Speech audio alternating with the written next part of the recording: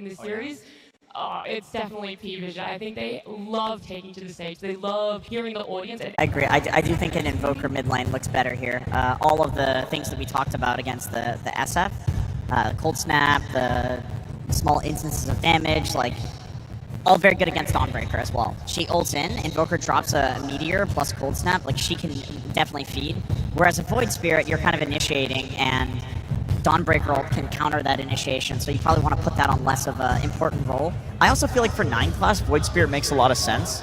He's really hard to kill. You just need to get level 6. That's the only concern here, is that he can't really run around pre-level 6 and be invulnerable like he could on Monkey King by jumping on the trees. I mean, the issue with the Void Spirit is like he seems like a very different replacement for the Slug and Monkey, right? Because the way you set up for the ganks, I think it's a lot harder as a Void Spirit. Like you see someone, you have to jump in and then land your Aether Remnant, and the disable is not as reliable, I would say, as a Slug or Monkey King. So I think the execution level of this hero, if it's indeed a position 4, is going to be way, way higher. Something else that 9 class is doing on these heroes is the vision game, right? That's something that at least Void Spirit is pretty good to do. And a Phantom Lancer. Oh, Ame, what are you doing? He just knows how to deliver on the main stage. Let's be real. Yeah, I mean, there's not really much in the way of clearing the PL illusion. And also, it's a very good lane matchup into the Enigma, which I suspect is the biggest reason they wanted the Phantom Lancer here. And it's also really good against the Invoker. You dodge the spells, you can land the combo. Vision will need some AoE, something that can build into Battle Fury. I'm thinking about, these jugs maybe. They played a lot of Kunkka in the safe lane a couple of months back. He built into Radiance, not the best thing against Nyx Assassin, but you have Cleave, you have Radiance against PL Illusions. Could be something that they are going to be willing to pick up. Yeah, if you're thinking about jugs, I think you should focus on the draft, but maybe Juggernaut or Lifestealer? Like you've Radiance against the PL. And you have the Rage against the Nyx. Yeah, there you go. It felt really good against the other heroes of Extreme Gaming, and I think against PL, it's an okay matchup. It's decent. You can slowly clear through all the illusions, like kite the fight for long enough to kill the PL. But the thing you have to worry about is the BKB piercing disable from the Dawn and the Warlock, which is going to be very, very annoying for the Lifestealer in the team fights. Yeah, 100%. And I do think there comes a point in Dota where Lifestealer does not answer PL. Once he has enough items, once he has a pipe to back him up, so the Radiance is clearing through the illusions and revealing who the real PL is, I do think that late game, PL destroys Lifestealer.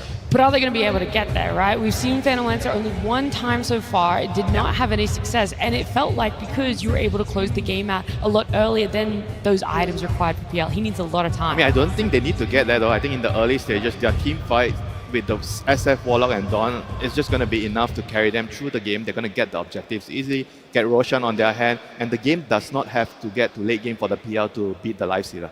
I will say, when played from ahead, I do really like Lifestealer against PL. And let me just read some of Satanic's records real quick. These are records across all TIs. He's #1 for least deaths, #1 for GPM, #1 for XP per minute, #1 for last hits per minute. This guy is good. If somebody's going to be ahead, it's him. It's definitely him. I think this game is going to be very, very slow. I think we're going to be seeing only a couple of kills in the first 10 minutes, and that's going to benefit both of the teams. I also feel that Jinkyu will need to do a lot of work because he is pretty much the only stun. He's going to be setting things up. Sure, you have Warlock ulti, you have Dawnbreaker ulti, but he needs to be the one in the front line. Pretty much everything is a follow-up. Right. I like where you guys are putting this. It feels like there's going to be so much on the line about these lanes, exactly how this game is going to go out. But I want to get some words of confidence from one of our team's coaches, and that's Estinian Slacks. Absolutely, words of confidence coming from this man many, many times before in this tournament. Just as the first one. You feeling confident now? Yes, it's impossible not to feel with this energy from the crowd, South Americans, Brazilians, CIS, everyone cheering for us. Thanks, guys. Impossible to fail. That's not what everybody says. I've been reading a few threads. Says, ban the Slark, ban the Monkey, or playing against Paravision, easy win. Do you agree with that? This TI team is stars align. I thought Nigma would win, and then they lose. And then I have no option of hero. They ban full hero pool. Then I look, everything purple, and it's Void Spirit. They didn't count with it. That's a coach right there, all right? Look around, see something in the room and go, that seems like a good hero. Hell yeah, all right, I like that. You came dressed for it. Yes, thank you. I am actually Void Spirit. I'm glad I can motivate you, my friend. All right, let's get serious here for a second, though. We do have some pretty interesting picks here. Phantom Lancer, what the hell is this? I would never ask that to the director. Do you have any idea what they're planning with that hero, and are you ready for it? We tried 2 times ourselves. We always lost. Maybe they make it work. I'd be happy to see it work on the sense PL can work, then I play next game, but I think it will not. Okay, does not think it's going to work. All right, all right, all right. Now, I know I'm not supposed to ask a father about his children, who's his favorite child, but out of the team here, come on, you got to make one choice. Who's going to be your MVP on this game to get you a first win? 9 class. 9 class! All right, we'll see it. Will he be the 9 class that we've seen so many times before, or that position 7 centaur? We'll find out very shortly. Thank you so much, my friend. It was a pleasure to see you, and we'll get it to game number 1. Thank you very much there, Slacks and indeed. Hello, ladies and gentlemen. Hello, Barclays Arena. Let's get into the action here. The lower bracket final, and of course, is Xtreme Gaming up against P-Vision and Fog. We're getting some exciting heroes coming from the final day of the International. 9 class, bringing out this Void Spirit. And obviously on the side of Xtreme Gaming, we're getting an Arme PL. I think we saw the stat, it's only been picked once in this tournament. Did not win. Nope. Arme, he's ready to try and show us how it's done. I mean, we're in for a treat here, right? We have masterminds, of course, from both coaches, but so many iconic heroes coming in. Even though, like you said, we don't see the PL too much, a lot of these players do love to play it. It just unfortunately doesn't work in a lot of situations nowadays. But we're in for a treat for sure. Look at all the team fight we've got, Owen. Some of these games, they've gone, I mean, most of these games have gone quite long. And if this one does go long, holy moly, look at the wombo combos that can come in, right? We've got Exort Invoker, so we have the potential for the Cataclysms later on with Black Hole. And then, of course, from the side of XG, Fatal Bonds with the Dawnbreaker, with the SF. Let's see who can execute better. And talking about some of these other heroes that we haven't really been seeing too much, you know, Jinkyu has had some insane games yesterday. He was popping off time and time again. Definitely giving them the confidence to bring in something that we just haven't been seeing that much as well. The Nyx Assassin. I mean, why haven't we been seeing this hero? And what do you think's made it this game for the one that Jinkyu said, hey, give me the Nyx Assassin? I think Panel touched on it pretty well there, right? They were trying to cover and make sure that this Dawnbreaker can have a good time, but also with what he had seen already, he saw the ET and the Invoker. So a pretty good matchup in terms of mid-game and late game for that Nyx Assassin to disrupt combos top lane. So we're going to be able to trade back pretty nicely here with the punches of Decalis. And you're asking also, sorry, why we don't see it as much. The weak lane, right? That's just what's always been the case. After they removed the Mind Flare, one-shotting those creeps to have that recovery outlet, it did make it a lot more difficult to play the Nyx Assassin in some situations. And the PL, so why are other carries not touching this hero? It feels like they're not even considering it. I mean, we heard from Astini, right? He himself didn't have a lot of faith in this hero. So he's, of course, going to be watching with, it feels like, the rest of the world to just see what PL can do as a carry in this day and age. On paper, we've seen, especially in pubs, it's been running rampant. It's winning a ton of games just because once the game gets to these later stages, it can be very difficult just to deal with these illusions. You tend to just run out of steam with your draft, which could potentially happen if this PL gets too far ahead or if the game gets too late and the Lifestealer isn't ahead in particular, right? It could be pretty problematic. There's ways to stop the Black Hole. There's ways to prevent the Invoker from getting spells off as XXS. They're going to have the Sunstrike. It's going to connect onto Jinkyu. Got the Spike Carapace up with the Blood Grenade. That'll do it to Decalis. Laying down the Blood Grenades here to get that first blood secured. A very, very strong lane that P-Vision has set themselves up top. Pretty much completely countering the Dawn and the Nyx in terms of laning phase. Yeah, it certainly feels like it. I mean, we're seeing, right, you know, XXS and Jinkyu, they can step up, drop their spells, but if the burst of those combos doesn't get the kill, the right clicks and the chase down from Decalis and Satanic, it feels like it's going to win out pretty much all the time. It really should, honestly. The problem with Nyx Assassin, like we were saying, with the laning phase, he hates laning versus strength melee heroes. Yes. It just is the case. He's got to be a bit cautious here.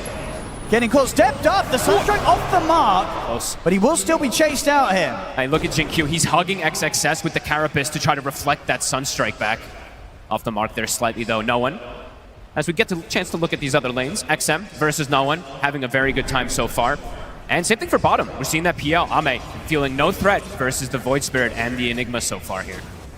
As I don't think he will. That's probably why they also wanted this PL. They see the lane, it's a Void Spirit Enigma, and they have a Warlock, which is going to keep him completely sustained in the lane. So Ame is set up for success to get that farm. Overall, if he does get this good start, hits these timings as the PL, how well kitted out is P-Vision's lineup to deal with a farmed Phantom Lancer in the later stages of the game?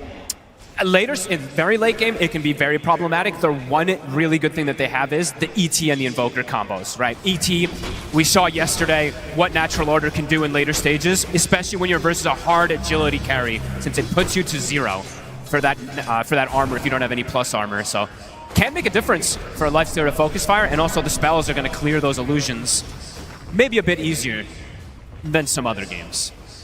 As we're sitting in the mid, no one doing well to be able to match the last hits really of XM, but overall the pressure from XM continuously keeping the wave shoved in. It's getting to the point now where he's starting to get a few hits onto that tower. Some rotation coming in from 9 class. This top lane, XXS is getting 0 CS. He's at 9-1, he was at 8-1 2 minutes ago, and immediately they're just constantly pushing him off the lane, so the problem of that dual lane, dual melee, it's going to be a rough start for him. It's almost to the point where it's going to require some sort of big play to happen as soon as he hits the 6 so he can get involved somewhere else and pick up some action. No, absolutely. From this lane, unlikely to be finding anything too much with how Ducalis and Satanic are playing it against him. And we do have to mention, right, Xingqiu and XXS kind of have been pretty strong dictators of mid-game. They've crushed a lot of lanes. They've been amazing in a lot of these games to get XG to a good purpose. And if XXS has no game... Sunstrike coming in. He might... He's right-clicked with Ducalis. Super close to dying there. Ducalis having boots and windlace already this early is proving to be very problem. This is a level 3 Dawnbreaker, Owen. This has got to be one of the roughest starts we've seen XXS have here on the main stage, right? I think it's the roughest start in the entire tournament that I've seen from him so far. So that lane in particular looking fantastic for P-Vision. Oh yeah, Satanic is having an absolute dream of a time. They'll get in the mid. Xingqiu able to make himself useful as he turns up, helps out XM take out a kill on Ducalis. So far, 9 class, literally just been stacking neutrals. He's just running around. He was trying to manipulate creep waves, but now it's just been the stack game. DM, the nice thing about this Enigma pick versus the PL and the Warlock is it's a very passive lane from PL Warlock, so DM isn't getting sacked down here, even though this, the Void Spirit isn't really doing too much just yet. As we see no one, put the point in the Wex, he'll meteor the camp, and they'll give the Void Spirit the mid lane to make sure that 9 class can get something at the least here. But he won't get any CS. And talking about 9 class, obviously this was expected that he was going to be trying something different after his sort of 2 main roaming melee supports that he has been winning game after game on get banned out. In this case, of course, being the Monkey King and the Slark. Do you sort of see the concept behind the support Void Spirit? Not as much as some of the other options that we have seen. I think there's some interesting potential with the Call of the Void that is untested, but we'll have to see. Battle for the Wisdom. We're going to have Satanic and Ducalis pushing on. TP's coming in. XXS, he's going to get taken out. XM will turn up to make sure the P-Vision pay for this one, but not before they take out a second kill, P-Vision. I mean, they're going to have to try and deal with Satanic, but he's still not that easy to take out. As he's going to be able to step across, he's got Infest at the ready, so he'll be able to hop into the creep. XM at least will secure the Shrine of Wisdom for them, but the Sunstrike coming in. Satanic essentially getting the cleanup on what pretty much was, 4 heroes that he's getting the XP from. I mean, they may have got the XP from the Wisdom on XG, but overall, Satanic absolutely coming out on top of this. That's a lot of extra health already for this Lifestealer. And the game for XXS just continues to crumble. That is an unbelievable start for this Lifestealer, and it's a hero, as we said, versus PL. You want to be ahead. He's going to have really good timing on this Radiance. Oh, yeah. Getting kills like that. The Lotus, as we saw coming into play massively, heals up his mana HP, has that creep, and wow. I mean, that's huge. The tips coming out between the two of them, Satanic and Ducalis, because they know that they have absolutely crushed the start of this game in that top lane. Absolutely, and DM, he's actually getting pressure on this bottom This is a lot, 8 minutes in. This is a phenomenal start for the side of P-Vision, even though, as we said, Ame is having a free farm start. That death on XM hurts a ton. A tower drops. This is a crazy early game here so far from P-Vision. Yeah, as you said, XXS, how's he going to recover? Level 4 Dawnbreaker, almost 9 minutes in. Rarely see this from these offlaners to get sacked this hard, to get punished this hard. And if P-Vision are able to sort of keep this pressure up and continue to grow this early game lead and start sort of taking these objectives off XG's side of the map. When you have a PL as the carry, like, how early can Arme turn up, or how difficult will it be for him to get involved if sort of the time starts ticking and he has to? He might just have to. I see he's going the defusal route, but we'll have to see, because it is Ame. Ame really does like to hit those creeps until he feels like he has that ideal timing, but yeah, we'll have to see, because this early game is devastating. P-Vision able to maximize the farm, as we see no one. Dominator's finished. He's jungling. They're giving the Void Spirit the mid lane. They have pressure in the bottom lane for the Dominator, so they have the double Dominators already going. Yeah. So the farm is going to increase massively, and for the side of XG, making a rotation to Satanic, that's not possible. How are you going to kill this Lifestealer? At this point in the game, this it's sort not of going to start, happen. I mean, Satanic is going to be a huge issue. The Radiance timing is going to be fantastic on Satanic. Yeah. And, A solo kill. Somebody just head over and take that down. Both Arme and XM not able to do anything to save their support in that situation. All right, this is a massive problem for the side of XG right now. DM is already starting to take over and swing toward He's just mid. ready to walk over. Gets the Eidolon's out. No one's got the setup. Xingqiu, they'll try and run. The cold snap is going to stop his escape. Another kill for P-Vision as they just continue to dominate this early game. And look at the push, right? With the double Dominators, with the Forge Spirits, they can really start to knock down this tower. And for XG, maybe not the best wave clear. They kind of have to take a fight if they want to try to defend this tower. Dawnbreaker has hit 6. Okay. So let's see the Solar Guardian. See what happens here in the mid.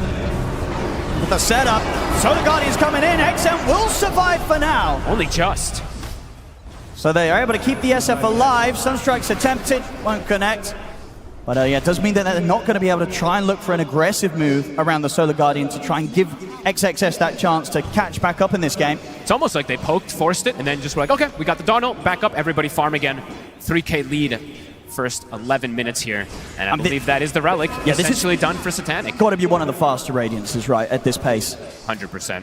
I mean, and look at his health, right? I always try to factor this one in because of how much you get from the Feast. That's a lot at the 11-minute mark. He already has 1,400 HP on a Lifestealer with Phase and Abracer. And just the nature of the matchup as well, right? You can't be feeling good as the PL having to play a game into what's going to be such an early Radiance Lifestealer. No, definitely not. Then, like you said, maybe there's no way that Ame wants to turn up until he has 1, 2, maybe even the third item in particular. This is an unreal start. Level 9 as well, too, for Satanic. Have to point that one out. So being completely left alone, all 3 cores super high level. Yeah, the last pick Lifestealer coming in very hard here from P-Vision. And they didn't punish, this lane bottom in particular, the Void Spirit plus the Enigma. There was nothing that happened to DM. So 9 class, he's 6. DM is 9. And as you said, the towers really getting pressure here. No, they really are. And of course, on the other side of things, you look at P-Vision's towers. The middle's taken a little bit of damage, but the side lanes, they've barely been touched at all. Yeah. So the pressure really adding up here against XG in the early game.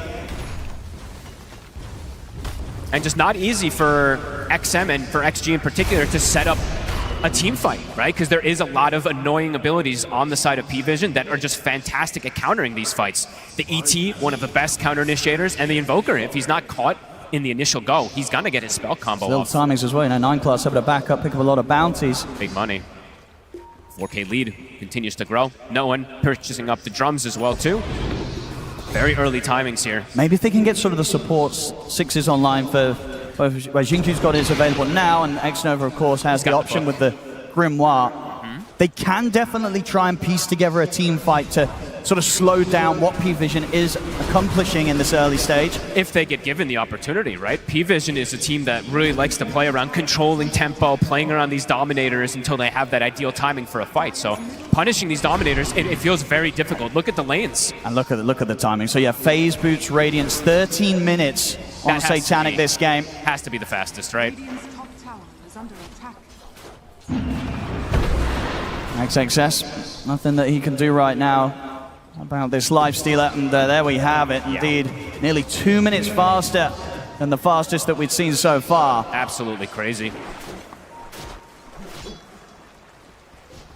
Can Arme, with his PL, have the answer down the line to this incredibly stacked Lifestealer at such an early time? They're going to have to play for that later stage for sure, it feels like. Unless Xingqiu can start to make some magic with the Vendetta, with the Solar Guardian to find pickoffs, but they have to be careful because their damage is going to be limited when they've fallen behind this early game. If they go for a play, can definitely get countered as P-Vision. They know how strong they are. They're ready to stand here Scan comes out. and bully XG potentially away from this Wisdom.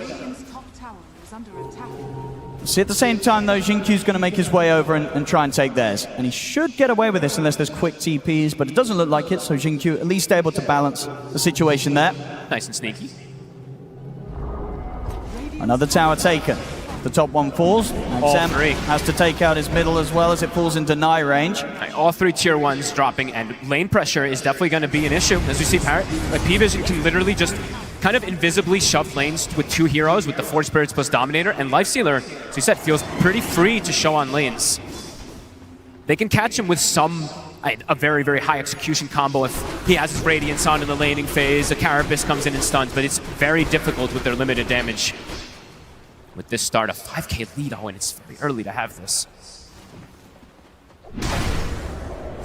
Obviously, item timings that XG is going to be looking towards. You know, Aghanims, obviously, on the Dawnbreaker, still a while away for XXS. And yeah, for the other 2 cores as well, yeah, both Arme and XM. Definitely no interest in turning up to a fight right now. So doing the best they can to scramble together that next bit of progression.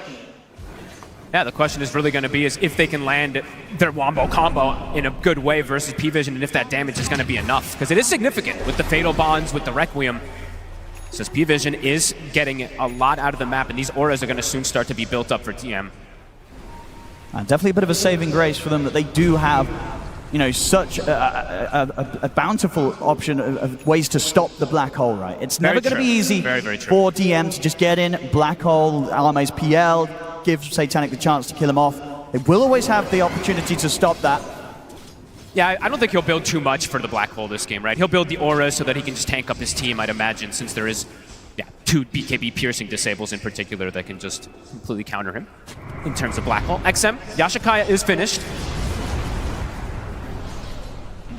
As we said, though, difficult for him to get the combo off because of the ET plus the Invoker little mini stuns can cause some difficulties. But with this amp damage... Yeah, we might see something happen here. They're looking towards the top tower. Let's see if they want to try to at least get that tower, like you said, because I mean, I guess the question is, to hit towers. If you're P-Vision, do you feel strong enough that you're turning up for these tier 1 defenses? I think they absolutely can, right? With the ET, they have insane counter initiation. Yes, they're smoking and coming through the twin gate. So if XG do want to try and push for this, it will absolutely go answered by P-Vision. TM has the pipe finished. So a lot of that damage, in particular XM, who is the majority of the early game, might just get answered.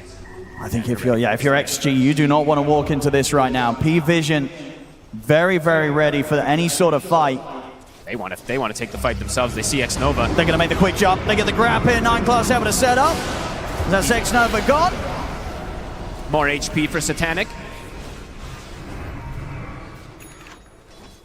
That's that pipe being delivered. They can start to threaten Roche with all those summons. It does feel like they can start to poke that with the Forge Spirit, with the double Dominators. The ward is prepared, though, so XG wasn't the ready that this move can potentially happen. Maybe if they had the Warlock up. I mean, we'll be back up, of course, in 5 seconds, but is that going to be soon enough for them to feel that they can try for some sort of risky play around the pit? Does Xinqiu try for a potential steal play with a Golem and then just running in? I think it might be tempting. Let's see what they want to do here. Let's have a look. Can they get the timing here, XG? Xinqiu. He's going to try and get in, but indeed the dust is there. Put the Spike Carapace, but they've got the control with the Tornado and the Ice Wall.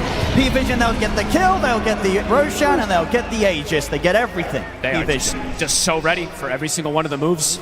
Decent attempt there from XG, but going to be answered immediately. Manta finished up for Ame, so he hasn't died yet. He is getting that farm. It's just the differential between him and Satanic. You know, Satanic is going to have that matchup versus him. I mean, it's going to be exciting to see.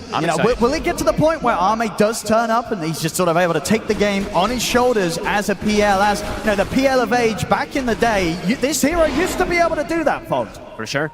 We'll just have to see, because the fact, have to factor in the Invoker spells, which have traditionally been pretty good, and just the ET aura, how much that's going to be able to do also, versus the PL of buffing up the Radiance and the overall physical damage if he can actually get on top of them. It's not going to be easy. I mean, that's true. You would even consider that if this PL was kind of back at prime PL stages in the past, this would not be an easy draft still to defeat. No. Definitely not. So Ame, he's definitely got his work cut out here. Lifestealer, it's a pretty good matchup versus PL in terms of like mid and early game, even toward later stages if you are ahead. And he is keeping himself in a good margin ahead, and he has a lot of team fights surrounding him. Well, just under 4 minutes here to play with the Aegis. Almost certainly expect the P-Vision will be eyeing up these tier 2 towers. Looking to continue constricting the map, as they've gotten all the pressure on these buildings. XG, next item is finished, so XM Blink is done. But as you said, it's not easy for him to get the combos off versus all the disables. Stepping up, gets caught underneath the vision. They get the setup here with the remnants. XXS will try and drag himself out with the hammer. He's gone. But he is gone indeed. Another kill for P-Vision.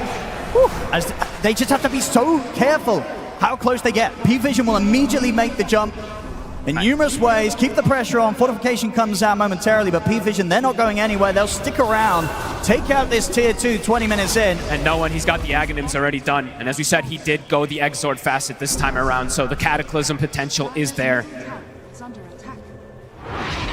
Absurd amount of damage. Mid-9 class. XM is ready to start playing around. The Remnant will miss, and XM does get the chance to grab that Haystream. He's trying to fight back against 9 class, but doesn't want to head up to the high ground. Off the mark with it. If he gets him with that there, he's dead. Very likely XM. Perhaps getting a little lucky, the 9 class does not connect with that Remnant. They're going to try and do something and get Arme involved. Let's see what they can get. It's been a very quiet game. Yeah, this seems like a risky play, but again, I really feel in the position that XG have, they have to try something like this to catch P-Vision by surprise. They'll find Ducalis. TPs are coming in. Ducalis, he's going to get buffed up by the pipe. He's fine, and now they're ready to turn. The Satanic is going to try and find the real Arme. They're going to grab him with the Remnant. They've caught the real one. Solar Guardian heal coming in, but Satanic able to stay on top of the PL. Arme is gone. The Black Hole will be cancelled. They have the stun follow as well, but XXS goes down. Satanic falls for once, but he's going to be ready for round 2. GQ desperately trying to TP out. He'll make it away. But P-Vision, as expected with the situation of the game so far, they take these fights so easily. Xtreme, they try and get Arme involved. Ducalis will end up dying to the Tormentor. Gets rewarded, though, for his efforts there with the Shard. But it's just so hard to enter into these team fights as the PL. They've got the wave clear, and they've got this just incredibly farmed Satanic Lifestealer staying on top of you the entire fight. As soon as the Solar Guardian comes out too, Enigma can cast that Black Hole. As we see, he's got positioning for it. Even if it's just a second or two, it's enough. As they try, I mean, the starting on Ducalis isn't bad there, that positioning, but he's got the whole backup of the team. XM's Requiem does next to nothing, and yeah, a fantastic fight again. The Splitter as well, I believe, caught, what, 3 heroes coming through there. I mean, these sort of fights, for XG to come out on top, they have to be perfect. They have to almost sort of find a pick-off before the fight starts. And we did see them attempt that there, but they just couldn't kill Ducalis. Nope. And the Aegis coverage there, even though Satanic did die once, he's right back. And I think they took a gem as well there too, right? I think it was purchased. Oh, actually, they recovered it, sorry. X-Nova was able to recover his gem. But Satanic got, what, 2 more kills out of that fight also? So I'm just going to keep looking at that bonus HP. He has so much health to really go through here when they are behind. Perfect game so far from him. 5-0-5 on the Lifestealer. Full SNY finished up too. How do you bring this man down?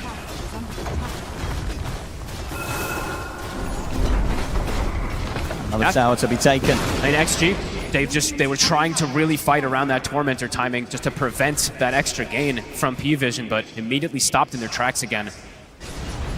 Blink, Xingqiu, getting closer. When he has Blink, then they can actually look for plays on these side lanes a little easier as well too with XM. If they do see someone split up. The problem is that P-Vision isn't really splitting too much now. Feeling their power of grouping up. Trying to get the catch onto XXS there, top. Off the mark. And the space is there for them to continue taking these towers. As all tier 2s now taken 23 minutes in. And only 1 tower that XG's been able to bring down. Yeah, this P-Vision early game is absolutely unbelievable. Yeah, they're even knocking on the high ground already. We've not been seeing this a lot in this tournament. 23 minutes in. This is very, very early. There's no golem. Okay, it does come back up now.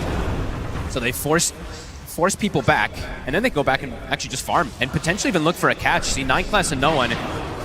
Looking for a setup. And they're going to catch onto the illusions, though. Oh, maybe not. A 9 class. He's got the read. Arme's going to try and turn. He's going to try and bait them out with the micro. It's going to work. P-Vision, they won't try and search any longer, so Arme gets out. Does TB back to base, though. Let's get sent all the way back. I just keep looking at these lanes, and every time XG looks to get out on the map, look at the positioning. Top, Dominator plus Eidolons. Mid, Dominator plus Forge Spirits for a second. Bottom also shoved in. So difficult for Xingqiu to make a move, which isn't kind of telegraphed, right? Because they're going to see all these lanes shoved in, and they're like, yeah, okay, they're trying to perhaps make a move since nobody's shoving those lanes out. Xingqiu trying to just get some information. And Satanic is carrying the gem now. So he can keep toggling the Radiance, make sure he doesn't get caught by that Carapace, and he'll always just know when Xingqiu is trying to make a move on him. Covering their bases, not giving an opportunity on XG to get the kill on this Lifestealer. Yeah, they're just going to get out of here, the two of them. They know that they can't try and set up for some sort of surprise play from the high ground. They head to the top side, and they do have the three of them up here, and it is no one TPing in on his own. Still a very tough target to take down. He's been pretty sneaky. That's the Aghanims online now for Arme. So a little bit more potential in the team fights. He probably wants, I think once he has that next item, then he can start to feel quite powerful, but the separation between him and the Lifestealer actually just continues to grow. Went from 2K to 3K to 4, now it's at a 5K separation. Yeah.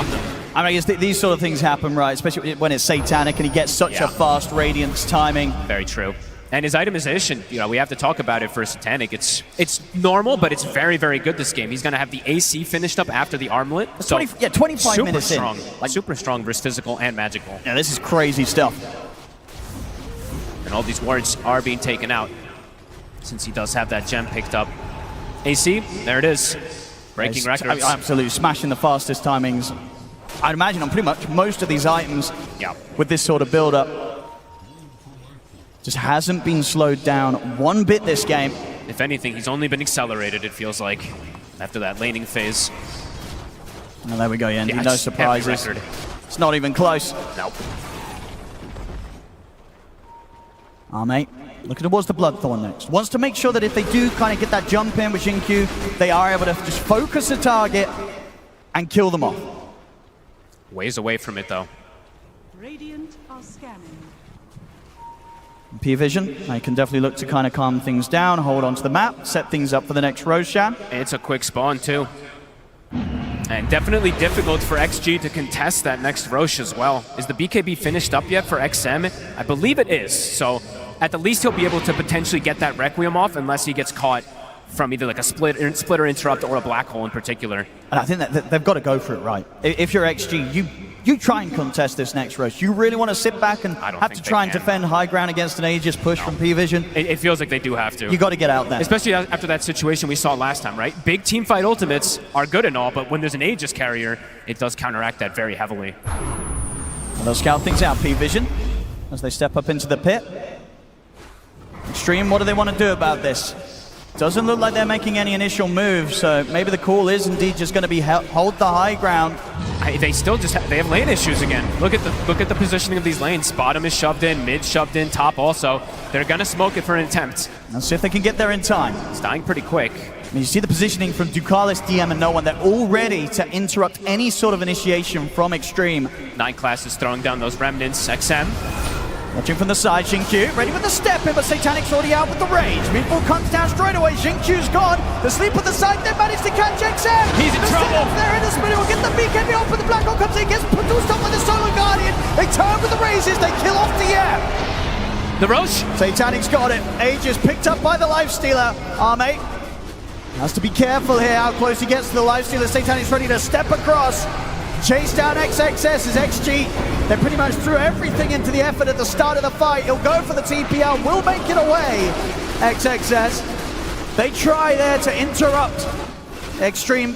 They get a kill against the Enigma, but they don't manage to stop the Rosh and stop the Aegis going into the hands again of Satanic. Attempted the black hole, immediately cancelled. They'll be able to get that set up. XM survives though, which is at least a small silver lining, of course, for them, but Satanic, Aegis now coverage, next item soon on the horizon. It's difficult for them to actually get in and contest in any way. XXS getting a bit lucky to survive as See, Midas picked up for the Warlock. As you said, they want to take it to super late stages. They do. Xtreme know that that's pretty much the only way out of this game. If they could somehow push this one later and later. They have been able to do it before. This time around in this situation definitely is going to be one of, if not the hardest, to try and stop P-Vision from ending the game against them. Yep. But maybe if they can, we'll get to see the game get to a point where Arme can show us what the late game PL can do. It would be so impressive to see, especially, you know, because of this ET, because of this Invoker as well too, that adds that extra complication for him. We will see if he can. As Satanic, he's been queuing up a couple different items. We'll see which way he does really look to go. The BKB looking to be that probably safest option so he doesn't get his mana burned completely and can't use the Rage of the Infest. No, for sure, yeah. If he can sort of survive in these fights on the front lines through a Rage, a BKB, and a Rage, it's hard to not see most of the heroes just dying on XG. Yeah, absolutely. If the Lifestealer lives that long in a team fight. 9class also getting pretty dangerously close to an Aghanim's, which is a pretty big deal this game since he's a support position. It can be very disruptive for these backline heroes. Down bottom, no one. XM. Gonna find the setup. XM does have Xingqiu by his side. BKBs are out from both mids here, as they'll split for now. They swap the gem over to the Invoker. Since there's no slot on Satanic, they're protecting no one now with that gem. So he can play safe. He can play a bit safer and a bit more aggressive in terms of pushing out these side lanes, since he'll know when the Nyx is on him.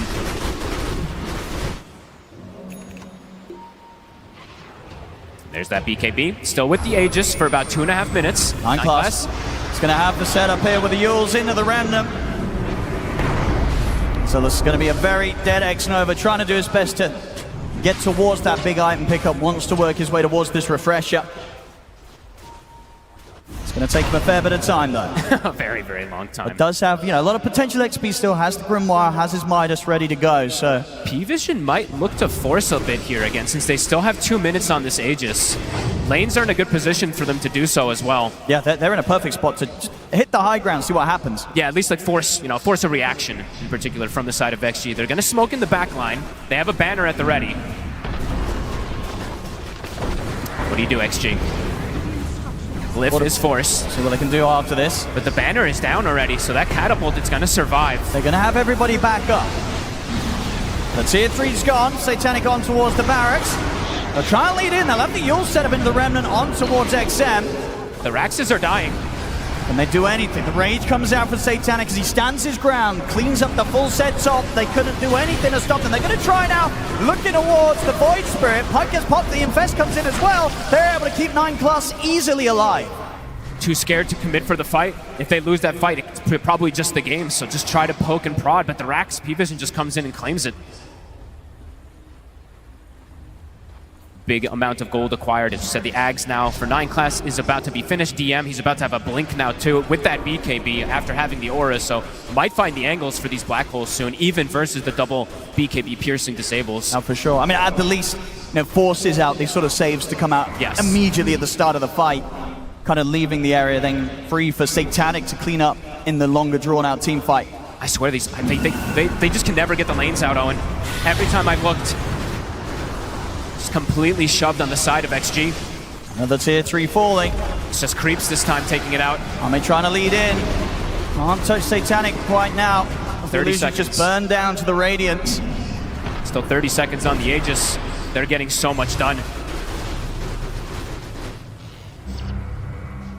Yeah, big items coming out, as we said. Full. One Lotus Orb soon being picked up for Ducalis.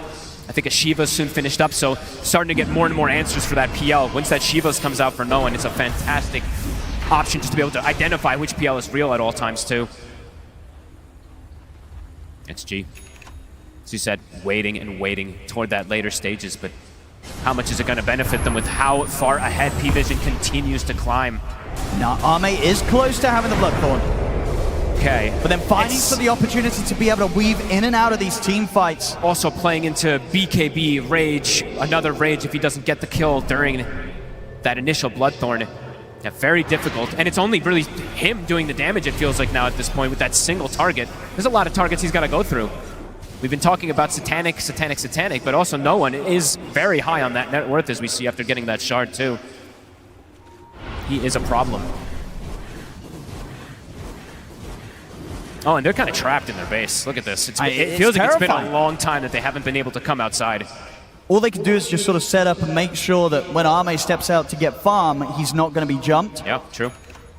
They have not been able to find any combos with the Vendetta plus that Solar Guardian in 30 minutes with the way that start happened.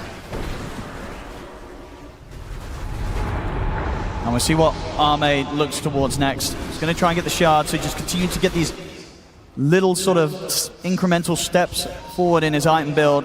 He's going to have just to... anything he can get together before that big team fight is forced against him. He's going to have to be so tricky in the fights because he's super fragile, it still feels like, with this itemization. It's a very aggressive build he's gone for. And I like this build as well from Satanic. Yeah, Yep. going for the late game Maelstrom into the Mjolnir just to throw something else into the mix, which it's just going to give these illusions from PL not a chance to survive in a team fight. They're going to get cleared out so quickly. I can just throw it on himself, run in, and yeah, it'll all die. Sure, it's been nerfed versus Illusions, as we do know, in this last 7.39D, but it is still pretty effective when you are ahead in terms of net worth like this. Yeah, gets rid of the armlet.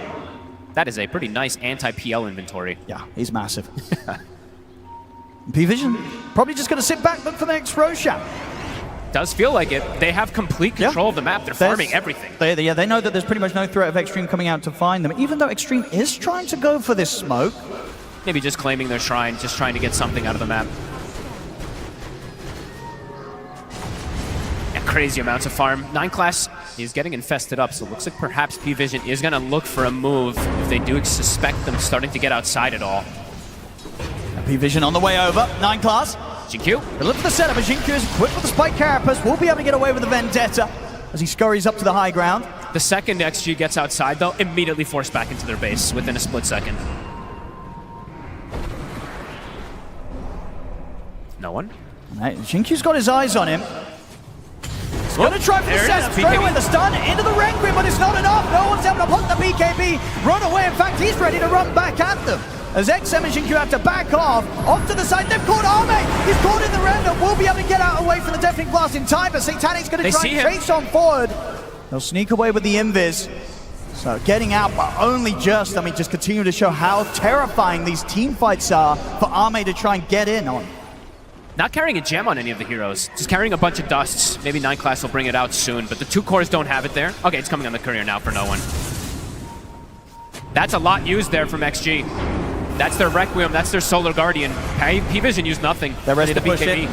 DM ready to make that jump, of course, with the Black Hole at the ready. Jinkyu. He's going to get caught out here, burnt down low. He'll survive, but only just here thanks to the Shadow Word of X-Nova. Almost died for that full combo. Satanic. Do they want to keep pushing here? Let's have a look, because potential Roche will be pretty soon. They'll get the tower. Spending all their gold, backing up. Roche, about 30 seconds. We saw the Requiem combo with the Nyx Assassin. They go on the Invoker, but something about... I actually haven't mentioned this much this tournament, but something about Invoker, of course, since he's one of those super high int heroes, his magic resist is also high. I think he got piped at the end of it, too, and it didn't even do half of his HP. It was, yeah, but close to half his HP. Yeah, they didn't quite get the perfect position, of course, getting as close as they could to him, but even if they did, I don't think it was killing him. No, I don't think so.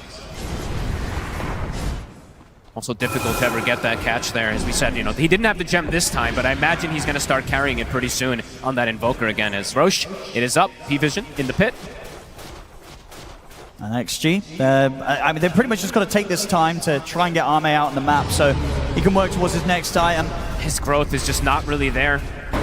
Courier gets grabbed as well. XXS. That's a rough one. He would have had the refresher. He would have had the money for the full refresher on the Dawn, but now that's going to be taken out of the game for nearly 3 minutes. Roche. I mean, they are approaching. XG, can they time this? Cataclysm to scout. It's going to scout everything.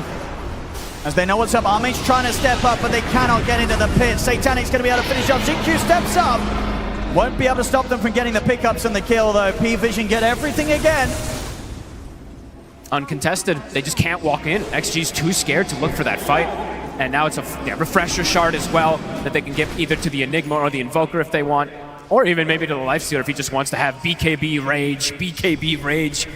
Could just look to close up the racks in particular with I think so. Yeah, because no one's going to have another slot complete. He goes to the Eon Disc, so even now, if they do get this sort of setup to try and blow him up with the Requiem, it's just not going to happen. 9 class in the mid, look for the setup. They'll catch Jinkyu. Arme's going to try and step back in, but he's got to be careful. DM coming out with the BKB, the Black Hole will be put to the top of the Solar Guardian. They'll kill DM off.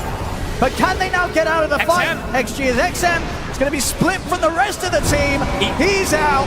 Dead for 80. We'll see 9 glass fall, so XG at least able to get a second kill.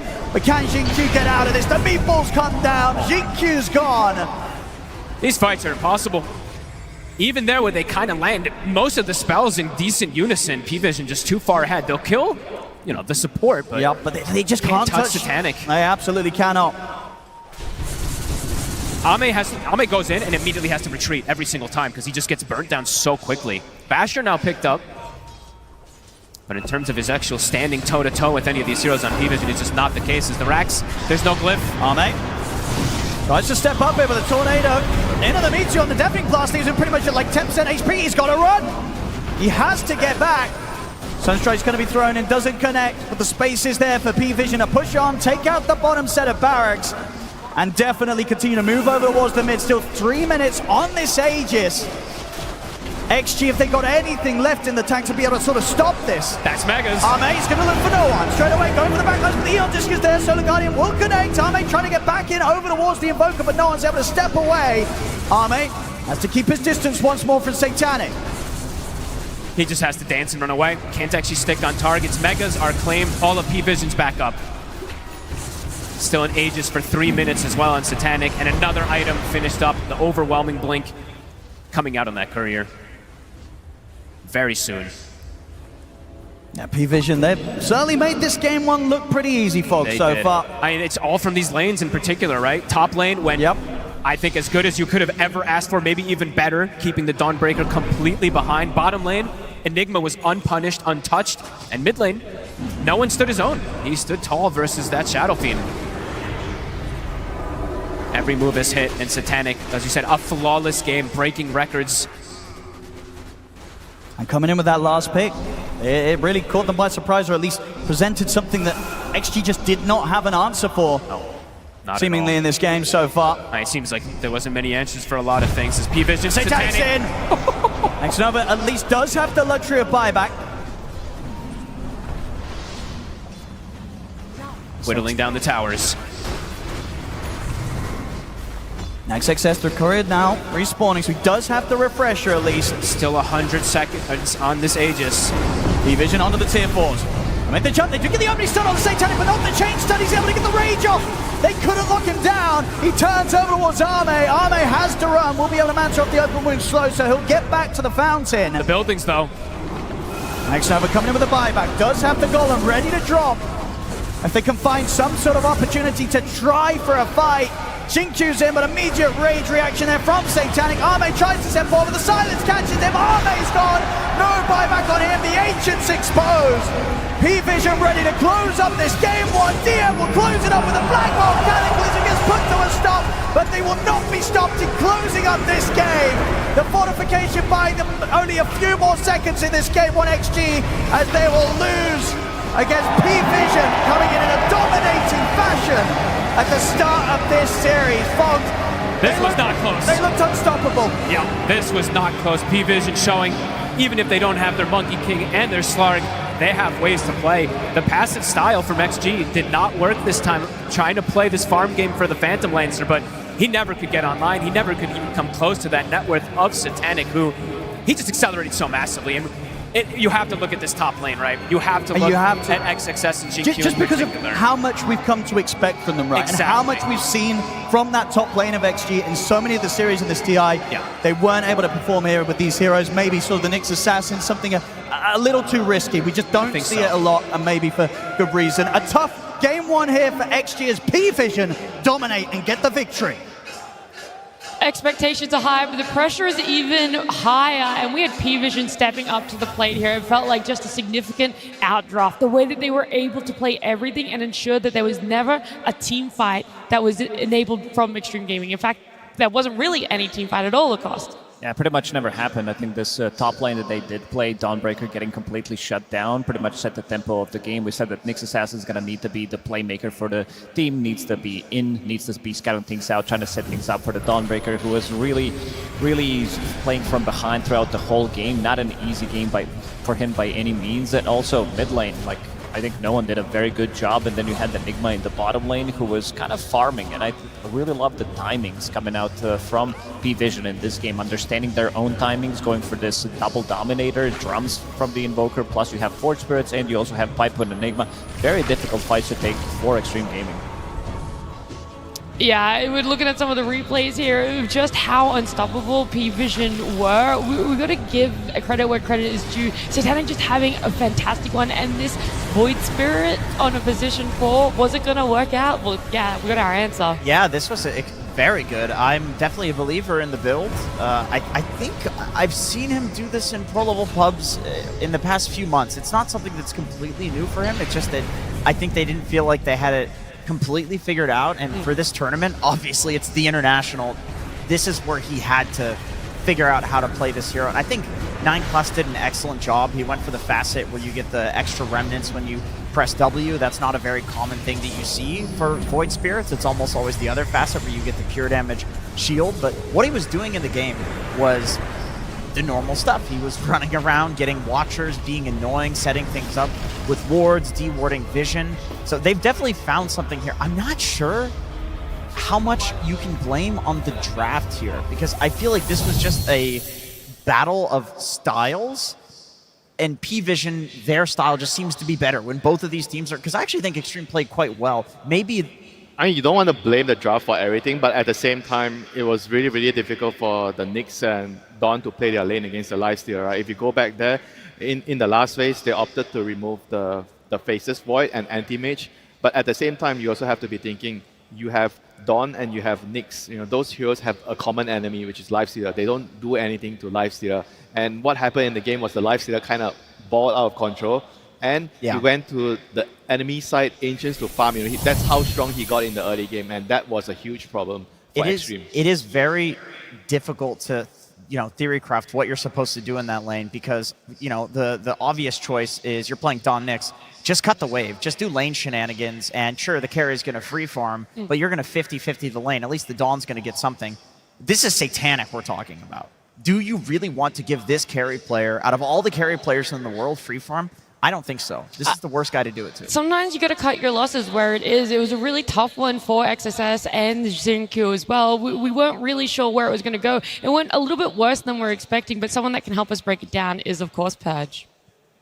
Thanks. Yeah, I wanted to look at that laning stage because the net worth difference at the 10-minute mark was so completely different that we need to really look at how different this is. Lifestealer's innate. He's getting 2% heal based on the max HP. So every single time that he attacks the Dawnbreaker, he's giving himself 20 health, which is a nice advantage. And something crucial that happens here in a lot of cases is a little bit earlier. When Dawn does use a skill to get a last hit like he does here, what she does is AoE damage, and that means that your creeps are going to end up pushing towards the enemy base. And on the other side, the P-Vision side, they didn't have AoEs on their side. So what ends up happening is Satanic gets to control this large ball of creeps over here, and as a result, they also get to benefit from using the Elder Titan Astral Spirit. So even when they're trying to get last hits, Ducalis can be up here in front of XXS's face, just denying things. And then that ball just kind of sits there consistently. Even the time that they do try to kill Ducalis and they used all their spells on him, there just isn't enough oomph. And using open wounds here is going to result in both of them healing every time they hit that target. So they just don't get nearly as much response hits as possible. Again, a huge ball up of creeps here that ends up happening. They're just going to use open wounds and run down XXS. They almost kill him here. He ends up running all the way back to Fountain, which is tough. And he comes back to lane, and watch how little effort they have to put into this harass. Satanic walks forward, open wounds, and he goes back to last hitting. And now Ducalis, when he hits him, is healing for 32 HP. That means any damage that Xinkyu does to him while he's doing this doesn't matter. He took 0 damage doing that harass and sends Dawn back to base for a second time before the 6-minute mark. So XXS finally has had enough. He starts jungling, and this unfortunately ends up the big wisdom fight. He's level 3 here. Satanic is level 5 with a huge amount of last hits and denies. He's gotten 44 last hits, 24 denies at this point in the game. So he's got extra HP, he's got as many items as he can possibly want, and he's life-stealing from every single attack. So obviously a great outplay here when he ends up going to the neutral camp. This was fantastic, but just a showing of how weak the laning stage was for them. Got Dawnbreaker stupidly behind. Take a look at this net worth difference here. He's sitting at 1,800 gold, very similar to the supports. And then up at the top, we've got Lifesteal at 3,900. So They lose a hero's advantage, and Satanic gets super far ahead, which completely changes the game. Thank you, Purge. We knew it was a tough one for them, but seeing it broken down that way, all of the details as to how it happened and the end result there, at the very first Wisdom Shrine, that's where we see their offlaner, and that's a tough one because they're the ones that are trying to buy time, right? These 4 other heroes are trying to buy time for this Phantom Lancer to get online, to be able to actually participate in the game and feel like a hero. Yeah, PVision has such a great understanding of what needs to be done in the game. In this one, they figured out who needs to be shut down. It's this Nyx Assassin, it's this Dawnbreaker. These are kind of the playmakers because Shadow Fiend, he needs a setup PL, he needs a little bit more time, he needs other lanes to go well. And I think at one point somebody said, just play for the late game. You saw Warlock trying to go for Hand of Midas, try to go for Refresher, play for that high ground, but it never really came down to that. You could still feel that in most of these fights, they were lacking something. They were definitely lacking the damage, and the carry-to-carry matchup, I think it's also not that easy, especially if you leave Lifestealer, who's playing so far ahead of him, having that extra bit of an item, maybe even item and a half. Even though Ame was getting good amount of farm, he still can't punch back because of what he's playing into. He's playing into this like Void Spirit, who caught him multiple times as well. But you're playing into Black Hole. It's really not an easy matchup for him by any means. Maybe not until he gets 5th, 6th item, but it never came down to that. Yeah, I think something else that really didn't help them here is we talked about that snowball, but what kept the snowball going is, of course, the vision that came out, right? To not give Xtreme Gaming any part of the map, to make them feel like at any point they were susceptible to a gank, to 2 or 3 people rotating on top of them. Yeah, to me, the MVP of this game was 9 class because, of course, the advantage was created using that laning stage in Satanic, but 9 class, he kept the advantage going. You can see that he's putting down these deep wards and setting up kills with position for Void Spirit, and a very smart strategic move. If you're playing to anyone else, you are going to get Dawnbreaker ulted on, so you have to play to kill the Dawnbreaker. So there's this level of understanding that comes from knowing what the enemy team is going to do. And X-Nova, what he's doing is also very smart. He has to get the gem to counter the gem that Satanic had, and had the courier with him so that could pick it up. But 9 class, realizing that X-Nova is making this intelligent support play to come back into the game, he sees him on a ward, and X-Nova is so good at the game. Like, these are both such high-caliber teams. X-Nova doesn't even try to de-ward the ward that he sees with the gem. He realizes, uh-oh, they're coming. Like, he respects PVision enough that he knows they're going to immediately respond, which they did, but it was still too slow. He could not get out quick enough, and he ends up losing the gem. And to me, that's when the game instantly ended. You are not going to win the Vision game against PVision without a gem when they have a gem. And if you don't win the Vision game against this team, you are not beating them. That is how they dominate. That's how they've dominated all years, this map control. It also feels bad to see your position 5 essentially have to just continuously sweep the map to make way for your cores, but of course that is the role of a support there, Winter. Yeah, I mean, it was a really, really tough game, you know. I felt like he did as much as he could on the position 5, but at the end of the day, you're just a Warlock, right? We saw him still having his Black Dreamer at, what, 20 plus minutes. Yeah. He didn't get to use it, or he just didn't find any fights that he needed to use it, you know. So I felt like he did everything he could. It just came down to the fact that they were not really set up for success with the heroes that they have here.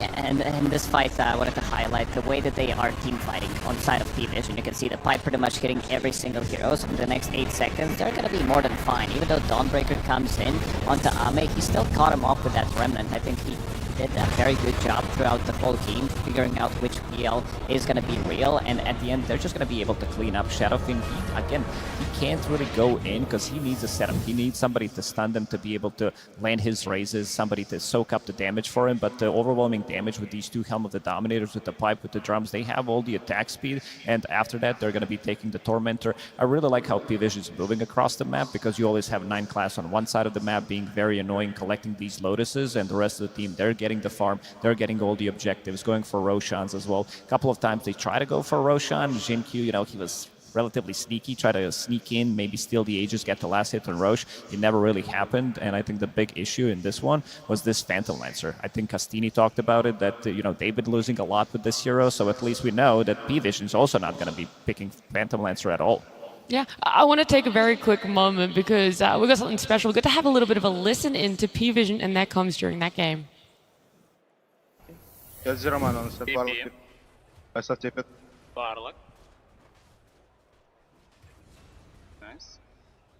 Try to stay alive, Alan, just. I'll define all good. Yeah. 8 seconds and strike, 5 seconds. You have stun. Go drop down. Sunstrike 1 second. I maybe kill him.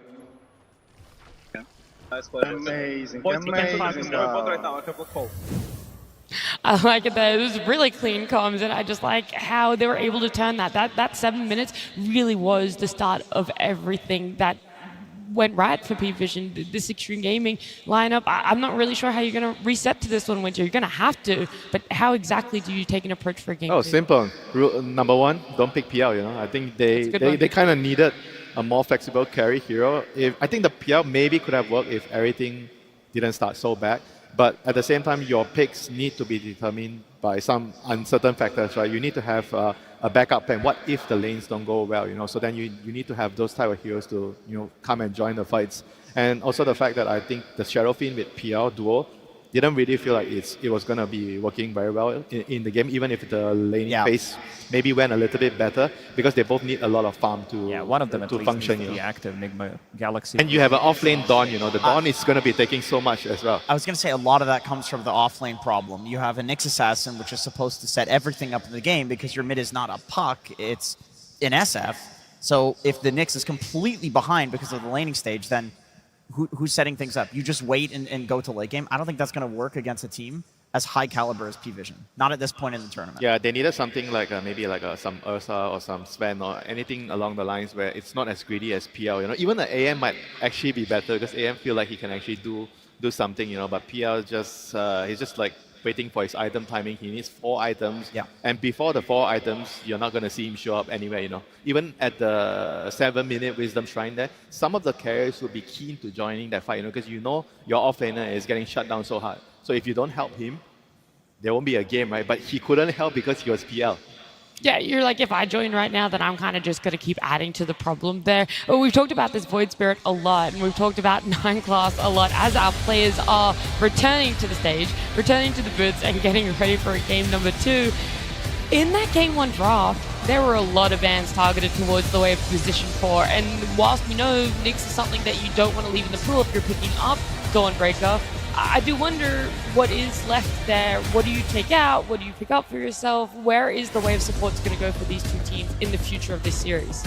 They targeted him heavily. 4 out of 5 bans were towards 9 class, and he still found a new hero, and he played it really well. And this time around, he was buying, let's call them normal items. He was going for the Yule Scepter, he got that Shard, he got that Aghanim Scepter, but he was still doing his own type of a gameplay, being super annoying, being hard to catch, providing vision for his team as well. And I think this also comes down to the matchup, because the last time these 2 teams met, they only managed to get 3 kills on side of Xtreme Gaming. In this game, they got only 6 kills, so I want to see Xtreme Gaming play a slightly different type of a Dota. I want them to play aggressive, even though when we talk about like these more aggressive teams, Xtreme Gaming is definitely not up there. But if we go back to Road to TI playoffs, they had some really strong performances in the laning stage, and I do think that they need to speed it up a bit. I agree. The more we talk about it, the more I am thinking that the draft needs to change pretty dramatically here.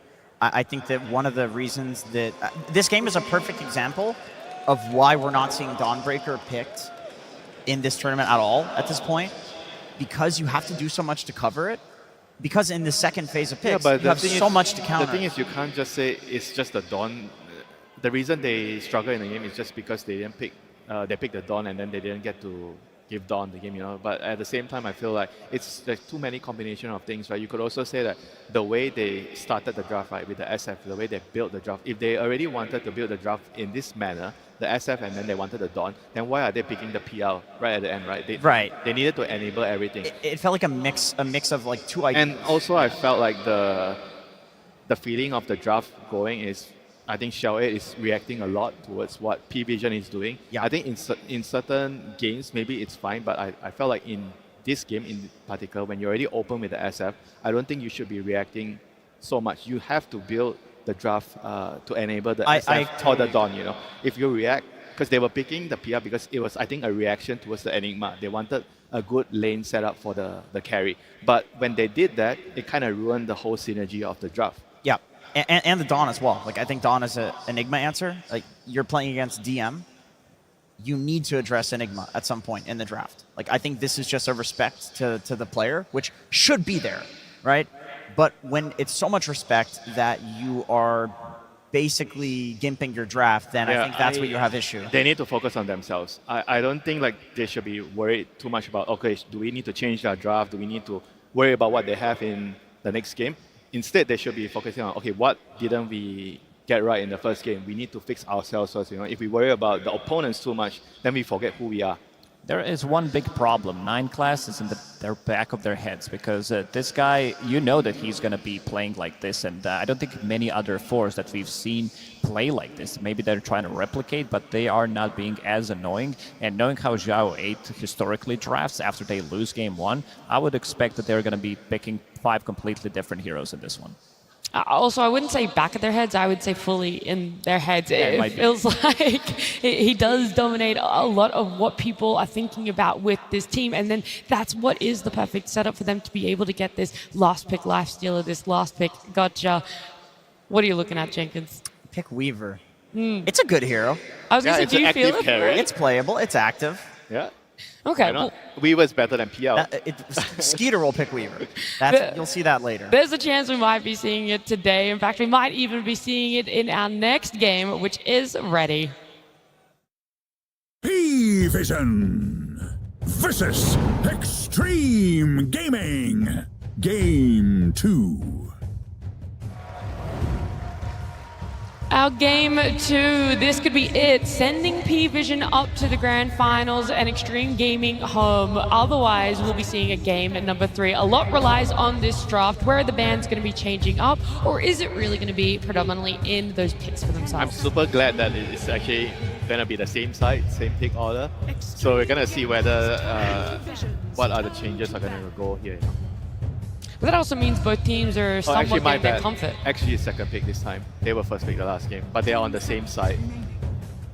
They're also on the Radiance side. So they have, I think the bands are quite similar. They're effectively the same. Yeah. I also think that P-Vision did a very good job understanding the way that Xtreme Gaming is playing with these heavy team fight from the off lane, these blink initiators, the shaker that can be flexed from the mid lane to the off lane if necessary. Mars, XXS had insanely good performances so far on his Mars and removing those heroes immediately, and now P-Vision, they're going to take the Beastmaster for themselves. This is something that DM even played before the Helm of the Dominator was such a popular item. It was always good on Beastmaster, so he's definitely back in the meta, and this is also something that they can flex to the mid lane as well if it's not a good matchup. For example, if they go for the Gyrocopter, they could potentially put this Beastmaster on the mid lane and pick a different offlaner. Does leave Invoker still in the pool?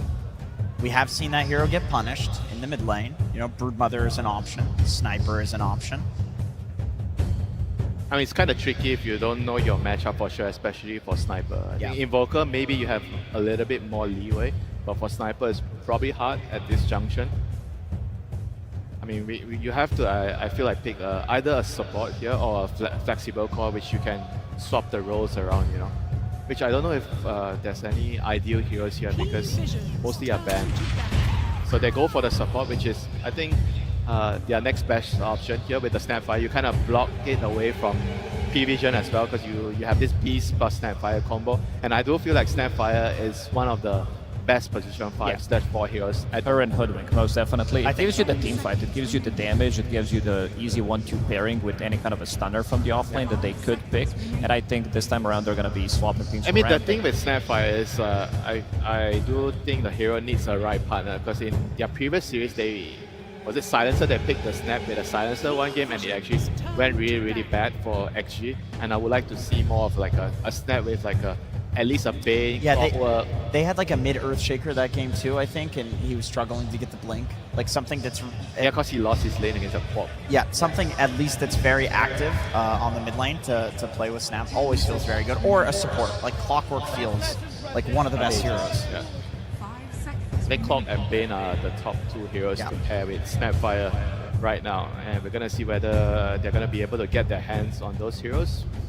Whereas for P-Vision, they've removed the Undying, one of the, I think, better heroes against Beastmaster in the team fight. With the Tombstone, you can kind of control the team fights on your side to do with the Beastmaster. And Snap is also a really good counter towards the Tombstone, but their opponents actually already have it, so probably a good idea to remove the Undying. Imagine P-Vision whips out a Nyx Assassin just to show them. Just to show them, because it does counter snap. You cannot ever ult. You will always have the Nyx running in. Well, you can if you get a BKB. Yeah, good Or you luck. can if you kill the Nyx assassin first. Good luck with that, too. A lot of tough requirements to be met there. The other band they're going to go for, of course, is this Puck here. Just trying to set themselves up for the best mid lane potential. I mean, other than the Nyx, I think the Silencer is probably your second biggest enemy at Snapfire, because it'll be hard for you to get your ulti off. I mean, you can buy a Grease, but then you also have to like wait for the ulti to be used before you can use your ulti, so it's very annoying. Yeah, there's one more extra hero from position 5 that we didn't mention. I think Disruptor could work out really well for them. But like, I also like the Snapfire plus the Disruptor combination, because it does give you enough team fight. It gives you a way of also... I think the main thing is catch though, because Snapfire BKB is versus not... duel is better, but we've seen some performances from Disruptor, because the games are relatively long still, that you are getting that Aghanim Scepter, you're still having that influence, relatively strong laner as well, and the Glimpse, it's the best catch tool in the game. With the Puck ban, do you think this is just an XM specialty they don't want to let through into the second phase, or is there some Quap Storm type hero coming here? Maybe, I think Quap Storm type of hero is possible. I mean, we do know that XM doesn't have a very wide hero pool compared to no one, so maybe they are trying to figure out what is his go-to right now, and they're going to try to set up something that makes it really hard for XM to pick his hero, you know. And this hero is also quite frequently banned in the first phase, and we also mentioned that P-Vision has a very clear game plan in their initial bans. They removed the Mars, Earthshaker, AT, all the team fighting heroes. 2 of them are offlane heroes. I think Centaur is kind of like a viable replacement for that, and he also sets up for Snapfire in the team fight, and it's really good with Snapfire in the lane. We get to see it again. To be fair, could still be carried. Satanic has played... They have a 100% win rate on this hero, right? They do. 4 games, it's been played as a position 4, 100% win rate. 9 classes. There were a couple of games when he was playing that Alchemist that he wasn't really doing that much. Like the rest of the team. Yeah. Maybe not in fighting, but what he was given the rest of his team was pretty impactful. I was gonna say, this man is ruining pubs everywhere, picking definitely. He's either griefing the game or he's carrying the game. There's no in between. Yeah. Well, stats show carrying it apparently with this Alch. Yeah. Had some, when I say good showings, of course it doesn't reflect in all the stats when you look at it, but there is still a lot of impact in having that support. All right, there we go. I thought maybe they were setting up for this, because you pick the Centaur to block the Centaur counter to the Sniper coming out on the other side. And I do think that one of the better answers to Oracle is just Sniper. Like, you save somebody and he can peep the Oracle in the back line. He can just change targets to somebody else. Oracle's not really going to jump you. There's no real jump heroes on P-Vision. I mean, they need like the Quap, I think, right now. And the fact that there's an Oracle in the game as well. I think Oracle is really good against the Snap.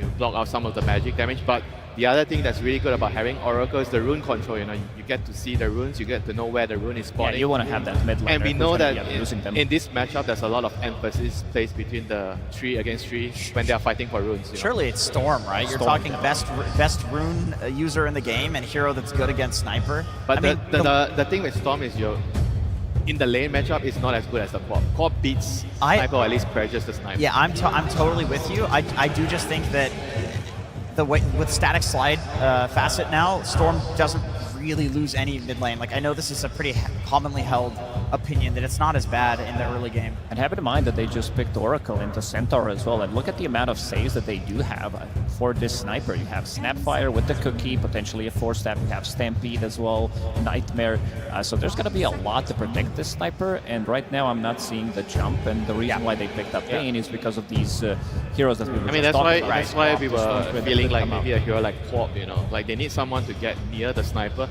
and Quap loves Oracle, he loves a safe support on the team. Yeah, 100%. For him to go crazy in the team fight. And then Winter, it's the Snap plus Bane combo that you mentioned. This is one of the higher win rate support duos that you can run together. Bane loves to run in and set up, and Snap loves to have a hero that's doing that across the map. Yeah, I mean, at least the Oracle can kind of deal with both of them, you know, the save with the ulti, and then the Fate's Edict against the Snapfire. But here, I feel like we are going to see the mid hero, and I don't think it's going to be the Beastmaster here. They're going to decide what they're going to do with the Beast here. So it's going to be the Storm. They feel like the lane's going to be okay with the static slide, and as long as you're controlling runes with the Oracle, then you're going to be able to become an answer eventually against the sniper. And I think it's much more okay picking Storm into Bane, who has excellent lockdown for you when you first start with the Oracle pick. Very similar to like Silencer Storm combo you see a lot of teams run. It covers for it. So. I mean, there's going to be wards around the rivers. I think it's going to be so crucial. So one thing you need to do as the team that's facing the Oracle, you need to follow the Oracle because he's going to tell you where the rune is going to spawn. Yes, yeah. And maybe there's going to be some mind games where you try to trick them, you go to the wrong side. Yeah. We've never seen that happen before. I think it might happen. I would like to see it. So basically what you do is you don't show the core hero, the Storm hides out of vision, and then the Oracle intentionally shows up vision. Both the supports. You gotta send both the supports. And it could be something that decides the early game, because when you get the runes on Storm, you're gonna be able to kill the sniper. Yeah, pretty much any rune. Is that better than just trying to have the better vision game? I mean, that's what I'm saying. You're going to need, no matter what, you're going to need to place wards on both sides. And you have to be creative because teams are getting really, really good at placing the sentries to cover all the areas. So you probably have to place it a little bit further up, but still give you enough vision to see the rune. And something we talked about, that Xtreme Gaming will probably just get 5 different heroes because they felt that the game #1 draft didn't really work out for them. And this draft checks a lot of the boxes. You have good scaling, you have good laning stage, you have nice pairing with the Snapfire. 2 supports can actually get out on the map and go for the solo kills as well. Like with the 1 grip with the Snapfire kisses, you could definitely kill a hero. Okay, so what are the carries? AM. AM is back. He is also one of the better heroes at finding the sniper. I mean, I do think that right now XG needs something, maybe a CK again. They need someone that can fight at the runes, because the runes is going to be extremely crucial to determining how well XG can move into the mid game with the sniper. You know, if Ame were willing to whip out a Meepo, this would be an insane Meepo game. I don't know if he will do it. There's still a Sven. There's still a Sven, right? Sven is still in the game. Sven is still in the game. I think Sven and CK are both really, really good options to enable the sniper here. And a little bit more in Ame's traditional hero pool. Yeah, 100%. I think the AM is also a block pick. Yeah. What about some good old Faceless Void as a counter to Anti-Mage? Even though they do have saves, we saw Faceless Voids not caring too much about what they want to get, but it's this is another old school classic as well. It's an AM counter. I mean, they are valuing the carry-to-carry matchup more than, like, I feel like picking the best hero to enable the sniper here. I mean, I understand why they did it, but I'm not sure I feel like this is going to give them the easiest path to creating a game tree here. I think it's a pretty good pick. It's safer than a lot of the ones that we were mentioning. I mean, you get the Beast Auras whenever you use Terrorblade's Q, so that's a pretty big deal. It means DM now has to consider, like, does he go for an Axe build right? instead? Yeah. Satanic, you're going to get an illusion of him, mana burn himself. A lot of the times, CB can end up solo killing an anti-mage because he mana burns himself so much. But it is a sniper Terrorblade lineup. That is got some of their best heroes. Jin Q on his Snapfire performances that he did have so far at DI have been amazing. Like, this guy is all over the place, not dying, I would say, in 1 or 2 games he as well. needs to secure the Centaur lane because and it's a strong lane. Like, also you're playing into Anti-Mage where he doesn't like the lane. Centaur. Centaur doesn't use much mana. You can also try to go for double edge and try to surprise him with the kill as well, with the 1 stomp into Snapfire. You're playing into Lil Shredder. Sure, you're playing with Oracle, so there's going to be some of the healing coming out, but this is not an easy lane for Satanic. Yeah, I agree. I think that the key thing again is going to be this off lane, Xingqiu and XXS, if they can actually create enough pressure, because the main space makers is going to be the Centaur. If he actually gets a good lane, he'll be able to stabilize the game, even though the Sniper and Terrorblade is so greedy. I will say, on a individual level, you always have to respect the XM Sniper. He seems to be one of the few players that can make it work, where he's actually making space in the early game. He's actually having the impact that, like, a Spirit-type hero would, just because he's so good at this hero. Do you know who they're all chanting for, by the way, this crowd? XM. XG. They're actually cheering for, I mean, yes, Xtreme Gaming, you are right about that, but also their coach, Zhao8, who is now on stage to give us some words about the draft in the game. Absolutely, my friends. I am here with Zhao8. Mr. Director, Badong, Zhaobao. In a beautiful masterpiece, there is always adversity before the good guys end up winning. These guys have been your villains for this tournament. Tell me, How do you feel about this draft? How did this draft get you guys into the victorious climax here coming up in your store? 报道每个伟大的作品前期的时候，主角都会遇到很多阻碍，但是他们会冲破阻碍，去到游戏的转折点。你觉得这一个 BP 能够将你们带去这个转折点，并且击败你们的宿敌 PV 什么？我觉得肯定可以，相信 M1。Of course it will. Believe in AME. Yeah, that's what I'm talking about. Now, they do have a lot of comfort heroes from this team. You guys, of course, must have been prepared. Going into this draft, how confident are you in your draft against heroes like 9 Classes Alchemist that has yet to lose a game? 对面选了其实很多舒适的英雄，我们知道你肯定也是做过功课的。你对自己的阵容有多大的信心去击败对面的阵容呢？因为9 Class 他的炼金到目前为止还是没有输过的。我们对他研究也比较深，然后我们这个阵容是我们自己想要的，所以我们打好自己的就行了。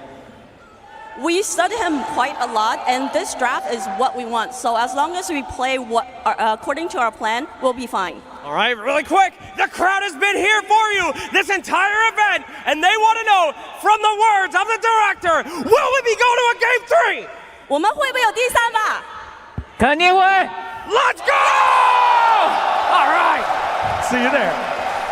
Indeed, can't wait to see it. Let's see what we get, ladies and gentlemen. This game 2 between Xtreme and P-Vision. It was a very tough game 1 for them, folks, but it definitely does feel that this game 2, with the draft that they have, they've got some of the classics coming out. Yeah, much better in terms of early game. Late game also is strong, but yeah, this top lane in particular is the one we have to probably talk about. Xingqiu and XXS playing an actual lane, right? The last one, the game, especially in that lane, was pretty much over in like the first 5 minutes, gotta be honest with you, because just he had no game whatsoever, and they've been the playmakers, they've been the space makers for the team. So let's see how they're gonna be able to do in that much better matchup in terms of that one. And XM, he's playing a classic, right? The only one who can play it, the sniper, as we've seen so far this tournament. Busted it out yesterday for the first time throughout the tournament out of anybody, and it looked good. It looked so good, yeah. Yeah, no one, of course, he is going to snap pick that Storm. In terms of the laning phase, I've seen the Storms do better than they used to versus the Sniper, but it's more about the catches in the mid-game, right? Being able to close the gap on that Sniper.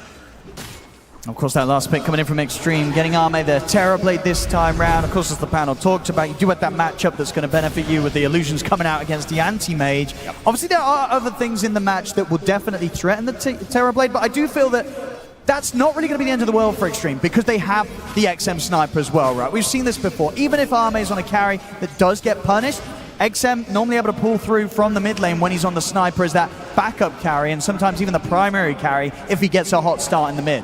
And I think also, in particular, with Ame playing Terrorblade, PL we've talked about a lot, how it can be a very difficult hero to work for most players. They've been wanting to. TB, it does have also a pretty low win rate. I think it was 25% or so. 25%, yeah. But it is a much stronger hero overall in terms of most games. So love to see what he can do there with it, as he also has given a very good lane in particular. The TB versus a Beastmaster, a classic counter pick, and he's got a very strong laner this time. An aggressive one, too, with X-Nova playing the Bane. You know, X-Nova in that last game playing the Warlock. It's a very difficult hero to pressure an off lane.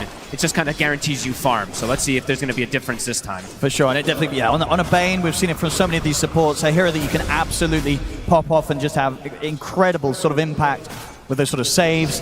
And coming in with these grips in the fight, forcing sort of P-Vision to focus their attention on dropping some of the bigger lockdowns onto a support. Yeah, I think the saves in particular is something that's been insane for me this tournament, where a hero's chain lockdown, but he gets the BKB off because he gets a little sleep interaction. So definitely going to have to keep eyes on that, as there's quite a bit of those big stuns. X-Nova, Night Class is going to chase him out. He's got Blood Grenade and a boar behind him. Chase this down, yeah. This might just be the first blood. Couple more punches. Oh, here we go. One more. He's fast. He's surely going to have it. Another concoction comes in. That'll do it. First blood for 9 Class. Pretty big deal. An Alchemist getting first blood on a Bane. Usually not something that you'd expect a Bane at one of the stronger laners, but able to find that opportunity on the sideline.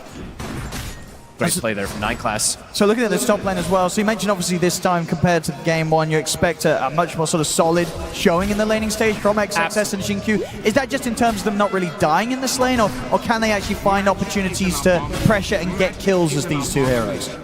Probably not, because the Centaur always Sure. has the mana burn, but this is a lane where you're going to farm. Yeah. Centaur does excellent versus AM. You have, what, at least a 10 or 8 base damage advantage early on in the lane.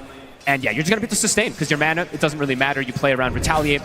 And Xingqiu, he's playing Snapfire. You know, he's not playing Nyx Assassin, which doesn't really contribute much in a lane whatsoever. And we've seen him do work on this Snapfire throughout this tournament. His best hero so far, it feels. No, absolutely. I mean, obviously from P-Vision's side of things, they do have excellent save in the forms of the Oracle. But on Xtreme side, they've got a multitude of different ways to bail one another outright, whether it's the Nightmare, later down the line the potential Aghanims on the Snapfire, and of course just having the Centaur with the Stampede. Yeah. There's so many ways that they can ensure that even if P-Vision do get the jump on someone like XM on the Sniper, they can still get him out of there. Yeah, repositioning tools are massive, right? Like even Cookie, a little Cookie I've seen so many times throughout this tournament, just save a core and maybe change the tides of the fight. So. It kind of gives just that little bit of distance that might just allow the Sniper to turn and get those extra few hits in before he goes down himself. And it heals. As we've seen, everyone is buying the shard, or almost buying the shard immediately when they can on that Snapfire. So it's 200 healing. That's a lot in the early game. Yeah, it definitely feels like Xtreme have been able to deal themselves a much better hand this time round in game 2. Yeah, XM. He is starting to poke the tower. It's already beginning again. Xingqiu trying to mess around with no one, but they're ready to deal with him as the supports both turn up and make sure that Xingqiu is not going to be able to mess with no one at all here in this situation. We'll be able to run away and survive though, so end of the day it's a fair bit of space being made there by Xingqiu, the fact that both supports were forced to come over and push him back. So he'll take that. It's a very clever move. They see that their lanes are kind of all already self-sustained in terms of the cores. TB can be left alone. Sniper can sort of be left alone too, so they can look to play wherever they want on the supports right now. Catapult will die in the mid lane, so a bit less pressure as we see 9class does get that acid spray down for it, but already down to about half HP. We saw XM do the same thing yesterday when he just whittled the tower down. It's not going to be easy to sort of push the Sniper off the tower of the heroes. 9class. To consider in the mid though, get the chase on away Xnova. See Xnova get the backup of Xingqiu though, so again, XG able to get away from these attempts. P-Vision just really trying to protect that jungle for no one so he can get the 6. He's now got it online, so does have that zip to be able to protect himself top. Taking out the mana from XXS, but having the damage to kill the Centaur, unlikely at the moment between these two. No, it would take too long. Satanic doesn't want to miss any extra last hits. Dominator almost finished up on the anti-mage. So his lane is still very good, but XXS is getting a lane. Look at this rotation. Ame, top, making the move. Trying to get a wraparound on Satanic. Yeah, able to bully him back. See how much he wants to stick up. I mean, do you imagine he will just sort of stick up here, Ame, and try and get some damage onto the tower with this Metamorphosis? Yeah, he wants to get this tower. I think he wants to take out the whole thing. So let's see if there's going to be a rotation from P-Vision, or if they're going to look to pressure on the flip side from DM. And these towers are going down early in the mid. I mean, they tried for a deny, but not going to happen. XM gets the last touch on that, so 7 minutes in. XM Sniper taking out the mid-tier 1 away from no one. I really like this move from Ame. He was getting full free farm bottom, but he's like, we're playing versus anti-mage. Yeah, this is pretty big. Yeah, they have difficulties defending towers if you play with any AM lineup, so this is a really cool move. I mean, we saw what last game, P-Vision playing relatively fast and how they were taking these towers out. I mean, this game, XG's just said, hey, we could do that too, and we could do it even faster. Yeah, they're looking to play that tempo game a lot more this time around. We have a game on our hands, Owen. Last one, it was already feeling pretty out of control. This one, XG's got game plans. They send XXS bottom, he stops the push. They get the 2 towers. Let's see where they go next. We'll see. A little smoke coming out from 9class and DM, maybe trying to get a catch with the Primal Roar. Power rune, they know where it is. I mean, XM's positioning as well. Make sure that he's not caught on the bottom side. I mean, P-Vision, they're always going to know where the rune is. They've got that still Oracle. Find him. XM playing cautious. He's going to step up now, though. TPs are coming in. DM is going to go with the Roar, but the backup has arrived. No one coming in with all the mana. The burst, it's enough to bring XM down. They get the kill. That did a lot more than expected, I believe. And no one trying to push his limits as well. He's still got enough mana to play on. They will lose 9class in return, but P-Vision getting what they came for, able to take out XM underneath his own tower. He still has the regen running. Xingqiu might get caught. Continue to dive. Xnova Is there at the side, a nightmare to slow this down. No one won't quite go for the tier 2 dive for now. Just keeps both supports low, is able to push them back. A lot of pressure from that regen rune. The good old prognosticate. They can always pretty much guarantee that no one's going to get that rune unless XG just shows up with the numbers on that setup. A fantastic hero to have that sort of rune control on as the Storm. One of the best, in fact. Gets a galvanized stack, of course, there as we saw, bringing down XM. And Satanic is going to get to hit these creeps. I feel like this is going to be a pretty slow one, Owen. We are very likely to get to these 40-plus stages with an AM versus Terrorblade lineup. And I feel that's going to be a bit risky for P-Vision, if anything, because I feel like XG, when they have like the XM Sniper, the Arme Terrorblade, this lineup is so prepared to play the later team fights. No, absolutely. I mean, this is definitely a very, very exciting game that we have kicking in here in terms of early and even potential late game. I think that XG is going to want to set the tempo, though, with their early moves around these two supports and around XM Sniper. So if they're going to be ready to go up to the high ground, it's a little bit spooky what's to steal the tier 1 here, so they'll just focus the objective first. That's a big deal. They're taking out all the towers. Super early. Yeah. 10 minutes in, all 3 tier 1s are going to be taken here by XG. So many games I've seen that P-Vision is able to just come out of lanes, get these Dominators, and just control the lanes, pretty much positioning through the next 10-plus minutes. This is not going to be one of those games, as we're seeing XG with very good responses so far. Another power rune, of course, for no one. He's got the haste rune. X-Nova trying to find the level 6. Trying to find the level 5. He's getting gone on. Gonna go for the dive. TP coming in. Not enough burst to kill X-Nova off, and now no one's got to back away. Has got the haste, but can't dance around too close to the tower anymore. Top. Satanic working on Ame. All right. See if they can get him out of this one. Stampede comes into play. That's going to be enough to allow Ame to step to the side and get off an easy Sunder. Says thanks for the HP there, no one, as he's just straight back up to full. No one tried to dodge it there with the ball lightning, but Ame very well prepared. Had that Lotus. He actually has both of the Lotuses. They've given it to the Terrorblade to make sure that he doesn't get mana burned. Satanic still sticking around. How's the backup of Ducalis? Ducalis, of course, yet to hit the level 6 though. Ame with X-Nova by his side. Ready to start pulling Satanic away here with the Metamorphosis. They're both just playing versus each other with the Dominator. Ame's trying to kill it, but Satanic with the micro gets it away. Bottom, DM starting to get some pressure here. XXS trying to hold it. I should be able to do a pretty good job. Ooh, takes the board. The tower. They've got the kisses coming in, slowing DM down, allowing him to close in to get into the double edge of the stomp, but Ducalis is in with the save. DM is going to be fine for now.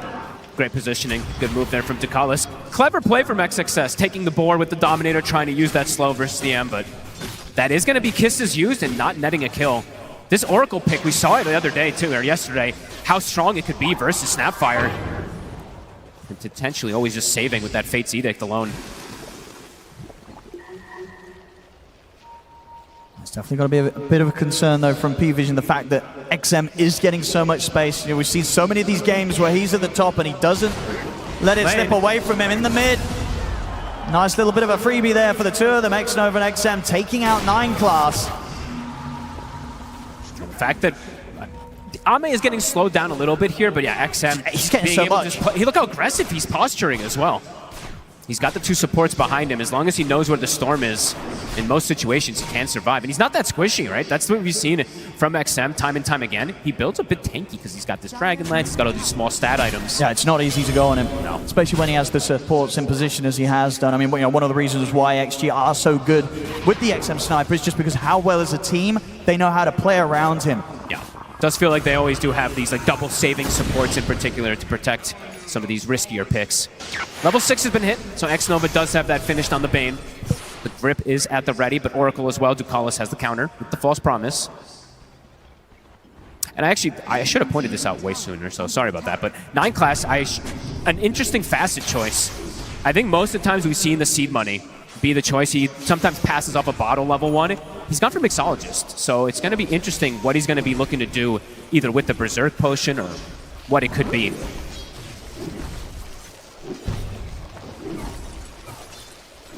It's 2-2, very slow paced.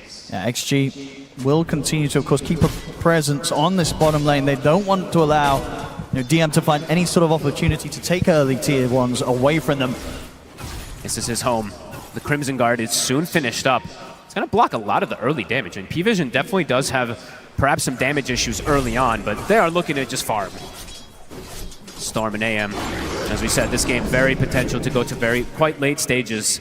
And they're all pretty much hitting their timings. They are. You know, from the lowest net worth core to the top, it's less than 1k gold between them. They'll get the jump with a cookie.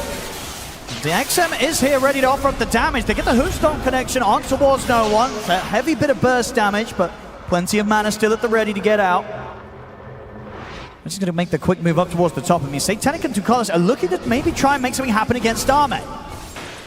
Tough to go for it. Satanic has to be careful. So much damage here from the Metamorphosized Illusions.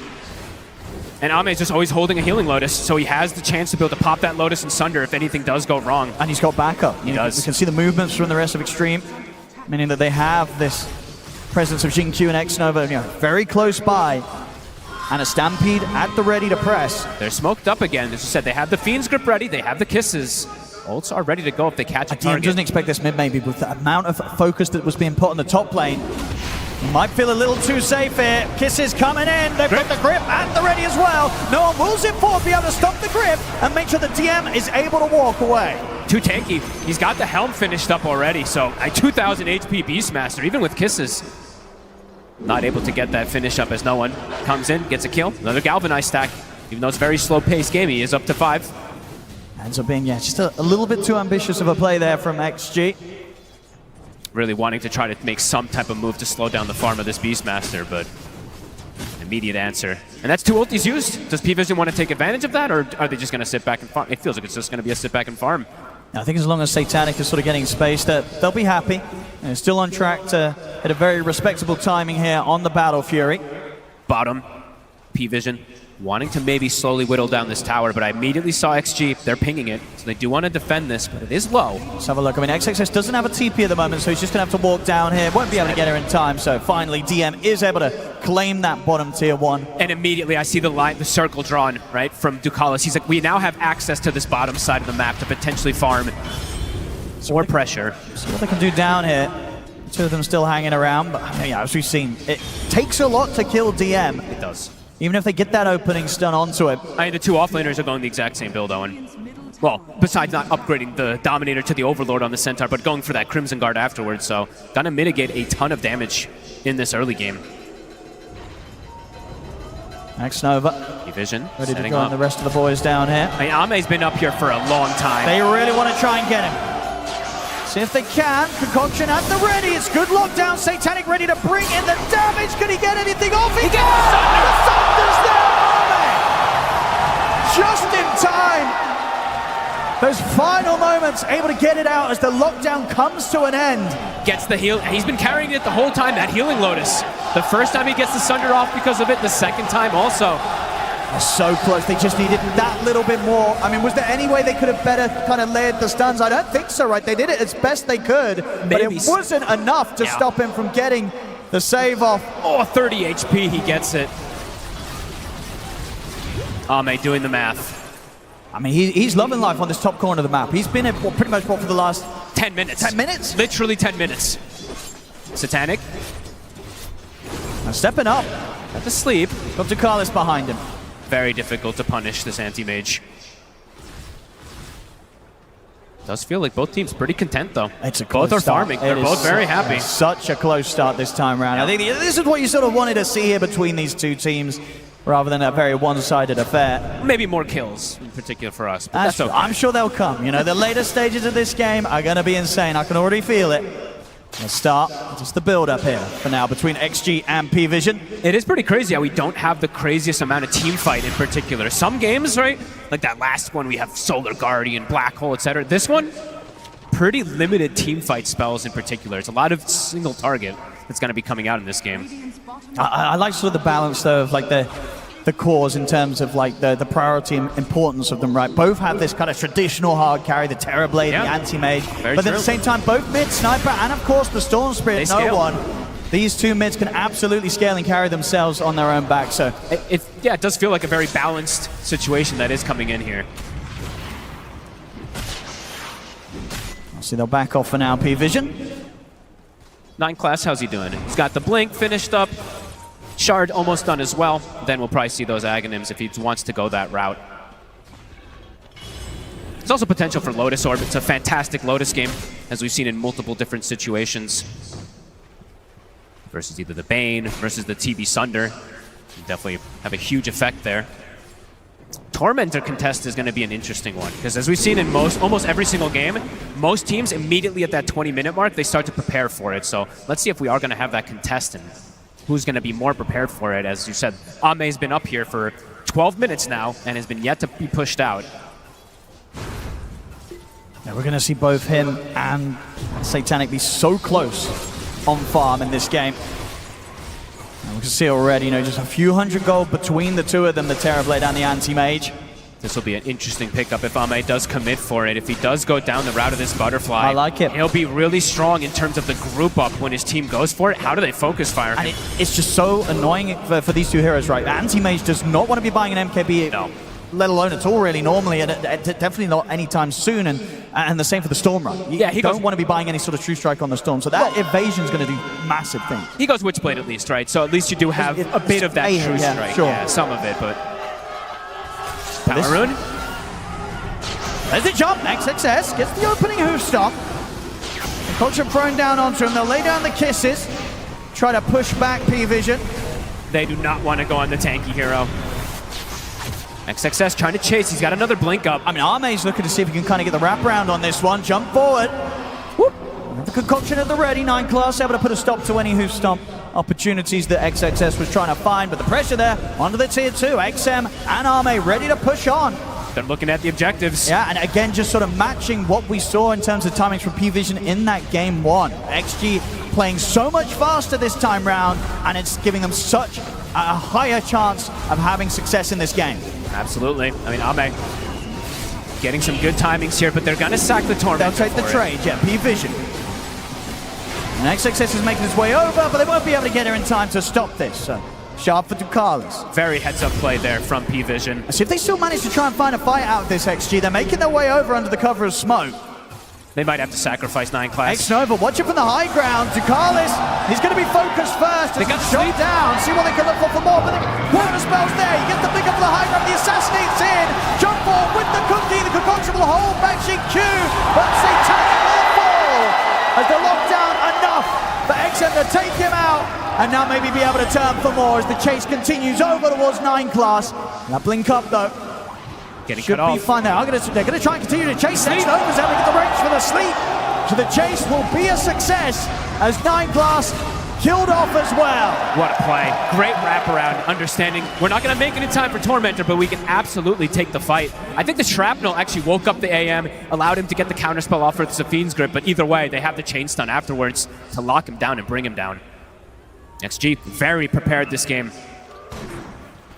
Butterfly is getting closer and closer for Ame. It's so early on this Terrorblade. How do you fight versus a Butterfly Terrorblade if they're set up as a unit in particular, right? Catching him alone, absolutely. You can perhaps do that, but when he's grouped with a Butterfly, it's going to be very problematic. That's going to be a super tough kill.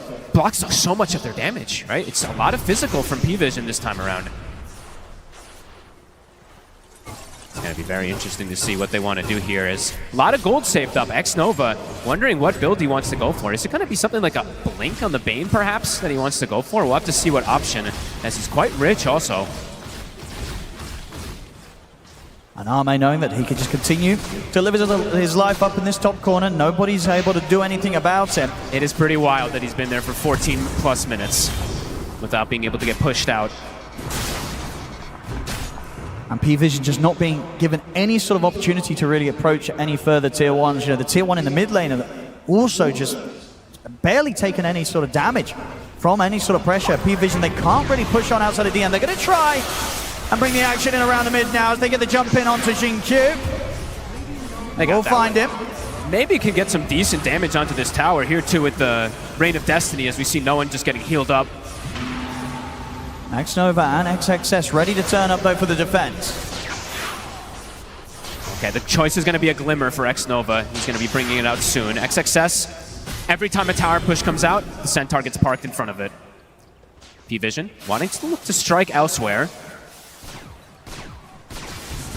going to be difficult to find XM Sniper, though. Typically a sort of step ahead of any sort of sweep of the map that enemies try for against him. It's very hard to find. And very defensive build that he's gone for, too. As we said, he likes to build a bit tankier on his sniper. Lincoln's is going to be the next choice to prevent either a roar or any of these single target abilities as we see P-Vision have. They still, of course, have a lot of gap closure. They do. 2 cores, they absolutely both having ways to jump straight on top of the sniper in these team fights. I mean, this game is, you know, it's low kill count, but it's as tense as ever. Both are getting exactly what they want out of the map here. And that butterfly, it's finished. Let's see what XG wants to do and how they want to force. Are they going to perhaps wait for Roche to shift toward the top side before they look for a potential go on it? Because they can bring that Roche down very quick. 9 Class is looking for a potential setup here. He's going to try. Satanic's in as well, but XX is in with the stop. What it was 9 Class, and they've got the Stampede as well. So 9 Class, he's got to run. The Metamorphosis comes out as 9 Class trying to set something up there with Satanic. Even if XXS wasn't there, I don't know what these two have been able to deal with Arme at this point. This Terrorplane's massive. Unlikely versus that butterfly. The build is working for XG right now, and XXS, he is everywhere. It feels like you look away for a second, and then boom, the Centaur is just there to protect. And there's that Lotus Orb finished up for him. I mean, they might as well see what happens when they push the high ground. They've hit the timing here with this butterfly pickup. They've got a Crimson to slow things down. Now what? Able to clear out the wave. We'll slow down the push for now. These are heads-up moves.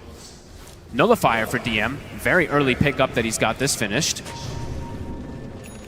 Can't get rid of these glimmers in particular, but as you said, Lotus, Lincolns, they've got ways to protect each other. And Roche, it is shifting now. It is on that top side. Just going for the straight-up damage as well, Arme. He's got the Chrysalis on the way out, going for that full Daedalus. I mean, if he gets that, these fights are going to be so difficult for Satanic, right? Even though he's very close in farm, it does feel like if he makes a blink in, and somehow, you know, some way they're able to keep the Terror protected, and you're seeing the damage from the two of them. They're going to try and go on XXS. They've got the roar, but the kisses are coming in, and XXS, he's so tanky. They barely get him down to half HP. The grip's there, controlling Satanic. See if he can get out towards the end of it. No, who's done the cookie? But there's the safe to Carlos. Comes in, bails Satanic out. But P-Vision, they've got to run, because Arme's turned up to the fight. Ducalis cannot escape.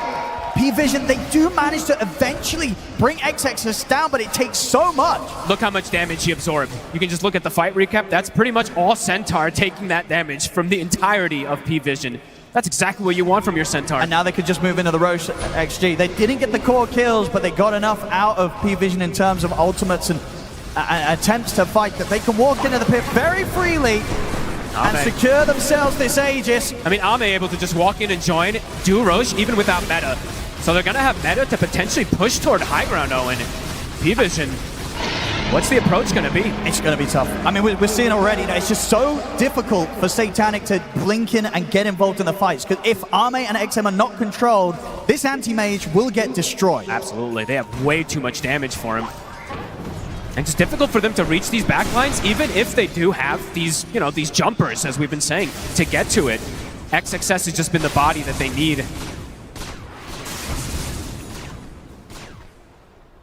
Satanic is going to be going for his butterfly of his own, so he is going to look to match that aggression that's coming from Ame, but Ame does have that advantage of net worth at the moment. And just overall damage output when he has the Metamorphosis ready. Oh yeah.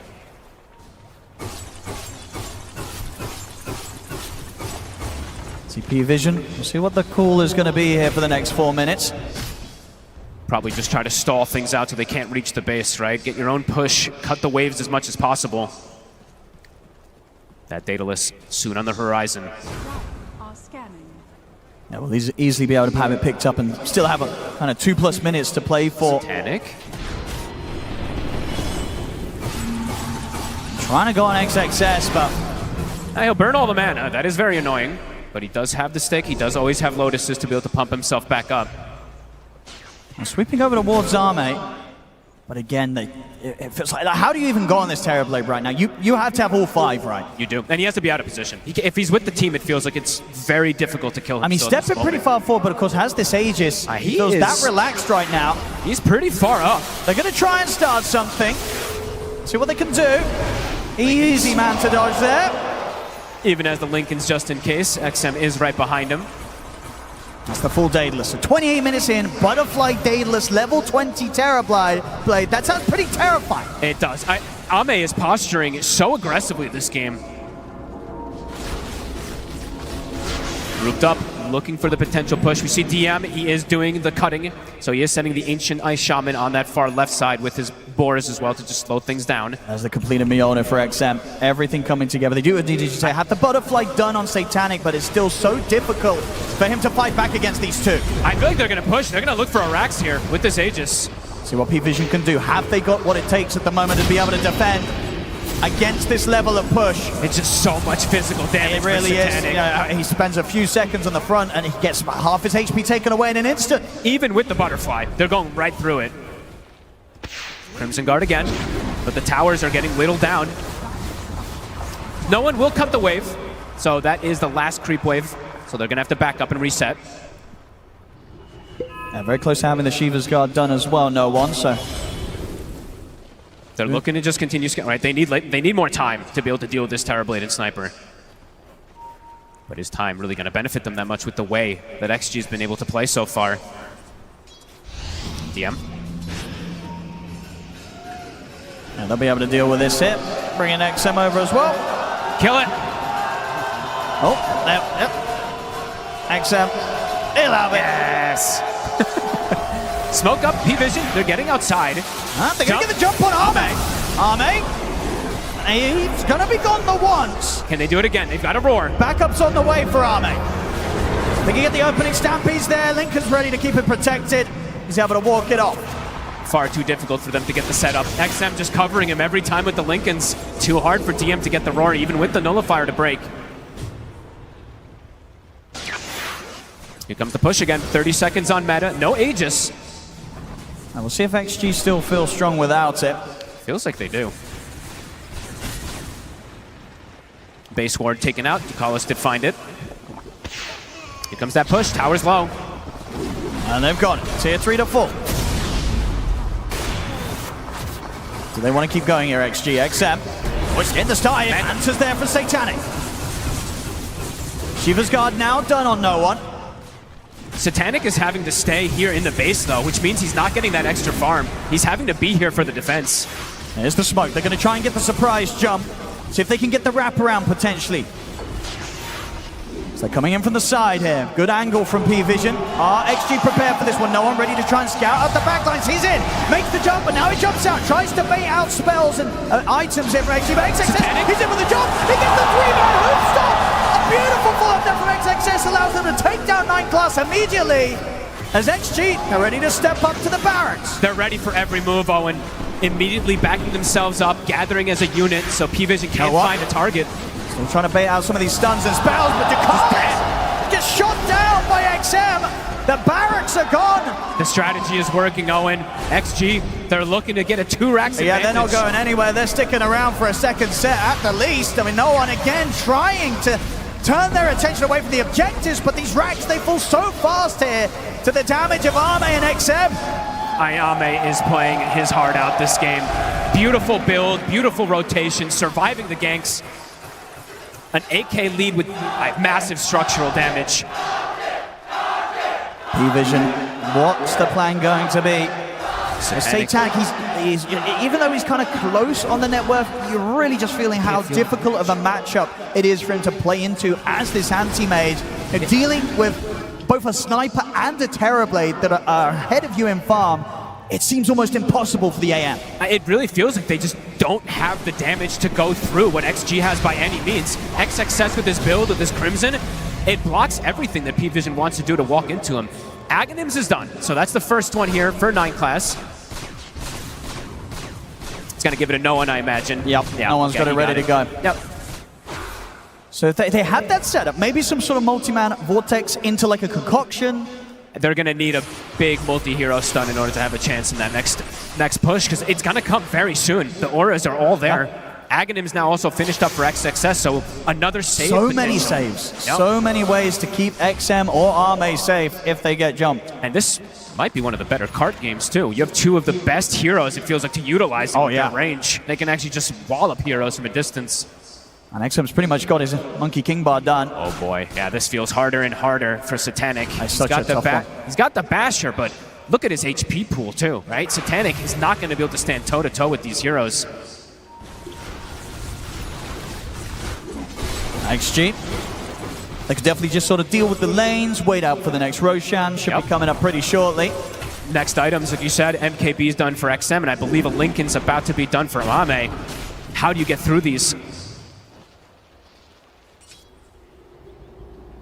P-Vision definitely do what they can to try and set the map up themselves so they can have a say on the Roshan, at least give themselves an opportunity maybe to see if no one can get a steal off. It's the Storm Spirit. No one. I just can't get anywhere close.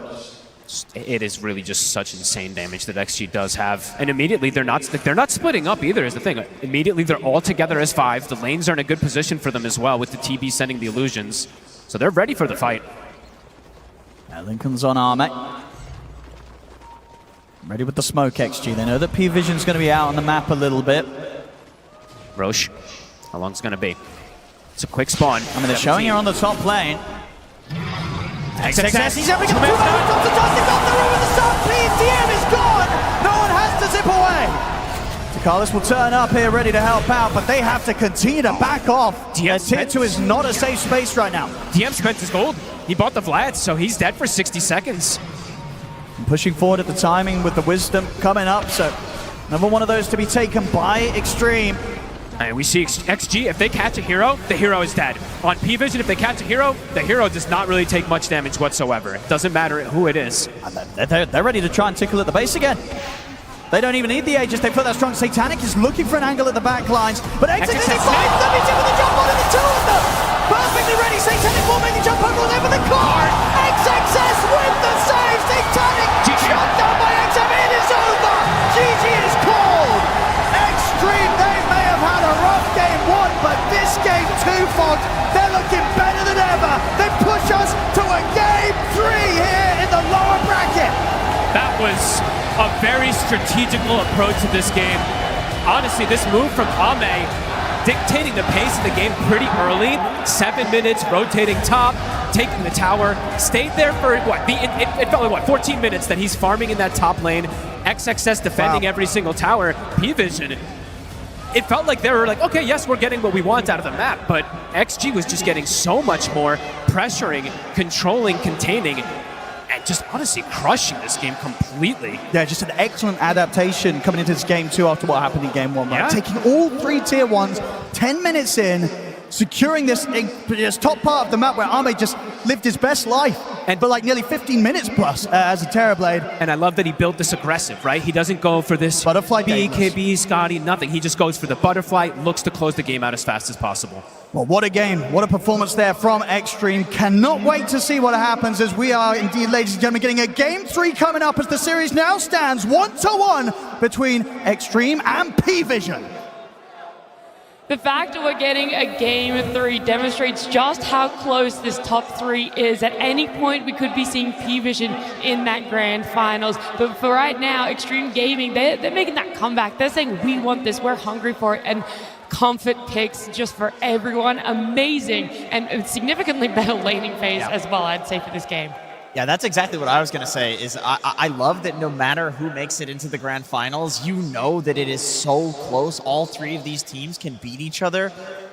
This was not close. Like in a way, I feel like it was close in terms of net worth, but it wasn't really close in terms of the pacing of the game. The momentum since the laning stage, Xtreme, they had it figured out. They picked late game heroes like Sniper, Terrorblade, but they didn't play for the late game. They were very active in the early game. I mean, they totally abused the fact that the anti-mage needed a long time, or he could not enter the fight at all because of this Terrorblade. Like the reflection just made it so that he has to be so careful, and every time he comes to a fight, he couldn't really do anything. I think it was pretty similar to what happened in game number 1, like this carry to carry matchup where you are staying an item ahead, maybe even an item and a half in this one. It is very difficult for Satanic to play the game. He doesn't have a clear target that he can jump because of all the save with the Nightmare that's going to ruin him. Then you have Snapfire as well, you have Stampede, you have all these defensive items, you have Crimson Guard on the Centaur. Very, very difficult fights in terms of how they want to play it out, because they have protection for their sniper who's peeping from the distance, and you also do have this ability to stay ahead in terms of itemization. You see that he's going for the butterfly, and then you have two cores that kind of like to build it, the butterfly. Like at one point, Sniper, he didn't have Serrated Shift, he's building it to Mjolnir naturally, plus he builds into MKB, so that butterfly is not really doing that much. I mean, it's not just the build, right? I felt like the TB also kind of enabled XXS on the Centaur to get a decent game, and he was able to do a lot in the fight. We saw a lot of multi-hero storms, the card eventually, like, he wasn't enabled in the first game, and this game I felt like it was night and day. Yeah, he was just there to provide his team with anything they needed. That card at the end was always such a pleasure to see picked up in a game, but just so much fun. The flip side, though, for PU Vision, 9 class not really having that impact on an ALC we've seen previously. We're like, yes, it was winning, but was he winning the game with it? And I think this has kind of answered our question about it now. Yeah, this was very rough for P-Vision. Perhaps it's the combination of the Anti-Mage and the Alchemist that is the main issue, but really, Xtreme, they understood the assignment. They saw that there was this greedy duo coming out of P-Vision, and they understood that even though they have Sniper and Terrorblade, they needed to push. They needed to be active. They needed to win the lanes, and they did. Yeah, they really did. Xtreme Gaming, it's hard to pick a standout player from that, right? You look at the end, everyone had a phenomenal performance. Ame on the Terrorblade night and day compared to game 1. Yeah, he was so aggressive. Like the way he moved across the map, these like understanding that Anti-Mage, he can't really do much. He's gonna get his mana burn. He wants to pressure him out. He moves to the top lane. You have Centaur with the Dominator creep as well, so that's gonna be extra bit of a damage. This is something that Anti-Mage historically didn't like to play into, getting himself kicked out of the lane, and then he needs to go to jungle. This is a hero that doesn't have any good like ways of farming. Now with the Helm of the Dominator, it does help him a little bit, but it's still not good enough because they are having so much. The map is getting much smaller, and this time around, they didn't have the playmaker. Sure, you have this position for Alchemist, who's trying to get the Aghanim Scepter play in the outer ring, trying to get the extra bit of a farm. It came in very late, that Aghanim Scepter that he did give the Storm Spirit. You couldn't really feel the influence of it. Yeah, it was at the timing where they had a Centaur cart to save whoever gets caught. And this is why I think that the MVP could have gone to any of Xtreme's cores, because Ame pressured the early game, XXS hit the multi-hero stomps. We have to mention XM Sniper. I feel like this has been a tournament of elephants in the room, and this is the one for me when it comes to this team. They do not lose with Cardell Sharpeye. They are the best sniper team on the planet, and I expect to see a ban in the next game.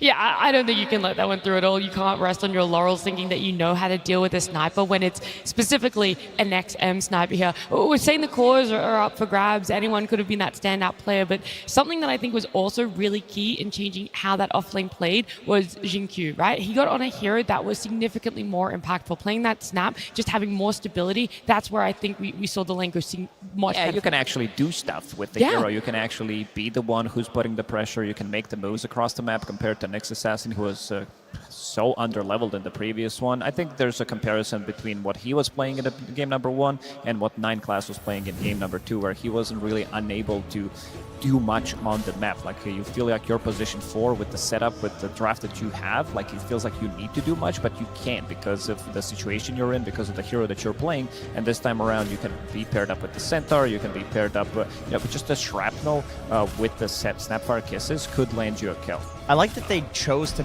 basically say, okay, we lost the offlane really badly in the previous game. Well, let's just dodge it entirely. We will run the Centaur on the offlane. We will cut creeps. We will bring it to camps, get Giga farmed. He gets an early Helm of Dominator. And this is where we see the rotation from Ame. On level 6 on Terrorblade, he was farming just fine in his lane, by the way. Look at his denies, 18 denies. But he realized that he's got to be the one to push towers. He's got to be the one to pressure. If they combine the Centaur power spike here with Ame's Metamorphosis, they can easily take the tower and close down the map on a team that absolutely needs the map to farm. I mean, it's also the fact that the Beastmaster just got level 6, so he realizes if he stays in the lane, one roll and either the Storm or +1, he could die, you know. So that move itself solves another problem. So it literally gave their opponents nowhere to maneuver around the map. Yeah, and it ties into what you guys were saying. Kick that anti-mage out of that top lane as early as you can. Force them to be a little bit uncomfortable. And then we see that TB wanted to stay up there. Arme wanted to stay there. They try and make a move onto him, but it was not successful. And the fact that he had the presence of mind to always keep a Lotus because he knows that the AM is going to try to kill him, so he could run out of mana, so he couldn't cast his Sunder. And every time he got ganked, this is one of those that he managed to turn around, but he had a Lotus every single time to survive. Because it gives you like exactly enough mana to press the Sunder, and that's all he needs. And you're also getting less damage from Mana Void. Yeah.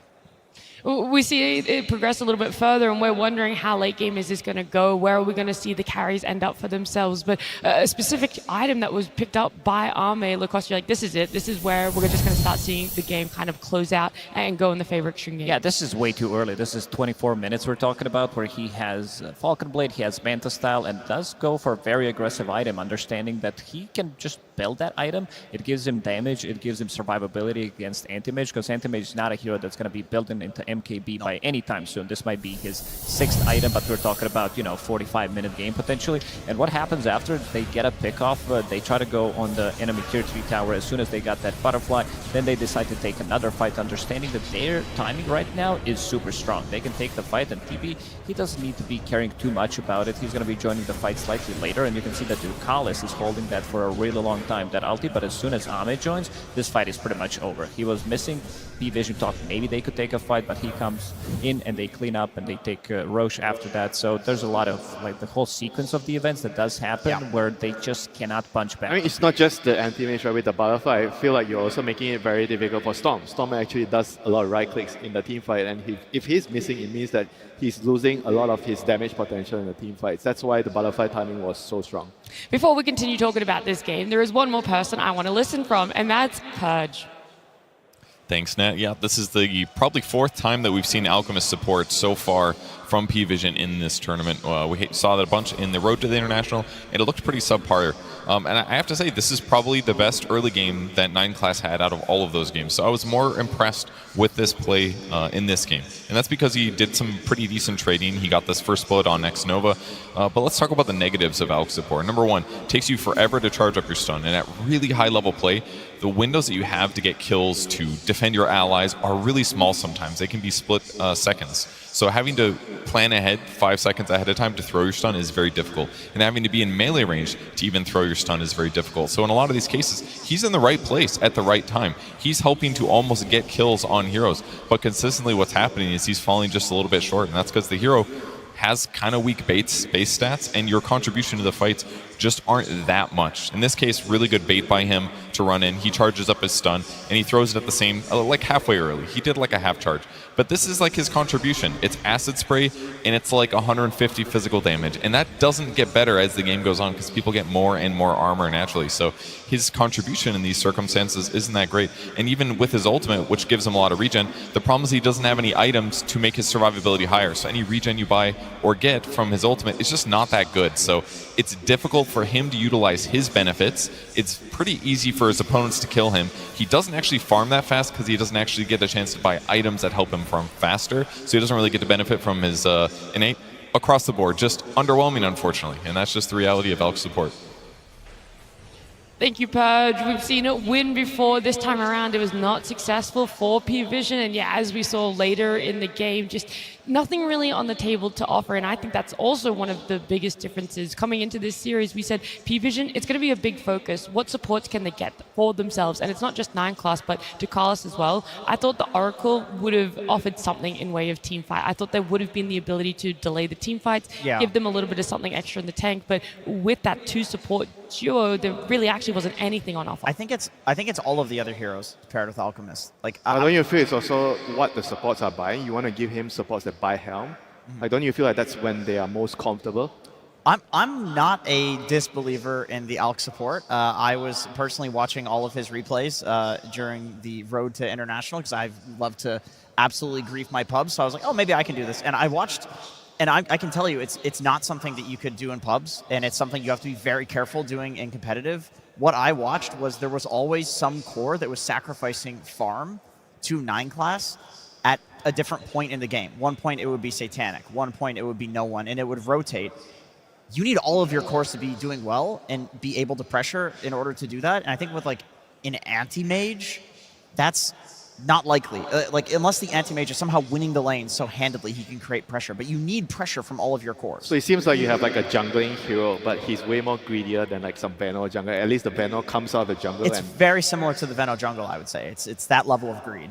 I also think Venom might have, although this conversation isn't really about him, but ways to jungle a little bit better to kill those camps a bit more efficiently. Yeah, he comes online much faster as well if we're talking about the jungle Venom that is meta, because you come with the Orchid, you come with Spirit Vessel, you come with mech, drums, whatever, but Alchemist, he's just buying components. Like you're not actually getting the value out of the items that you're buying. It's just you're getting some stats, but other than that, it's really not great. But also to point out that Oracle, like he did a very good job because they played around the runes every single time they brought the numbers, but Xtreme Gaming, you could see them move around and bringing in numbers, even though you have a sniper on your team who doesn't use the runes, but they are bringing 3-4 heroes with every single rune just to make sure that Storm's not getting it.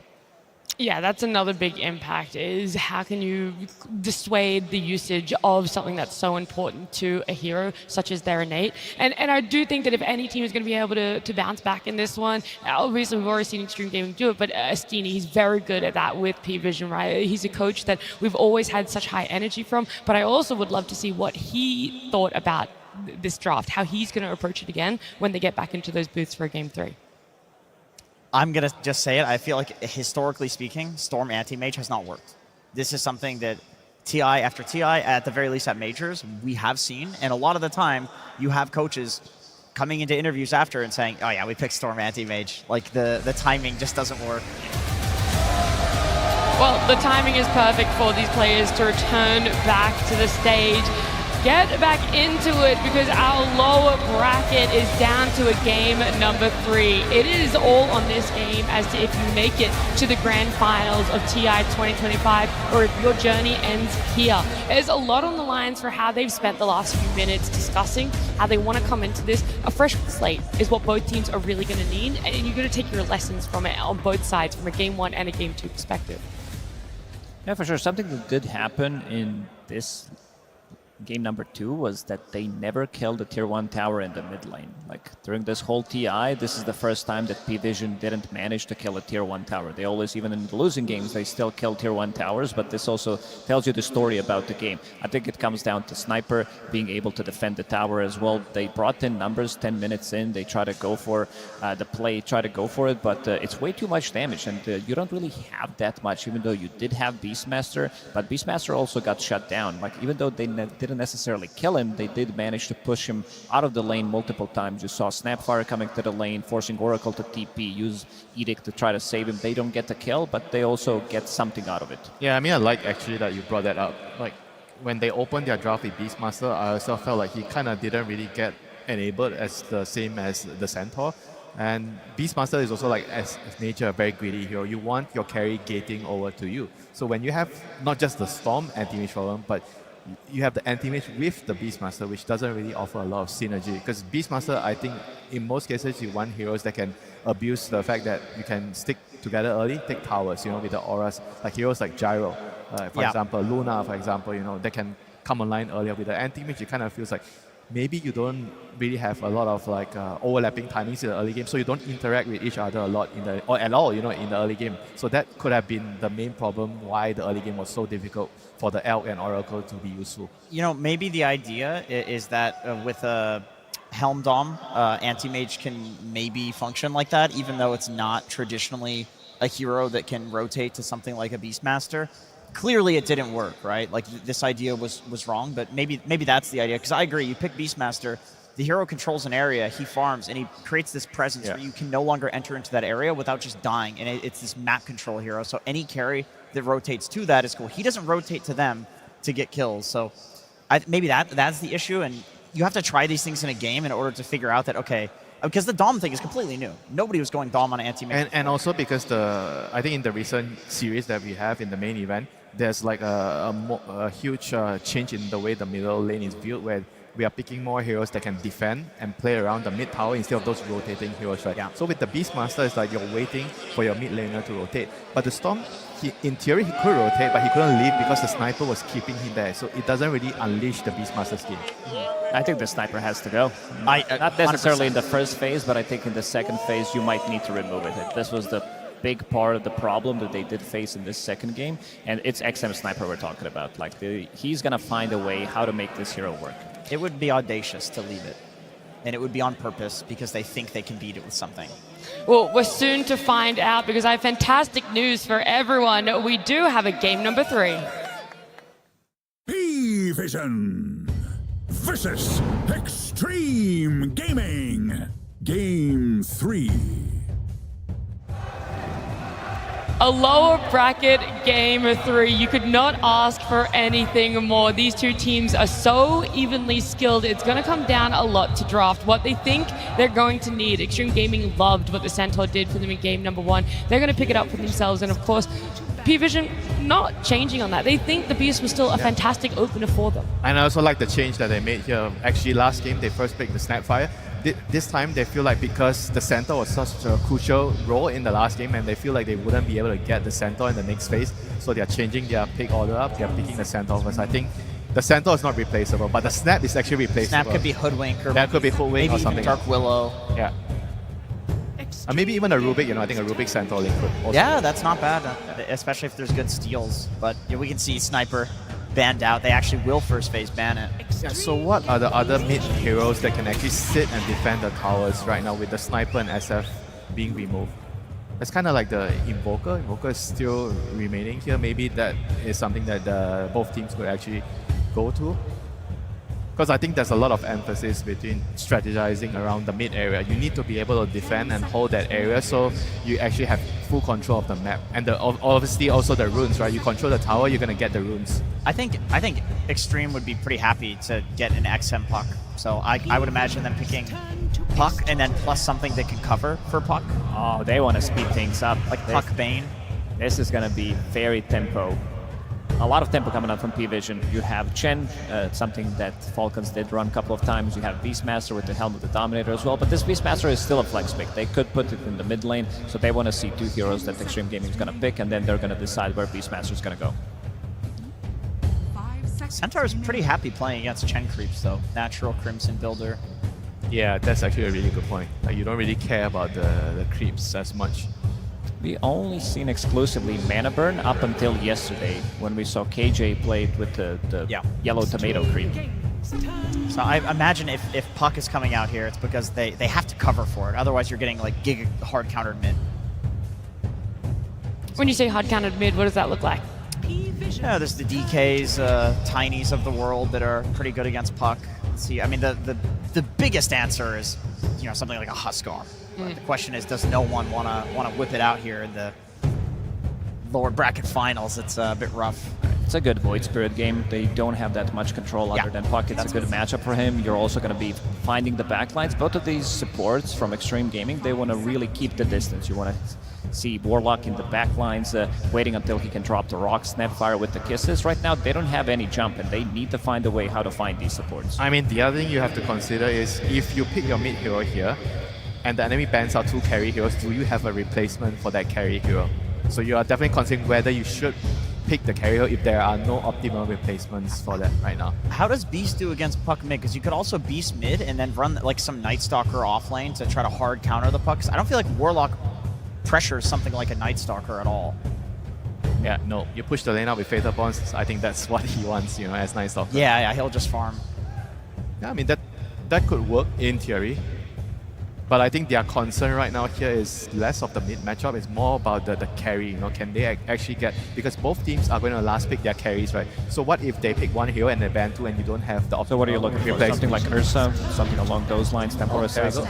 Yeah, with the silence on the chart. Yeah, that's very good against pretty much all and three. And also the lane matchup against the Centaur. This is an extremely good lane matchup. Centaur struggles in this lane, and usually you have to buy a couple of rings to be able to stay in the lane. But even then, the lane is still very difficult. Yeah, I think you just don't lane. I think Xg's actually okay with this. Like, they're going to do what they did last game, which is literally cut the wave and drag to camps. And so now my question is, what can XG pick on last pick that will like completely hard counter a TA, so Ame could rotate through the portal with a free farm Centaur who's cutting wave and take the tower. It's a good PL game, huh? Again? I was thinking PL. I mean, Gyrocopter is also... Gyro is fine. Gyro is nice. And you have the standard Gyro plus Warlock lane, which is very, very good. I mean, anything that can gate, gank, and pressure the TA would be the most optimal right now. They've already taken out the TB. The TB is also a really good carry-to-carry matchup against the TA. And I feel like it seems like Xtreme Gaming also really favors the carry-to-carry matchup. They want to have a matchup where Ame is very, very comfortable, and you've already heard it from the interview. Ame is going to carry us, you know. They are putting all their eggs in the Ame basket. Oh, I wouldn't mind seeing something like a troll as well. I think you're going to be laning against the Beastmaster. They don't have explosive damage to kill you immediately. Yeah, that actually could really work well with the lineup. Troll, Warlock lane, and you have the troll with the Centaur and the card later, which works really well. Yeah, we're definitely all fans of the late game that Centaur can come out. Xtreme Gaming, so many options open now that they feel a little bit more stable in that offlane for themselves. I think that really opens up for Ame. It's not an easy decision here for PVGen because they have to decide what are the heroes that they need to ban. And on top of that, because they couldn't ban everything, so they have to pick something that is going to be able to cover for the third best hero as well, you know. And they also have to make sure that the hero works with their lineup. So a lot to consider here in this 23rd pick here for PVGen. Yeah, I mean, they have a ban before that as well, and so you have to hedge your bets. Where exactly does Xtreme Gaming want to go? Where are they thinking some of their strengths could be? It's so one of the first heroes you guys mentioned would be great for Xtreme Gaming. And their last pick, Bristleback. Off lane Bristleback, most likely with the foot wing. Yeah, that's interesting. I mean, that does limit the carries that XG can pick. Now, a hero like Chaos Knight, which can go for the break facet, the 1/3 of the time break facet seems better, but no, they go for Medusa. Not the most traditional gate ganking hero. You're probably not going to expect the Medusa to move around, but it is indeed overall a pretty good game for it. This is not the lane that you want to be playing. Medusa plus Warlock, you're not getting the real but at the same out of the time, lane, but they want to Medusa have would lane well pick. into the beast, you know. Like the beast doesn't like to play into the Medusa's lane. I mean, I do feel like you can't use the heal. I mean, what about Bristle, though? Because Bristle's just giving Medusa free stick charges, right? Yes. So either way, yeah, very good lane for Medusa. I think maybe that's the idea. Okay, so even if the Medusa can't rotate out, help those other lanes, is there a lot that can be put into her lane? Do we feel that this is something that is going to ramp up for Xtreme Gaming? We'll see them succeed? They have other 3-4 heroes that can actually play Dota. I don't think it's going to be as slow because you do have Snapfire, you have Centaur one more time, and you also have XM on his signature puck. So he's going to be having a time where he can dictate the tempo, go around the map, and try to make stuff happen. And so final thoughts very quickly from you, Jenkins and Winter as well. Our game number 3. I think it's an excellent draft for Xtreme. It's a little slow, but I think with the signatures they have, they're fine with it being a little slow. I mean, I think it's a little too slow for my liking. So I'm going to go with PVGen's side. Okay, well that is lucky because we do have Astini, the coach of PVGen, standing on stage for some final words before game 3. Absolutely. Here once more with Astini from PVGen. So good to see you yet again. Sir, high stress moment here, I know, so we will get you to your team as soon as we can, but you win this, it's grand final time. Big moment for you. Any words that you shared with the team before going into this game? Let's just pick a chain so we don't need to smoke because they shout when we smoke and enemy knows. So let's just run it then without pressing smokes. All right. Our fans also shout when they smoke then. Okay, well, fair enough for you, sir. All right, fantastic. Well, as we get into the game here, we've seen some pretty interesting picks, especially those last picks. I know you were probably hoping for another PO last pick from them. Unfortunately, it didn't pan out. But the carry seemed to be extremely important in this series. Would you say that the carry is the most important role that you've seen so far when facing this team? Everyone is important. It's a team game. If you think like this, you're going to lose. Fantastic. And last question, of course, those surprise last picks. We do see the Dusa. No chance to pick the Anti-Mage on this one against it. How do you think you're going to be faring against this Dusa? We pre-picked to it because Chen has mana burn creep, so we were expecting, it's expected.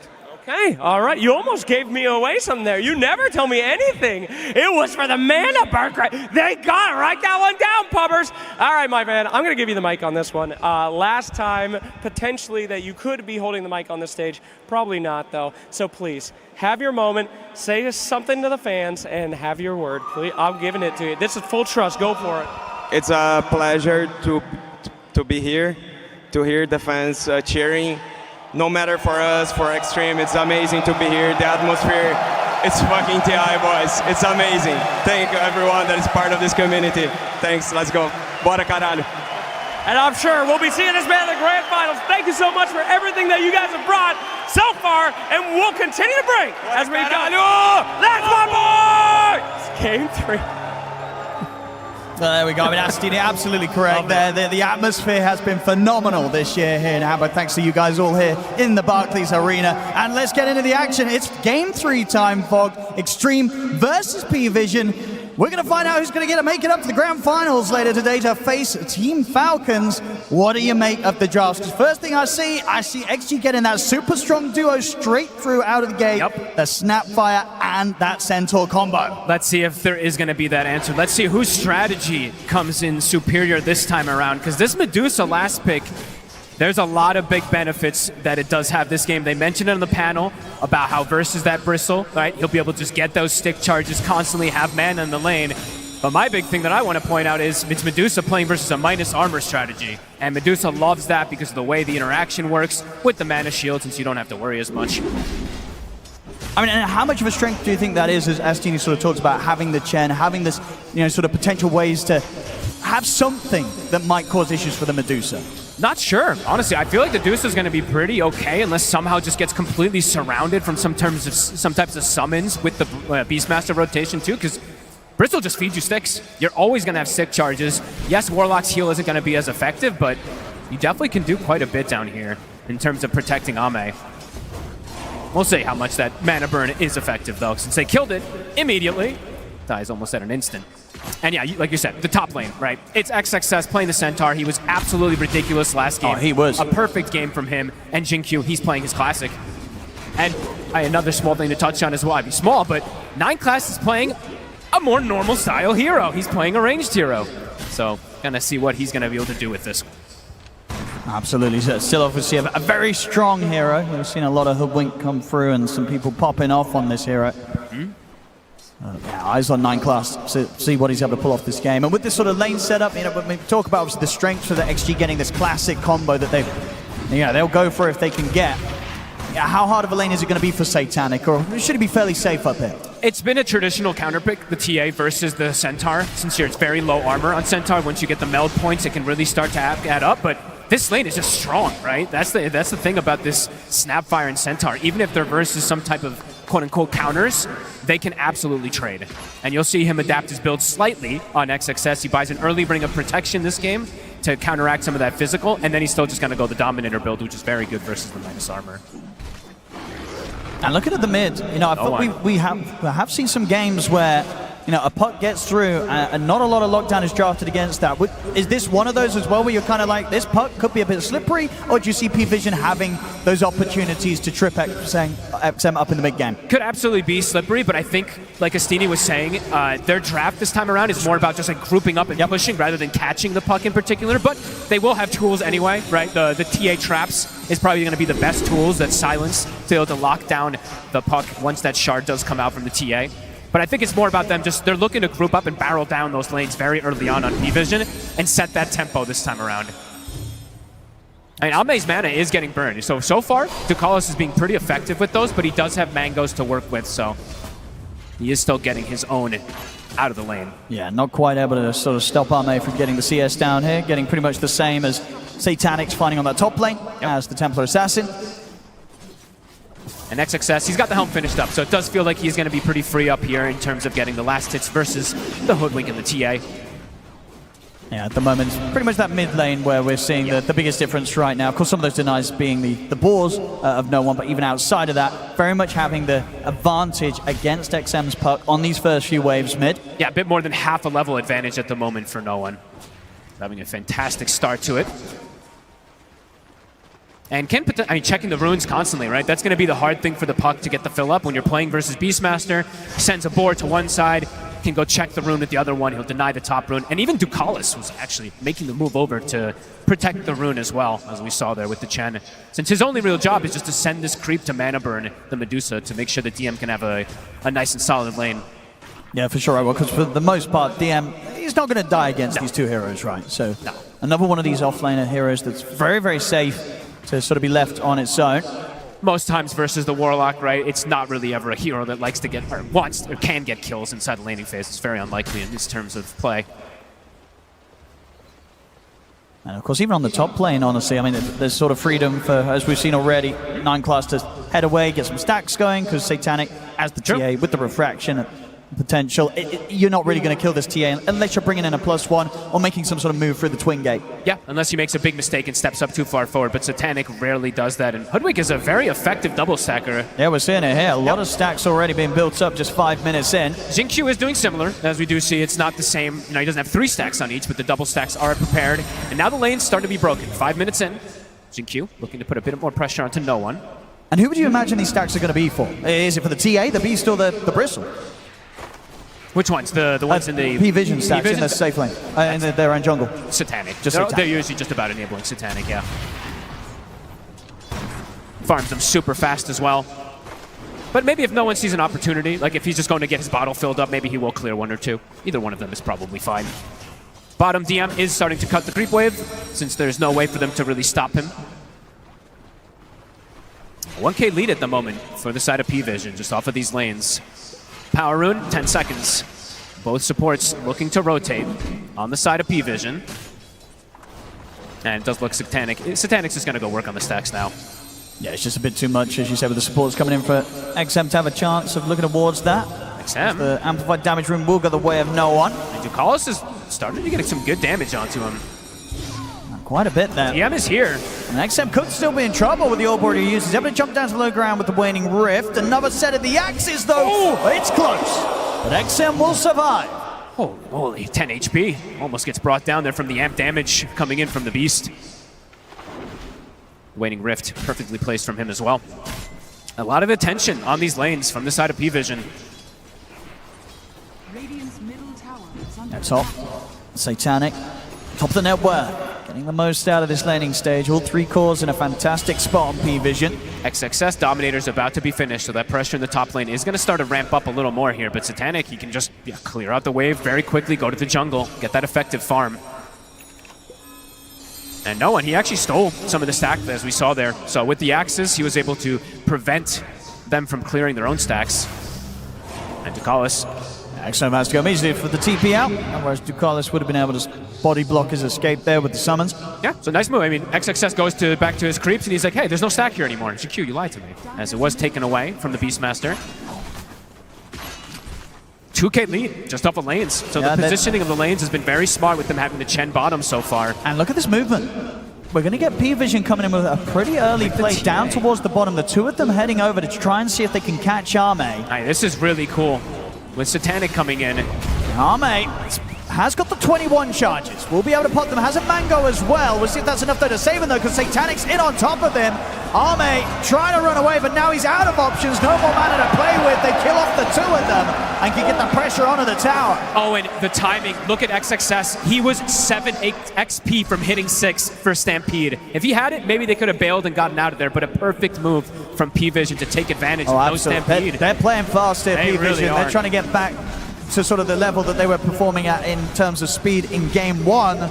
They truly are looking to set that tempo this game, and it is a very, very strong tempo draft that they do have.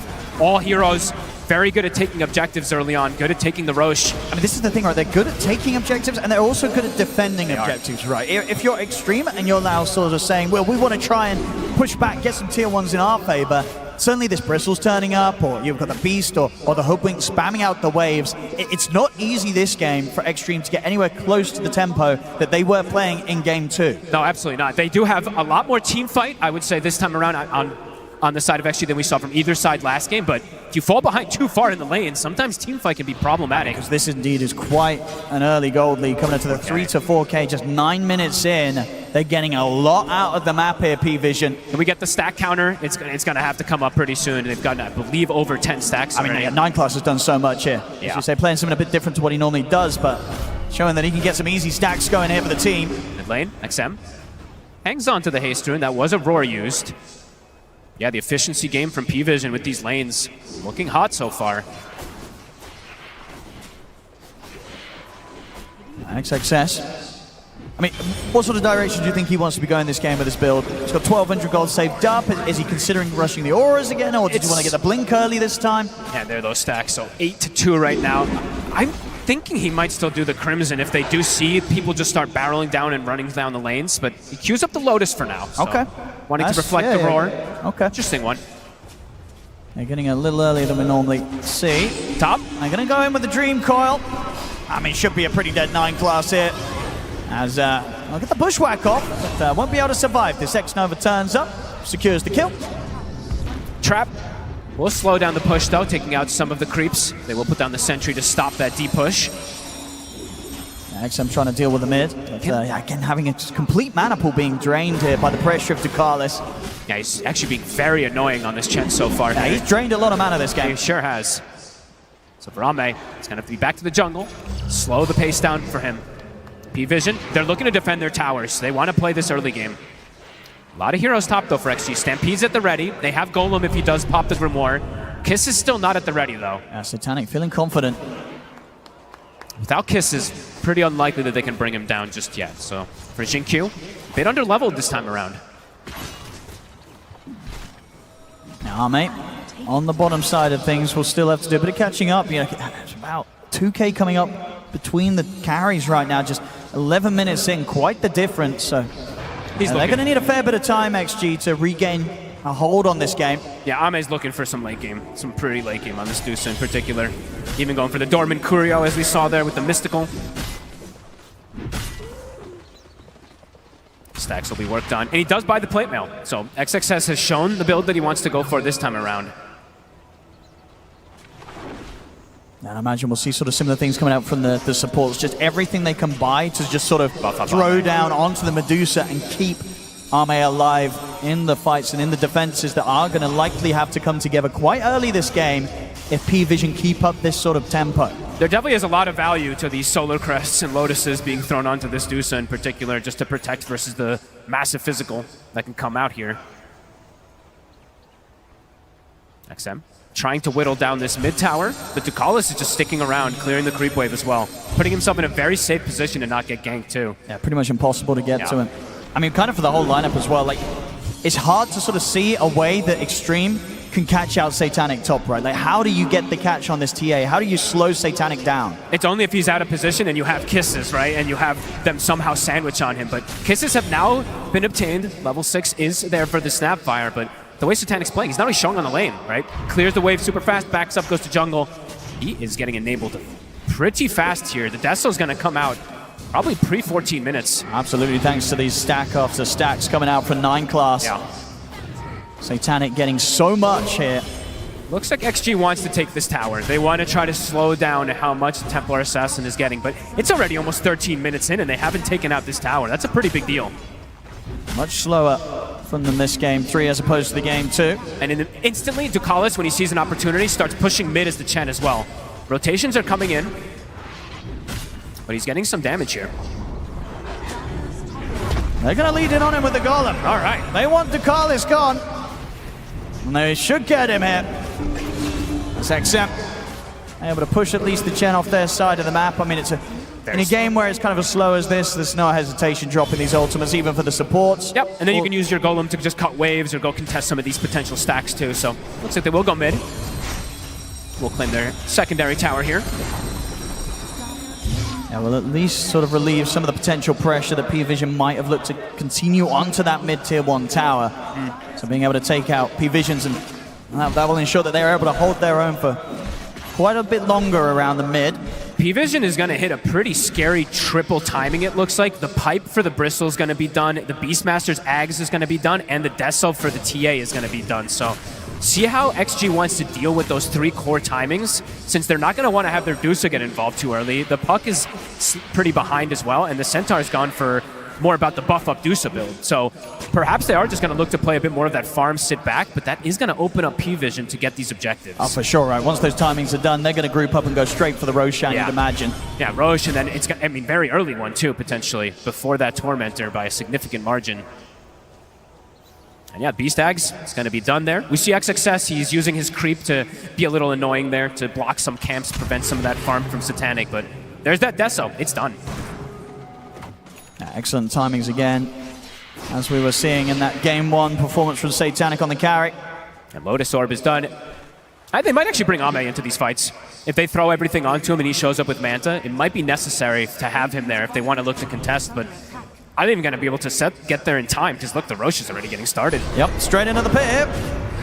It's going to die very fast here. The rally, the Aghanims is now delivered for the Beastmaster. I mean, they don't even need Satanic to be around with the Deso. Nope. They're doing it without him. This does not seem like they are aware. Mid lane, they use the coil for 9 class, but he's actually going to get away. He's away. And that's Roshan gone. Okay, no one uses the roar. It would perhaps just because he was going to start shifting positioning there. I'm not sure, but either way, 60 seconds, they get an Aegis. Getting everything that they'd hoped for so far in this early game, P-Vision. It all seems like it's going to plan for them. And kisses were used, coil was used too, so they can get the push going. XG has to be careful. Could start falling into sort of a similar position as that XG were in the Game 1 of this series, which proved to be a very tough one for them. I mean, it's a question this time round. I mean, I guess overall, trusting in a Medusa in this day and age definitely feels a lot more secure than trusting in a PL, right? Ame definitely has more of a chance this time round to be able to carry this one. If he can get to the butterfly timing, similar, I mean, not similar to the TB, but in a kind of similar fashion in terms of how much physical damage he's playing against, how effective it can be, but P-Vision just playing a bit too fast, a bit too clean so far here. 5K lead, TA at the absolute top, and his other cores, they're looking really good. This lineup definitely has a ton of synergy, as we're seeing on the side of P-Vision.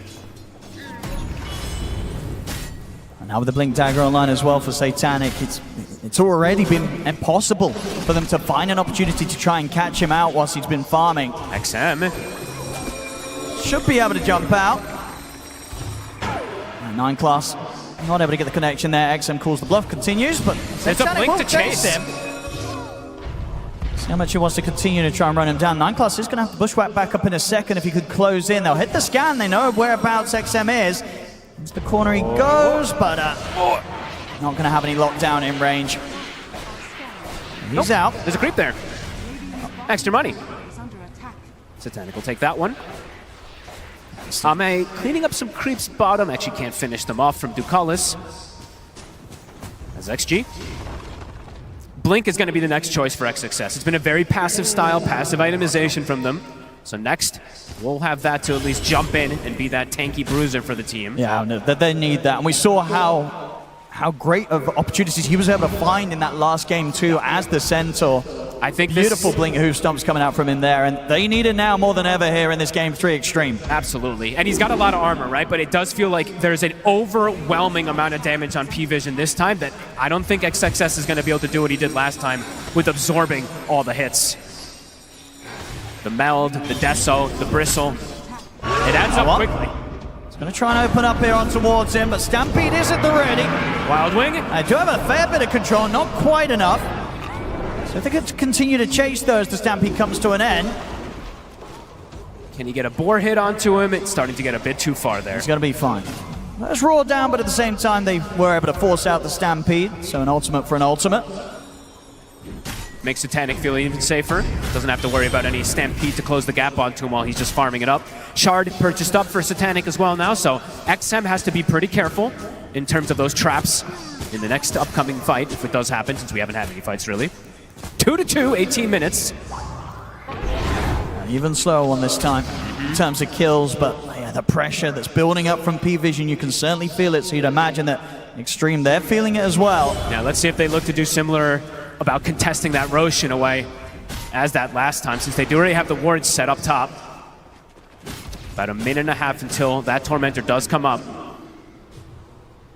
And looking set to sort of be able to line up this next round of timings, both No One and Satanic going for the BKBs next. We're going to see Extreme try to catch them by surprise. They're coming out with the smoke, seeing if they can kind of catch them separate from one another. No one is down on the bottom lane, but still has a minute left on the Aegis and does have Ducalis by his side.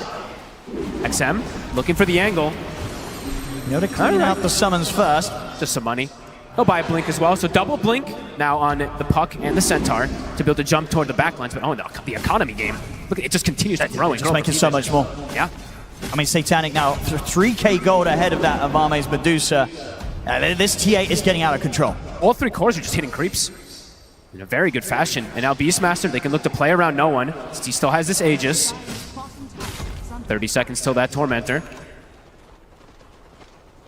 Truly does feel like they're getting everything out of the map here on P-Vision. And XG, even though the Deuce is farming, the other two cores are falling behind.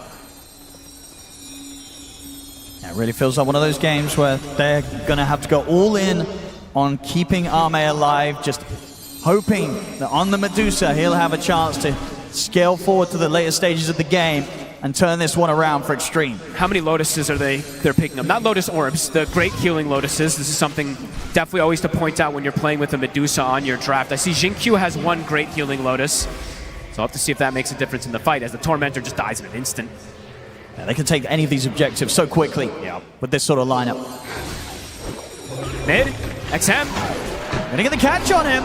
We'll get the Essence Ring off and a jump to the low ground with the Waning Rift and with the Shield Rune as well. He'll be fine this time, but it's close. I know, and they're just getting more and more ahead though. P-Vision hitting all these timings. As you said, the BKB is starting to roll in, a full S and Y for DM. When is the timing going to feel for XG that they want to actually group up? Is it going to be around Ame's Butterfly? I think it has to be. It probably has to be. Otherwise, it feels like they're just losing too much control of the map. No one? I'm trying for the catch. They're definitely just going to be looking to Arme, and it's going to be on him when the call's made to try and fight. And is it going to work out versus all these auras? This is the thing that the Chen can always bring in. Ducalis did get the shard before too, so we're going to see an Ancient Granite Golem. He's got the Wild Wing Ripper for that plus armor as well too. Their group up is terrifying on PvP. It's strong, and you're certainly seeing it in effect here now, starting to approach the tier 2 on the bottom. We will see the smoke come through here from XM and Xingqiu as they make their way over. The question is really going to be from XG is, are they going to have damage when they show up to the fight? Versus all these auras and all these items that P-Vision has been able to rack up. Let's have a look. They're ready and set up. Arme prepared and ready to join them. But the tower's falling. Ooh. No one. The axes actually clip XXS as it looked like he was going to attempt for a blink stun there. They'll smoke up themselves. You know, P-Vision are not afraid of taking this fight. If Xtreme end up walking into them. Because they don't have Satanic with them. But as it is, I mean, XG just don't get the chance to jump. They will be able to push them back and hold on to that bottom area for a little longer, but they don't get a catch. I mean, look at the Dominator creep from XXS, preventing that tier 2 from being pushed. He's racked up, what? Is that 3 creep waves? I believe it is, so delaying the push. Doing everything they can to try and expand the amount of space that Arme has to farm safely in. Do they look to push with this triple creep wave? I mean, it's a pretty big wave. Sure, they have ways to clear it out, but could look to pressure here. How long on Roche? About 30 seconds until we find out. P-Vision looking to set up around bottom. They have so many auras.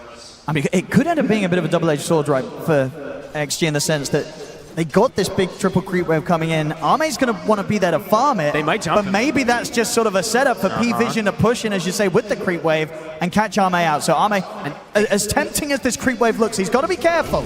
They actually have vision of him, so it looks like they're going to strike elsewhere, perhaps. Okay. Yeah, in the mid. They're going to go for him. The Lotus was there in time. Cookie to get him back a little bit safely under the tier 2 tower. XXS will be fine. Ame. Except, get the Dream calling on a no one, but the BKB's there. This is coming out, but P-Vision able to back off. Instant disengage after they force TPs, and that's Coil plus Kisses. Roche is up. BKB was forced there from no one. But they bring this Roche down very quick if Satanic is there. And Satanic, he is looking for the answer for that butterfly that he did see picked up, of course, from Ame. The MKB is going to come very quick as well. It really is. It's going to pretty much come guaranteed before Arme is even able to get that next time on top of the butterfly. Oh, and he's trying to find. Look at the last hits this game. 413 on Satanic, 331 on Ame. I mean, I know it's 2-2, but approaching almost 20 CS a minute. That is absolutely insane. Bottom. P-Vision ready to get back on with the push. XG, they were able to slow them down earlier, but this time round they're going to have to let the tier 2 likely fall. And Roshan is up. So XXS, he's going to try to hold on to it as long as possible. No one will get the last touch. Satanic, he's in. And straight away, XXS just has to pop Stampede immediately. He's terrified. That is extremely early to pop there. And now no Stampede, no kisses, and the Rosh is up. Can XG look to contest this Roshan that they're just going to walk right into? Doesn't feel like it. I mean, they've hit it with the scan, but as you said, there's no Stampede. It's a risky move to make, but...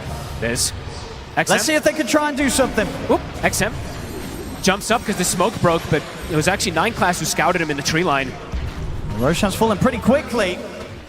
Takali's scouting things out here with the creep. Rosh is going to start shifting in 15 seconds.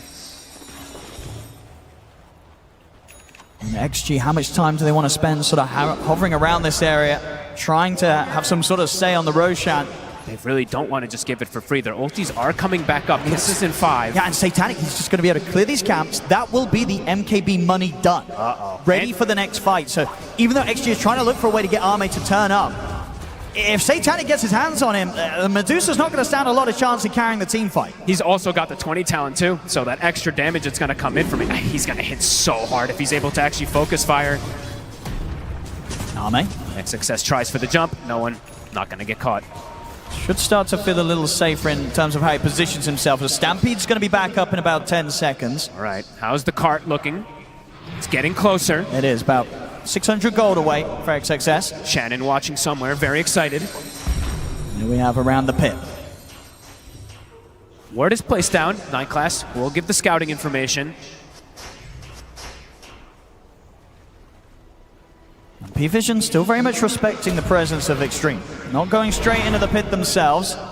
But they are forcing XG to stay in the area, and no one is farming. Easy dodge there. No one is just chilling bottom side, getting that extra farm, while all of XG has to stay in this area to watch the Rosh. Amp damage also on Satanic for this next bit of time, so if they do see an opportunity, they can still go for that Rosh very quickly here. No one is forcing the bottom side in. Xtreme starting to split back up, so they can at least have Arme getting a bit of farm on that top side. What's the choice going to be? Oh, P-Vision looking to make a move that they're just going to push. I mean, with the position the Satanic's in, they absolutely can. He doesn't need an Aegis to start hitting these tier 3s and seeing what happens. It's a catapult wave as well, too, so an effective push. Oh, look at the Dream Coil. Nothing more to follow up immediately. The hoof stomp is there. But getting through the refraction is not happening. Satanic just staying at full HP. They didn't even have to pop anything there. Now potentially can back up and just look for that Rosh. With those ults being used, could be an option if they want to. Satanic still having the BKB at the ready. Immediately, no one. He goes in. They do see it though. So they do have a ward right outside the pit. So they see that he starts it. XG. Right behind them though. They don't want to let this happen. Bottom, someone has to stay down there. If they don't leave someone, Satanic could start getting kind of cheeky down it. And he's got the frenzy creep too, so the attack speed bonus is going to be there to keep that push. Let's see how much he can get away with. Oh, they're getting split up, Owen. They got to make a call. They got to do something. What's the choice? Do you go for the Rosh? Do you go for your buildings?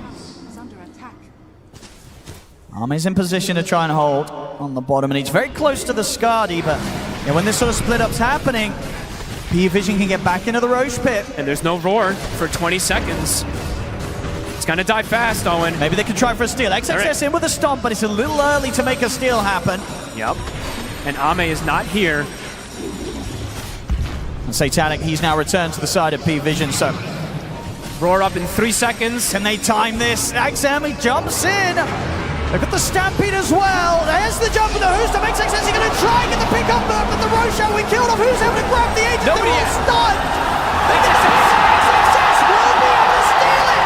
And they killed off the two of them. What a timing there. Coming in with the stone gaze, putting a stop to it all. And they clean up the chair as well. All right, Xtreme. XXS gets the connection. The roar came up in time. It hits everybody on the side of P-Vision. They have the information. XG, they're here to play. Yeah, quite a bit of action coming out of nowhere there. And now with the Aegis in their hands, not something that P-Vision is going to be able to rely on. It gives an opening for them to start the push back their own way. We'll see this jump again. No one could pick it up. XXS was just right on top of it. They couldn't click it. Yeah, and Arme just able to step up with the stone gaze. No one getting frozen by it, and no position really for Satanic to be able to turn and fight with Arme in there with the ultimate. That was picture perfect from XG. They needed that. They needed that big time. That Roshan, that Aegis slips away. And they make the right call, right? Those little split up things that they were doing, having Ame bottom, they come at the exact moment.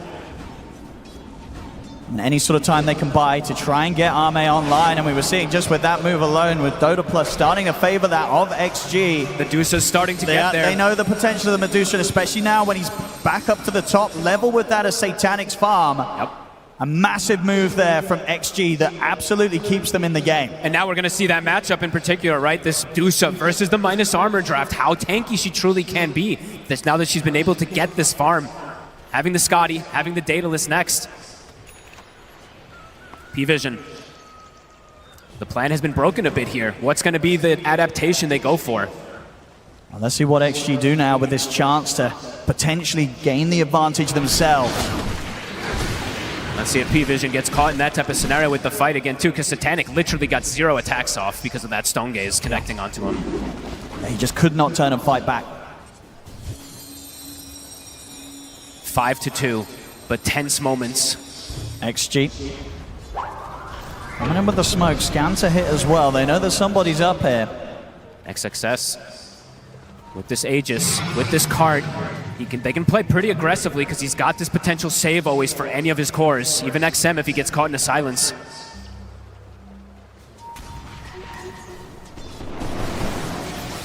Push again, P-Vision, they're still going to keep pressuring this bottom side with the catapult.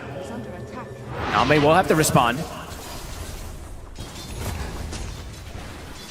The Hurricane Pike done now on Satanic, so a chance to slide out, reset, still get the hits in, even around that. But XXS trying to make the move on to DM. DM, of course, very, very tanky. He did just pick up a heart, so very unlikely they can actually chase this Bristle back there. And it looks like P-Vision not really overreacting to all these plays that have happened so far. Still splitting up, getting that farm going. Beastmaster, a full refresher finished up. So still feeling confident. Maybe waiting until that Aegis goes down and looking for their own player. Maybe they're just going to look to play around objectives every single time. Look to play, go for the next Roche themselves once it does get taken away. Still very much knowing that kind of across the board, the farm does favor them on their 3 cores. For XG, it's very top heavy, resting on the shoulders of Arme on the Medusa. He does not have that Aegis, of course, too. So if they full focus fire the Medusa, they could potentially kill if they have XXS controlled in a way, so he can't card it. And they're going to have a haste rune ready for no one for the next move, and of course with that freshly picked up refresher, chance to find that solid initiation with the double roar. Going for his own Lincolns too, so he doesn't roar himself potentially. DM just continuing to grab this mid wave, making sure that with these last moments of the Aegis on XG, they can't really push on for tier 2s. No. Too hard to push out also versus TA. TA just puts traps in every lane, just can pop the trap and continue to slow down the push too. So P-Vision's, when the game slows down, you still see that economy game go up for them. Even though they did lose that Roshan area, they go back up to this 12k lead after just a couple moments. Stepping out in the bottom lane here. Okay. Last 30 seconds of XXS's Aegis, and ready to see if they can make some sort of jump. Not gonna happen. Satanic quick with the blink. 20 seconds left on it. I mean, can they try and push this tier 1 tower, or is that still a little too risky, do you think, for them? It can be dangerous. P-Vision can definitely still look for these fights. I mean, Arme feels strong. And does have a lot of damage to dish out with that Daedalus stun. Oh, clever move there from no one. He was going to go through the portal and he was a bit afraid, and for good reason. XXS was there ready with the Centaur Conqueror. Sends the board through scouts. Now they're going to TP. P-Vision is looking for the fight now. See if Xtreme is able to work that magic they did before. Positioned on the high ground. A Daedalus set on Ame. Now ready to start hunting for them. XM ready to join. I mean, they could be in a good spot to try and just sort of attack from the backside here and get this wrap around. They don't have a smoke of their own. So it's going to be revealed immediately when they kill the trap here. Xnova will pick up one now, but it has to make its way out to him, so... And the maybe. push. It's going to come in. DM's going to hit the tower. Yeah, they got to get back in now. Flip is forced. XXS does get the jump, but again, this Bristle feels pretty unkillable at this moment in time. Not the target they want.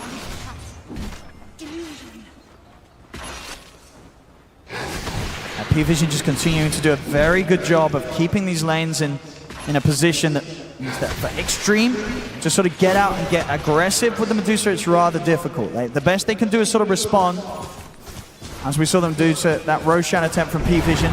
That's probably that to get Arme in position to fight. I mean, that feels like what this game is just going to be, right? It's going to be about the Roshan contest. Who's going to be able to get these Aegis at this point? P-Vision, every time the game slows down, their net worth just continues to skyrocket on the 3 cores, so... Let's see how these next approaches come. As Ame, level 23 has been hit. Getting closer and closer toward 25. But same thing for Satanic to be said. 24, he's got the Swift Blink finished up. His damage also continues to grow. This has to be the lowest kill count game I think I've ever had at 35 minutes in. It's a tense one. We'll call it that, but yeah, 5-2 at 35 minutes in. Pretty crazy. It truly is. It is the most important game for these teams at the moment. And the last chance for both of them to make it forward to the grand finals at the International. Nobody wants to be the first to make the mistake that could cost their team the game. So both teams playing ever so careful now in these moments. Ooh, and Ame looks like he is going to go down Silver Edge route. So looking for an option to be able to actually kill DM, because until they have a Silver Edge, killing him just feels pretty impossible for now. And DM has been posturing himself a bit far forward here. No one, as we said, the Lincoln's soon to be finished to prevent Roaring himself in particular. And yeah, P-Vision, as we said, gold lead. They do continue to grow it. Ducalis also going for the Crimson Guard next to block out some of that Deuce's damage. 25 has been hit. Satanic, fraction instances are there. Now Ame very close to 25 himself. Just under a level behind. XM will be able to snatch that shield rune. DM was about to pick it up. XXS holding on to the defense down bottom. Roche, it's a very, very quick spawn, Owen. Trying to clear out the way, but we're going to see Satanic make the jump over towards him. He's got the Ghost Scepter at the ready though, XXS. So at the moment, of course, no answer from P-Vision for that. They're very close to having Nullifier on DM, so shortly that won't be as much of a problem. Silver Edge almost for that Medusa as well to be able to kill the Bristle. XM scouts the Roche. They'll definitely want to have a say about this. As we saw last time for Xtreme, it absolutely gave them a little bit of life in this game to get Arme to a position where he might just be able to carry them here on the Medusa. Can they contest the Roche successfully again, though? And we have to keep eyes also this Roar of Retribution. It's something we always have to keep tab of in these fights because it does make you take that extra damage too. So we did see really make a difference in that last fight. DM? He's going to start it straight away. XM knows what's up.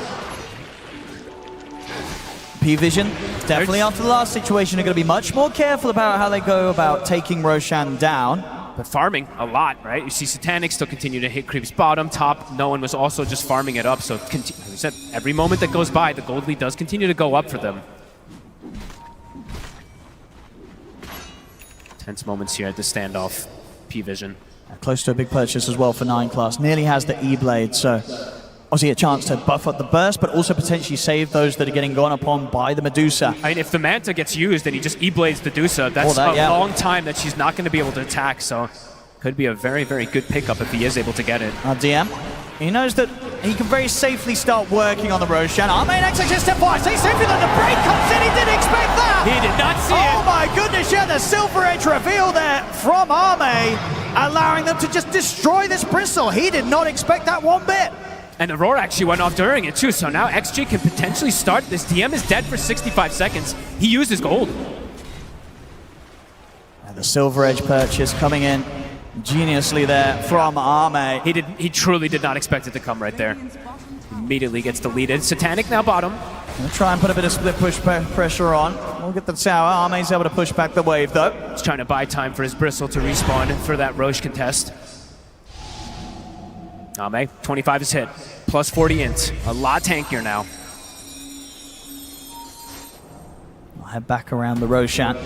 And the next few pickups, too, for Ame are going to be scary, right? Once he gets the Aghanims with this build, Daedalus plus Scotty, he is going to be hitting very hard on everybody. They can step into the pit themselves now. XM's got his eyes on him. XXS in. There's another pickoff here around the pit. Definitely setting up now for the opportunity to step in and go for this. 9 Class will fight back, and they'll have DM back in 10 seconds. Ame's going to take this down pretty quickly, though. He's got a lot of damage on the Medusa. P-Vision, if they want to interrupt, they've got to try and do it soon. There's the roar. But Wink does tap it. Can they time it?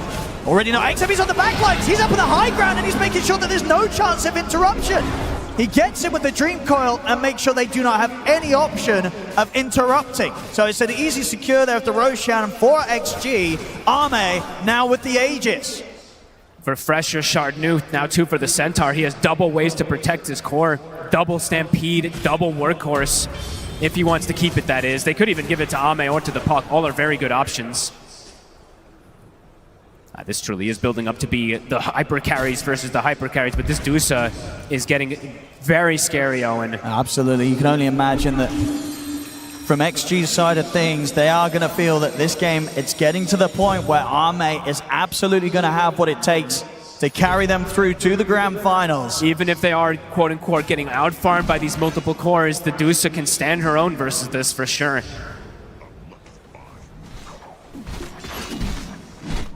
SDM has to be very careful now at this point, too. He can just die in an instant, in one stun. Can't just get brought down because of that Silver Edge. See where Ame's going to go next in the build. Looks to be going for the Swift Blink, wants that extra bit of mobility and positioning to get stuck in right in the midst of the team fight, knowing that he has so many ways that he can be bailed out even if the initiation goes wrong. See the jump straight away in, there they go, they look towards him, but the roar comes out, and now the damage will take down, it comes in, and he focuses towards XXS, takes him down. Ame moves forward over towards DM, DM able to turn his back and run this time, the break comes in, the outlaw stuff gives him a chance to continue to escape. They have the bushwhack lockdown on towards Ame, starting to fall low at the mana, cooking forward aggressively, Ame trying to push on forward against the 2 of them, trying to chase down no one, but the mana's gone. Ame is isolated. So low. He still, of course, has the Aegis. Can Satanic finish him off the once he can? That's the Aegis gone. Round 2 though, XM makes the jump in onto Satanic with a Dream Coil. BKB there straight away. Satanic retreats. They're kiting him. They're trying to control Ame here. Can they get back in on this? The bushwhack's there. Satanic bringing in the damage. Is it enough to take down Ame? No, he's still got half mana to play with. Not quite enough physical to burst through the Medusa. He's almost alone now. It's just him and XM versus 5. XM.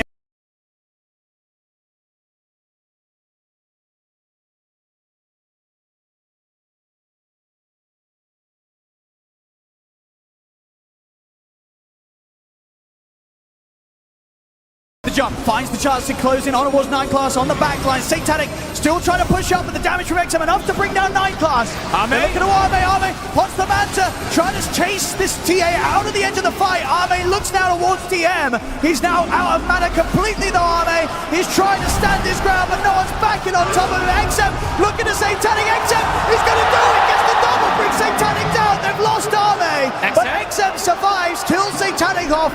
And can he get out? He's away with the phase shift and the blink, the orbs up.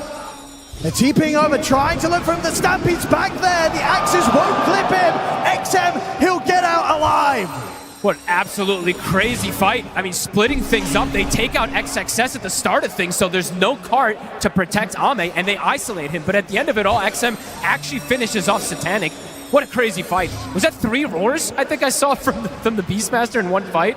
Must have been, as no one finds the backline there. My goodness, this game showing to be absolutely anybody still. And just showing sort of how particular P-Vision have to be with kind of the focus in these fights, right? Yeah. Like, are they calling to go all in on the Dusa, or do they have to now spend more resources on being like, hey, our TA on the backlines, it's getting destroyed by this Pug.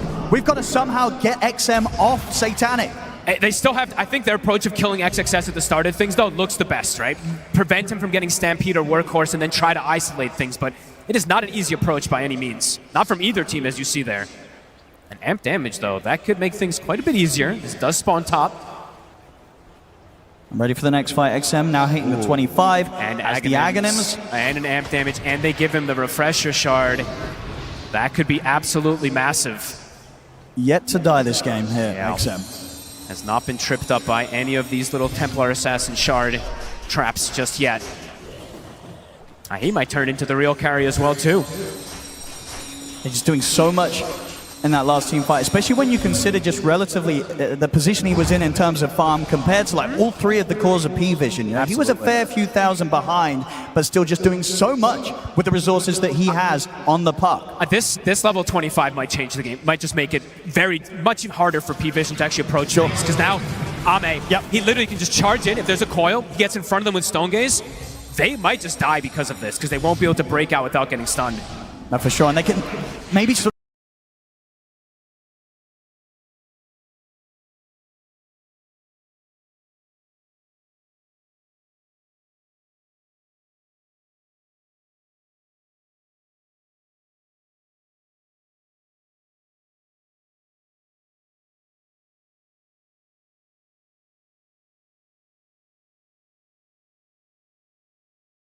try and turn and stand their ground and try and kill Ame.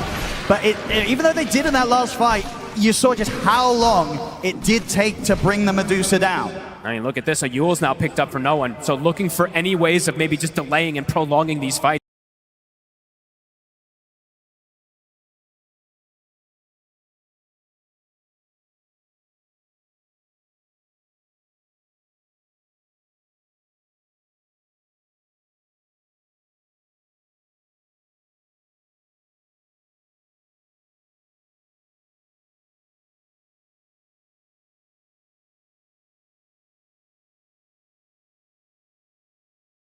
To jump out, so Satanic, the buyback pays off. Buybacks are going to continue. XXS, he wants to get back in on the action. And now XM, he wants a part of it as well. They're going to break in again onto DM, Scatter Blast, Little Shredder. They're trying to close it. Can they finish off the Bristle? DM able to get through the trees. Cooking out, Buyback close the gap, get another touch in on towards him. He speeds up with the Disperser. Stampede as well. They're chasing down DM. Scatter Blast hits Ame in on top of the Bristle. Nowhere for DM to run. And they take the Bristle down. Multiple buybacks from both sides. Trying to kite the Dusa as best as possible, trying to go for these backline heroes on P-Vision, but it's hard to ignore Ame. He's got too many tools to catch up to them there with the Stampedes, with the Disperser, but XM did buy back. He did. That is a big one too. Him and XXS coming in with a buyback. We'll see how much they want to try and force it, because obviously if they can take Satanic out, could just be it could be game over. Whereas for them, if say they do die, they don't have the buybacks available. As long as Ame's still in the game, ready to hold, there's a chance that XG could hold without the full 5-man. So a slight window opportunity here for XG if they want to try and play on the aggressive. Absolutely. We see there, Ame, he now has gold for the buyback. We're seeing the switch and build here from Satanic. He's going for a butterfly, so looking for a tool to be able to fight back versus this Dusa. But this 25 coil, you see the power of it. XM. You just get a catch onto the main core, and there's not a whole lot of counterplay versus it. Especially if he can get this nullifier as well. If he's able to jump in, get the coil off, throw the nullifier down on a key target, that should be the setup required for Ame to follow, bring in the damage, and get these sort of kills. Because the only way that they can actually save versus that Ags coil is the Wind Waker from no one at the moment. So if they do get that nullifier on top of it, it could just be game if they do bring down that TA. Buyback situation, as we say, has to be watched here in this next play. Watch no one in particular. He might change the way he plays and approaches a bit here because of this Wind Waker to protect the TA versus that 25 coil. He's going to be desperately trying to scramble together that last 1,000 gold or so. Does not want to be caught without the money for buyback. Very true. A BKB now for DM, so we'll give him a bit of a better chance of being caught and found at the start. This game is absolutely crazy. And here we go. They're going to go for the smoke P-Vision. A potentially risky move, but again, at the same time, if they can get Satanic in position and they can kill both XM and XXS, that'll at least give them the opportunity to very likely secure the next Roshan and maybe even take away a set of racks. Maybe even more. It has to be the way they approach, right? Is isolate the Dusa, kill the rest of the targets, and then go for it. Ame commits the goal. He is going all in. No buyback on him, so now essentially all three cores of Xtreme playing without buyback here with Ame spending up. It is a extremely strong pickup. Gonna go for the Raw. This rack as well. Just a little bit of a tease to see what they get out of XG. Nothing too much to be forced. I mean, this Aghanims is pretty ridiculous. Going to be able to hit all the targets. Oh, and they're going to go for this XG straight away. With Ame going all in, they want to try and enable him in the fight and find the opportunity to bring down Satanic and take him out for good whilst his buyback's still on cooldown for 4 minutes. Roshan up 2 seconds. Who's going to get the positioning for this one here? No one does have the buyback at the ready. That's the nullifier done here for XM. Okay. Now, yeah, as you said, now he can pretty much prevent that save that can come out from the Beastmaster and focus that target. Allow his Deuce to hit. P-Vision, what's the call? Roche is going to get started. Ame. The roar will come out. Okay, P-Vision making their way over. Smoke up from themselves. Incredibly XG to hold the high ground. Ame. That Outworld staff could come into play to protect DM a lot versus this break right now. We're seeing it already a few times, given that extra little moment to survive throughout the break duration. Yeah, split-second things could absolutely make the difference here. Either that or an E-Blade to protect DM if the nullifier is not on him. P-Vision being persistent here with their attempts to try and catch XG by surprise. What's the rune gonna be? No one's got the high ground set up. They're gonna see Ame step forward. They get the pushback on him. BKB for 9. He's ready to look for them. He gets the roar straight away onto the center. They're trying to focus XXS so he cannot get the save off. DM trying to push him away from Ame. Refresher will pot to the Wind Waker away. No one trying to step out of the fight. Ame getting a few hits in with the Skadi, but the BKB's out for no one. He'll get out successfully. Spell casting super fast from both sides. The E-Blade thrown on DM to protect him. I mean, and we're seeing just, for no one, he's only got his sights set for the Centaur. He wants to make sure that at every possibility, there is no chance that XXS can get in and get Ame in the cart. And that was his Aeon Disc popped. So a very important one. XXS, it's 80 seconds that Aeon Disc won't be available for him if they do focus him. P-Vision. Standoff at the Roche again. Satanic thinks about sort of pushing forward onto the Roche himself. Have a smoke from P-Vision there. They're eating through these smokes. That coil still on cooldown, 20 seconds also. Doesn't look like they'll be able to take advantage of that one as the buybacks are getting closer and closer. They are just a couple more minutes until we'll start seeing them all come back online. Ame also very close to farming his backup, 1400 to go. And Satanic, considering his next option. The XG has to just stay in this area though. I said XXS, 25 seconds. Aeon Disc is going to be back at the ready. Both teams wanting the Roshan, but also not wanting to get caught without the buybacks. It's all going to be about who can get the better initiation, who can get these catches on these cores, who can kite out these super strong carries. Ame, he's in. Start. Stampede at the ready. They have the means to save him if he gets jumped. P-Vision knows, so very cautiously approaching the fight. Taking out a fair bit of mana already. That's 1200 gone. Double catapult wave on top with, I don't even know how many, 12 range creeps. So top tower, very likely to fall too. So tier 2 pressure. Someone's going to have to deal with it. It's going to be XM. And no one able to farm up enough buyback to get the Aghanim's Blessing and still have the buyback gold. All right. Satanic's turn starting it again. Try and take a poke at the Roshan. Stampede's going to be there. See off to the side, they're looking at DM, force out the BKB. It's too hard, too hard for them to focus him. He BKBs and then he Outworld staffs and we'll be okay. No BKB though, 85 seconds, but that is a Stampede used.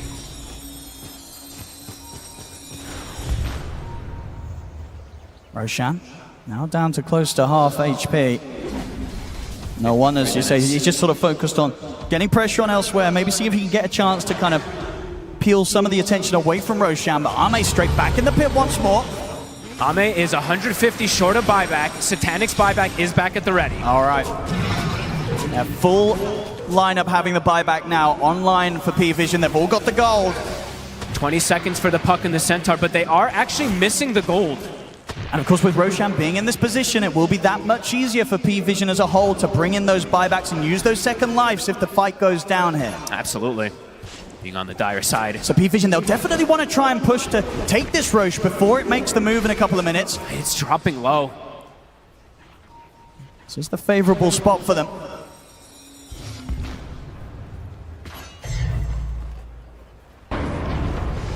XG. You can feel that pressure. This could be a very, very painful team fight for one of these two teams. They dropped the banner for Vision. After the jump of the outward star. It's there. Goes to the hoof stomp. I'm trying to get back in onto Arme. I mean, that's pretty funny, right? They dropped the banner just for Vision. Since I don't believe that they have any wards left. I haven't been able to check. Okay, they do still have one left on X-Nova, but... XG will have to deal a little bit with the creeps. That top wave getting very close to the base, so... Roche is going to start shifting, I mean, relatively soon, 40 seconds. As we said, that will very much be in XG's favor if they can sort of wait this out. Ame. One. He's going to get bashed by the Roshan. He's got the Wind Waker ready to get him safely out of the pit. Got to be careful when you come close to the Roche. I think Ame got out of range of the sentry there, so he was invis, wasn't able to get that roar. Looking at DM again. DM BKB back up on off cooldown. How many greater healing lotuses as well do they have? I've been just checking. XG always seems to have at least 2 at the ready, so they will be feeding those to Ame. Looks like XG's chilling out a bit now. But they know that 55 minutes is coming up. They're finishing that buyback, right, in particular. We're potentially going to have all 10 heroes with buyback soon. XXS the only one short of it, 900 gold away.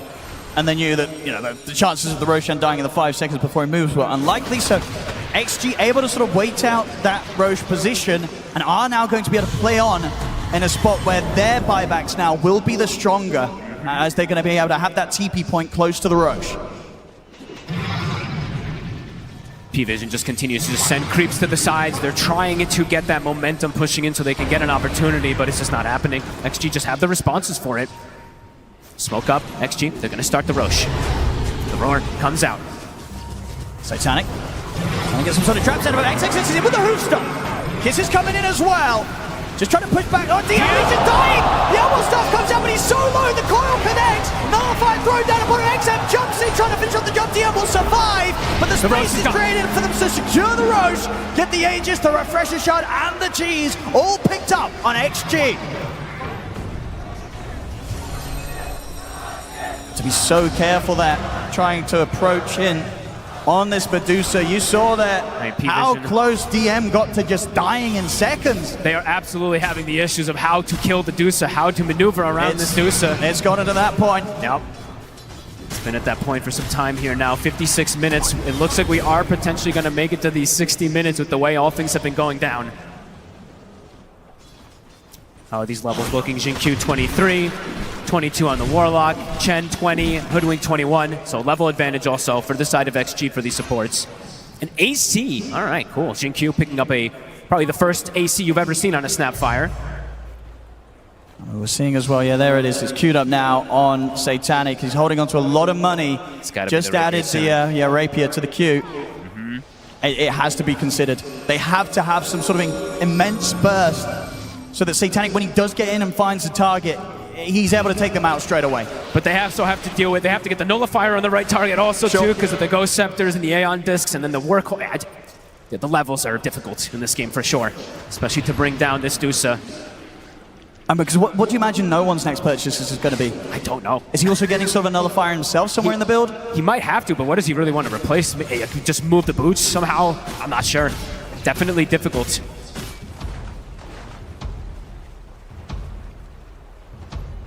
XG, how much do they want to try and push for with his 3 minutes of Aegis XXS on Arme? Has also hit level 25 now, so extra hoof stomp duration. It's at 3 seconds. 3 minutes.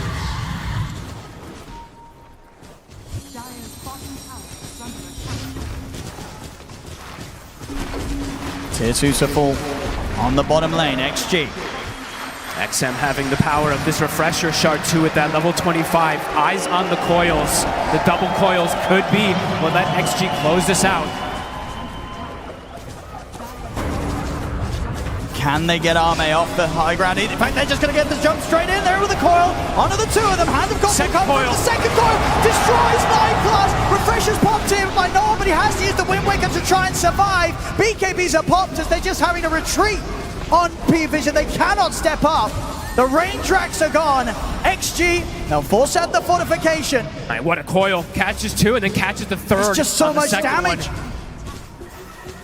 As 9+ just gets deleted And that combo there laid down by XM. He's going through backdoor. They'll take out the full set here on the bottom lane, and still 2 minutes to go with as they can look for more. They'll swing back across towards the mid and the top lane to alleviate some of the pressure that DM was pushing in with against them. But XG, they could very much be set up to look for another set of barracks during this Aegis timer.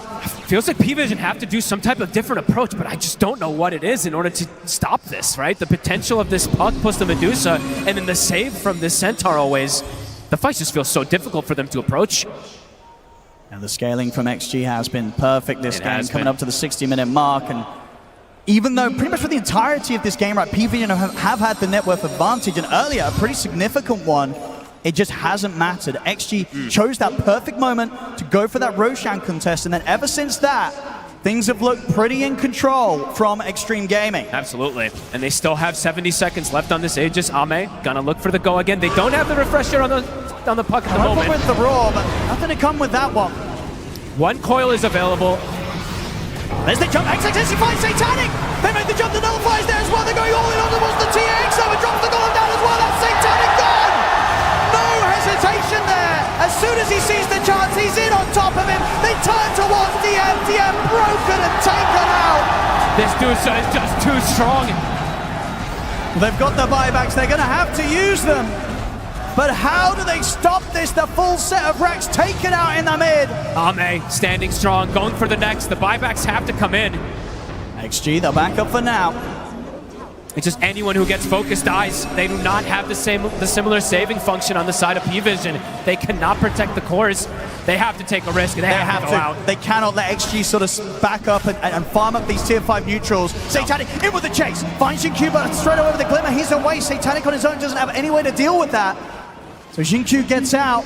They'll get the chance to find their neutrals. We'll see at P-Vision. They'll probably stop the chase and look to just try and secure these 60-minute neutral items for themselves. Oop. Have a little bit of a breather. I think we all need that little bit of a breather. XM, he's about to have his own refresher now finished up. He's at the liberty, of course, of a couple of refresher shards, but he is about to have this one done. So these coils, as we said, absolutely crucial. I think Xtreme Gaming, they can definitely taste the victory in this game. They're so close to being able to step forward to the grand finals. Just wondering what's the approach going to be from P-Vision, right? There's just so many different tools that they have to get through. How do you protect the TA versus these coils? How do you focus the Dusa? Or how do you ignore the Dusa, really? There's been a lot of difficulties for them to approach. Yeah, they had all these sort of earlier timings where they did their best to try and play for P-Vision, putting that pressure on, but at most they took the tier 3 bottom, but they were never able to take a barracks away from Xtreme during those earlier points when they had a significant gold lead. It's just been the Roshan contest, right? Xtreme just coming out ahead in almost every single one, if not all of them. And just having all the buff ups, right? They put faith in Ame, and that faith is absolutely working. Now more Lotus Orbs to throw onto him. Let's see what sort of crazy tier 5s they can find on both sides. As they should get the space on both teams to farm these up. How's the last hits looking? We're breaking that 1,000 point on both of the carries now. And that's who's going to get what? Audacious, Stygian, Desolator for Extreme coils from XM. He's going to kill. It feels like he's going to kill everybody. He might. You know, it might be a situation where Ame's going to turn up to the fight and everybody's already dead. Yeah. So I guess you don't need me. XM is insanely farmed. The damage output from this puck, it's going to be ridiculous. Yeah. I don't know how you protect each other versus this on the side of P-Vision. And both of them getting Audacious. Yep. So they've got this extra magic attack damage on their hits. And I imagine right with the Medusa, you get Audacious, it will make sure with the Aghanims that all of the hits are doing the extra 80 magic damage, right? Yes. It should. And he's got spider legs too, right? So he's got this liberty to move in and out of the fights easier. And we'll see, Satanic, just get the Stygian, he has got that extra attack range as well, so maybe a bit of a chance for him to find the position, but still yet to be able to get a way to slot the Divine Rapier into his item build. And just honestly, he hasn't really been able to attack the Dusa much in the last 20 minutes, right? It feels like Satanic has to be so cautious. With these buybacks down as well, too. Yeah, and XG having all the buybacks available here. Yeah, it feels like P-Vision, they just have to go all aggression, right? It's like DM has to, he takes the Regalia. So any type of extra damage that they can potentially get is absolutely needed as Xtreme looking for the potential closeout here. Roche is up in about a minute if they want to be very patient for it. but they do have quite a bit of tools at their arsenal right now. XM, eyes on him. They're going to get the jump. Straight away the Wind Waker. We'll see no one back off. Coil will be there just onto the one of them. They have the Glimmer as well to keep him safe. Look and at the Kiss is damaging so much he has to pop the BKB and run. My God. I mean, that's just the one coil. Lincoln's did block the nullifier there. I think if it did not, likely he could get brought down there. No one. Still has the refresher. BKB was used. Worth noting as well, because Ame does have the moonshot, and even on top of that, still 9,000 gold. Yeah, he's full. He's full slotted up. About to hit level 30 as well, too. Not the most impactful one, but any little bit can help. DM. Queuing up the AC next. I mean, DM's growth has... he's had like the same items, it feels like, for the last 25 minutes at the least. XG. Ready and waiting outside the base. They can just wait. Every time that XM has coil, it's going to force a reaction from P-Vision. Still these 4.5 minutes of which that if DM or Satanic go down, the game will fall to an end. And P-Vision's hopes of making it to the finals will come to an end as well. XM is in with the jump on Satanic. They hit the BKB off. There's that Wind Waker. It's going to give him a chance to survive through the coil. No one's in with the roar, but the card's there. XXS able to pick him up and take him out of the action, Ame. Keep him safe. Keeps him close enough towards DM, though. DM's BKB comes to an end. DM's got to run. The Scatter Blast catches onto it, though. DM, he's dead. 2 minutes without buyback. It's so impossible to approach these fights. Ame is just a raid boss, and he's got XXS every time to back him up. Satanic, he's got the rapier, but it may just be a little too late. Look at the damage. And there's the jump. He's going to try and look towards Ame. Satanic putting all his attention in towards him with the golems up. They drop it down on it. Satanic, the stop from XG. It's over. GG is gone. Xtreme Gaming are moving on to the grand finals. Wow. What a game, really. It may have been, what, 5-2 at the 35-minute mark, but XG, with utmost patience, taking all these Roshans, just knowing when to strike, not letting Satanic get those Aegises, and even at a goal disadvantage for almost the entirety of the game. You didn't really see it, you didn't feel it. This Dusa, far too strong with the backup of his team. What a game. Absolutely. And P-Vision, they did well to get this far, but falling at the hurdle, won't be making it forward anymore. Yeah. XG just having their number and knowing exactly what to do in this sort of game was very apparent, right? P-Vision wanted to try and run them over. Xtreme, they just didn't let it happen, and they chose the perfect time to bring Ame to the forefront of the fight around that Roche and just get the turnaround started. I literally don't think you could ask for a better fight that they could have gotten there, right? Because there's literally the Roar of Retribution comes out, the Roche is about to die, they get the stun, they block the Aegis, and then the Stone Gaze clips Satanic, he gets killed. That was, what, 25 minutes ago or so, but it felt like that's where XG hit their stride, got all their power. Absolutely, and just the playmaking right from the two cores around Ame. You know, having XXS again in this game, getting some incredible hoof stomps. It's like as soon as you show, this Centaur's on top of you. He's ready to start the play, and those last few fights as well, the pressure that this Puck was doing, just putting on against P-Vision, they just didn't have a chance. They couldn't get anywhere close to their targets. What a game, what a performance. Ladies and gentlemen, give it up for Xtreme Gaming heading forward to the grand finals.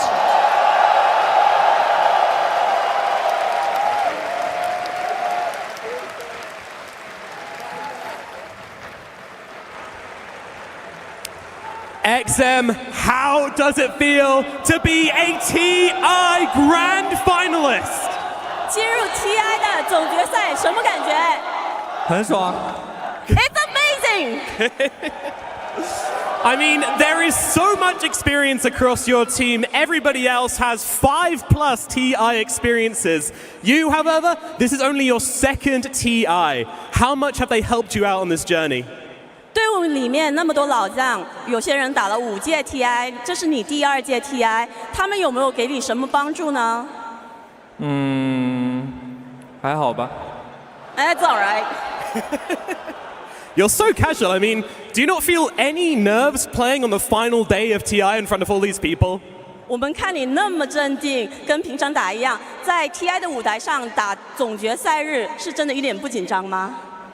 可能我就是不紧张嘛，就是决赛选手。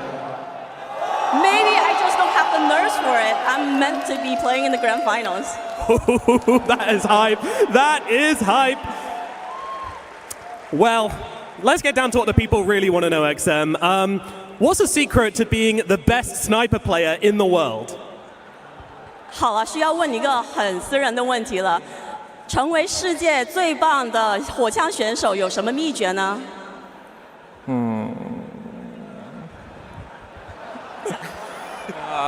秘密。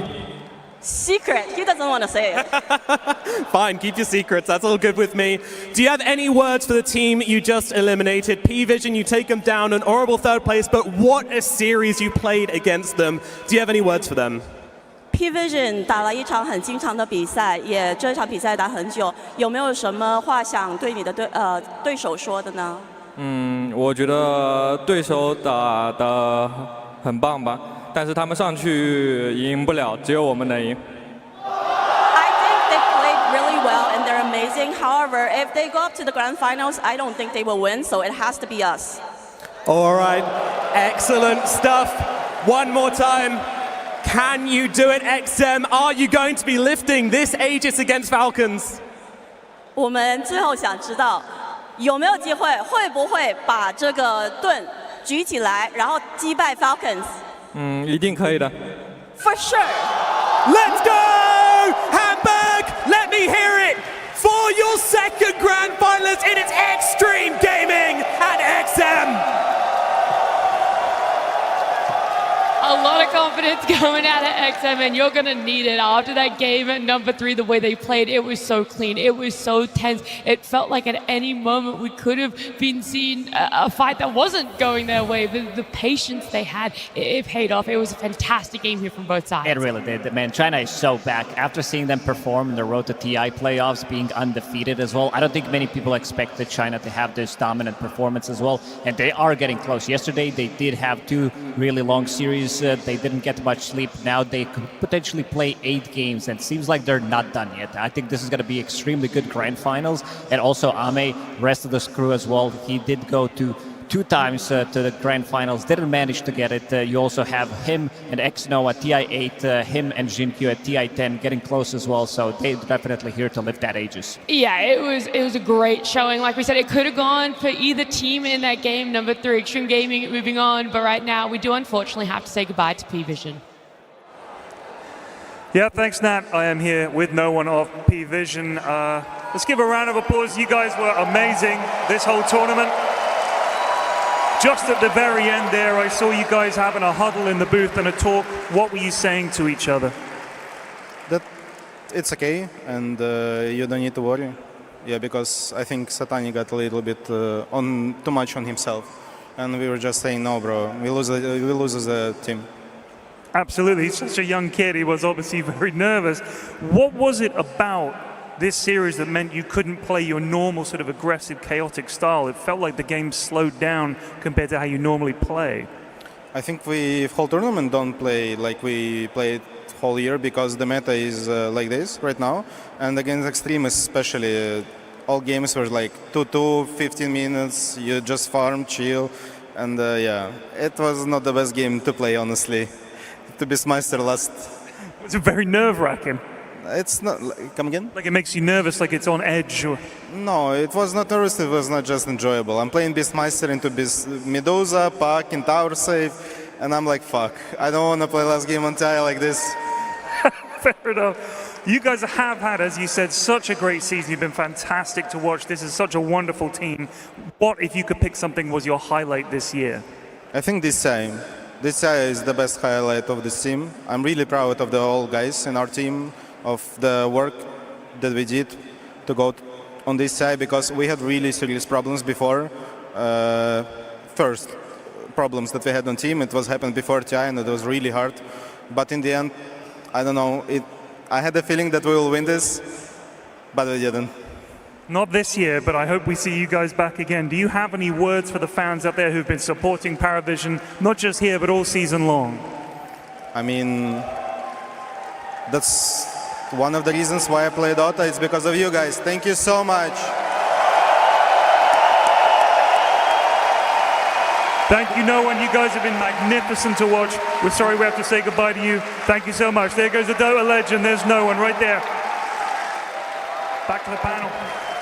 Thank you so much, Pyrian. And of course, it's not an easy loss by any means, but third place at TI, it is a feat in itself. And the way that they played all throughout the last 2 weeks in this series, yes, it wasn't enough, but it was enough for Dota viewers. I had so much joy watching everything that they did here.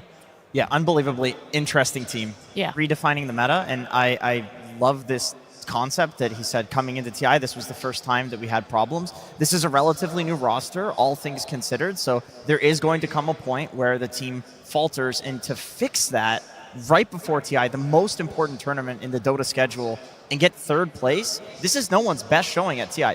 That's incredible. Yeah, it's definitely not easy, like fixing whatever problems they had, especially interpersonal problems between the players or maybe draft issues, you know. Like, it's actually something that not every team is going to be able to do. Yeah, I think this loss might hit a little bit harder for them just because of how good this early game felt that it was going on the side of P-Vision. It was very close. They could have closed it out a little bit earlier there, but it all started off in the lanes. That's what these 2 games previously have kind of indicated as to who's going to be that winner. But for this game number 3, P-Vision just had really good lanes. They were really strong in that way.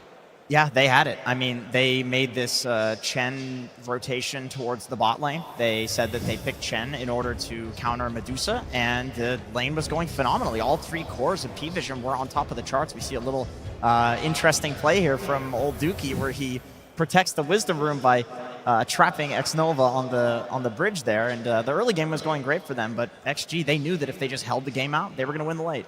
Yeah, in the first 5 minutes, they did get a lot of advantage as well, and something similar that did happen in game number 2, where Ame was the one dictating the tempo of the game, making this rotation to the top lane, making sure that Anti-Mage is not getting the farm. It was pretty much Satanic who did the same thing on his Templar Assassin. He's going through the Twin Gates, he's making sure that they are getting the kills. These are the 2 kills that they did get, and after that, they didn't get the kill for like good 35 minutes. The game did slow down, they were unable to go in and try to close it out, because they were like 15,000 gold ahead. Yeah, I mean, the thing that did really well is they were behind, but they were really patient and they waited for the right fights to take. Yeah, it was this was the first move, right? Yeah, that was that move that kind of set the tempo for the game for the next good 30-35 minutes, but it just opened up the map so much because you have Beastmaster, you have Chen, these are the heroes that are going to be dictating where the fights are going to be going. It's very difficult to invade where Beastmaster wants to play. On one hand, it was very strange to see so much downtime in this game. On the other hand, you have 5 players on both teams who are imagining themselves in those booths for the grand finals, right? So one single move and you can break the game. And that's how XG has played up until this point, is that they will not take a bad fight. They will wait until the perfect information is presented, and then they will fight. And they're also not really giving away a lot of pickoffs. Like sometimes it happens when players just die randomly on the map. But if everyone is actually doing what they're supposed to be doing, I think it's quite normal that there are no kills happening because there are no mistakes in the game. Yeah, that's how you know 2 teams are very evenly matched. The sort of tempo, the pacing, it's not always that scrappy sort of Dota that people might love to watch. However, later in the game, when it did come down to those team fights where it felt like this Medusa was practically unstoppable, that's where we saw just how clutch players had to be for the spell usage, the item usage too. Yeah, we skipped pretty far ahead in the we highlights did. We went from here. 7 minutes to 40 minutes. 40 minutes, but that is how long it took in this game. This was a very close fight, I would say, where you have phenomenal Dota being played on both sides. What we don't see off screen in this is that DM wraps around to go for the back line here, basically isolating Ame. You know, any skilled Dota player, any Dota player who's played a lot says, you're going on an Aegis Medusa. This is a, bottom right. There it is. This is an insane thing to do. Why are you making this play? Well, it's because somebody is making the call. We heard their comms in one of the previous panels, and very clear comms from P-Vision, where they are making the bold call to go for the backlines. And slowly but surely, they try to chip away at Ame. Yeah, we then see Xtreme Gaming adjust from this one. They realize just how integral their supports are, just how much chaos this Bristleback could cause, and so they stuck more together as a unit. They weren't really afraid of that, looking at what the lineup of P-Vision could carry out in a team fight. This was insane. I mean, the clip is still going. This is still the same clip, guys. They end up actually getting Satanic here because Ame is strong enough to continue to man up just with XM. And by the way, I think XM is the hidden hero of this game. He was so disruptive, and he was also that secondary carry that I think Xtreme needed to carry the game, because there was so much focus on dealing with Ame from the side of P-Vision that if XM just went for this Aghanim Scepter build and scaled into the late game, there was clearly not enough to deal with both of these heroes at the same time. Yeah, he definitely did go for the right choice. He understood that this game might be going late, seeing how their previous series did go with not too many kills, one big fight that can turn the whole thing around, and he did die only one time, and so did Jinkyu. Very impressive coming out from both of these players, and of course Ame on his Medusa. I really love the way that they are team fighting on side of Xtreme Gaming, because you can always tell that they are taking care of each other, whether we're talking about, you know, some of the force staff, the cookies, whatever is necessary to be able to keep them alive just so that they can get in there. And this is going to be also another one of the longer fights where they initiate onto Satanic. I think XXS in this game had that killer instinct that you need to have from your offlaner, where he jumps in, he's not hesitating there for a second at all, and XM is going to be the one cleaning up. You can see the cart as well, which has been insanely good when they're sieging the high ground, when they're needing that extra save. Even no one talked about how it's very annoying for him to play the Beastmaster in these type of lineups with multiple saves where you initiate. There's a Medusa, then you have a Golem from Warlock, Stampede, you have as well Cart, so very difficult fights for them to take. And in this fight, they also have pretty much every single tool to be able to deal with the Bristleback, because he's very annoying. They do have Heart, they do have SNY on him, but you're also burning mana with the Disperser. Scotty, GD Pollen Bag was available earlier. You have Break Mechanic from Silver Edge, you have Shiva's Guard on Centaur, so every single tool available that you need to have against Bristleback. When the fights did happen, there were some really high skill things that were happening in them. For example, like I really do believe that DM, this is not an easy game for him. Like when the break mechanic comes out, I feel like he was still able to kite and do a lot in these fights. I feel like Staff also, right, saving him a couple of times. Yep, so he was even trying to dodge the break hit using the Outworld staff. And then on the flip side, XXS on Centaur, there was sometimes where he seemed a little trigger happy on the ultimate, but also we saw what happened when P-Vision focused him and killed him at the start of a fight. These are the only fights that P-Vision took where they actually won. So in the fights where he blinked in, hit that double stun, and then ulted out, like this is where he was the most successful. And what was setting up for this was XM on Puck, creating that chaos. I mean, the thing with the Puck is like the Puck makes it very difficult for the opponents to maintain formation, right? So when you look at team fights, like how the team fights are taken, you look at how they are maintaining formation, and when the Centaur goes in, they are always together. They go in together, they go back together. When the supports are being targeted by the Beastmaster, they all go back and protect the supports. Whereas when you are on the Paravision side, you're playing against this Puck, it's very hard for you to maintain your formation. So your Bristleback's in front. So when the Puck goes behind, it's like sometimes it's very difficult for him to come back because he couldn't come back. And they don't really have a lot of small little stuns that would allow them to actually kite forward like the Centaur. You know, he goes in, he goes back, he goes in, he goes back. It's very easy for them to do that. I think that is ultimately what made the team fight so difficult for them. Now, all three cores just having a little bit of loss syndrome where they're like, I don't know exactly where to sit in this fight. How can I really do a lot? And I know in our breakdown, we jumped from about the 7-minute mark to the 40-minute mark, and something in between that was very spectacular happened, but we got someone just as spectacular to break it down for us.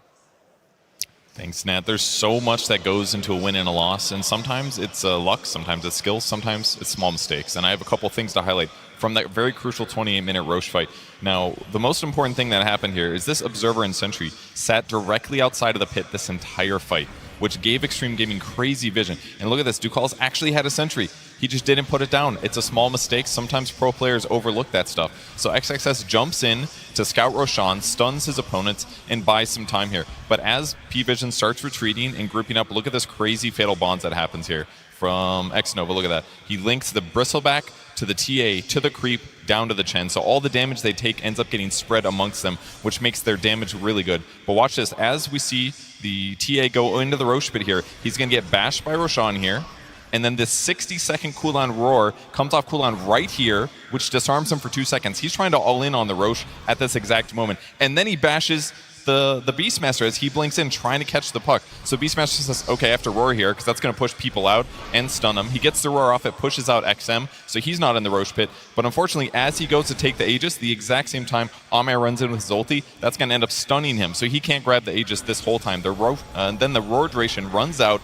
XSS is able to pick this up. So the sequence of events that led to this turnaround, the Sentry not being placed, the Roche bash, the Roche roar into the follow-up bash, all contributed to the Aegis being stolen there by Xtreme Gaming and allowing them to get back into this game. Crazy series of events, but it absolutely mattered here in that last game.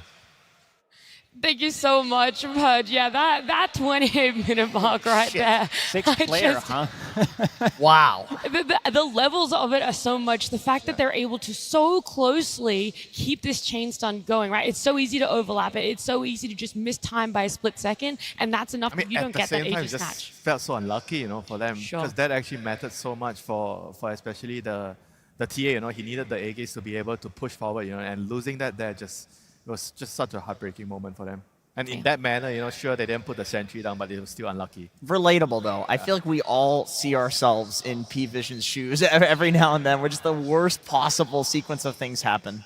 Yeah, I mean, it's so hyped, though. The arena went crazy when the Aegis Snatch happened. Like, these guys were just going wild. And for a lot of people, this is their first time coming to a TI. Is anyone in the audience first time TI?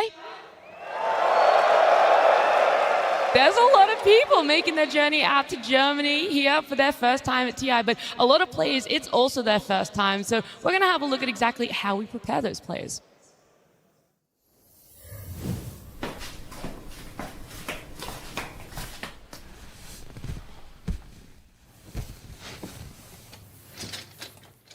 Okay, fresh meat. Welcome to your first international, all 16 of you. Jesus. All right, we have made this informational video here for you today to give you the do's and don'ts of TI. So do pay attention, all right? There will be a quiz at the end, and you can't pro-track your way out of this one. It's a joke about that. So, orientational seminar. Side A. Знаєш, що це? Що це? Тут щоб тренуватися? Ні, оце що? Оце що?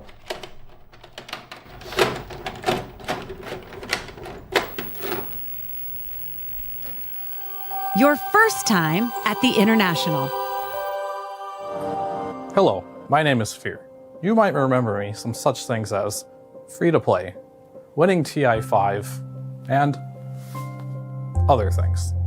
I'm here to help give you the tools necessary so you can have a rewarding and fun experience at your first international.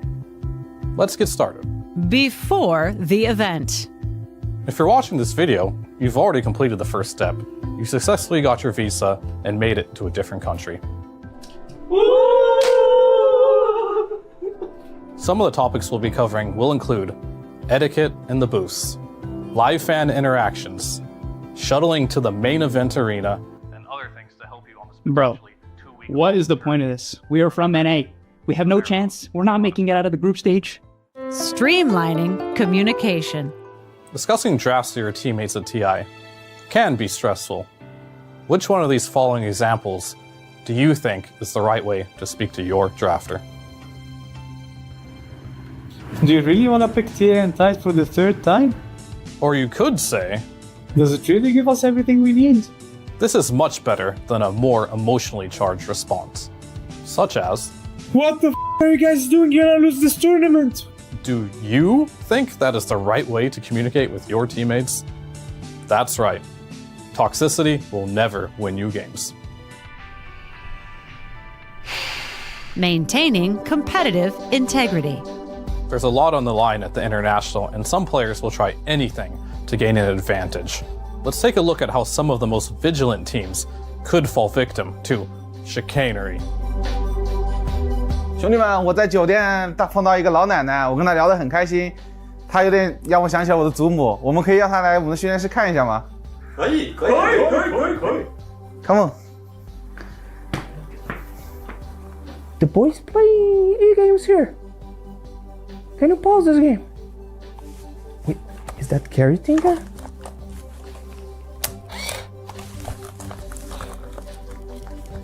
Does somebody want candies here?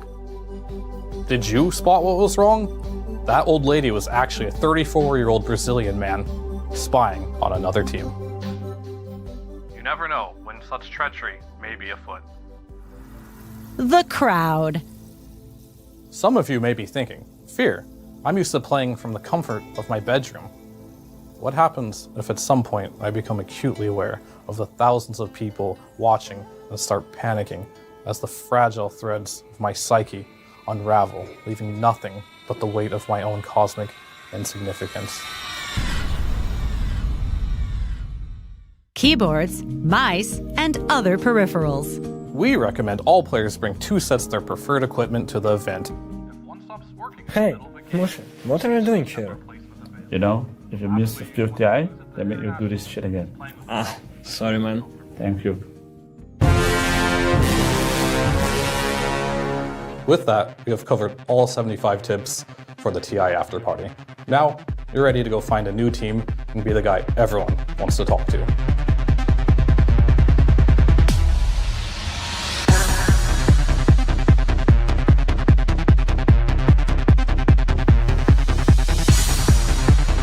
And that's everything you need to know about your first time at the International.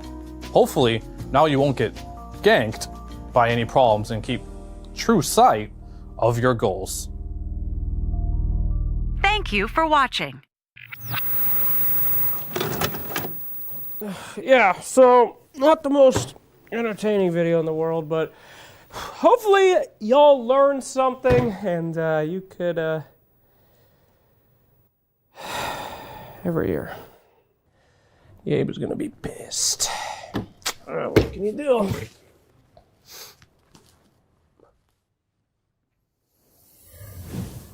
What a fantastic piece of content, of course, looking behind the scenes at exactly how our first-time TI players are introduced into the whole experience of the 2 weeks that went on here. That was very interesting that both the 30-year-old Brazilian men were dressing up as grandmas. I don't know what's is this the strat to get to top 6 in TI? You gotta stay vigilant, all right? You never know what's gonna happen. Probably half of the people who are like watching Dota, even though Dota is a relatively old community, are like, what is this piece of technology that they're using? What is this VHS? Like, what is that? I was wondering if any of the young players actually were questioning what it was, or if that was just dialogue put in there. Doesn't matter, 10 out of 10. I think that was live. I don't think that was like pre-recorded. No, it was a lot of fun. It's been so much fun seeing just how far all of the new players were able to make. Of course, we just said goodbye to P-Vision, but to get third on your very first TI for Satanic 9 Class Ducalis, it's amazing. Definitely is. Unfortunately, for example, 9 Class wasn't able to experience TI previous year because of the visa issue. He now gets a third place, which is a huge result. And for them to, experience the main stage of TI, they got so close. They kind of had that game in the bag as well. But I really like what they did, especially with no one, with the hugs and everything, understanding that the youngest member of the team, they need to know how to lift him up, and they definitely did. But there's a lot to learn from this as well. Yeah, look, it's been such an absolute pleasure working with you guys for this TI. The day is not over by any means. We still have our champions to crown, a team to lift that Aegis. Our grand final will be coming up very soon, but before that begins, of course, we have our TI tradition. We're going to head on down to the stage with Tsunami for our cosplay contest.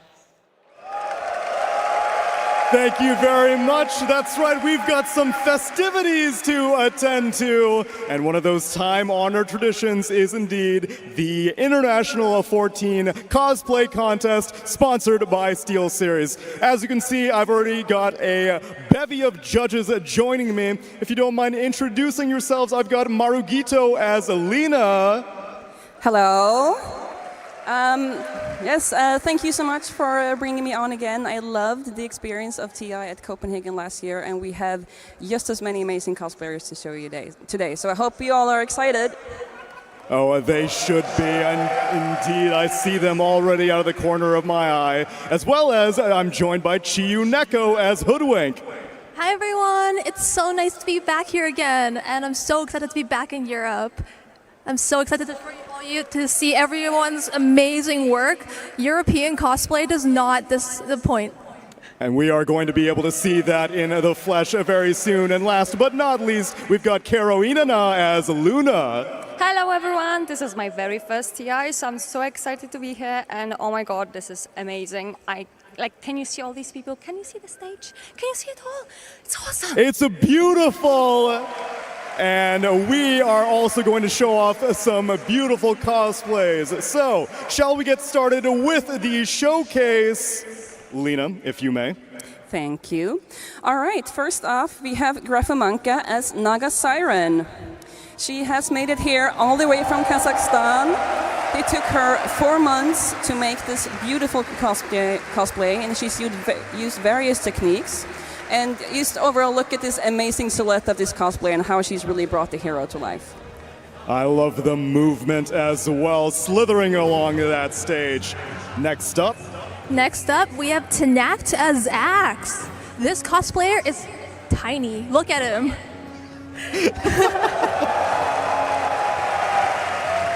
In his full cosplay, he hits the ceiling and stands tall at 250 centimeters. And for all you Americans out there, that's over 8 feet tall. or in other words, you can stack 2 of me on top and I still wouldn't be as tall. Next up, number 3. Next up is Timbalos as Clockwork. Like, look at this beauty. This costume was planned in 1 year, made in 2 months. Day-to-day work. And as he said, it's fully hand-painted and made of foam and hopes and dreams.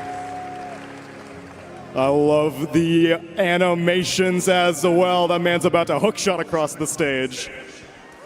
All right, now we have Varen as Juggernaut. To him, this is not just a costume, it's a decade of passion for the game that has inspired him to spend over 16,000 hours making this costume and bringing it here today. And here's a little bonus fact for you out there. This man won that GG Well Played contest that we did yesterday, so he's very multi-talented.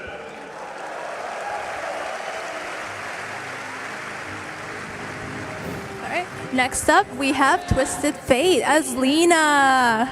This cosplayer came to us all the way from Colombia, and she picked the set. Because she really wanted to showcase her roots and her love for Latin American culture. The heritage and the sophistication to go with it, it's incredible. Next up is Marzaus as Shadow Shaman, and when I went to him to ask him about his interesting story, he said he tried to go for a realistic look of this character, but claims no birds were harmed in its making. He's got the taunt down too!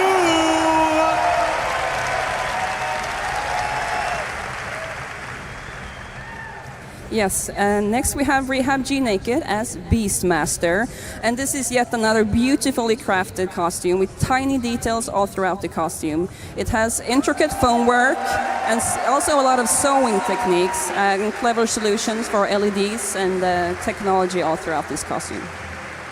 The technology and the fitness required to be able to pull off a cosplay like this, incredible stuff. Next up, we have Yangi as Murda. This cosplayer's makeup took 2 hours to do every morning, so appreciate that. She did it for all of you guys. She also bought her very first power tool just to make her wings.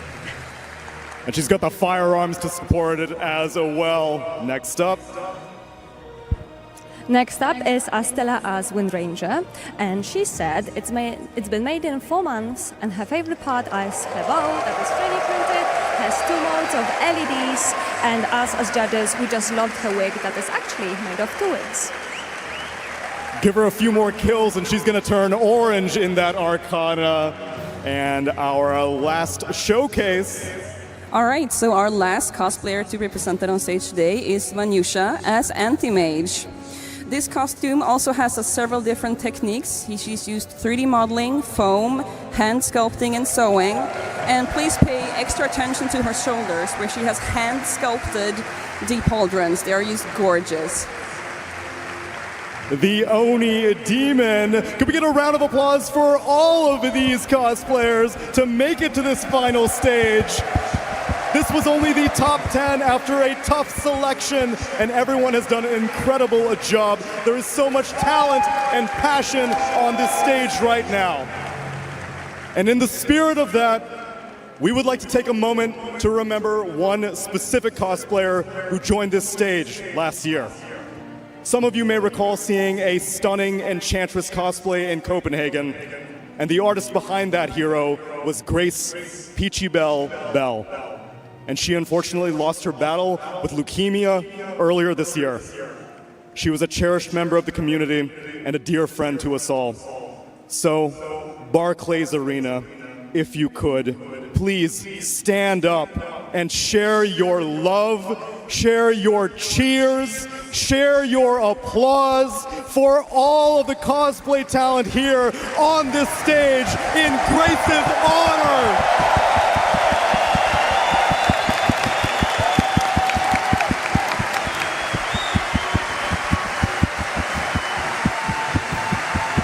Every finalist here shares her same passion, and we are here to celebrate that.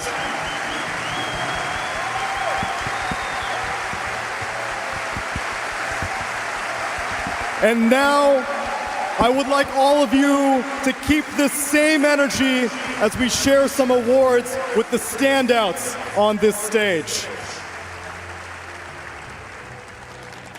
If you may. Our first award that we'll announce is Judge's Choice. And to receive Judge's Choice, you need to receive overall high score and, well, impress us. So without further ado, that award goes to Axe as Tanakt, other way around.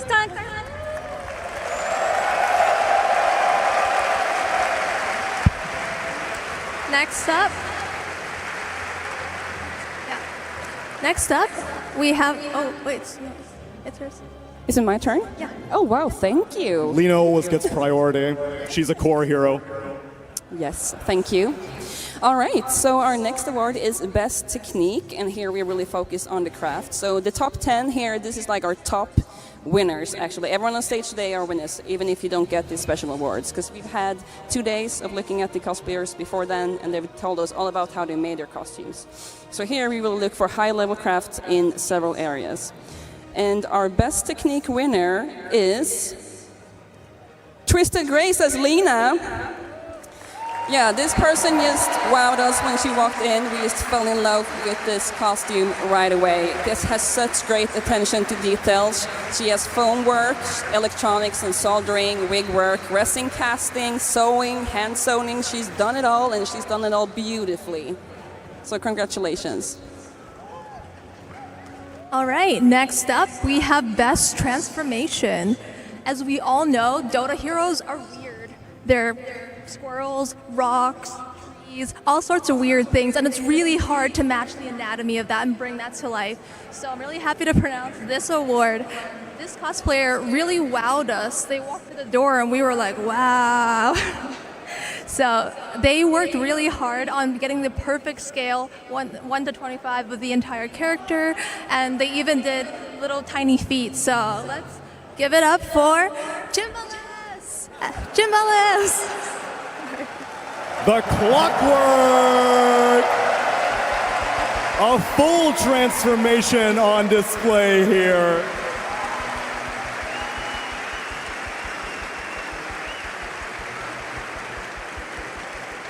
And we have one last award to give out, and that is Best in Show. Barclays Arena. Gonna get a drum roll with your feet, please. And the winner of Best in Show is Rehab G Naked as Beastmaster!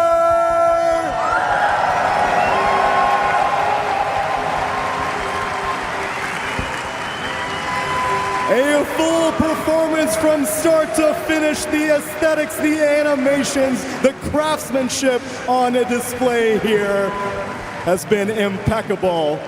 And not just for her, but again, at Barclays Arena, one more round of applause for all of the cosplays, whether you submitted it and weren't able to make it to finals, or everyone who made it here in the arena.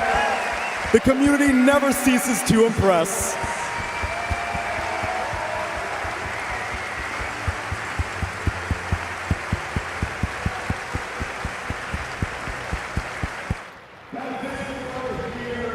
The International 14 Cosplay Contest is sponsored by SteelSeries, but we've all got some other community efforts that we would like to showcase. Thank you so much, Tsunami. Absolutely, cosplayers, absolutely incredible to see their creativity. But they're not the only creative people in this community. In fact, we have come to one of my personal favorites of the event, besides the world-class Dota, and that is announcing the winners of the short film contest. The short film contest is so incredible because it displays why our community is so amazing. From creative builds to creative plays to, of course, creative art, like all of the hundreds of thousands of videos that you guys have submitted over the course of the International showing your creativity. We went through every single submissions, even the AI ones, and there were a lot, but we came out with some of the top 3 from the community. So before I announce your top 3, if I could get you guys one more time to give a round of applause to everyone that submitted for the short film contest this year to motivate them to do it again. Thank you guys so much. All right, my friends, the time has come. We had so many good submissions this year, and the top 3 was harder than ever to find. But we do have our first one. In third place, no stranger to the short film contest finalist, second place winner last year, and now representing South America on the stage yet again. My friends, this one should be a pretty good reason for you to remember not to make enemies out of your teammates. Lord knows I could learn that lesson. Ladies and gentlemen, it's Grudges by Night Fury.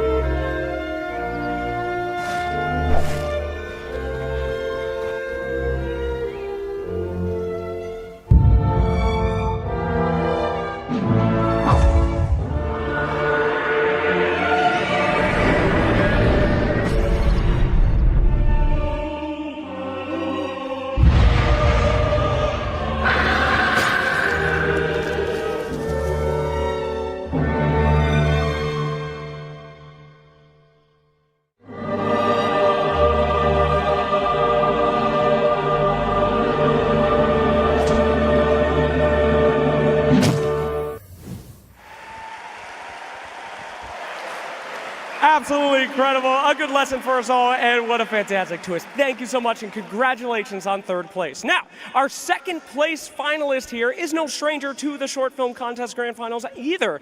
Won first place 7 years ago, and 2-time second place winner. Such an incredible film with custom models, great story, and one heck of an animation. You'd expect that, though, from Keller Max and their piece, Dead Inside.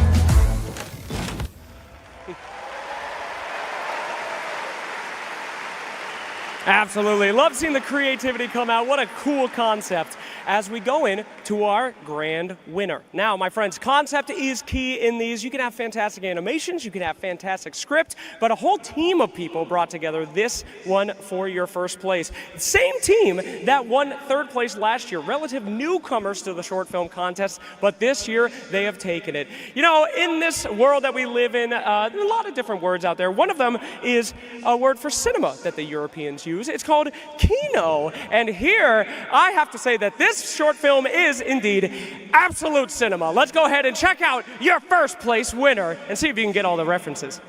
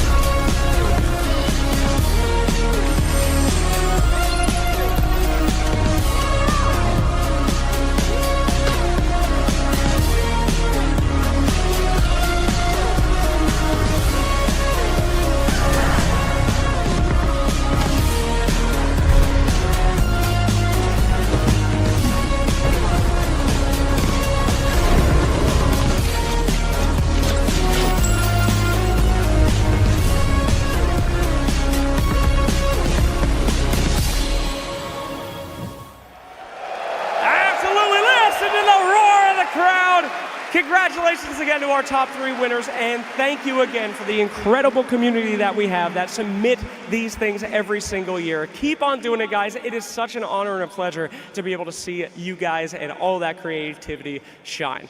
Now, I have to say, everybody, looking at this crowd today, those rafters are full. That main stage is full. Ladies and gentlemen, can you let them hear you from at home, every fool that did not come to this event today?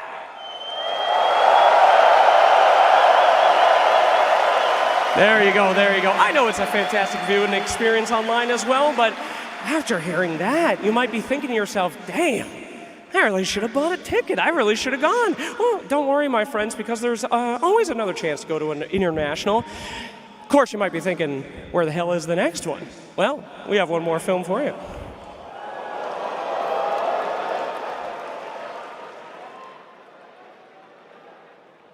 Hi, it's Gabe again.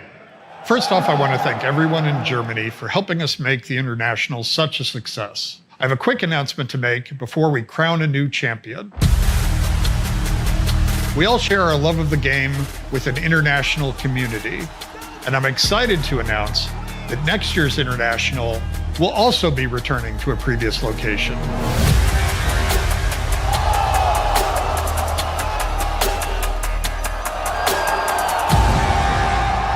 I hope to see you there. What a perfect timing! We have Xtreme Gaming back in the grand finals, and we are going to Shanghai with TI 2026.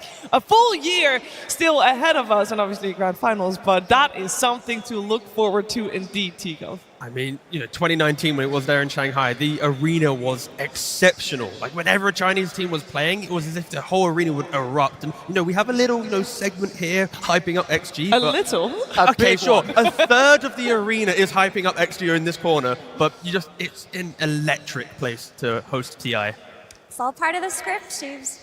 It's like it could not be better timing, right? You have XG who make it all the way, through the lower bracket. They get better and better. They make it to the finals. It's not like they need a buff to, to have even more motivation to be good and then be the crowning champions maybe next year. But yeah, Shanghai, Chinese TI, insane. It's just beautiful for Dota, right? The idea, right? That we have China and I just love when we have all these regions able to step up and show it to the world. Yeah, and we have to also remember that it does give. I think Xtreme Gaming being in the grand finals gives it as well. It does give a big boost to Dota 2 as a game. Exactly. And that is indeed Effie perfect timing. It really is, because there's this pattern in TI when a region just does better than they were expected to. It reinvigorates the entire region. All of a sudden, players get to scrim these teams that have placed so highly in international tournaments. Everyone gets excited to play. People who thought that there wasn't a viable path for them suddenly think that there is. So we'll probably see even more Chinese teams next year. I mean, I believe that I'm speaking for everyone that we're all happy to see like the West against the East again. It's been a long time. This used to be kind of the norm when it did come to the finals. So I'm really happy to see China doing better, Xtreme being in the finals, and then the next TI being in China. Yeah, I don't know what to say. I do believe it has come full circle, because if you're talking about that trend, Kezu, it used to be, you know, a Chinese team wins TI and a non-Chinese wins TI. And it alternated for a little bit. And the year that broke that was 2019. Yeah, and that's Full like, circle. this is already like so long ago, and it has taken this long for it to come back. We're literally just going full circle. Yeah, we are going full circle, and we are also going full circle when we head back to the stage, because we're gonna check in with Slacks. Absolutely. Hello, everyone. It is good to see you again. Now, this year, we have decided to do something a little bit different, something that we've never done before. Dota 2 has had so many incredible faces in the International, and we have decided to give a little bit of thanks to one of the biggest players that has been here since the beginning. Now, I could tell you all about this person, but why would I want to do that when we can go straight to the biggest legends of Dota all time and let them know who they think is one of the most impactful Dota players in history? If you ask me who's the greatest of all time in Dota history, well, there's a lot of history.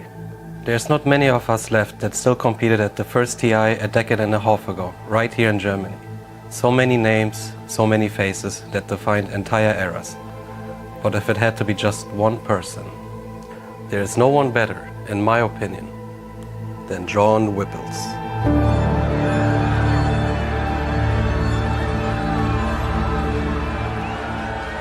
Back at TI1, a lot of us didn't think it was real. $1 million prize? Well, come on. But I remember this German dude, John Whipples. He was all about it, crazy guy. He was sure Dota 2 was going to be the next big thing, so he wanted us all to join him for it. I mean, come on, he's the guy who discovered Dendy. Would I say John Whipples taught me everything about life, about Purge? Absolutely! Every day I would watch his replays, and one day I saw this fountain hook bug, and I asked Papi, can we do this at TI? And Papi said, no, it's bullshit. And I said, well, John Whipples used it. And he said, motherfucking John Whipples is doing it? Then I'm doing it. Guy gave me my first machete. Called it the rapier. Tong Fu had that game. Is that balanced? You hook a guy with Aegis? Fuck John Whipples. Whipples was an icon, man. Back in the days, we didn't have all of this fancy shit, these Dota Pro trackers. Liquipedia or Dota Buff. If you wanted the meta, if you wanted the new stuff, you wanted that good shit, you downloaded some John Whipple replays. He had all the best strats. Oh, no, just answer! Thank you, man! Ravage on everyone! The black hole as well! Light of Evan! Turns it around! Ravage as well! Stolen by Dendy! Are you kidding me? It's the John Whipple strat! He was a decent player back in the day, but never really TI material. But then when he started coaching, it started getting really bad. First, this guy rage quits during TI4 Grand Finals. Then 2 minutes later, starts fighting with his teammates. Then he started sucking up to NA teams, gets hired by Complexity. But after that incident at TI5, ooh, man, ooh, sheesh, ooh. You really think I should drop my yulls, John Whipples? It's the most efficient play. What would Envy do? Oh. Fuck. Oh man. Even the NA teams wouldn't touch him anymore after that. We hired John Whipple to be our coach on Wins. 我们当时都以为他很牛，因为当时所有人都告诉我们 John Whipple 是最棒的。We asked him what to draft. He just throws darts at the board. Pudge and techies already. All right, boys. Wings deliver. How do we win with Pudge techies, John Whipples? 他根本什么都不懂。We won because we were good. John Whipple does nothing. John Whipple 真的不是人啊。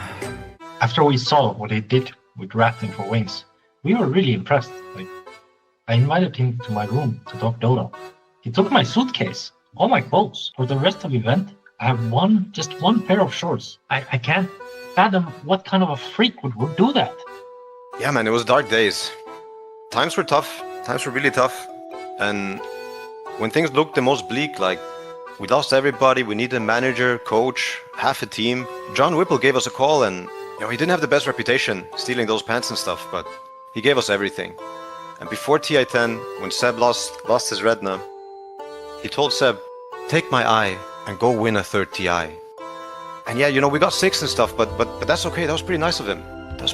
One day I was playing like knife and handy, of course with Yatra, and I really fucked up because I stabbed myself right before the TI finals, and I said, like, we cooked, boys, it's over.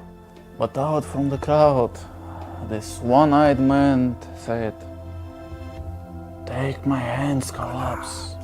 And I took his hands, and I won one TI with one hand. And I took the second hand, and I won the second TI. Thank you, John Whipples. Thank you, John Whipples. When John Whipples said he started the Dark Tome of Oscarwatch to help us finally beat Gaming Gladiators, I believed him. But I told him, if you do this, they might never make it to TI again. And I thought, that sounds pretty good. And he looked me in the eyes, and he said, I already did it. It did work though. Did John Whipples ever make it to the international? No. As a player, he was terrible. But he always watched. He always supported us. He always played pubs and told his friends. And in the end, it's not the players at TI that make it special. It's about people like John Whipples. The viewer, the pubber, the brother. That's why we do what we do. People like you. People like John Whipples. Guys, because of you, we can play this beautiful game and live our dream lives as a Dota players. And thank you so much. We love you. 感谢大家的观看，也感谢大家15年来一直的陪伴。 Thanks for watching, guys. Thanks to all the Dota fans. Thank you, fans, for the 14 years of support. Thank you very much for making this game a reality. Thank you, Dota viewers. Thank you, everyone, for watching. You guys are the heart of the community. This is the greatest tournament. We're looking forward every single year, and I hope you guys enjoy the show.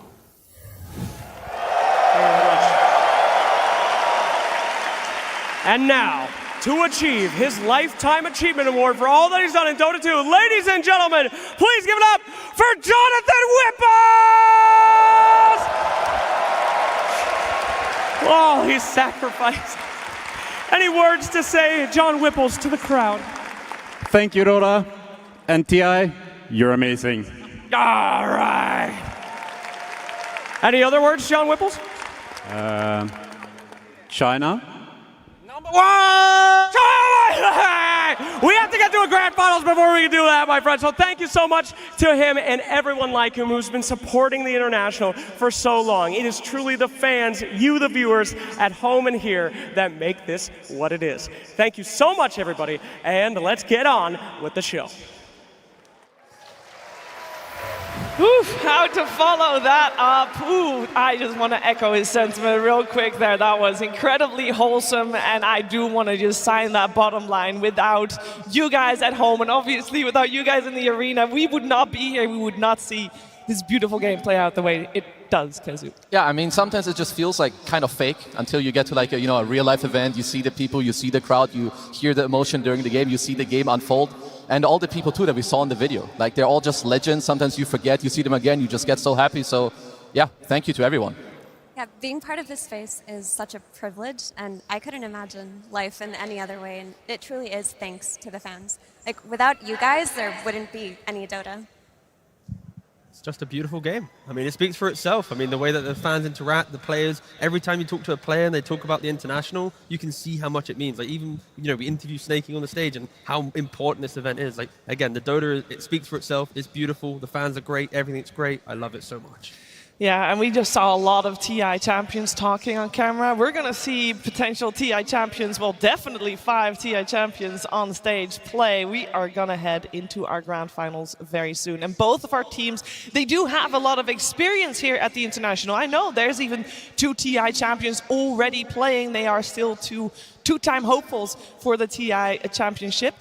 Let's take a look at all that experience that these players have. I think we start out with Falcons, Effie. This team only started 2 years ago, came fourth last year, wasn't what they wanted, but they're back here in the grand finals. Yeah, they had a bit of a turbulent year in the sense that if you compare it to the year before that, where they were winning everything, they didn't look as good, but they peaked at just the right amount of time. And we talk about them being a newer team, but it's a team full of veterans. Crit's been chasing the Aegis forever. Snaking has been playing since the olden days. You've got Coach AUI 2000 as well. And yeah, you've got some of the newer players in Skeeter and Mallory and ATF, but with the veteran experience, it feels hard to call Falcons a new team. I mean, also, like you were saying, I think it matters a lot. If you look at last season where they were so dominant, they went into TI being kind of the favorites, at least to me and many other people, and I don't think that really helped them. But if you look here, they weren't in like their best form or like really considered the favorites going into this TI, and I feel like that was an absolutely huge buff to them because now we see them here in the grand finals, and they've played so well all throughout TI. I mean, the mentality of this team to be able to go from like the favorites of the last year to then be, not even in contention a couple of times, it shows that there is such a good kind of system around this team to be able to shine, and they shine when it matters. They do shine when it matters, although today it matters most of all. So we're going to see if they can make their dream a reality here by taking this Aegis. Snaking and Skeeter have done it before. Being two-time champions, of course, would mean a lot, but I think our attention maybe goes a little bit out more to the players that have not yet won the International. I think if you guys were here the entire day, which I hope you were, you would have seen a fantastic list of accomplishments by Crit, in particular, being the player with the most consecutive TIs in a row under his belt. And this is his first time, Kezu, in a grand final. Yeah, it's taken him so long. It's like what he's been chasing it since like 2015. Like this guy is one of the most consistent players when it comes to like top tier Dota. Another one that he reminds me of is like, the likes of Zai. That he's played so long, always like top 2, top 3, doesn't matter what hero you give him. Always does well, always makes it happen, but has never won TI. I mean, we keep saying uncrowned king for Arme, but I feel like there's the same sentiment should be going the way of Crit. Like at some point, it is inevitable, and in this grand finals, one of them, be it from China or Western Europe, will finally get the Aegis they've been hunting for. Yeah, and focusing our attention on their opponents because, as T just mentioned, there are multiple players that have been in grand finals before, but never quite reached that pinnacle there, Effie. Yeah, I mean, it's hard though. Like, for them being so close every time, I think that takes a different level of emotions than what Falcons are currently experiencing. But these players are so deserving of this. Ame, he's been in 2 grand finals that he very well could have taken. XXS, who's been my personal MVP of this tournament, you could feel how hungry that he is for it. And it's about time that this team is here again. Yeah, and actually, he was so cool in the interview. He was like, he was asked, do you have any nerves? Do you care? He's like, nah, man, I don't feel anything. I'm meant to be here. I'm meant to play in the grand finals. And like you were saying too, Effie, about Ame, like, I just watched a True Side from a few years ago where I believe a Chin Q calling him, well, I guess you're just the king of fireworks, because he always gets second place, loses 2-3, and he gets to watch the fireworks from the losing position. It's heartbreaking. I mean, he has to live up to those words, though, right? To say that if they weren't in the grand finals, it'd be a 3-0. I'm expecting, based on that, it has to then be a 3-2 grand finals to either side, of course. Yeah, I mean, that would, keep up the track record. Yeah, it'd be nice. Oh, that'd be, oh no. That would be really painful. Don't talk about it, please. Wait, God, that's for like game 3 content, not yet. I mean, we talk about Crit and a lot of consecutive TIs, and you could make a case for calling him or Zai or any of the other with a lot of TIs under their belt, calling them uncrowned kings. But it's Ame that gets called that because he was there twice, so close, and not just, oh, he made it to the grand finals, therefore he's close. No. Those grand finals he played in, Effie, those were nail-biting. Absolutely. They were almost his. Like, that's what I mean with the emotional recovery and how hard it is to think about that and how hard it must be for him to know that, like, it's one of those moments where you just can't sleep that night. You just play it in your head over and over and over again. Like, what if I just did this differently on Tiny versus Spirit? What if I did this differently on Morphling? This time around, I feel like third time has to be the charm, right? Right? It's gotta be. I mean, since TI8, there's only been a Chinese team in the grand finals twice, of course, both of them being Arme. They're also playing against, like you said, 2 different teams. So it's now another team Arme can try and go up against. If he wasn't to do it this time, then... Nice. It hurts. It hurts. When we saw these 2 teams play in the road to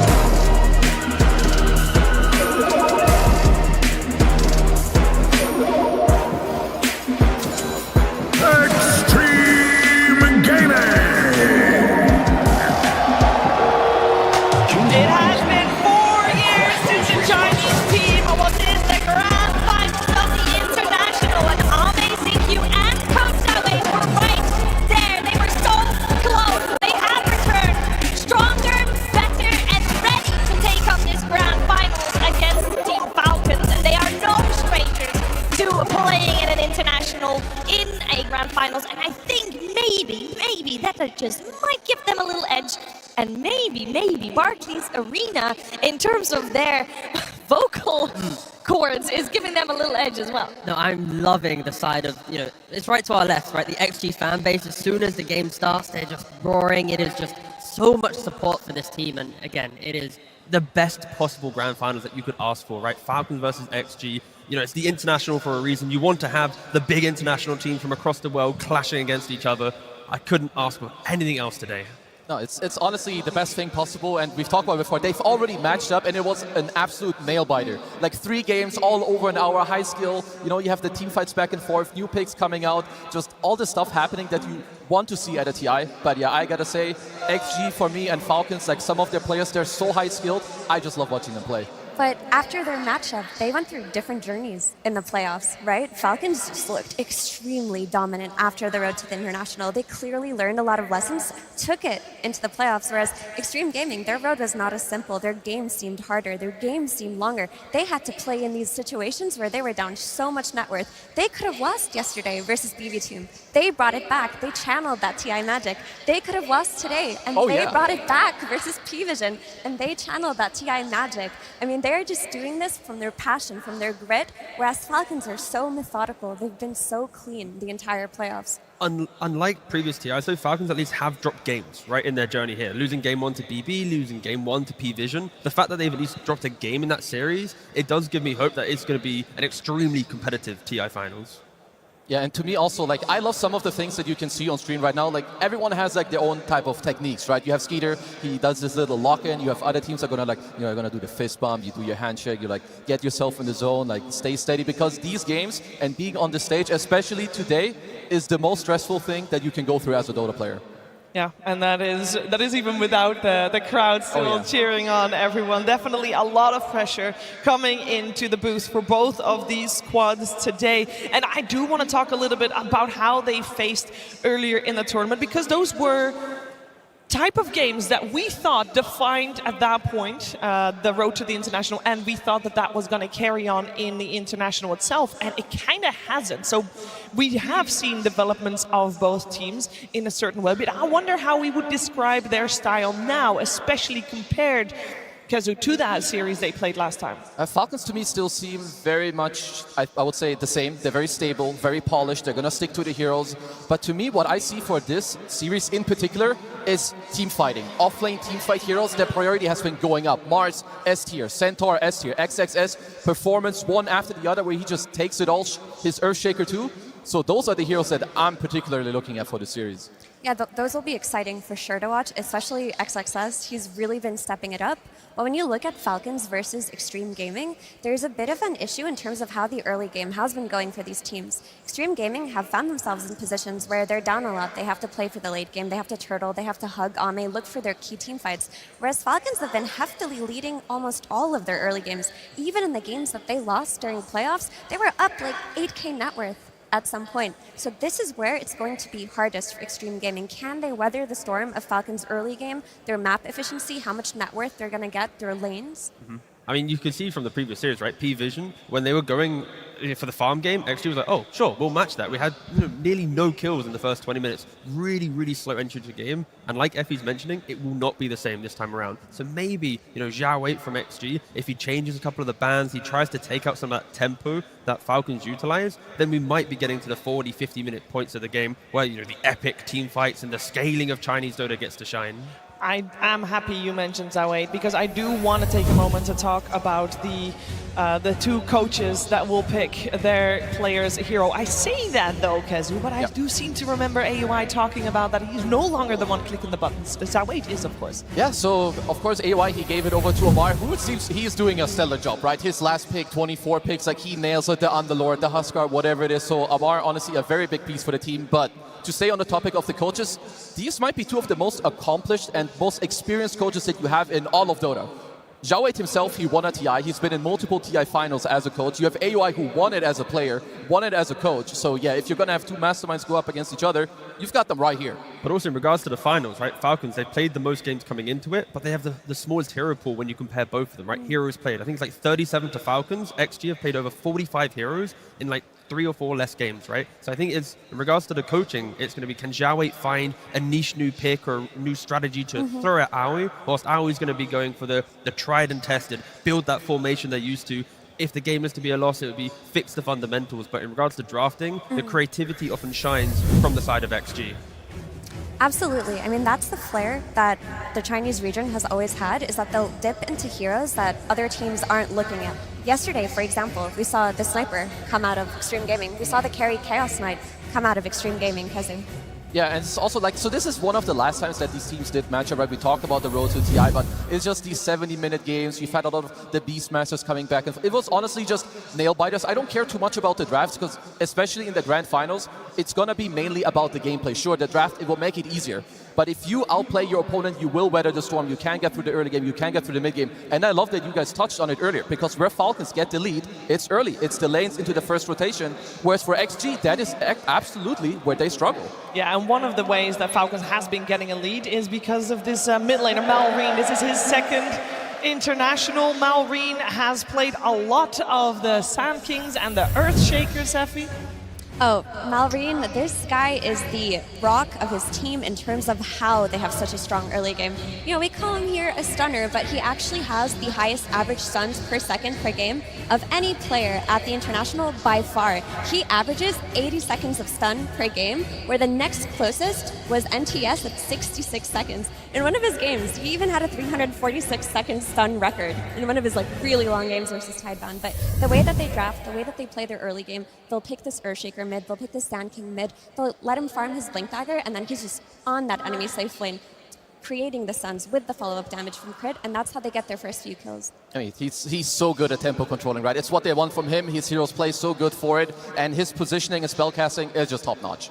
It helps that those heroes that you've highlighted are all kind of very active with little to no economy, right? Like a Sank needs a blink, Pangolier needs levels. If you shut him down in laning phase, he can still be active and try and fix it, but I think critically for XG, they need to try and stop Malrine opening up the early game. Happy honeymoon. And of course, on stage right now, we do have 10 players that really want to claim that Aegis that is on display. But let's take a look at what it actually takes to claim the Aegis.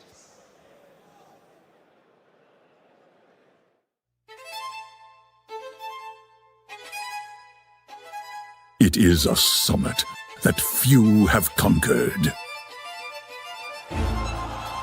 where the legends of the past have written their own epic stories,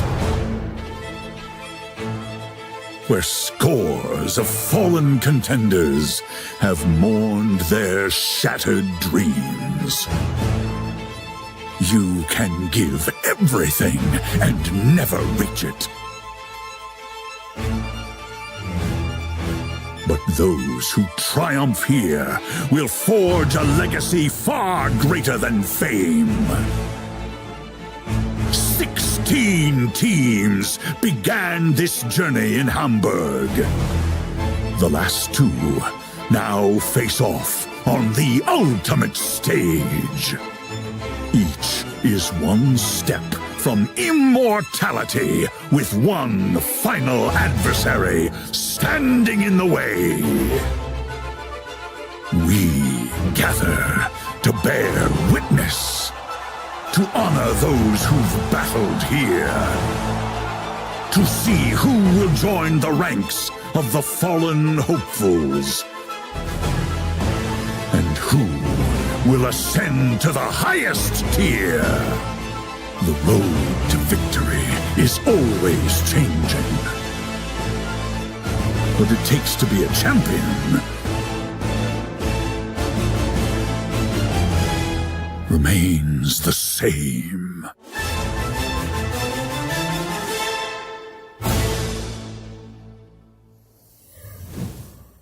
Team Falcons versus Xtreme Gaming. Grand Finals, Game 1. Here we go, it has begun. We got Xtreme Gaming on the Radiance side, Team Falcons on the Dire side, and the drafting has begun. The strategic part of how these two teams will try to get their first victory on the board in this best of 5. Let's see how the teams have prepared versus each other. And let's see how it differs from the series they played earlier last week. We already have a very nice stylistic change. I do love the respect that XM is getting on his sniper there, Effie. You really have to respect this hero and its ability to come out during the grand finals, because this is his pocket pick. This is his hero that he never loses lane with. And you know what? Just take his lane dominators out of the way, enable Mallory, and that's the play that Falcons are going to make here. For Xtreme Gaming, they just take out that Sand King. They don't want to deal with it. They don't want to try to let it through and beat it, and now they've got first pick. Maybe they could look towards their XXS or Shaker, but they've got their freedom of choice here, Kazu. Yeah, I feel like it's gonna be a lot about these heroes that we've seen banned out a lot, right? We have Falcons, like Mars is available for the pool. It's gonna be on the eyes of both teams. And yeah, like you said, I love this ban. You wanna make sure that you stay in the comfort and don't give something to the enemy team that's gonna take you out of your comfort. And XM, on these really nasty and annoying heroes, that's his specialty.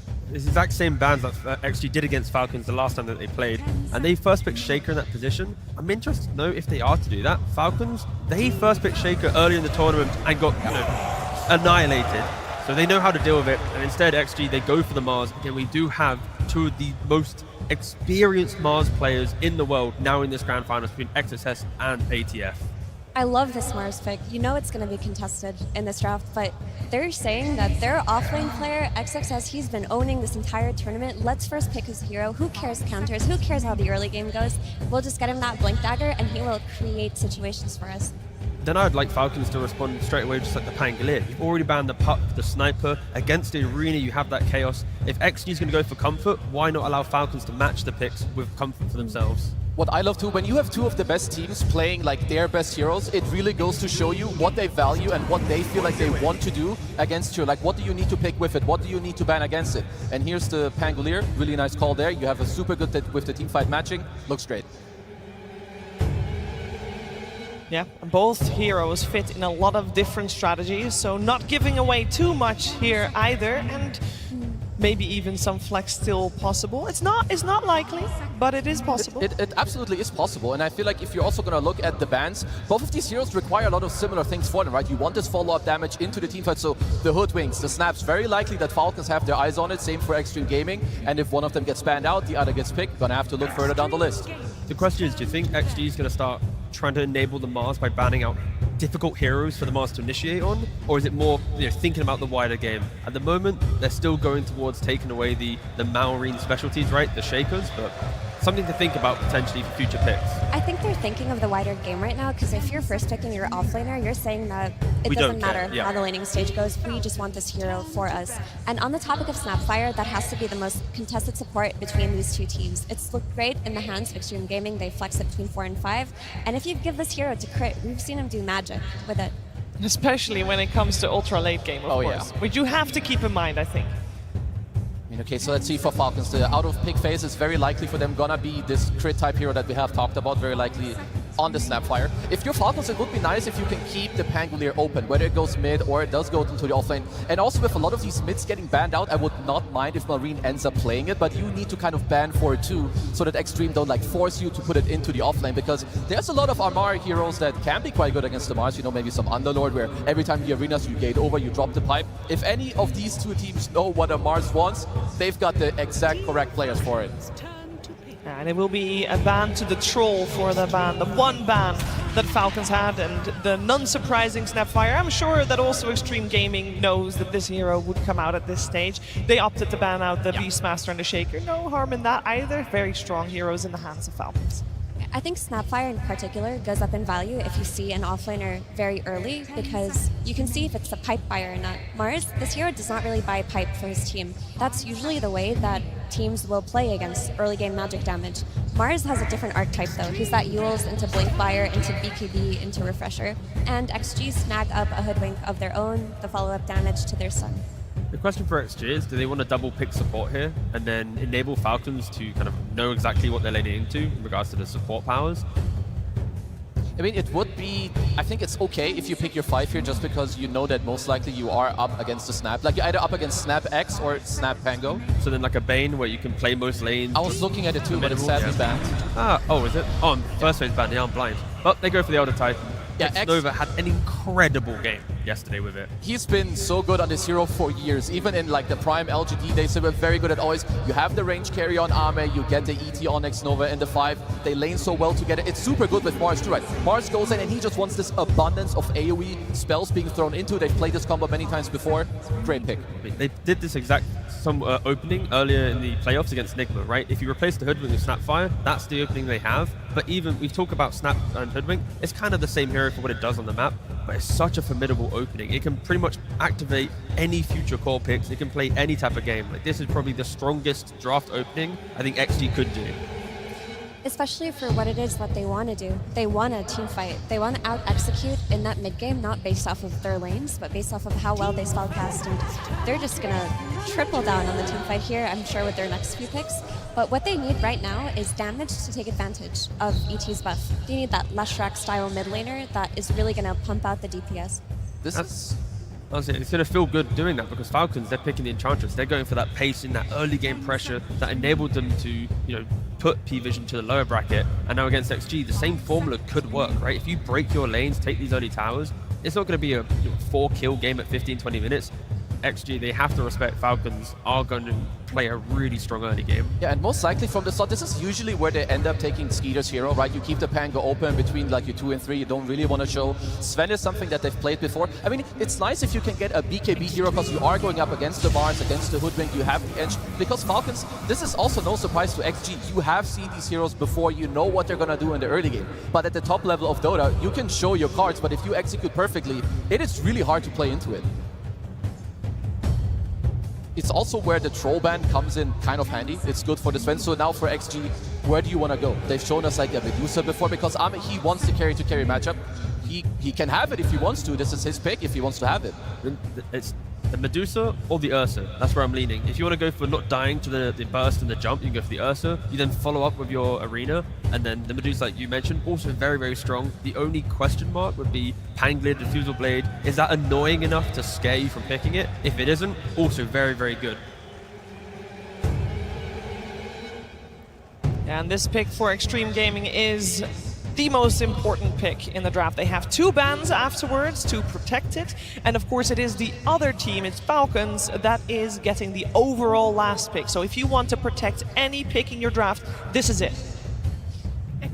And it will be the Ursa, so that will be Ame's hero for this one. Yeah, it just gives you that ability to kind of clutch up in the moments. Like a lot of the iconic clips from XG in this tournament have been, pumping in a Lotus or a quick turnaround play, and why not put Ame on a hero that can throw themselves into these vulnerable positions and let the rest of his team shine, and then he'll turn it around. He gives them like all the follow-up damage that they're looking for, and still it keeps XM open, right? Sure, you have to ban a lot of heroes against this guy. It's one of my favorite guys when it comes to XG, XXS, XM, standout performance, and you've got to be careful. This guy can absolutely turn the game on its head. It's a really great pick in terms of also jumping the backline. You have this ET who, with the Spirit, is going to be able to scout out heroes for you in team fights. You want the ability to instantly connect to them, either with an Arena and just burst them down really quickly. The only issue is Ursa, ET on lane, you're going to play against either Snap or Enchantress. It's most likely the Snap, and maybe even a Pango off lane. And in that case, he's going to suffer a little bit. Like, his entry into the game will be slower. Ursa is not renowned for his laning unless he's paired with something like a Disruptor. So they're banning out the Huskar to respect the fact they need Ursa to get into the game, right? Yep. The last time that Amar played Viper competitively was 4 months ago. What stops Amar doing something like this as well? Like, I fully break the lane, my Sven will farm, my Pango goes active, they will win me the game, but as long as I do the breaking of the first 15-20 minutes, like, that's the thinking I'm having, is because if Amar's happy to Huskar, he'll be happy to bring out any other hero to dominate the lane, and there's the Storm Leshrac bans that you mentioned earlier. I will say that if there is any team that has Viper on their radar always... Oh, go again, go again! Oh my god! One more. I've got so many legends on there! Has he got more? There will be more. Nice! Little hipster. We gotta fix that one. Ooh, very late. My guy. Going back. Oh, there we go. Yeah. Instead, they ban out the Doom This again. map Very, must very be stable. really warm. Oh, yeah. Great way to close it. It is a great way to close it out, and it is closed out by the Queen of Pain on Xtreme Gaming. That will be their hero for XM. This one was a no-brainer pick for XG here. They lacked range damage and the ability to instantly blink in and follow up. Storm gets taken out, Lesh, who builds Blink Dagger, gets taken out. All that's left is for Queen of Pain with the Sonic Wave to give you that added damage. XG are looking to blink in, take the fights quickly, burst them, and then re-engage. And building on that as well, they also have kiting, right? If they are to blink in and maybe misinitiate, Ursa can disengage, Quap can disengage, ET can assist the fight to ensure that the secondary fight also looks quite good. The layering on XG's lineup ensures that this game is going to have points of pressure any single time. So you can decide, do you want Pango to go in the mid lane, or do you want Amar to play it on the off lane? I mean, you can go mid, but you do take quite a beating from the Queen of Pain. It's not your favorite matchup. You could say similar things for the offlane, even though I feel like maybe with the Snap 4, you can like try to offset the lane. So to me, it's more about what they value more. Like, what do they also feel like they need from the game? You have two guys that jump in. Like, your draft covers quite a lot. So if you care more about the lanes, you could go for a pretty heavy laning hero here. They only have 10 seconds to think about what to do with this final pick, and here it is. Oh, it's an Ember Spirit. We don't get to see that man on the main stage that often this weekend. So they went for this Ember just because they wanted to secure that mid lane matchup versus the Queen of Pain. They want something that can just stay on lane versus it, not get bullied out, and try to match its tempo. Yeah, not only that, it provides so much vision throughout the game. The lockdown available for XG is quite limited, so if Maurine's going in first, baiting XSS to ever waste a spear or arena, it then activates the rest of his lineup to go in, and then you throw in a Pangolier with the Rolling Thunder as well. Vision and information will be always on the side of Falcons if they're the one going in first. So if you're playing Hoodwink and ET versus Ember Spirit, who's having a good start and is getting these runes, good luck. Good luck, because you cannot defend yourself against this hero. For Falcons, they have their typical map play style of mid. They're going to have their initiation from the offlane. They're going to have Malrine building these early items and running at people, and the double supports farming the entire map. The question for XG is if they can match that pace in the early game and get to the point where they can blink and instantly take these fights, because that early game looks tough. Yeah, you got to have a lot of mid focus, right? We've already spoke about Ember and what they can do, but also Queen of Pain, right? If Queen of Pain pops off and every time you go somewhere you're getting a kill, it could buy enough time for the items of the Mars to fix some of their lockdown issues, or the items on the Ursa to ensure he has that burst potential. I think mid lane is such a critical matchup in this game one. Yeah, I really love these two drafts. Like, the way I see it too is that Falcons, they have this early to mid game that they usually have, and then they might taper off a little bit, you know, against Xtreme Arme. He's got his Ursa against the Sven matchup, but I also like that Falcons, they covered their like late game. The refresher on the Ember, the refresher on the Pango, the 5-slot, the 6-slot. Sven, you know, doesn't do too well there, but then his teammates come in again with the network to back it up. So we're in for a long game. We're in for a lot of fights and absolute banger team fighting. Well, that would be fantastic. I do have one final question to you. You say that this mid matchup super important here with the Queen of Pain and the Ember. How much help are they going to get from the supports? How much help can we expect they get? Falcons could be tri-laning mid lane. With an Ench and a Snapfire, they're going to be running mid. But XG, they do have the arena. It feels like on their side as well. So they do kind of like a sixth man, and that sometimes historically has helped. And yeah, again, Falcons, the early game, it is looking very, very good. Okay, let's see. I'm sure that the coach agrees, and that's where we're heading to right now, because Tsunami is standing with AUI 2000.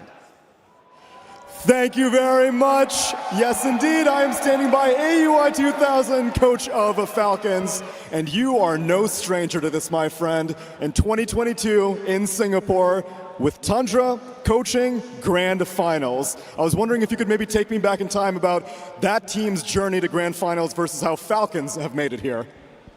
I mean, honestly, for both teams, it's just been an incredibly rewarding journey. I mean, standing in this crowd, like being able to play in front of them, it's all every Dota player dreams of. So I think we're just all grateful to be here.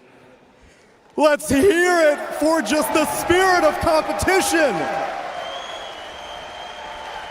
Now, I'm sure you have a very vivid memory of how that last Grand Final went. Upper bracket final, you played against Team Secret. It went to 3 games. They went down to lower bracket, had to play 3 games against Liquid, and how did your grand final go after that? It was good, it was 3-0.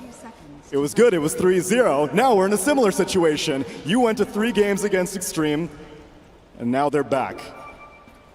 Well, actually, no, it was P-Vision, actually. The equation has changed. Everything's up in the air now. I mean, I would love a 3-0, but honestly, I sort of hope for 5 games, you know? We actually respect Xtreme a lot as a team, so we're super happy to play them now. Then let's hear it for the potential of this grand final. Hamburg, make some noise for this grand final! Welcome to the International, everybody! Let's kick this shit off with a bang! It's China striking first blood! Cannot be more fitting. A return in bounce East vs West will grace the grand finals one more time as Ame returns to claim his throne.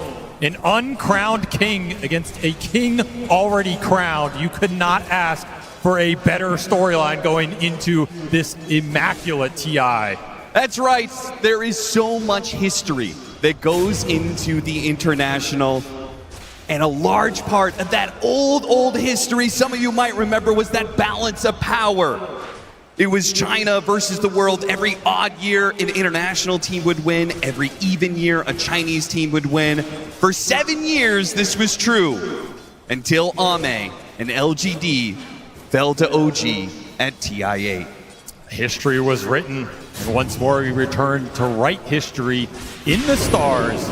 Can XG make the miracle happen? Can they make this tough road through the lower bracket, return to a finals, a third appearance for some of these players? They have consistently fallen short, but perhaps this is their moment to put their name on that Aegis. They are against a very tough opponent in Falcons. They have been dominating this meta. They have been setting the trends. They have their comfort picks. It's not a question of knowing what they're going to play. It's a question of how do you beat what they play, because everybody knows the heroes that are going to come out from these playmakers. Can you out-team fight them? Can you out-skirmish them? That is the challenge ahead in this series for XG.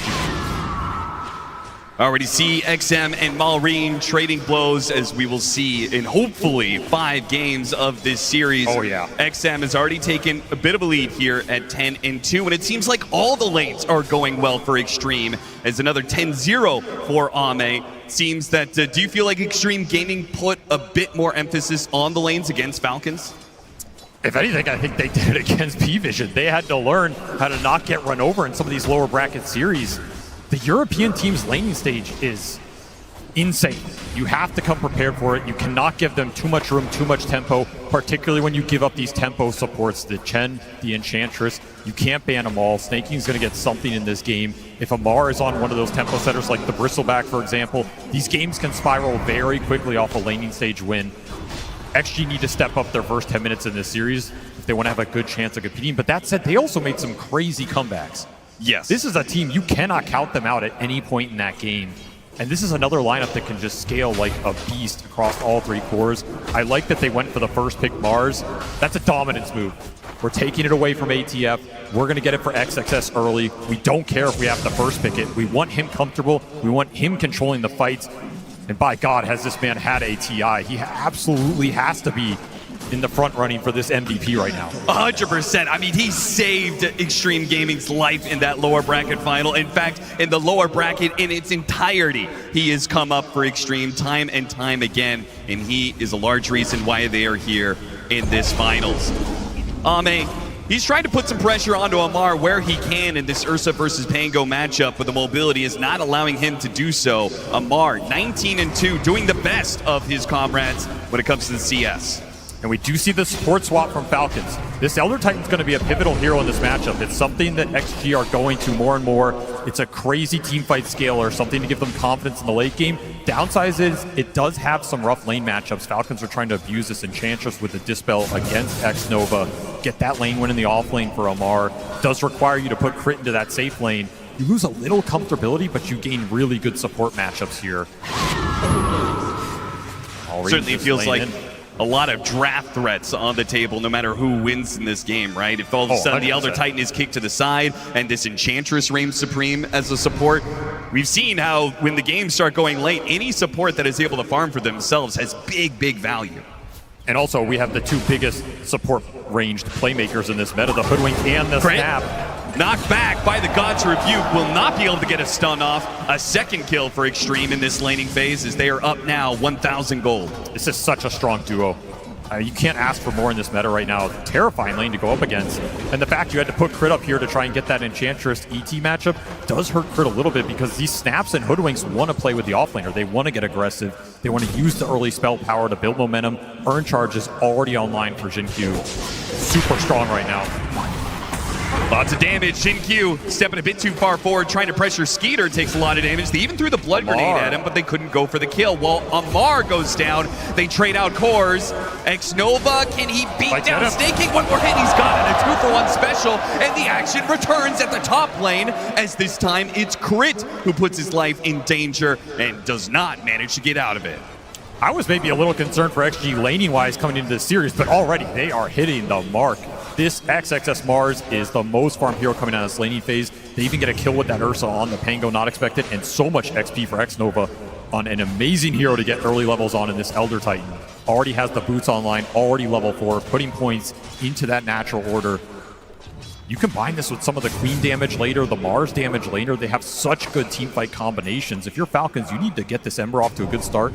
Play through him, let him drive the pace of the game. Don't let XG set up these big fights around Roshan where they're super confident in their AoE control. Fighting for power runes, but locked down by the chains. Got a bushwhack, trying to stop it. Another stun comes in. XM is able to get the blink away, and Jin-Q is the one to pick up the arcane rune instead. A little bit of HP fed over to Malrine. He'll be okay, and XM being the ranged hero should be able to weather through this a bit. Jin-Q just playing with him. This early Urn creates such a threat with the blood grenade combination. He's basically just fighting 2 supports in the river, taking the rune away from Malrine. That's a huge win. As XM feeling the pressure of some of these summons. Double range creep, plus Enchantress, plus Catapult about to hit your tower. Need reinforcements here. Yeah, where is this Elder Titan? He's been hanging out with this Ursa, but he's needed in the mid lane. They pop a glyph here, and depending on how much Falcons want to tank here, they have another enchant. So another creep to be able to tank this tower. A few more Siege Wagon hits, and then another round of creeps will enter into the tower. So this Siege Wagon, it's going to get well below half here. The Spirit only just now showing up, but what do you even do as an Elder Titan this early? Not a lot. Tough matchups. You don't interact well with the Ember Spirit. You don't have the lockdown for him. Just got to beat him back, but that is some significant tower pressure. Oh, but the trade-off, Ame. He almost gets the kill on Amar, but he also takes the Wisdom Shrine. That is a big move. Xtreme, I mean, they drew the first blood quite figuratively and literally as they managed to get the first kill, but also won the laning phase. Falcons with this move on mid was brilliant, but the trade-off, Xtreme got to be very happy as their supports are going to get their level 6s before Falcons. Huge advantage gained off that play from Ame, getting aggressive on that battle line. Even forced double support TP there that yielded nothing for Falcons. So now, if you want to get aggressive top with this Mars, no support can come in for Skeeter. If you want to get aggressive on mid, that option's available with the Sonic Wave. Yeah, like how does Skeeter even play top anymore? It's a level 6 Mars and a level 5 Hoodwink at 8 minutes in. He's got to abandon this lane. So many levels on these supports. Power Rune, Malrine tries to get it and does manage to grab it. Regen into the bottle. Nice pickup for him. I mean, XM not finding early fights with this Sonic Wave. Love to get some action going, but the mobility from this Ember Spirit, just not something that XG can deal with early on in this game. This tower is going to fall, but who's going to get the last hit on it? Malrine tries to get there in time, but XM already snags the deny. Malrine would love to get a kill on Xnova, but not the case. Against an Enchantress, this is just inevitable, right? You're going to bleed out towers. Yes. You just got to try and slow it down as much as possible. Especially with the lane swap they did. When this Enchantress plays from the off lane, those moves behind the tier 1s are incredibly dangerous, and they're a lot more fluid for Snaking to make than if he was stuck in that safe lane trying to secure farm for the spend. Snaking control did not make the read there. That a ward was placed on that high ground. He gets his own really good laning ward, though. Ame hunting him here in the jungle. He's got his eyes on him. You got to punish this Enchantress. You can't just let Snaking live in your jungle. He will do that until you punish him. Thinking about the Sonic Wave, is it required? XM, they can't even get him. Nice enchant for the Dispel and the Overpower. Ame trying to hold it, Snaking holds longer. And of course, anybody who shows up in the top lane is going to die. It's just a matter of time. Crit's not dead yet. And now with the Ember Spirit here, looks like the Mars in big trouble, and Jin-Q is not able to chase after Crit. It's going to be XXS to fall instead as Falcons bring 4 up the top. They do not want to be losing these early towers. That was a big committal. I mean, you're showing all 3 cores on this top lane to bring down that Mars, who was having a fantastic time. That's a big kill. But it does give a lot of space to the Ursa, more space for XM on the mid. Got to look towards this 10-minute power rune. If he can grab it here, it would be a huge win for XG. Malrine looking for an amp damage or a haste to accelerate his game. Once again, Malrine going to try and outclick XM for it, but this time XM gets the bottle. With a haste rune, not required to pop it just yet. He's able to blink away. Big rune to take away from that Ember. Yeah. Right, that is super dangerous around the map. Still I mean, it's also no Sonic Wave thrown in this game. Yeah, we got to start establishing our own threats from the mid lane if you're Xtreme Gaming. You're looking around where the Sonic Wave has been off cooldown for like 4 minutes now. We just haven't put it to use. It's easily a move he can make to top, right? If you have this arena on top, anybody that shows there, just arena them into the Sonic Wave. Even if reinforcements come in, that can be a great fight. You can connect through the gate. It's kind of your best point of attack right now. You can also continue to hold it here and use it defensively. If you want Ame to continue playing bottom against some of the threat that the Pango holds, the Queen can counterplay that a little bit. Crit playing games with XXS and Jin-Q once again, but this time around Xtreme bring a whole lot more heroes to the mix. Falcons decline to do the same. They'll give up the tower finally and make a trade-off of their own. A lot of trades happening in this game, but man, Crit has suffered in this early game. Losing the Wisdom Shrines really hurt him because he had to play more sacrificial on that safe lane to give Sven some of that XP. This Snapfire's level 4.5 right now. I don't know when you're going to have kisses in this game, but it's not going to be for a while. And to me, this has been the spell that's defined this hero at this TI. You know, heroes come and change, the spells come and change, but right now, getting kisses online fast, taking fights around that ult, super powerful long-range damage. We've seen it just win team fights straight up. We saw what Jin-Q did with it in the previous series. The more this is delayed, the better the team fights look for XG, particularly around that Roche pit, if Ame gets off to a fast start.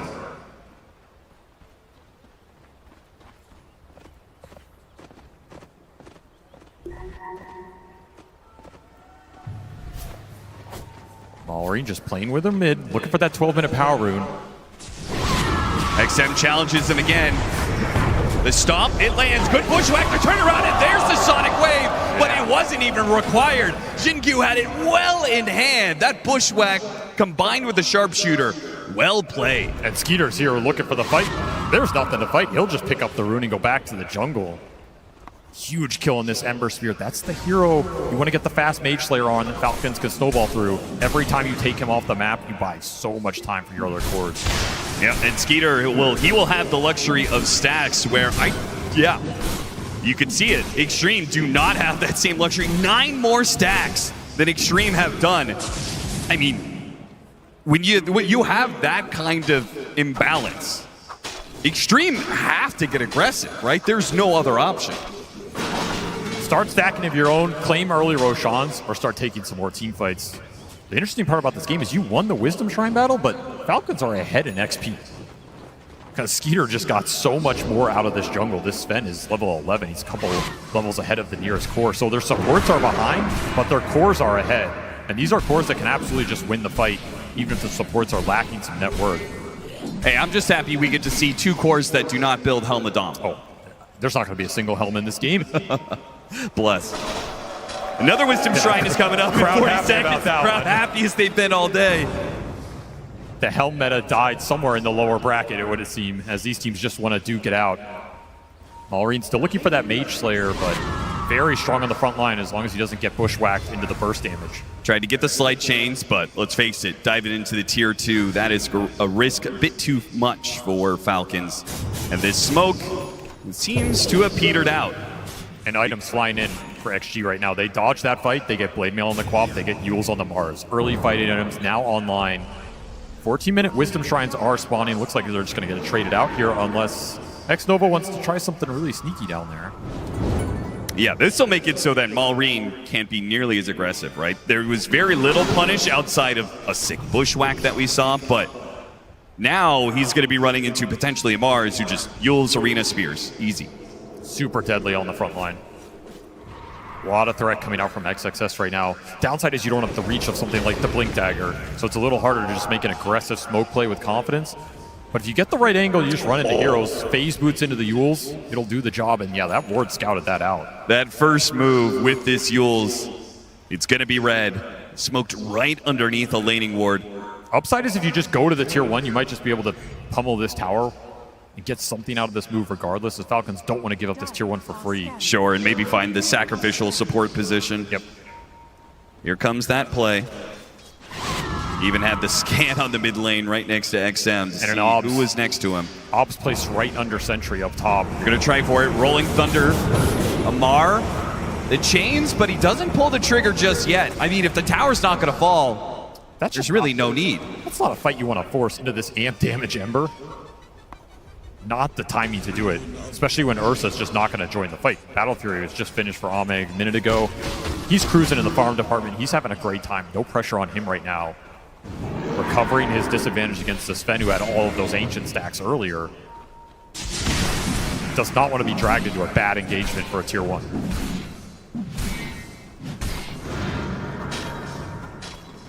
Falcons make a show of a 5-man defense in the mid lane. After the tower's defended, back to hitting neutrals. They really haven't gotten... They haven't ground out that usual lead that Falcons tends to do after a laning phase. Xtreme is still keeping up despite the stack disparity. Difficult team to grind it out against. Why is that? They're just resilient around the map. They rarely give up really bad core deaths. I mean, the games that are spiraling are going to spiral for anybody, but I feel like they just don't feed in poor places. It's usually getting lanes super deep. X-Nova, he's... okay, the Croaker. Yeah, Snaking had that well in control. There was no problem there whatsoever. That's that Mage Slayer online for the Ember, so time to get aggressive. Follow Malrine, let him bring these supports back into the game in a really nice position. Look, Malrine does find another one. Slight chains, kisses. And XXS is biding his time, waiting for Malrine to show, but the kisses give too much information. They have to back away. Too easy right now. Just follow this Ember. Very little XG can do about it unless they are just baiting someone out and going and using. Yeah, as you said, the core's not being picked off, but they do manage to find some support kills. XG don't mind this kind of style though. Like, they're willing to give up some part of the map early on in a game to push it later, get their item timings, and take that fight. Even if it's at a 5 or 6k net worth disadvantage, they believe in their execution. They believe in their timing. They're going to overcome that, particularly around the Roche pit. We have seen this team dominate Roshan fights. To me, it's been their signature sauce for this event. I was about to say, if anything's going to give them even more confidence, is going to be that lower bracket finals, game 3. Yeah. They played against a net worth advantage the entire time, and still had the confidence they were going to be able to pull through, and they sure did. I mean, at this point, just believe XXS is going to win you the Roshan fight because he's done it time and time again. Yeah, just give up every Roche. Just make sure XXS is in a position to make the steal. And there's the Blink Dagger for the Mars. He was thinking about BKB or Blink, but he opts for the Blink. Tells me XG want to get aggressive here in the next few minutes. If you can get a team fight on top of Falcons with you being the initiator, particularly on that Pangolier or Ember, it can break that fight open, especially if it's around the pit, straight into Roshan for this Ursa. This is a really pivotal moment in this game for Falcons to defend their map. Baiting an 18-minute power rune that doesn't spawn. Amar makes a poke at XM and reveals that there is a whole heap of heroes right behind him. Blinks are also online for Falcons. Pango Blink, Sven Blink, Instant Smoke. Falcons are going to look to do what XG just wanted to. XXS is thinking about striking first, though, and he managed to get the pin. No Yules required. They just blew him up, and the Rolling Thunder will come too late to save the Ember Spirit. But maybe Skeeter, you can see him. He's holding off right now, waiting for his initiation. When's he going to make his blink? They got the arena on for the 2 supports. Now he jumps in right into the Mars. He went in for the off-laner, but now he's surrounded by heroes, and he'll be blown up by Ame. Ame, too, was patient, and he waited for his counterpart in Falcons. He waited for Skeeter. Beautiful patience from Ame on the side of the fight. He waits for the Sven jump, jumps in with no chance to man fight him this early in the game. And he will clean house. The exact team fight XG we're looking for. Started a little differently for them, but a beautiful pin from XXS. You burst down the Ember. That's what you want. Ember or Pango every single time. It's a recipe for success. And he could have gone for the safe play of the Yules, but it would have been an entirely different fight. The execution was fast, and that's what kept Falcons out of it. He gets to hold Arena for later on, and that's what's kind of dissuading Skeeter here. Like, he doesn't want to jump this Hoodwink who's already dying. He doesn't want to jump that Blade Mail Quap. He wants the Mars. He got sick cleaves off him, almost kills XM with that angle. But Ame, just better positioning, better moment to jump. I mean, it all starts with the Ember Spirit pickup, right? He can play the longer game because they're up a man in that regard. 100%. Skeeter forced to do something. XM trying to force a play here. Stomp misses. It covers at least the retreat from XM. Falcons go back to their side of the jungle. Despite the loss in that mid lane, not that big of a net worth lead for Xtreme. We're still keeping this game very tight at 20 minutes, though. Xtreme, they want the Tormentor. They're going to smoke up for it. Falcons will do the same, not to smoke, but trying to defend their territory. Look at the Basher. Freshly done on Ame. He got it off that fight. Could be super pivotal at locking down these mobile cores here. Smoke breaks on XXS. XXS not going to blink forward. Doesn't want to go in blind. Now spot snaking, and he'll just pin him. See if they can blow him up with a break. It'll make it a little bit easier, but the heals, man. They can't even burst him down. They just used so many spells and didn't claim the 5 position. They will back out. A good stomp, though, and a pin off of it. They're going to jump in on it. Goes for the kill, and they got him. Amar does what he can, but again, the Rolling Thunder is just not enough to save the life of his buddy. He's got the Yules to defend. XXS trying to stop these kisses. A blink away, and he does manage to prevent any losses there. Falcons, they'll retreat as 4, and Xtreme now own the Tormentor. Such strong early item timings from XG, and XXS finding the spears time and time again. Just sets everything up in this fight. Malrina's not been able to play a single fight other than him just getting nuked down instantly. Yeah. And all of that was off of a casual stomp from X-Nova. That's how this Elder Titan gets you. He can throw the Spirit out, he can wait for a slight, and then he's going to force you to Remnant out or you get stomped, and you don't know what's coming after that stomp.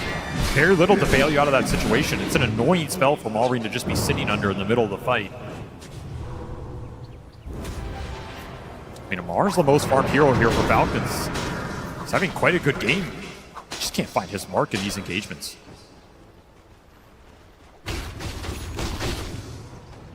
Ame's not alone down here, but Falcons know it. Thanks to the deep wards that they were able to place earlier in the game. Has not allowed them to take control of the match. Going back to the Ember Spirit, though, this is a hero that we haven't actually seen too much of here at TI. Why is that? I think his early game is still good, but he kind of falls off in that mid game a little bit. He doesn't pack the same punch, and I think players are concerned about his ultra late game scaling sometimes too. Like, yeah, 6 or 7 slots, all these Spirit heroes are crazy, but you compare it to things like the Queen of Pain with the Sonic Wave damage. It's just not the same punch, right? He's kind of an attrition hero. He likes to go in the fight, take the long fight. It feels like a lot of these fights are just decided off a jump. You throw in the nukes, you blow somebody up. It's not Ember Spirit style right now, and now his strength can be just set up for some of these long-range supports. Great hero to combine with the Hoodwinks and the Snapfires that are in this meta, and I think that's what Falcons wanted to do. They just got slowed down. Yeah, particularly since they don't actually have a save here on the side of Xtreme. There was potential for slight chains kisses to get guaranteed kills, but we didn't see too many of those, and not really on big consequential heroes. And as a result, Ame is up at 13K now. It's also a hero that takes that mid tower very quickly, and then you kind of collapse the game to that mid lane. You make them fight your Ember when he's really strong. You make their supports engage this hero that they have trouble locking down. I think XG dodged that pretty well. Falcons didn't get a lot out of that, 5 to 15 minute mark as they wanted to, especially with some of the power runes going to Malrine. Sure, they gave up the mid tower. They didn't actually fight for it. They even denied it themselves, limiting the amount of gold that Falcons got out of it. They didn't bleed bad kills, which would have snowballed this game, and they won the side lanes. That was a huge component. XXS got off to such a fast start. You could afford to give up something around that mid lane and still feel good about the first 10 minutes here. And now you're cruising into this mid game very even. Still anybody's to take in these fights, and I mean, Roshan's still just sitting there in the pit. Very tempting for both teams. Absolutely. And we even see the X-Nova Spirit scouting it out. I mean, there is some worry here on XG for Falcons to man up for it if they feel you're on the wrong part of the map. We are now at that point, by the way, where we're going to get some serious magic resistance problems for Falcons. If Amar is going to build to scale, these supports on the side of Xtreme, you've got the combination of maxed out natural order combined with the deconstruction facet. That's already making a lot of this magic damage be pure. And then you're going to have Hoodwink come in He's buying up a shard really soon. That boomerang is just going to amp up that magic damage even more. The burst damage is going to go crazy. If you get a latch off this Mars, that hero is just gone. No hard save in this lineup. At least you have some armor differential from the Sven. You have the shield on the Ember. You have a shield on Pango. You can be tanky in these fights, Enchantress with the sprites. But you are worried about that first point of contact. Yeah, which means Falcons, I mean, they've been struggling to find the initiation. That's what's been causing them so many issues in these early fights. It always seems like XXS is able to hit first before Amar does. So they either got to find that or they got to start just, you know, playing to farm, playing to scale. They have BKB Blink on this Sven now, though. This changes it a lot. Now you can let Skeeter go in. He can pick his mark, BKB. You're not afraid of him dying super fast here. And he has level 3 ulti online. He's hitting a really nice power point. Falcons want to use it. And if they can get a pick off right now with this smoke, then turn it into Roshan, take that away from an Ursa lineup, would be a massive boon for Falcons. They do not find the kill, though, as Xtreme Gaming have already backed up behind their tier 2, commence with their own smoke play. They feel that Roche was maybe being forced. They're smoking before Ame finishes his BKB, though they did get the Ags on the Queen and the BKB on the Mars, so they have a nice 2-core item timing to try and take this fight. They're going to get in position here, but Ame's still going to keep farming up. He's so close to his BKB. I'm sure he's calling to his team, don't force it too much. I'm almost there. Almost a defensive Roche play. We don't want to do it right now. We want to let Ame farm, but we also don't want you doing it. Yeah. And if they just stick around, though, okay, they do find one of the wards. There was 2 different very dangerous wards that Falcons managed to get down. That was one in the triangle, the other one being in that lane, off-lane position. Nobody on Xtreme will be caught by that yet. I mean, these are the types of situations where the ET feels amazing. Because This would be really massive. They can catch him, but there's same similar ward. Still, though, found by Falcons, at least taking away some vision on both sides. It all comes down to this Roche, man, and we're going to have BKB cores on both sides. Xnova, he wants it. They get the kill on the ward. Amar does not make the jump for it. Skeeter's too far away. Skeeter's just farming away. He doesn't want to fall behind Ame right now in this standoff. Neither carry wants to just fully invest into contesting this Roshan. But Ame got to finish BKB. They got the double obs without anybody getting punished on that. That's a huge win for XG. That was a big smoke move from Falcons to get those wards up and try and use them to take a fight. You let them go down for free. You have one more around this pit top. And if Falcons isn't going to make the move, then Xtreme, maybe they'll be the ones to play on the offensive here. The smoke is going to break on the low ground. Snake King making a break for it with his drums, trying to get far enough ahead. XXS, he'll blow the arena for him. Nice Yules, though.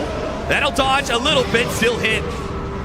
Caught by the break, but the heals are so much, they do not still have the burst damage to kill him. They need the Ursa to jump on to Snake King, but he doesn't want to show himself. Synchronized Yulesing for Xtreme Gaming. They'll back away. They might lose their last ward up here. XXS, they gave him the Ob Sentry. Very smart. Don't sacrifice your positioning on these backline supports. Xtreme Gaming seem to know Falcons' ward spots very well. They have no obs left. It's just brutal for them. An Aghanim Scepter is done for Amar, though. So another peak for Falcons. Perhaps another chance to take matters into their own hands. The team fight's super strong for both teams. It's just about who jumps first, and that's why the vision's so important. You lost all these wards, whereas XG, they have that ET to do a little scouting. I mean, at this rate, we're going to get 2 or 3 more items on these carries before we actually get a fight around the Roshan pit. Nobody wants to man up for it first. You get caught in that pit, it's absolute destruction. Alreen found. Not pinned. Roll up will stop him, and he dodged away from the stomp. XXS has to use a defensive BKB. Double ults from Falcons for a BKB on XXS. I don't think that gives a clear enough advantage either way for these teams to force it. Nope. Especially if the Mars gets gone on, you don't have a clear initiation as XG. They do buy a gem, which is interesting considering they just killed 3 wards. I mean, how much vision's left on the map? They really want to secure vision for the fight. Flying out to Xnova right now. But Falcons are getting a lot of items up during this period. Almost level 20 on Sven. This Ember is catching up in this game. I mean, that's the upside for Malrine. He's on the best split pusher hero in this match. He's just going to rat these side lanes down. He will recover his GPM. Continue to scale. And that's why Xtreme They're going to force it onto the bit. And it feels like they just have to. Snake King is trying to keep tabs, though. He's got his creep, checking it out every once in a while. But this Roshan is about to swap over to the other side. Not only does it sound like you think that Falcons have gotten the better of this stalemate, but it's also about to flip over to a side where they can play off of buybacks in their outpost. I don't think the first half of that stalemate was good for them, but I think the second half was. I think XG could have been more aggressive there with how much vision they brought down. Falcons playing a little scared. But now, like you said, that Roche going to the other side, it hurts. Especially if Falcons are willing to commit buybacks here, and you just can't man up for this as Ame. It's way too terrifying. It's also going to be another Tormentor spawn. He didn't spot the ward. XXS saw a sentry, but the ward is on the other side of the tree there. It's a good one. Super valuable as this Roche switches sides. And while Xtreme have all shuttled down to this bottom part of the map, Falcons, they're staying split. Amar's getting a lot of farm out of his top lane. He might actually be able to take that tower at some point in time. As you said, Malrine, best split pusher in the game at this point on the Ember Spirit, so he's enjoying all the farm he's getting out of this situation. It's not much, but Falcons is grinding more and more gold into their favor. Xtreme Gaming, they got to do something about this. They're going to force the Roshan, and Falcons not going to contest. Almost saying that, all right, we delayed it for like 6 minutes. You can finally have it. It is only the first one, right? It's not super valuable here. It's just to progress towards the later Roshans. Yeah, second Roche is going to be around 41 minutes in. Very slow for an Ursa lineup. Yeah.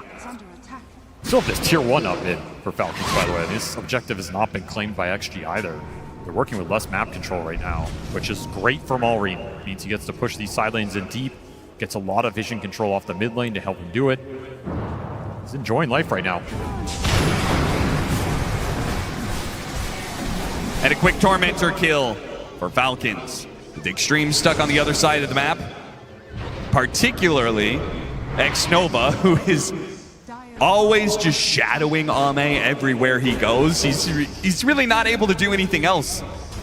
And I must apologize, Austin. We do have one Helma Dominator. Oh, no. It snuck its way in. I don't know how we allowed it.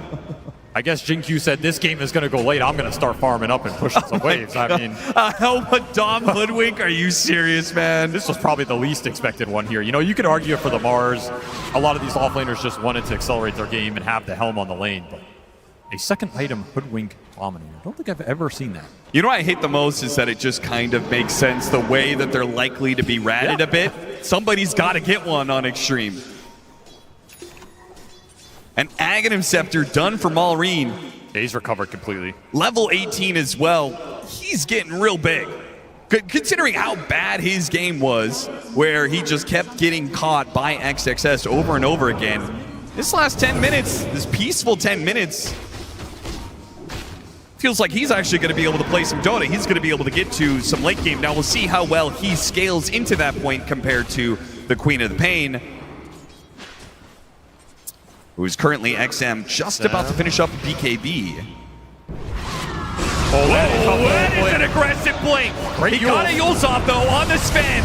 That delay will not be enough. Too much burst damage coming in from the side. Oh! There is a splitter. Stop Skeeter.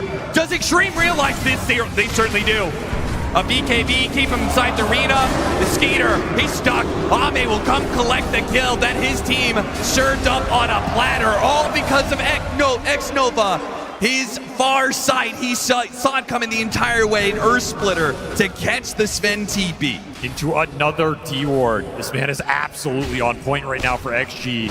And they will take that trade. Taking this Sven off the map will create a larger differential between him and Ame. That's exactly what you want. This Sven-Ursa matchup is generally not fun for the Sven. The farther this Ursa pulls ahead, the harder it is to take that fight. Unless you can go ultra late with refreshers and satanics and that kind of nonsense. Yeah. Ame in control of the carry battle right now. Huge pickup for XG. I mean, that was a crazy blink from XM. He just felt like there was going to be an opening there. I guess he's right in the end. Very sacrificial. And if he doesn't get the Yules off on the Sven, like, even though he dies, that little bit of delay, it made all the difference for Xnova to get there in time. Very clutch Yules. And these Yules can become Wind Wakers way later in this game. Yeah, sure. That's the nice thing about them, and the Wind Waker is amazing against this Falcons lineup. Still a bit worried though, even though the Sven has died. We've seen, in particular, yesterday we saw the Ame Sven. 2,500 damage crits. I mean, you can get Wind Wakers, but can you react fast enough to stop that kind of burst damage? Snake King, is this guy just untouchable in this game? What is it? They can kill the Sven, but they can't stop the Enchantress. I mean, it is called untouchable for a reason. I guess so. You should not even waste your time. If Ame's there, it's a queen. It's a quick pick-me-up, right? Of course, yeah. But Ame doesn't want to commit his time to take Enchantress off the map. If anything, you just want to threaten Snaking. You know, make him think he can die, so he doesn't push as aggressively. But don't commit so much to actually kill him, and it's a negative net worth play. Okay. BKB done for XM. So the next time he aggressively blinks in, he can at least ignore the stuns. We'll see if he can ignore the damage. Ame with an Abyssal Blade, no! Does not get the follow-up bash required for the kill. And he'll try and make use of the last 25 seconds of this Aegis. I thought he was going to just push the tier 2.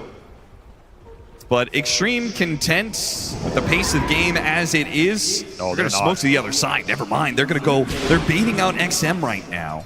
They want blood right now. Aegis is going to expire, but they finished that Abyssal. They finished Hex on the Mars and the BKB on the Queen.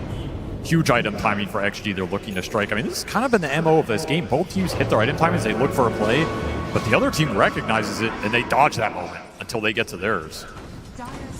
At some point, that bounce will break here. Well, now some of that magic amp that we were talking about is still going to be effective, but there is a pipe. Huge item on Snake King. Big pickup for him. Yeah, the aura is worth so much here. And this is kind of a weird positioning. We swap places. And it's going to be Xtreme breaking the smoke, going into their own jungle. Wait, got the side device initiation onto the Pango, and the Earth Splitter's on top of it with so much magic damage. He is burst down. Shard stomp in with the boomerang. See you later. No one is surviving that play. And that is all a glimpse of him off of that ET Spirit vision. Yeah. That's all it takes for you to get insta-jump from the Hex. But what do you do with this pickoff? What do Falcons try and do here? They're looking on this ward. They have Daedalus on Skeeter. XXS still has BKB, but they got the sun on him, and from behind, a big crit from Skeeter takes out XXS. The Sonic Wave on 3, Yule's up in the air for crit. Skeeter makes a run for it with his BKB, but XM will still pounce on both supports, trying to slow them down, hoping that they can at least get one of them here. Snake King pulled back in, and finally Ame shows up to the fight to claim Snake King's head. He'll get one out of this. Nice kickoff for Falcons. They get this Mars off the map. They do pay a little bit of a price, but once Ame shows up to that fight, you're not taking it unless Skeeter's confident that the control is going to come through.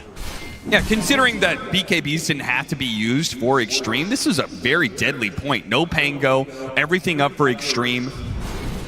Being able to take the Mars off the bat, like you said it, like there's not really that much initiation for Xtreme if there is no Mars. They did get another D ward off that though. Falcons are losing a lot of wards to make these plays. It's really adding up.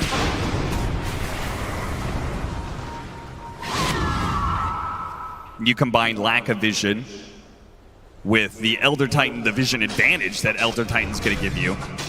It caused some problems, but those problems, they can at least wait another minute or two, because really there's no objectives until Roshan is up. They want to take this tier 2.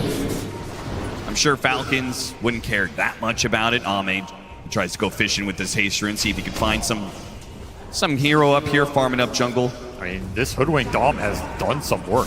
Jinq mega farm now. Finished an entire Lincoln Sphere. I wouldn't say it's the best Lincoln Sphere game. Not really good against the Pango Ember here. Yeah, you're stopping the Sven That is it. You are trying to throw this on Ame or XM, maybe even XXS, who's been getting jumped a lot. If you block that Sven stun, could be a huge deal in the fight, but it's a very expensive investment to look just for that. Yeah. I mean, there's maybe little things like blocking out a Yule's during an enrage timing for an Ursa or something like that. They could go a long ways. Could come into play, absolutely. Level 25s are right around the corner for both of our carries. That's going to be a bit spooky as Roshan We're in that potential spawn period. Both teams are going to be playing around this area. High top part of damage the pit. talents for both of these carries. Like the burst damage just becomes insane.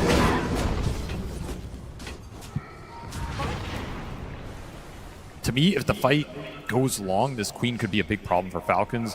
In theory, their answer to a long fight is, Pango Ember, bringing that same sort of attrition, just constant spell spam. Yeah. But the way the fights have been going is, it feels like one of those cores just gets bursted. I think you still want to jump this Sven in to almost give them better entry into the fight. If you get to a Satanic and then Ember Spirit continues to scale, do you think that flips to the other side at some point? That longer fights can still work for Falcons because the Ember mostly? Oh, I think they can. It's just execution. Sure. You kite out those little moments. Can you dodge the jump from Ame? Does someone control him when he's trying to go in and burst that target while he's committing BKB? Small things like this make all the difference. Can you find supports at the start of the engagement? You take X-Nova out, you remove a lot of the amp damage in this lineup. Falcons not to find anything. A pick off there could have led to control the Roshan pit. A swift blink Ame Ursa. He's so farmed. All he needs is that level 25. He's prepared for this next fight. 50 seconds for that Roche spawn. Pretty fast one. Falcons just trying to control the vision they have. They have this one ward towards mid. They have a gem up. Trying to hold this high ground. There's a sneaky Radiant ward behind this tree line over here too. Could be really pivotal if you scout someone in the river. Oh yeah. Not an easy obs to D-ward. XG just wait. They're playing patient right now. Trying to finish up the last few items to go into this next Roshan battle. It's going to be A on disc for XM. Something to watch out for. He gets jumped by the Sven. He assembles that disc. The jump is gone. And you pretty much can't afford a bad jump for this Sven, right? It almost feels like the fight is over if he jumps the wrong person and can't kill them. Or if he jumps, stuns, goes to hit, Ame jumps, abyssals him. That's an easy turnaround. Sure. Actually, you're going to throw out the Sonic Waves. Arena's going to hit someone in the back. Skeeter going in here is very difficult, but he almost has to, the way the lineup functions. Has to pick and choose his battles, and he's going to go for XM, but I think they know about the Aeon Disc. They have not jumped after this initiation from Amar. What a read from Falcons, but XM holds off on putting the Aeon Disc together. They'll TP away on the Rolling Thunder. They tried to get something. That was just such a smart play on both sides. XM, I mean, the balls did not put that Aeon Disc together when you're being sent up by Rolling Thunder, knowing there could just be a Sven that one-shots you. But he refuses to do it. He knows Ame has his back on that counterplay. He knows if Skeeter jumps, he will pay a big price there. And amp damage for a Sven. Maybe they get the Roshan. But Falcons, I think they still want to force this fight. They're going to try. Malray, he just throws straight in. Decide the vice on him. Here comes that spear. But the Sven with the amp damage, where is he? He isn't able to get there in time, and now he's been hit by the Yols. He gets the grab onto the Queen of Pain. XM gets off the Aeon Disc! Keeps himself alive, and he blinks away from Skeeter. The initiation has gone all wrong, and now begins the fight. It doesn't quite for long. Ame and his claws will rip through the Sven armor. They'll find another with XXS, a pin against the wall, and Amar, he'll fall as well. Beautiful kiting from XG. The control on the Sven, stalling up his jump to follow that Ember Spirit. And such clutch hexes from XXS. This guy's control has been on point this entire tournament. Such a strong team fight from XG. Their burst damage is just insane. Malray, he took so much there, but that ET amps it all up. You get hit by that Earth Splitter. One last bash from the Ursa and you're gone. Nobody to bail you out of that situation. A deep dive goes wrong for him. And if Xtreme win this game one, I mean, what are you gonna do if you're the coach? What are you gonna do if you're the drafter? AUI 2000. Amar, he doesn't want to ban Mars. That's his hero. You gotta take it away from him. Yeah, you're gonna be put in that corner where you have to take it. And we may see if Xtreme have answers to it, but first they have to close out this game one to make that happen. And they may have a big lead. 9,000 net worth, 3.5 minutes left on the Aegis. Falcons are known to be able to stall out games. XXS, he's landed a number of initiations. They'll find another one. Ame leads away with the Abyssal Blade, and XXS follows through. Another 60 seconds where Falcons will not have all their heroes alive. So much gold for XG in this period. I mean, they can start buying up some luxury items now. There's the refresher for the Mars. Could be another Hex on this Hoodwink. Valorine's life is just not getting any easier. It didn't start easy in this game, and it doesn't feel like it's getting any better. It's just so much control for him to play through, and this is kind of the downside of Ember. He doesn't pack a big enough punch to go in and be a threat during his BKB that XG can't deal with it. So you have to play for the long fight. But somebody is getting caught in the control, and nobody is challenging this Ame Ursa right now. He is just running a rampage through this game. Ag's done as well. How do you kill this guy? Feels impossible. Kinda does. I mean, you're gonna have to wait 2.5 minutes because killing him is gonna take some sort of initiation, and I don't think they'll be able to pull that off twice. I mean, they have like no instant stuns. The best you have is Sven, Blink, melee range, Stormhammer. But that, he has Rolling Ags. Thunder, Blink initiation, but you cannot jump him anymore. It's impossible. He will always get Ags and Rage off. You have no silences to prevent it. Yep.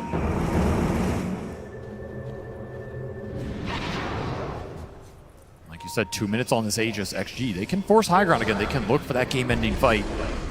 So their only option as Falcons is to make the jump on the Ursa, reset, and high ground defense is the best possible place to make a play like that, right? Yep, especially if you can abuse buybacks. It's one way to try and force that teamfight win. They do not have a lot available right now. It's only that Ember Spirit. Sometimes it's enough with the high ground positioning. Ideally, you make a jump on somebody, you take them down, you reset, and then this Pango can control Ursa a little bit with the Basher. The Ags rolls going through. It's kind of your hope right now that ATF has a monster teamfight on this high ground.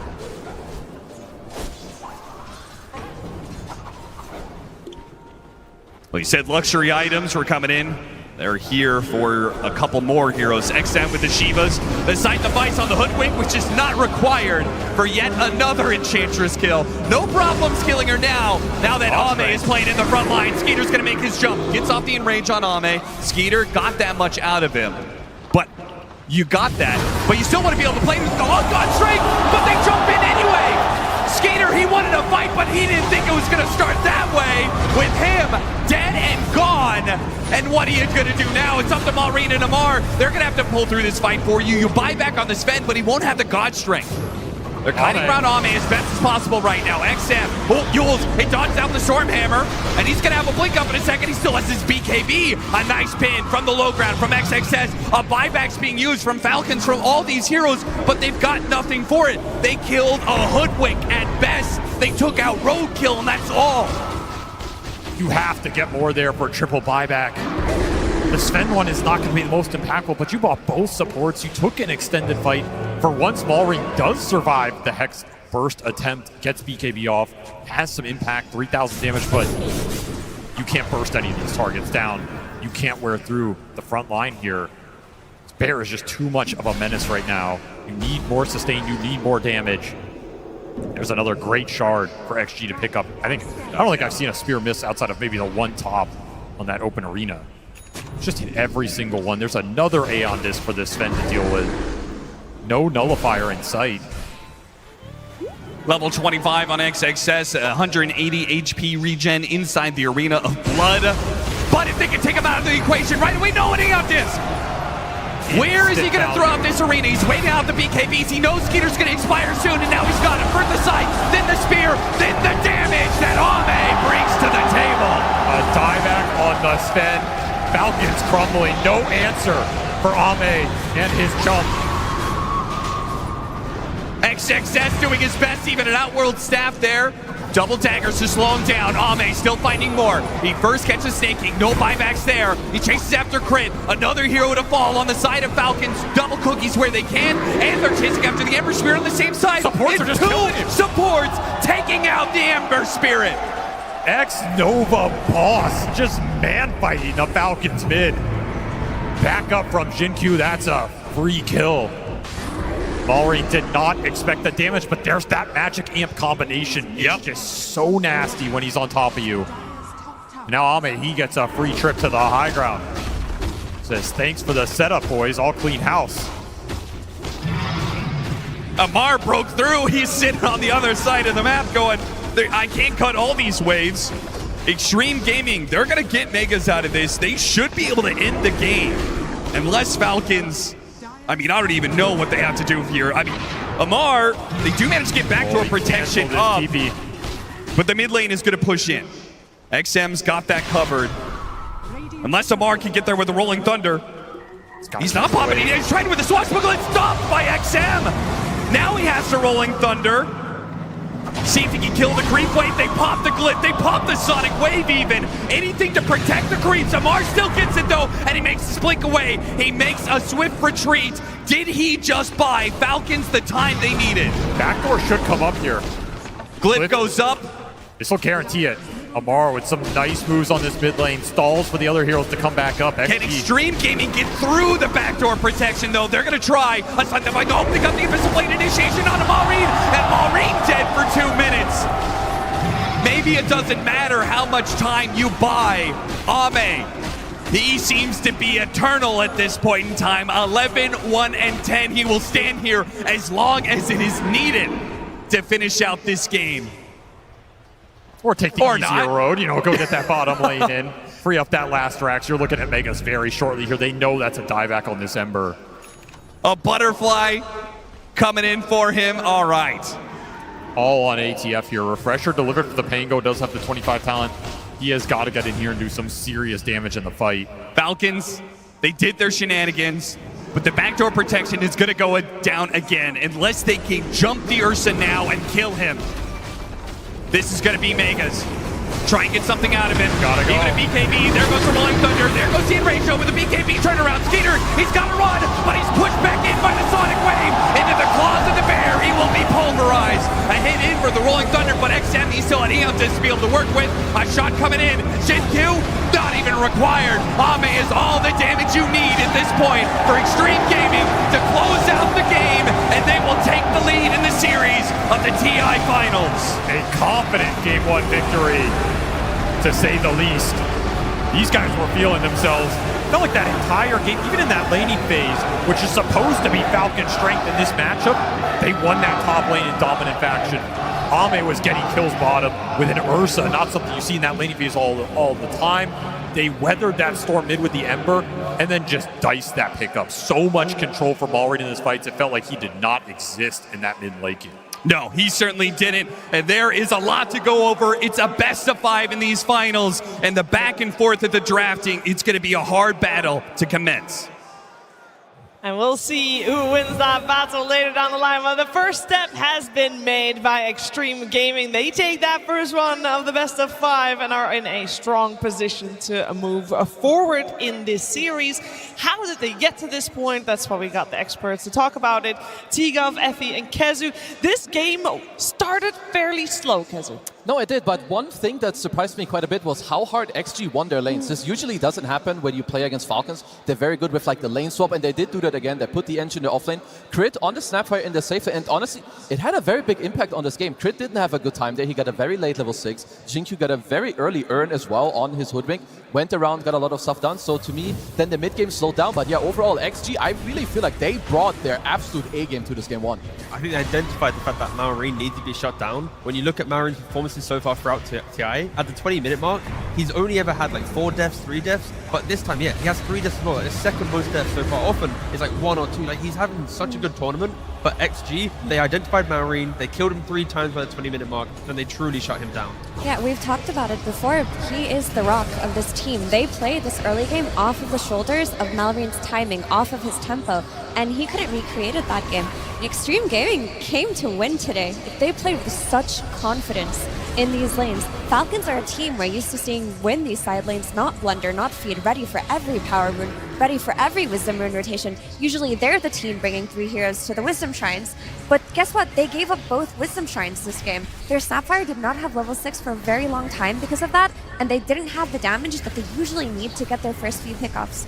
There were also like so many clips that we can see here too. They're about so many small things. The way XG earlier like bursted Malrine, Atos, Hex, Stunlock, you go this, then you go on X and he disassembles his A on this, it proxy gets loaded by someone else. And then you have a Bushwhack to like save it onwards and onwards, and there's so many things. The Falcons too, like snaking countless times. He lives because he goes in front, he has the right itemization, he uses himself, he delays. But the longer the game goes, at least until Falcons have like 6 slot on Ember and Pango, this Ame Ursa, he just eats you alive. Especially later in the game when what they had to do on Falcons was to play the map, push these side lanes out.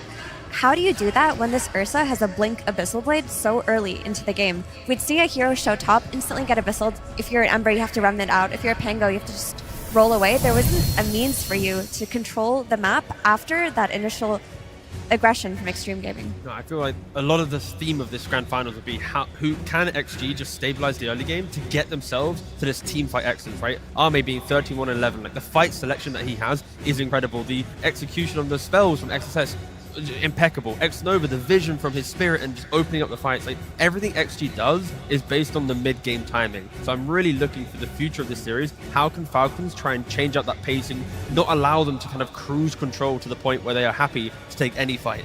And XXS on this Mars, like we saw it. It was in first pick Mars. Yeah. They heavily prioritized his hero in this draft, and I would love to see that be recreated in the next game. They didn't even care what kind of matchup they would get, so long as he had a means to take these fights for them, and that he did. He was always finding the key targets in that mid lane fight. They got the kill on Ember. It just made it easy for Alme to come in, clean up, and get his net worth up because of that. Yeah, and you pointed out it was an overall first pick Mars, and it makes me wonder. I think there's been a lot of TI finals that have like one hero that the series kind of starts revolving around. Could that be the Mars in this case, or will it just be banned from here on out? Because that is also an option. It could absolutely be Mars. I'm going to expect the same thing in game 2. It's going to be first picked or it's going to be banned. It's already been the hero of a lot of games, and it's going to continue, I think, to be that way. But I want to show a lot of things that also happened that allowed XG to like even get to this stage. They don't have the BKB yet on Ame. They need time. So they go ahead of him. They smoke ahead to make sure they're around the Roche pit and allow him to farm. But look at this top level D-warding from both teams here. You have X-Nova, they protect their triangle. Falcons are like, okay, the game is about Roche. They D-ward them again. Now, because this D-ward happened, Xtreme, they ping on the minimap, they're like, yo, they must have seen me place this ward, so I'm now gonna go D-ward your ward that is on the lane too. And these are the small things that actually, first of all, allow this game to delay. This is 26 minutes. Roshan hasn't died yet. 28 minutes, you have another Roche-off. You have a 4th D-ward coming out from the teams against each other. And in the ultimate last clip, this is now 30-30. Look at the minimap. Ame is now down bottom, so is Roshan. He's had enough. He uses the Fog of War to blink into the pit before Falcons are ready. And this is like 4 to 5 minutes of small macro gameplay that allowed them to take the very first ages of the game. And this is really what then started a bloodbath. Yeah, up until that point, it kind of felt like the game could have been going either team's way, but vision is incredibly important.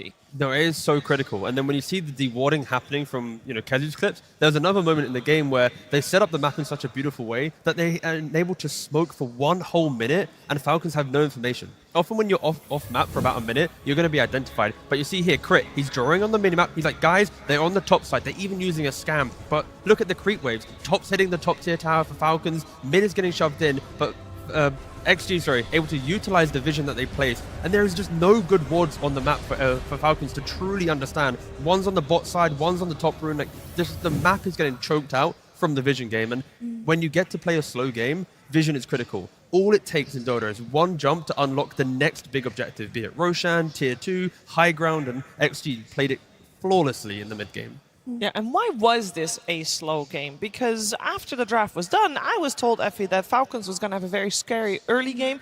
And in my head, scary kind of coincides with maybe being active and aggressive, but it didn't turn out that way at all. Well, they lost their lanes really hard. They were bleeding kills like left and right. They couldn't really set up for power runes the way that they are. They couldn't get their wisdom shrines early on, and naturally they're just going to slow down because of that. They hit their tempo based off of how well they played their first 10 minutes, and XG had their number in this one. They were going to play slow because they were just waiting for their Ursa's BKB timing, but after that, even though there weren't a lot of kills, they were playing quickly on the map on Xtreme Gaming. They were ready to just jump any target that showed on the side lanes. Yeah, the early game definitely did not have as much action as maybe we thought initially, but that's okay. And the action that was there was very mechanically skilled, isn't that right, Purge?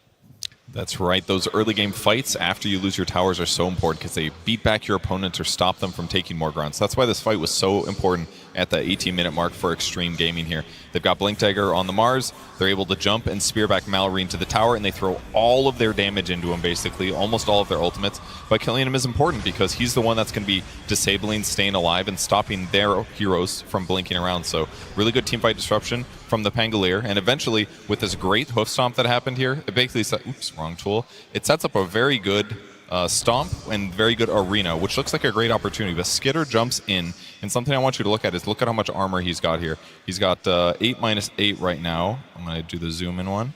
But as soon as he gets close to the Elder Titan X Nova, this armor number drops down to 0. And this is the exact moment that Ame jumps in with his Battle Fury. And if you take a look over here as well, he forgot to use Warcry, or he chose not to because he needed to jump in immediately to save his teammates. And as a result, he's got -8 armor because of his Mask of Madness, which is why he died so stupidly fast. I mean, they even used the Pavis here to give him some HP, but it doesn't really matter if you got -8 armor. So this was a really sick read by Xtreme Gaming to recognize, oh, we're down 2 heroes, but we can still blow you up right now. So they took that opportunity, won that team fight, and that really helped ensure that that laning stage disadvantage that Falcons had didn't get any stronger. Yeah, very well put there indeed. And of course, both teams are looking forward to seeing what might change in that game number 2. Maybe different pick order, different heroes, definitely as well. And I'm wondering, what can we really learn from a game like this? Because considering it was so slow, do you think either team will try to speed it up, or is that too risky? Because playing that fast does come with risks. I would say that both teams actually kind of got what they want. Even like Malrine, he has a lot of level 25, level 30 heroes. He didn't have the best game, but I would attribute that more to Xtreme Gaming. I think they played very well. They didn't give them many opportunities in the game, so I wouldn't even call this an off game from Falcons. I just think XG, they brought their A game. I don't think you change too much when it comes to the draft. You just gotta bring it in the game. Agreed. I think Xtreme Gaming, they have their momentum from their amazing win yesterday into their energizing win today into this game. They caught Falcons off guard, and now Falcons have to wake up, because if you look at their draft, Skeeter on Sven, ATF on Pango, Malrian on his Ember, Snaking on his Enchantress, Crit on his Snapfire, these are their heroes. Well, I know 2 people who are great at waking other people up. Slacks and Tsunami. Hello, everyone. Yes, yes, indeed. Can we tell the future, my friends? This is the Oracle, TI, in case you didn't notice, because you're dumb. Anyway, yes. Will we be able to tell the future here today? In fact, we will. You see, in pubs after the International, there's a bit of time until the next patch, and typically, people will pick whatever they picked at the International, making, pro builds into very, very bad pub builds. So, I have gathered the greatest seers in all of the arena, the random people standing behind me, who will make prophecies upon what we will see in your future disgusting pub games. Let us go and speak to other seers. Hello, what do you think we will see after the International in pub games? I'll probably think of Hoodwink with Helm of Dominator, but just in general, Helm of Dominator, any kind of support. Pulling the lanes, giving us some free tasty last hits on big creeps. It's going to be wonderful. Absolutely disgusting Helm of the Dominator, pause 4s and pause 5. Write it down, Tsunami. Dark times ahead. Put it on the sacred slate, please. Slacks, I don't want to do the character. Please don't make me do the voice. Do the voice, Tsunami. We practiced the voice for 20 minutes in the back. Tsunami, do the voice. Oh, Sia, I shall write God. down Hoodwink and Helm of the Dominator. Don't do the voice anymore, Tsunami. Hey, they love it. Keep doing it. What do you think we'll see after the International? I've got a couple of things. Okay. First of all, the runes. I've been following the decoding of the runes. Yes. Maybe like this Azizov character. Let's not spoil the secret runes, young man. Maybe. Don't look at, I don't know shit. You think they tell me anything? I will tell you right now, for fun. But maybe we might see something. What else? Meta-wise. Why? He keeps looking at you. You're making me uncomfortable. Goodbye, young man. Goodbye. Hello? Hello. Everybody buys 2 Dominators and switches them in the inventory. Double Dominator switcheroo. Everybody. For everybody. Don't write that down. Oh, he's writing it down. Oh, no. Strange people staring. Yes, indeed. Helm of the Dominator backpack strat could happen. Anyone else have an idea? Hello, what will we see in the future of Dota? Yeah, I'm just scared to see the bristleback with Butterfury in my pubs. Oh, no, gracious. Dark times ahead, Bristleback with Battle Fury. Please, please ban the Bristleback to save yourself. What do you think we'll see? One team will have full Helm of the Dominator, and the other team will have full Midases to counter it. Oh my goodness gracious. I don't think that worked. Whatever. My liege, I missed that one. Say it again, please. I'm good. No, that doesn't. It's all good. Hello. What do you think we'll see, my friend? The heroic Meepo carry. Oh. One person cheers, the one Meepo player in the crowd. Tis a good day for you, but terrible for everyone else. What shall you see? Satanic's Tinker carry. Oh, God! My heart cannot take it. Foul times are ahead of us, Tsunami. What have you got written down? Last one right here. What do you think? Maybe Battle Cup Turbo Mode? Oh.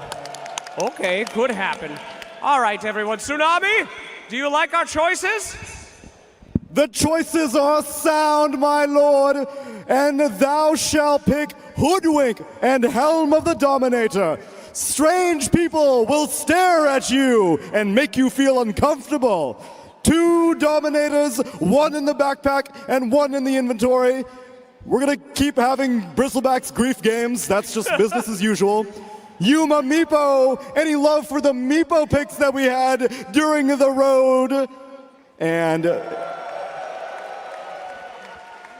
okay, now you guys are cheering because I tell you to, but I want you to be real on this one. Do you actually want to see Tinker carry?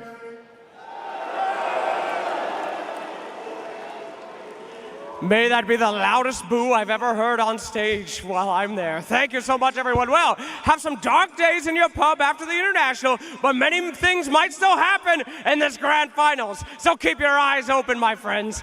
Good luck. It's going to be hell out there. Or happy times, because if all my enemies are doing that, I'm winning with normal things. That's how it goes, team. No, it doesn't. It's always on your team. Don't be so naive. And you queue for the game, you're happy after TI, and then you get every single idea in one single game. No. And then you still win. That's the beauty of Dota.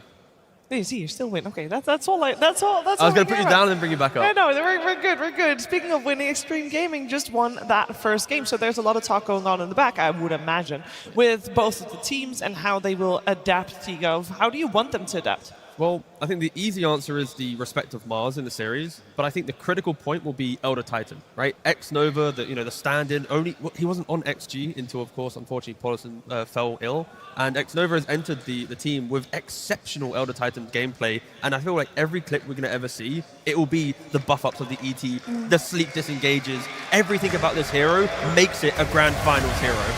It is one of his best heroes, it's one of his most played heroes, and I think he used the shard like really well. Other ETs you just see, they stomp and they chill, but when he got the Ember, when he got Amar on the Pango, he went on top of them, he reduced all their armor, so Ame, he just claps you out of the game like immediately, and we must not forget, X-Nova just a few months ago had one of the darkest days ever with me in OG. We sucked, there was nothing going on, but this guy, he's incredible, he's making this comeback, he's playing so well. I'm just really happy to see like the 2 teams playing this well and going up against each other.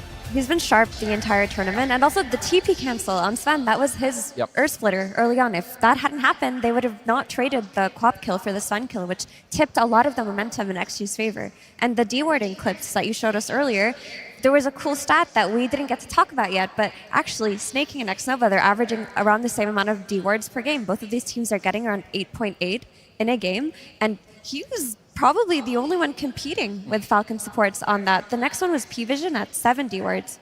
They have respectful map play. I say that, and it's like very honest traditional Dota, right? The way that they move, the way they do, they're not utilizing, Helmet Dominators to, shadow push a wave and not have to do it. Like, they're doing it the old-fashioned way, which is why these stats are so similar and why this finals, again, still should be so competitive. What about that Hoodwink Dominator, though? They were doing a little sneaky. A little. It was like, play. why? I was like, what? I'm referencing the fact that it's not 5 or 4 or 3 compared to other teams. Wink, just wink, nudge, near nudge. 1. 1's acceptable. 3, 4, 5. Come on. Also, if I'm not mistaken, I believe the last times that Ame played in the grand finals, he ended up losing game 1. And then they ended up winning 2 in a row. And then they ended up, losing the rest. This time, this could be the flip of the switch. You've got the script that's turned upside down. Cold. The other grand finals that Ame lost, he won the first 2 and then lost the second 2 as well. So he has both iterations already. I mean, at least for, the people that we all love Ame, and there is a reason he is called the uncrowned king. If you look at his top, placements, it's first at Riyadh, first WePlay, first at so many countless other lands and other majors, but look at his TIs. TI 7, he gets 4th. TI 8, he goes to the grand finals, gets 2nd, 5 games. TI 9, 3rd place, barely misses out. TI 10, he goes to the finals again, 5-game nail-biter, loses towards the very end again. TI 11, he gets 5th, 6th. So this could really be the one time where he can do it. He's up 1 game. They're looking so strong. I'm really looking for him to maybe do it this time. I will say, it's so impressive to have played 6 internationals, and all 6 of them, you finish top 6 with even like 2nd and 3rd being the most common one. That is incredible on its own, let alone being able to come so close to taking that Aegis time and time again. And this time Xtreme Gaming definitely on the right track to taking this grand finals, but I'm sure Falcons has also done some homework in the meantime. There's one question I still had. When we saw in that previous game Malrine having such a rough time, you could feel that Xtreme Gaming knew to target him. Are we going to see Falcons do something with that in the sense to make him be a little bit more safe, either with more rotations possible or maybe more a hero that he has a win condition on? They often do pick his hero quite early, right? With the Pangolier pick, that was probably going to be the case, but with that Queen of Pain, they had to find a new solution. And at that point, the bans, Monkey was banned, Earthshaker banned, Beastmaster banned, like they already had respected it. So yeah, you got to slot Malrine a little bit earlier in the draft, potentially. Well, let's see if they do that, as it is time to head into the second game.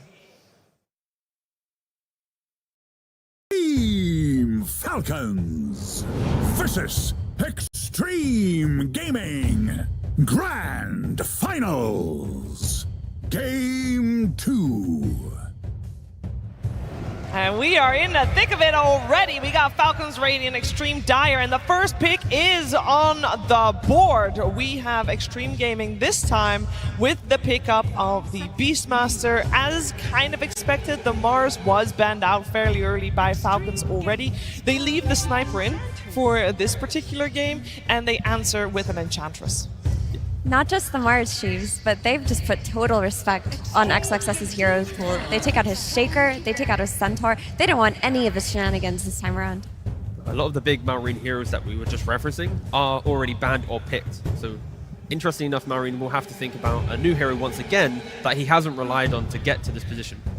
My take on that last game was that the Ember would have looked better if the supports had a better game. Because Ember is a hero that needs to play with the supports, and the Snap didn't get level 6 for a very long time, and they were feeding on these side lanes. Typically with Falcons, Snay and Crit will rotate so early and play with Malrine. This just didn't happen, so the Ember looked bad.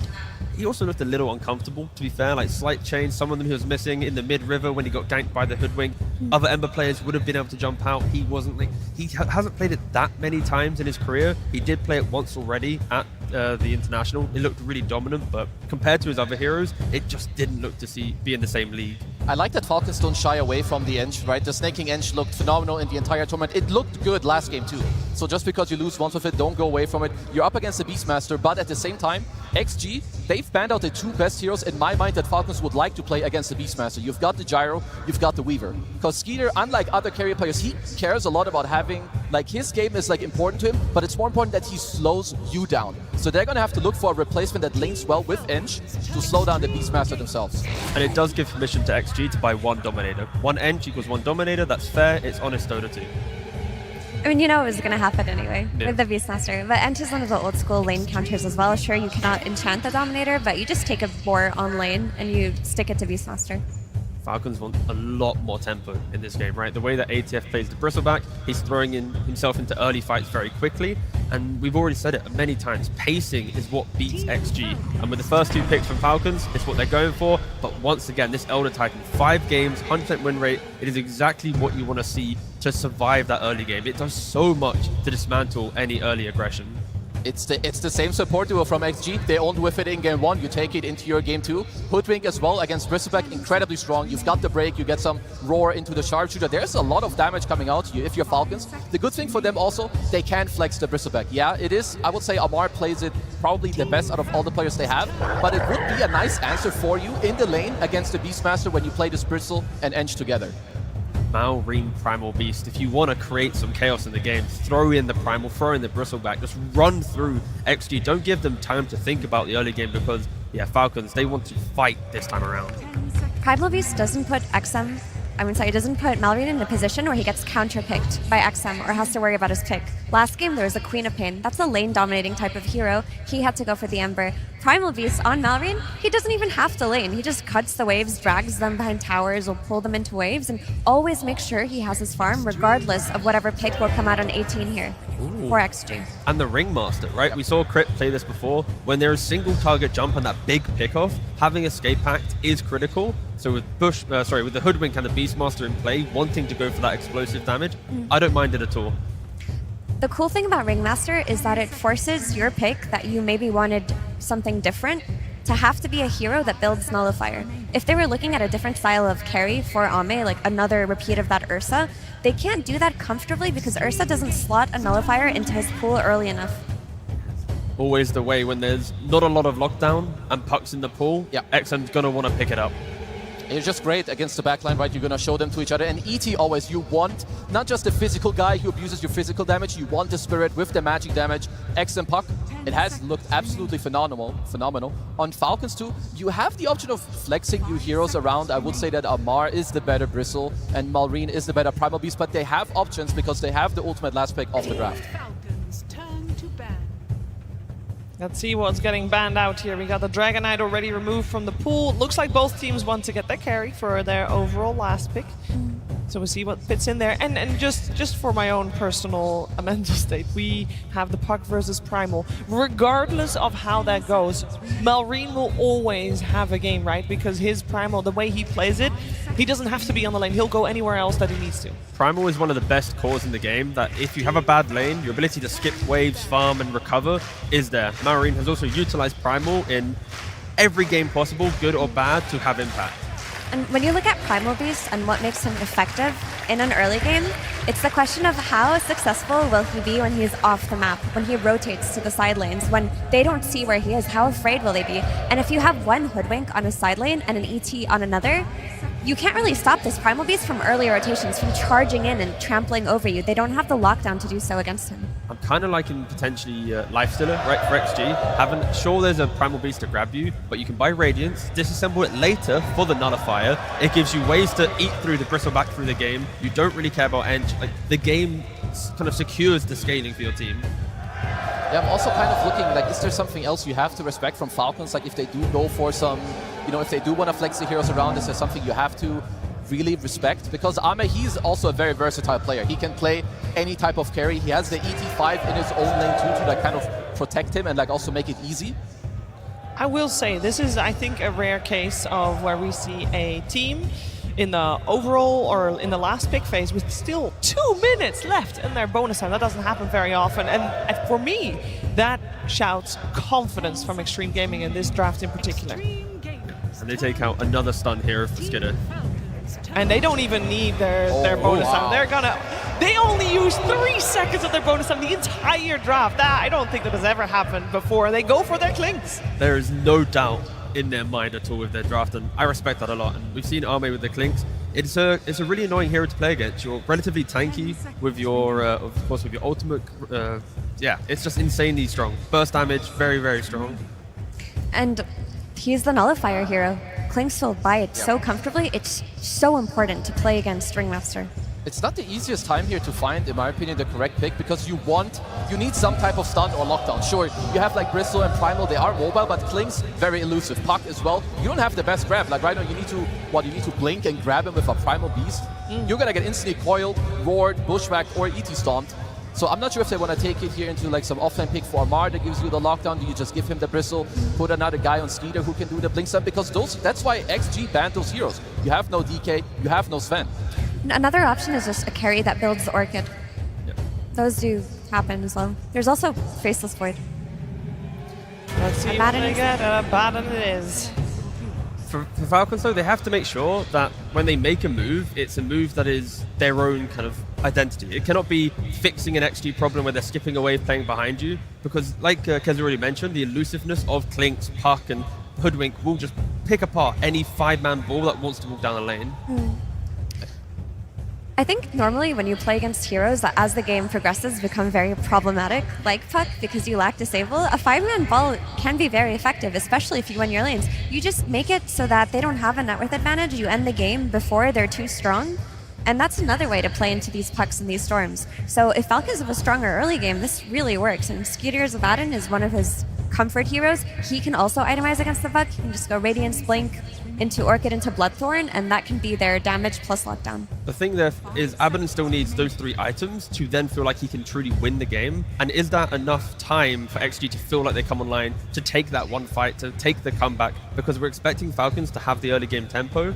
It's how quickly can they do it? I mean, to me, it's why we're here in the grand finals. It's both teams. They have what they want. You have Falcons. They're gonna play together. They're gonna tower dive. They're gonna go on you. But XG2, I love this Clinkz. It's like a very OG counter to the Ench as well. You're gonna go through the gate. Clinkz is like very nice at protecting himself. You've got the ET as well. So XG, for them, it's about time. For Falcons, can they kind of, go one step further from last game? Their lanes were not that good, but if they can have good lanes and go into this mid and early game, I think they should absolutely have the lead here. Because they are all beefy heroes. Yes, here, like they're gonna go in. If you're Bristol, what do you want? You want a Primal Beast charging, and you want an Abaddon that's helping you. You want a Ringmaster that's coming in with the Wheel of Wonder, saving you, putting you in the box. So for XG, it's about survival. Falcons, speed. All right, let's see survival versus speed on the main stage. And also on the main stage, it's Zao8 with Slacks. Absolutely, ladies and gentlemen, I am here with the director himself. Give Jack some noise! Come on! Game 2 coming your way, absolutely. All right, let's talk a little bit about stamina. Famously, coming in from the lower bracket into the uppers, that stamina starts to go down, teams start to get fatigued. I could make a wash your face joke here, but that would be immature, and I would not do that right now. Can you tell me, how are you keeping the energy up? How are you keeping these guys fighting? 在 TI 历史中，败者组打上来的队伍会打比较多场，他绝对没有想说洗把脸的这个梗，但是想问一下你，队伍是如何保持集中力还有体力的呢？那还是洗把脸吧。Let's just wash your face. All right, fantastic. Thank you very much. All right, you picked that Clinkz in less than 3 seconds. You have reserve time. You don't have to go that fast. But you guys were confident. Bam! Locked it in. Why was that? Who was making that call to pick it so quickly? 你们选了克林克斯古弓，3秒就选了，犹豫都没有犹豫的，是谁的决定呢？其实很早的时候就觉得这把古弓特别好发挥，然后到最后一手大家都相信 M1。So very early on in the draft, we believed Clinkz is really good, and we believe in Ame. Oh, who doesn't, right? Anybody else believe in Ame? All right. Last question for you here today. So you guys favor that Elder Titan. Only one other team did in this tournament. It was Paravision, so you've proven to be the superior Elder Titan team. Why does this hero work for you guys and nobody else? 我们看你们选了上古巨神大牛蛮多次的，然后本次比赛当中只有另外一支队伍 PV 选了大牛，你们已经证明自己是更好使用大牛的队伍。你觉得为什么你们的队伍会比较成功呢？使用这个英雄？一个是选手玩的比较好，我觉得 Xnova 的大牛玩的特别好，还有感觉对面根本针对不了我们。Well, one thing is that the player plays it really well. Xnova's Elder Titan is amazing, and they just have no way to counter us. All right, well, we'll see about that. Thank you so much, my friend, for an excellent interview. Thank you as well to Helen, our translator. And we'll throw it to game number 2. Welcome everybody to game number 2 between Xtreme Gaming and Falcons. We heard the words from the director himself talking about Xnova and that Elder Titan. Now you pointed to this hero. You said it was going to be one of the heroes of the tournament. As time goes on, people are going to remember that this hero is a beast in the late game. You agree with his assessment that Xnova's Elder Titan is just a tier above the rest? Oh, absolutely. He's one of the OG players on this hero. He has been playing it for years and years. He has a lot of experience on it. And you need that experience because this hero is all about hitting that stun or Earth Splitter at the exact right moment in the fight. If you mess it up, you're not contributing a whole lot. This is a really nice tool XG has brought out in this series, and one Falcons are going to have to address. They're trying to address it through the laning phase, giving them bad lane matchups, giving them supports that are difficult to interact with, also mid laners that are really mobile. Sometimes the CT can suffer with direct lockdown compared to a lot of other hard stunning supports. That game one, though, it did not push through, and we saw some big plays coming out from Xnova, especially with this Hoodwink ET duo. They get it again here in the game two. Falcons did not deny this combination, so you're going to have that insane spell amp, and you have this puck to play off of it. A lot of long-range artillery coming out from this XG lineup.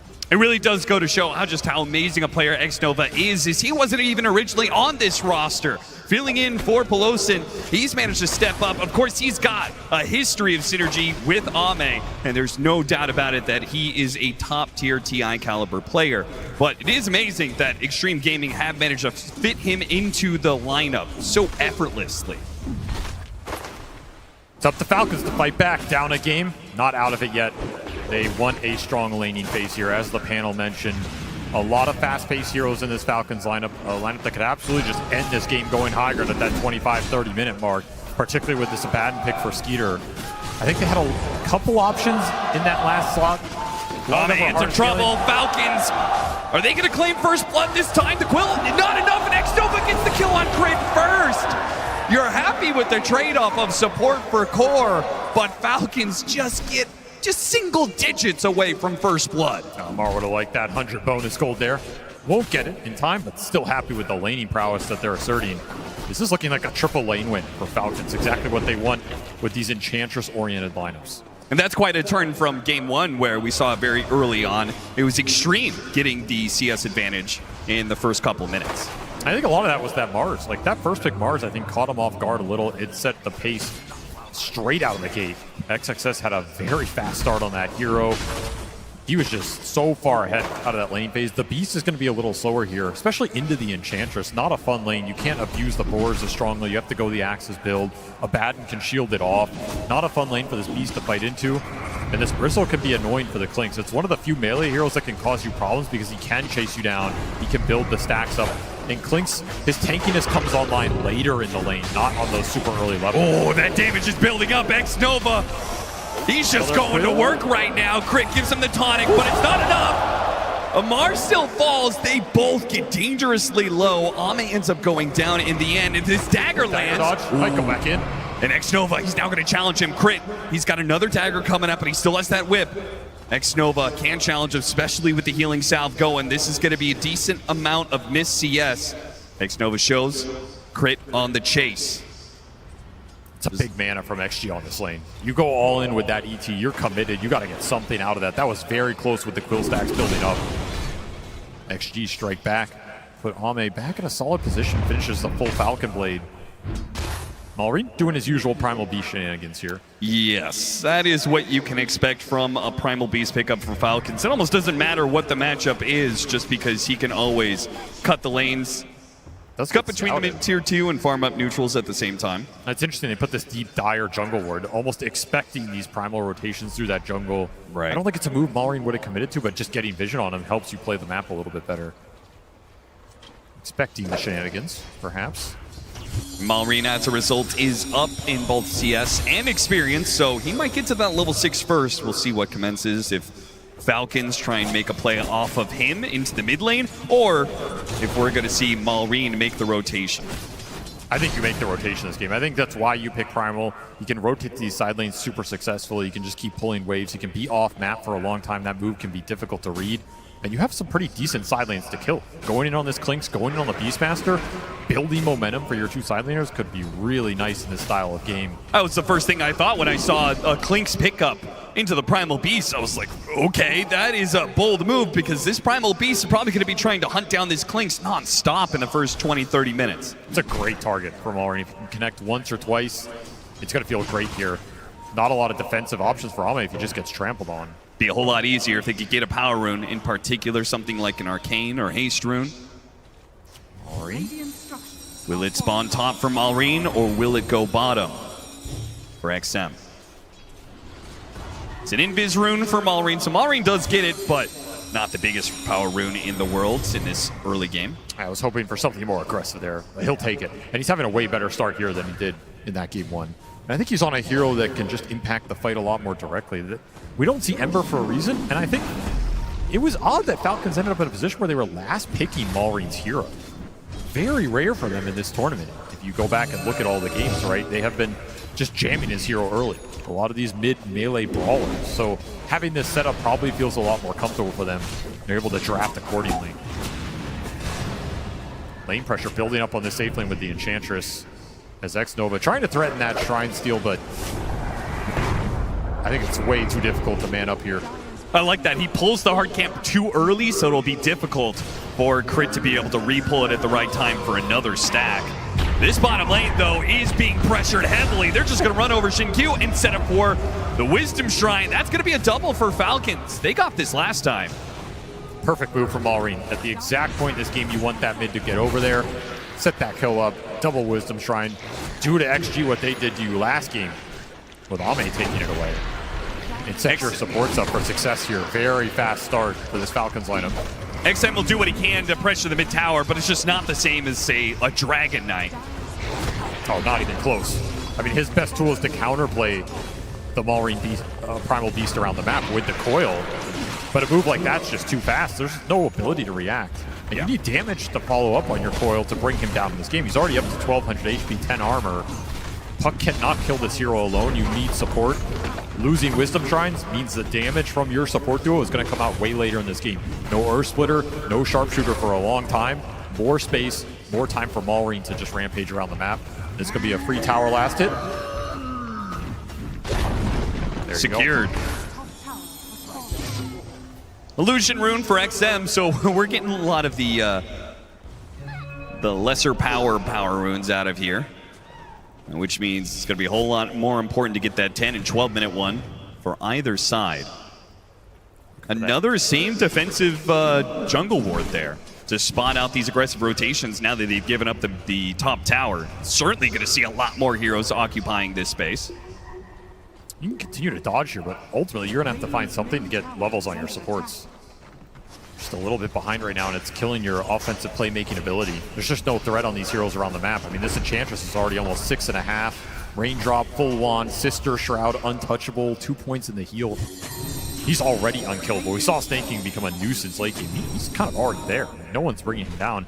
It's in theory going to be Ame again later on a hero that can bring the Enchantress down, similar to that Ursa, but that's a long ways away, so the King can play very aggressive in this early game.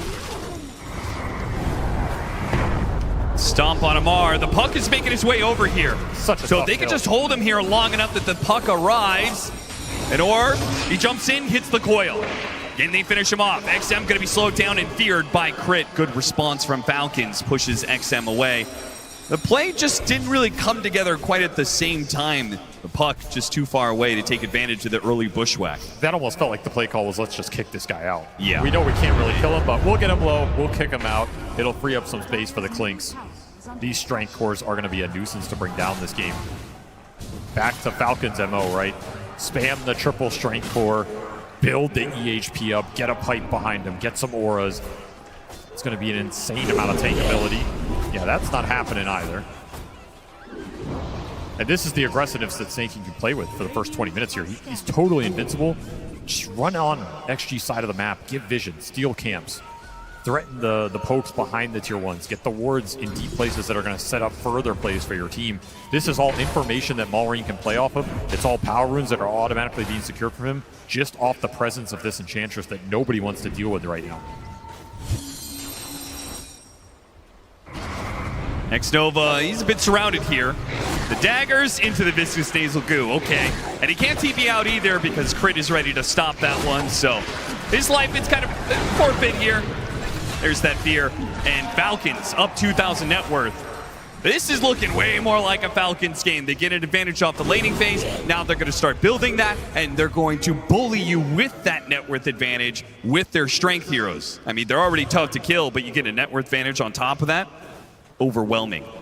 This is what they wanted to happen in Game 1. They're getting it in Game 2, so now they get a chance to play their style of Dota against XG. Up 3K now, so much of that on this Bristleback. If ATF is the most farmed hero in the game, I think your chance to win it goes up considerably. This is this man in his element. He is the best in the world at playing this carry style off lane. He is in prime position to do just that. Going first item Lotus, going to be a little early tank ability and utility here. Great scaling against the Beastmaster Roars. You're almost always going to want it at some point in the game. Of course, you get a little regen to boost up your farm speed. And XG still looking for the supportals here, man. It's just been mega delayed. Yeah, without that, they simply do not have a way to stop this Bristleback from farming right in front of their tier 2. They need Xingqiu badly to get to his 6 and get the sharpshooter for the extra bit of burst of damage, for the break mechanic. There's so many things that it provides. Same goes with the Elder Titan, right? The biggest damage spell he has is that Earth Splitter. The fact that their Wisdom Shrines got taken away from them is causing them more and more problems. They also, again, going straight Helm on this Hoodwink, potentially for Xingqiu. They have a Helm on the Beast. They do have some split push stall mechanisms, right? If you can get these items up, start pushing the lanes into Falcons, make these immobile cores show on parts of the map they don't want to, that could be a way to slow this game down and just get to some more scaling on your tri-core here. Especially if you can defend this tier 1 mid. Biggest pressure point on the map right now, tier 1 mid for XG. Can you keep this tower alive, protect Ancients for XXS, protect the upper jungle area for Ame as Amar starts to assert his advantage. He finishes this Lotus, you might see that smoke towards mid, especially with the Primal Beast Blink. Have you ever seen a Helm Dom creep on a Skeleton Warrior? I don't think I have. It's not the the strongest. Brother Skeleton, man. It's going ham. Okay, never mind.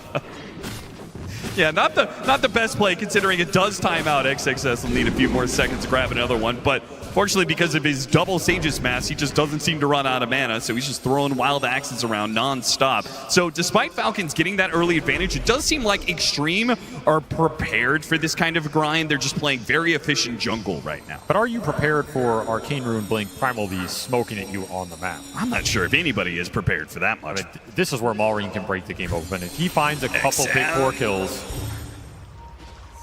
backs away, but they know where he's going. He's headed to farm some neutrals. Just outside. He just used an orb. Perfect timing. Get the grab on him. While the orb is done, chain up the disables, push him into the wheel. Nice connection, perfectly executed. That's an Arcane Rune, so all your cooldowns coming up again in 20 seconds here. We could see another fast play come out from Maureen on the map. I do think the funniest part about that is that play is disguised by the fact that the Enchantress is hitting your mid tier 2 or tier 1. So they're not sure if there's a smoke play behind the Enchantress where if somebody shows they're going to get jumped, or if they're actually smoking around the map variously. I mean, look at Snakey. He's once again just posting up solo in this triangle, daring XG to come kill him. Knows there is no response. And apparently Skeeter's going to do the exact same thing. A push to X, but a Hurricane to push him back into the shrine. Crazy little micro plays going on. Snake King slowed down by XM, but it doesn't matter. They simply just do not have the damage anywhere on Xtreme. They have to land a stomp and then follow through with all the setup that they got. There's the Bristle rotation to mid ATF. He gets it for free here. All the attention drawn to another lost Wisdom Shrine. The XP difference in this game is insane. We are already up to 7 levels, 27% at 14 minutes. What is that? This is disgusting. This is turning into a very one-sided affair. But you're about to have both these Radiant supports the same level as your hard carry on the side of XG. That is not good news for the team fight. XG. It's almost getting to the point where you are desperate for any sort of kill just to gain some momentum in this game. Trying to find it with XM on mid, but this is not the man. Not even close. Not even close. This is the last person on this map you should be going into right now. He is the hardest to kill for the gain you're getting, which is extremely minimal. Snaking just controlling so much of this mid area. XG getting frustrated with it. Just gotta play for your Beastmaster Ags, Deso on Ame, and try and go with that damage. Yeah, maybe a little bit later on, Ame, he'll be able to take the Enchantress off the table at the start of these fights, whether it's, you know, through the break into actually attacking the Enchantress or through the shard later on where you could bypass that untouchable. But for now, it's simply not a solution. And as a result, Falcons, they've got full control of this game. They're just running around picking off heroes. Xtreme are fighting for scraps. They little guerrilla warfare. They're hitting these camps variously and hitting the mid lane and just running away as soon as they can. They have heroes that can solo show on waves, and there's not much you can do about it. The Enchantress is one, but also this Skeeter Abaddon, he has just been chilling out here the whole time. Nobody can force him off this wave. absolute free farm. The Radiance is done. He's going into the Manta. He will give you the lane shove because of how aggressively he can show. XG need to assert some sort of threat on the map right now to regain control. It probably starts with the puck into the support ultimates. Looking down bottom, but again, this is another tough target to go into with this Abaddon. You cannot prevent the ult going off here. And that buys a lot of time for Falcons to support him off of the tier 1 that is still standing. All 3 towers available. In fact, this tower is basically 100% HP down here. When you make this sort of play, the slower it is, the worse it gets. Mid tier 2 is being pushed. Top tier 2 is being pushed. Nobody on Xtreme is showing except for Ame. And I think Skeeter and Maureen, they've made a read of this. They know they're going to go for Skeeter. And this is going to go real bad, potentially. They get the grab, and already the squirrel is gone. And the Abaddon is back up to full HP. Xtreme Gaming make their first big move of the game, and they're going to lose 3 heroes and get absolutely nothing in return. And a double kill for Maureen, 5-0. This is basically going to finish up that BKB. This has been clinical control of the map from Falcons. This is what they're known for. This is their style at Dota. They just give you nothing. They present an unkillable sight across the map. You want to go on this Bristle? Be my guest. You want to go on Enchantress? Good luck. Go on the Abaddon? The play's too easy to read. Why is this game 2 so much different than game 1? Because last time, Ame was just able to play his own game and has nothing really to do with carries, right? Xtreme were able to run around as 4 and do a lot. I think it's the Wisdom Shrine difference, right? Yeah. Supports for Xtreme got their ults faster, were able to make more plays off it. They had a faster hero in the offlane to enable it in the Mars versus the Beast. That just sets everything up way better. The laning phase went better for them. Here, Falcons, they got the better of the laning phase. They got all the shrines. Their supports were able to assert dominance around the map a little quicker. And all these small things add up immensely in the highest pressure situation. The map can close real fast on you. It feels kind of weird because we have seen this trend where these games are going so late. Teams are adjusting and trying to make sure that they have scale in their squad. But it seems like this matchup, it's going to be both about scale and laning phase. You can't ignore it. And it's a trap. Like, you want to play for the scale because that's what's going to make you feel comfortable, especially in a grand final. But you risk getting run over. You are going to sacrifice some of your laning. You're going to sacrifice some of your ability to fight back around these tier 1s. And Falcons are not a team that's afraid of taking advantage of that. Oh yeah, they're just gonna do Roshan right in front of your face. And Xtreme, no response. I don't think there is, yeah. I think that the most you have is the Spirit going in, slowing him down every once in a while, and every single time he does, it comes at a risk.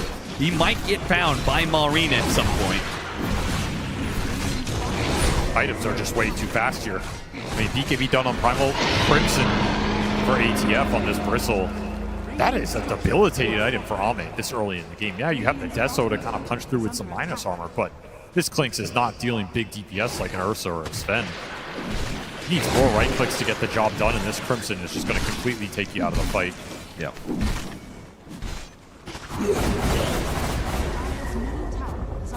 Now we're going to see some of this classic Ame and Yatoro Clinks where once they pick up the shard, they're going to start bursting down waves and then disappearing off the map. So it will start to become harder and harder for Falcons to maintain control, to keep Xtreme locked on their side of the map, to keep them down in net worth. We are seeing it flatline a little bit. I mean, they got a lot of this bottom half of the map back in their control. Got to start ratting it out of it. No way you can take a head-on fight right now. Xnova looking to steal this? He's set up here with a ward. I don't even know how he would do that with Elder Titan of all heroes. I mean, we got to pause right as the Spirit hits. If I'm crit, I'm like, yo, where the hell is the Spirit coming from right now? Yeah. Maybe they just don't care, though. That's a nice little shard for the Ringmaster.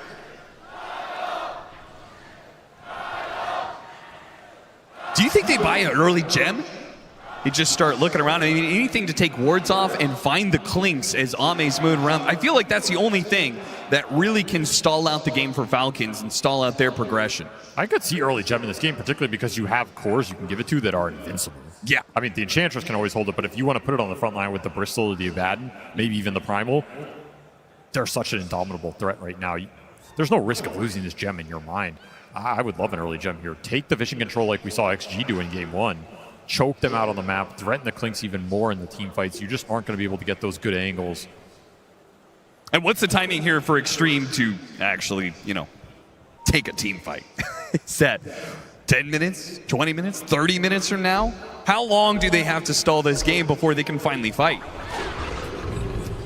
I mean, honestly, at this point, if you're not losing a net worth advantage, in other words, if you are trading farm evenly on the map, you do that for as long as possible. Okay. Like, I don't think there is a clear point. It's just we need to stall this game, use the DOMs, get to a point where we can start to threaten cores in this game, because that's your biggest problem. And that's going to require a lot of damage. We didn't do much to interrupt the Tormentor, but he did leave Falcons on a little merry chase. And then after that, his ward spotted out this smoke. So they go through the gate, they try and chase after these heroes, but Xtreme are all vacating the area. They're not going to be caught in this. Well, maybe their Helmet Dom creep will. But even Jin-Q, yep, breaking more smokes, playing underneath the Watcher. Very smart. You cannot lose Double Shrine again in this game. Ame needs to get this one. Okay, maybe that was sticking around for too long there. He already broke the smoke, but Jin-Q, cheeky as always, was trying to play inside the trees. Does get found. That is the advantage of the Primal Beast. He can cut through these trees anytime he wants to. Very nice hero to find these rats around the map. Even scaring XM off this mid. Just so hard to get the lane control. This will pick up though. I mean, you have an incredible lineup to split the lanes up right. Between the Puck and the Clinks, very elusive, very hard to catch here. Even Hoodwink can contribute a little bit, especially if he goes to Helmet Dom build. There's some decent hope if you're XG to just stall this game out and not let that lead build.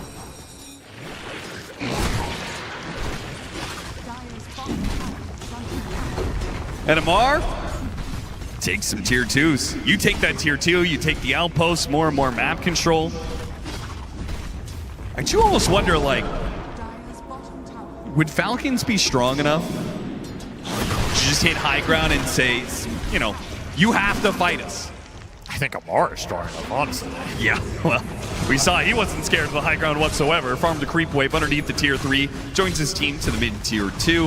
The thing is, Falcons can absolutely go high ground. They've built all the early utility. You have sustain from Enchantress. You have shields from a bat. I think they will make this play.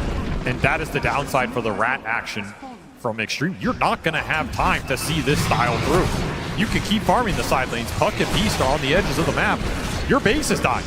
You have to take this fight. Somebody's got to kill this mid wave. And then somebody's got to cut the next wave. No one's in position to do that. No. So then the other option is you either concede this mid lane of barracks at 22 minutes, or you actually play to fight. Falcons got what they wanted. Everybody back to the base. Except for this XXS Beastmaster stayed out. They will try and hunt him, clear him out of the map. Yeah, he's getting so close to BKB, and that would be a really big upgrade to their team fight potential. He's going to run into crit. Try and roar and kill him here? Yeah, Maureen, he's going to jump in, and he gets grabbed on XXS. No roar goes out just yet. The roar's still available, though. XXS, he can throw it out now, and he'll TP away. The whip is going to be there in time. The TP, ill-advised for XXS. He tries to chase down crit, but it just will not work for him. Kited out by the constant daggers. Meanwhile, Lamar still hitting your tier 3s. He's chipped it away just a bit more, and now that there's no Beastmaster, it feels like the gates are wide open. They're trying to stall his damage, but he has just planted himself here. Truly invincible on this front line. Still 20 seconds for that Aegis. The early itemization gives him so much tank ability at this point in the game before the late game Clink scaling comes online. And there's the gem at 24 minutes. Staking buys one. We'll see if he passes it off to somebody else or if he holds on to it. I'm going to take your pick.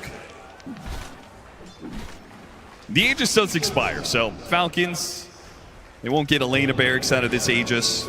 Likely to wait out for the second one. That has been Falcons' MO. When they get in a lead like this, we saw it in the road to TI. I mean, they are willing to just build up an absurd net worth lead. Doesn't always work out for them, but it usually does.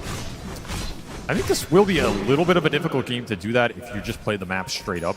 If you're constantly forcing XG to respond to something, either high ground or Roshan, Torment, or whatever it is, that's what's going to build you the lead.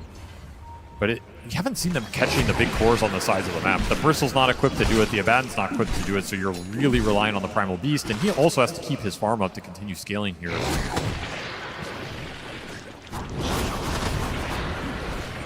just very difficult to catch the puck and the clinks out on the sides.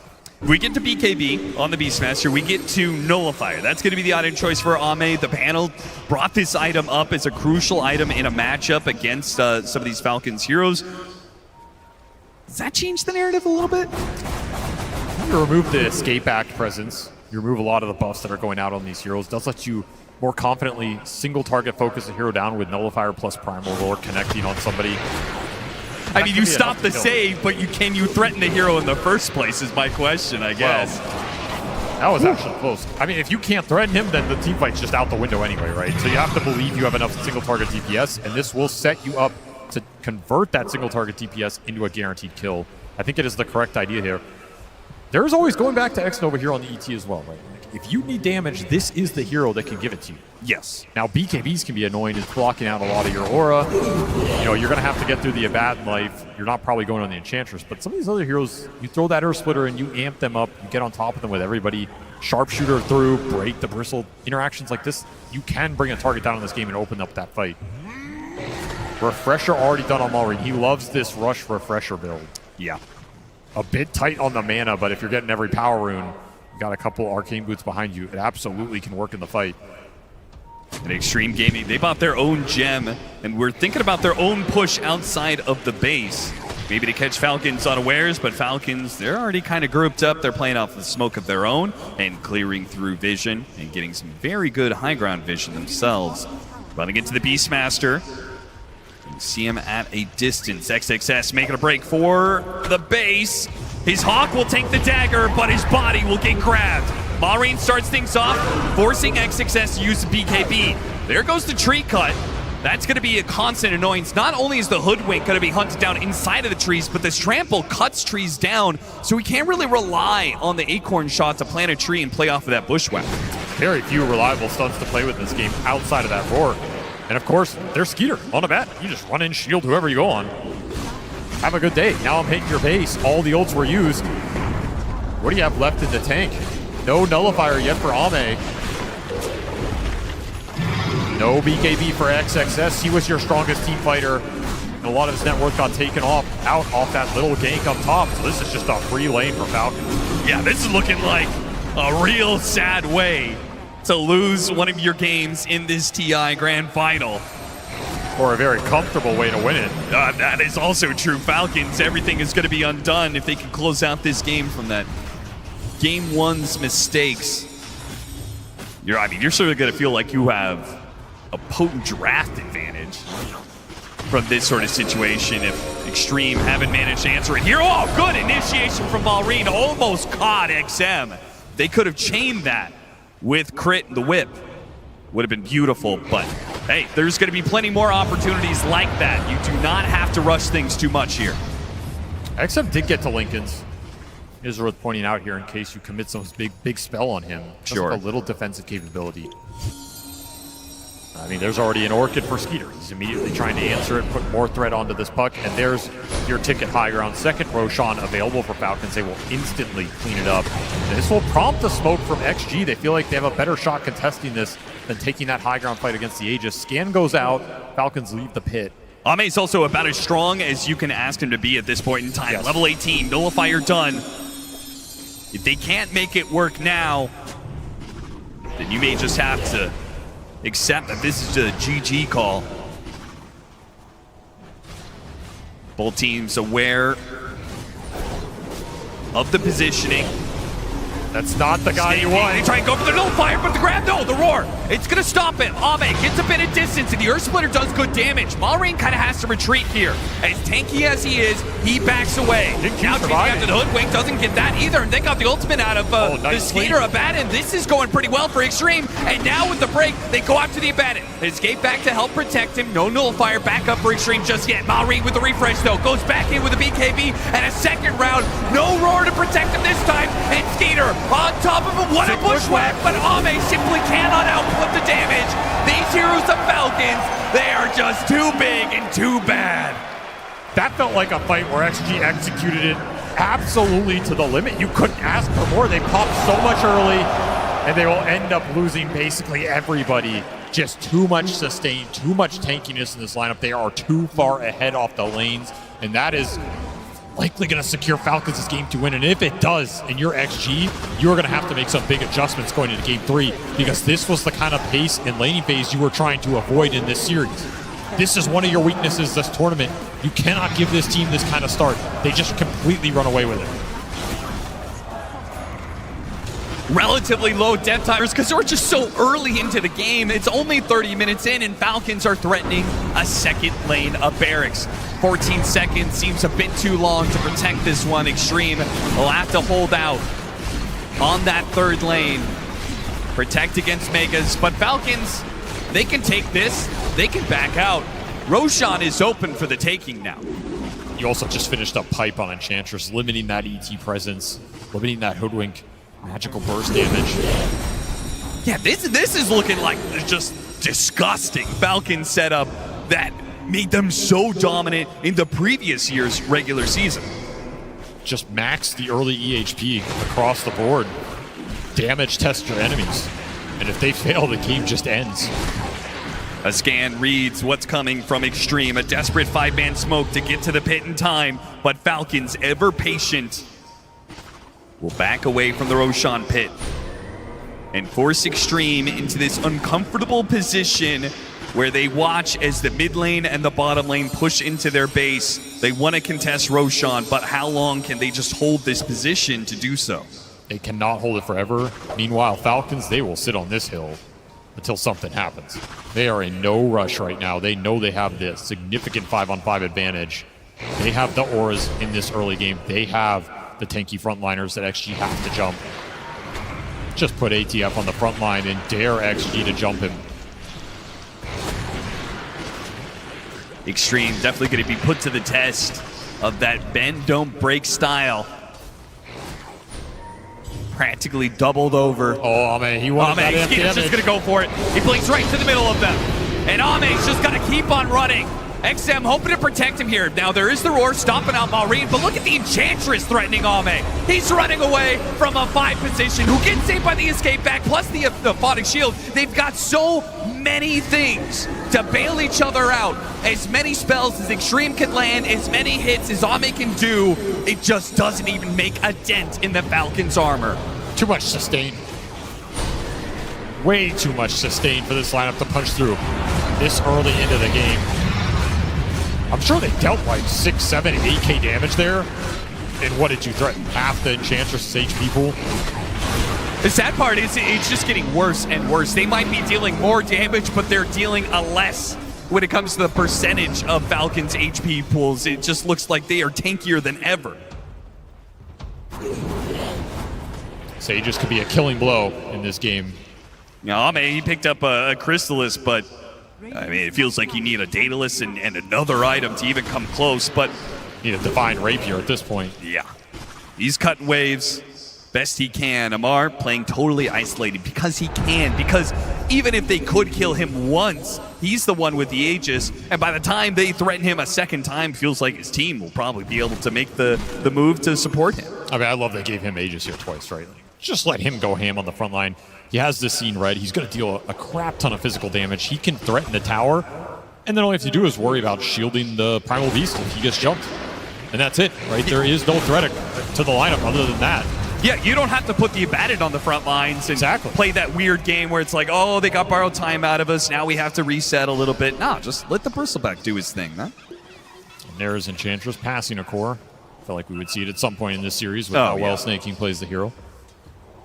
Quite sad for XXS, who has had a wonderful tournament, but this is a rough game for Xtreme Gaming as a whole, and that final push is going to be coming their way. 3.5 minutes to take 1 lane of barracks. Falcons.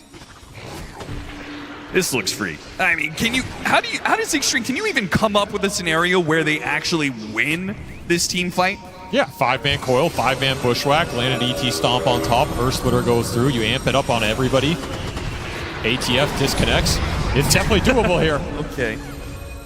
Excellent. Well, if the Elder Titan isn't alive, now what do you give the chances of that happening? A lot lower. He does have buyback, and that is certainly what Xtreme are going to have to play off of. Lots of buybacks, as many as they can get. The Beastmaster and the Hoodwink with the other two to have it. Malrine just trying to make Xtreme Gaming flinch at this point. There's the banner drop. Let's get whittled down quite a bit, actually.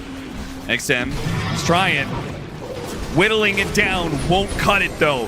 Xtreme, they're going to need to do a whole lot more because the damage that Amar is doing right now, it's about to become permanent. You can't handle Megas this early into the game.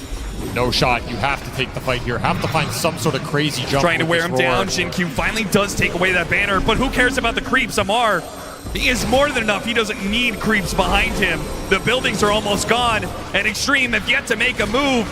They're just going to concede this to Megas. There's no move to make. There is no target to jump. You see a Bristle with Aegis, you see an Enchantress you can't kill, and there's an Abaddon sitting behind everybody.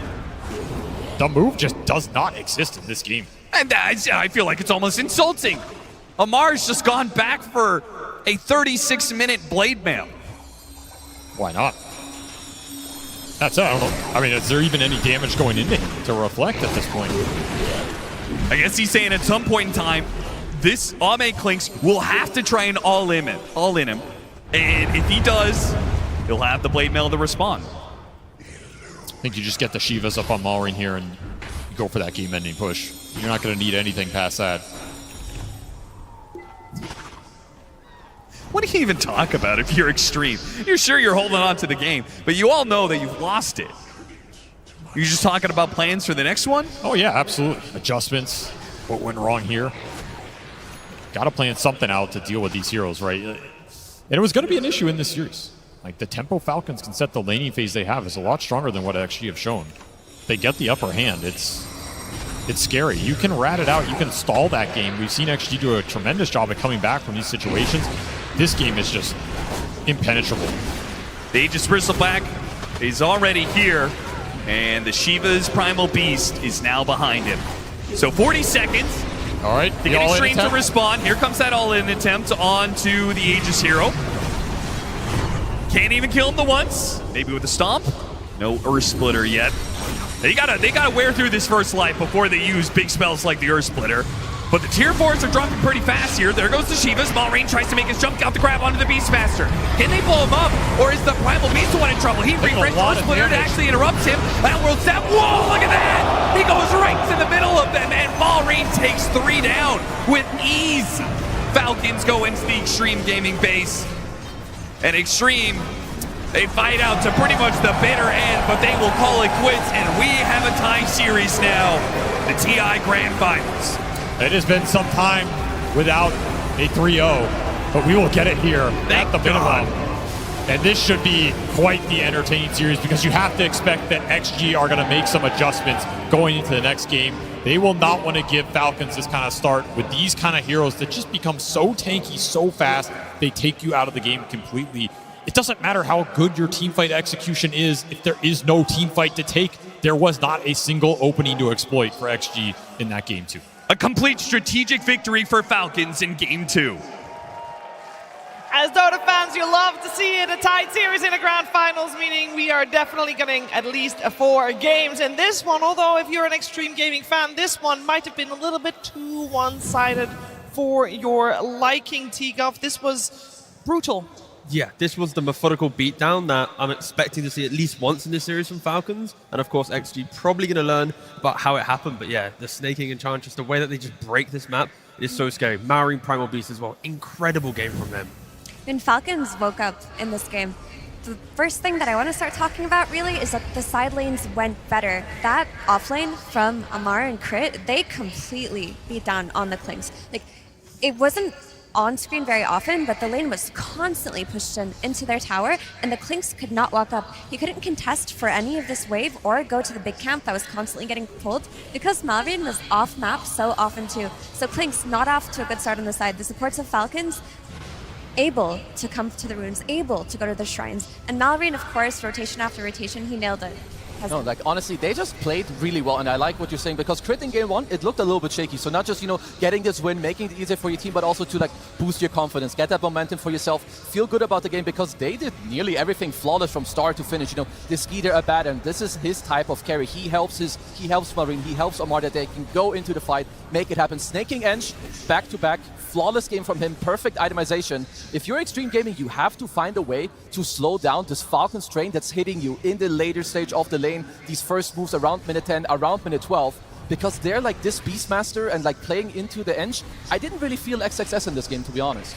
They just had complete map freedom, Falcons, right? Like every single highlight, you see the map progression. You go from one clip to the next, it's the tier 1 towers are fallen, Marine's ganking the map. When Marine's ganking, you got Crit behind him or Snaking's there. You've got Abba farming one side. Amar literally didn't care at any point in this game. He's just chilling. Like the fact that there was zero pressure, even if XG went for a smoke, they optimistically tried to kill on a bad at a tier 1 tower, trying to layer the break in the silence, but it just didn't work.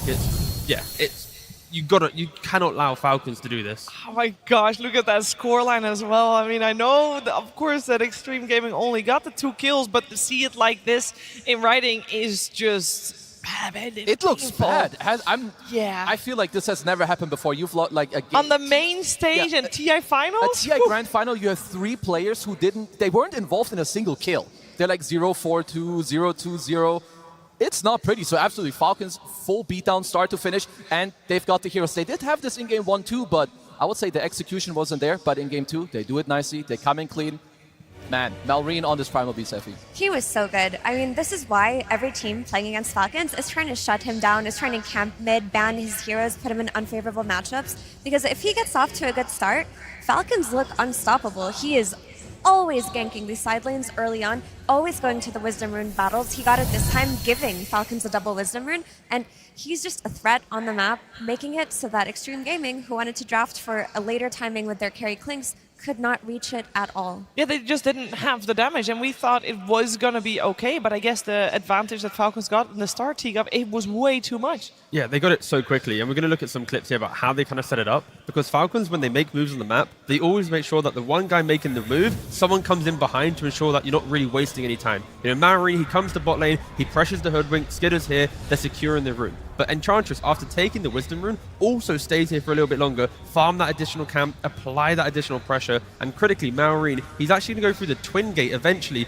to go back through top to then apply pressure to the top tower. And then Snaking, he's going to take mid tower. So every single move they make within about a minute or two, it's just constant, just take the XP, take the farm, whittle down your opponent, don't over waste your resources, because Maorine's taking towers, Snaking's leeching the XP that Maorine's sacrificing, but because of Maorine going to bottom, both supports got the double wisdoms. So everything is getting injected into Falcons, and it's only a 1k lead there, but the double wisdom, breaking the tier 1 tower, giving Snaking mid XP, free farm on Skitter, that is the recipe to snowballing a game. Yeah, and they definitely did a good job at that, which we can also see a little bit later down the line, Kazu. Yeah, because we have to compare, you know, what happened with the net worth and how did, you know, some heroes do against the other, because I want to highlight Amar. Amar versus Ame. The story of the game is a lot of the time about how much damage can the carry actually deal, but we already touched on the laning stage. Amar and Crit did incredibly well. And if we look at the itemization, at this point in the game, 22 minutes in, Amar already has Crimson Guard. He's playing this against a Desolator Clinks and a Dragonlance and a Beastmaster. These two heroes basically deal about 0 damage. Not only that, he has a Lotus Orb to protect himself, protect his team. So there is so much pressure on XG, on Ame to like try and carry. And yeah, sure, they try to get to this Nullifier timing later on, but now Snaking, he has a pipe. They have more Lotus Orbs, they've got more HP. You can't kill them, and this is one of the big reasons why XG, they end the game with 2 kills.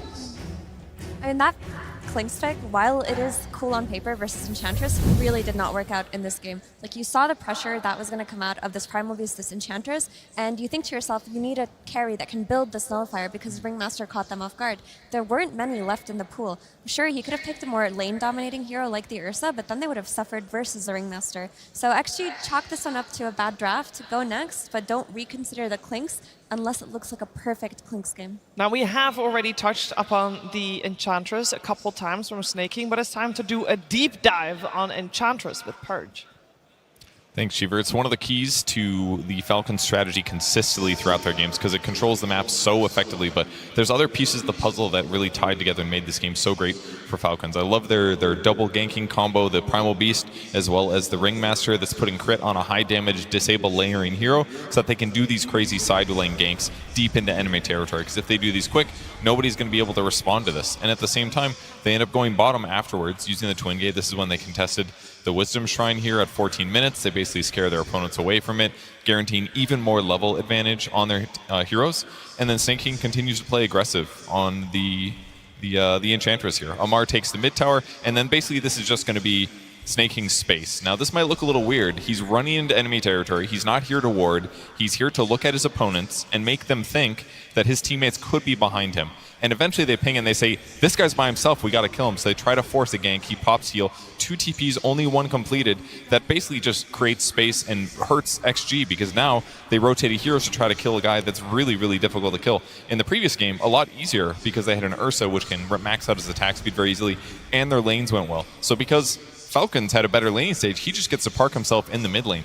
It's either him or Amar, the Bristleback, both very difficult to kill heroes, and everybody else is giga farming or setting up kills. So what this basically looks like to them, this kill especially, Mallory rotates here, he's jungling, he's waiting for an opportunity, and now he's got a great matchup against the Elder Titan. He doesn't have to worry about this hero at all. The hero can't stop him from getting this kill. So let's see what this looks like from the XG side. Their map is basically pushed in all the time. So their safety border is kind of like this, less than half of the map, so they're getting less resources, and they don't see where their opponents are. They sometimes see heroes when they get ganked.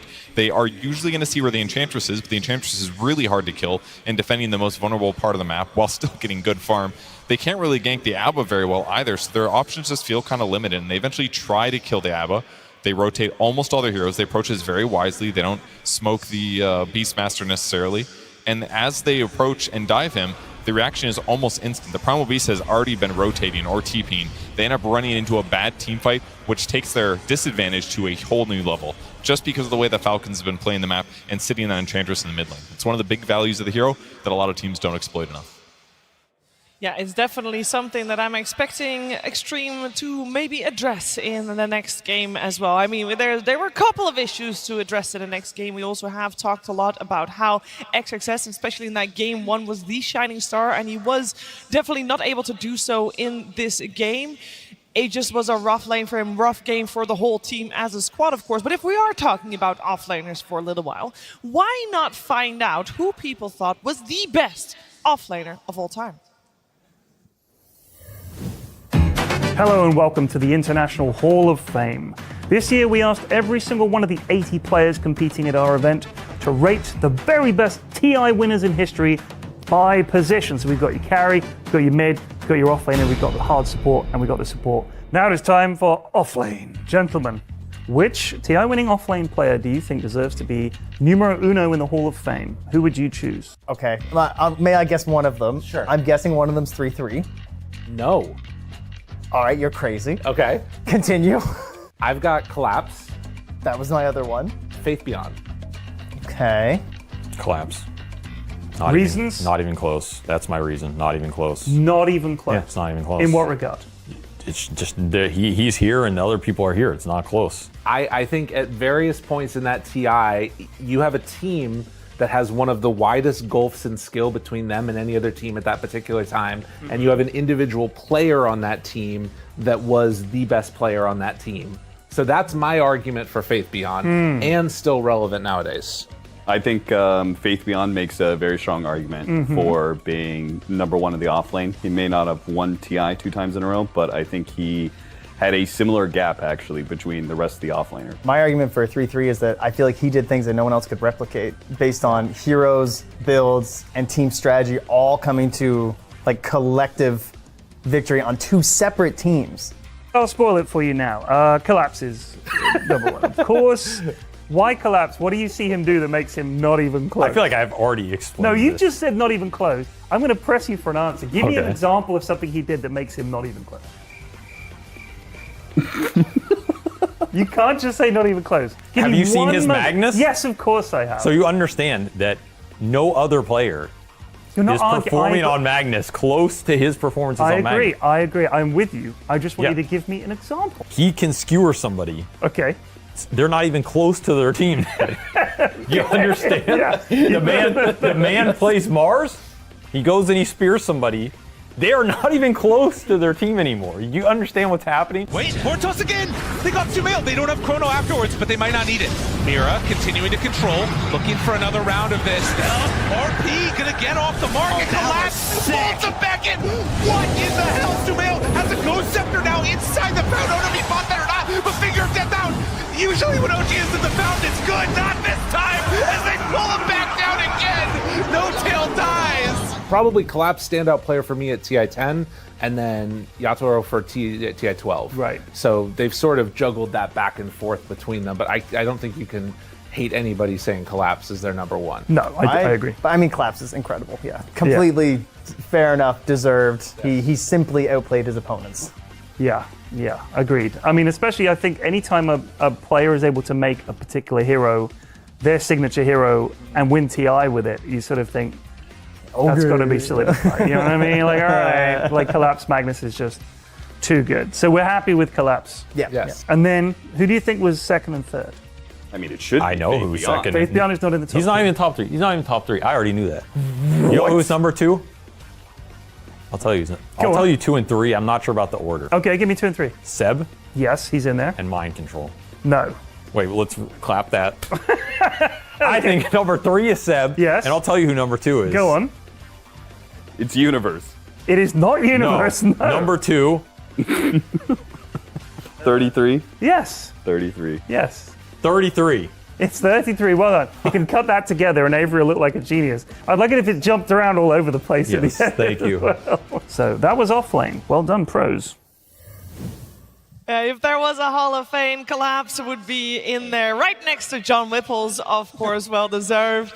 And of course, Avery knew that the whole time round he was just playing. Yeah, he knows everything. But I will say a cool name they also mentioned, like Universe, like taking it down, like Memory Lane. There's also other people, like maybe, you have to put like Amar in there or XXS. You can mention Zai. A lot of legendary players in Dota 2. Yeah, a lot of legendary players. We got 10 of them on stage right now. And one team on the side of Falcons, we are going to get a little listen in from them during one of the fights in the previous game. No Glyph, by the way. Oh, this is so good. BT Glyph. Look, I wanna go, guys. Oh, I cancel. I'm fine. I cannot. I'm fine, guys. I'm fine. You Crimson. I'll purge you after all. You're like a Lotus. He wrote himself.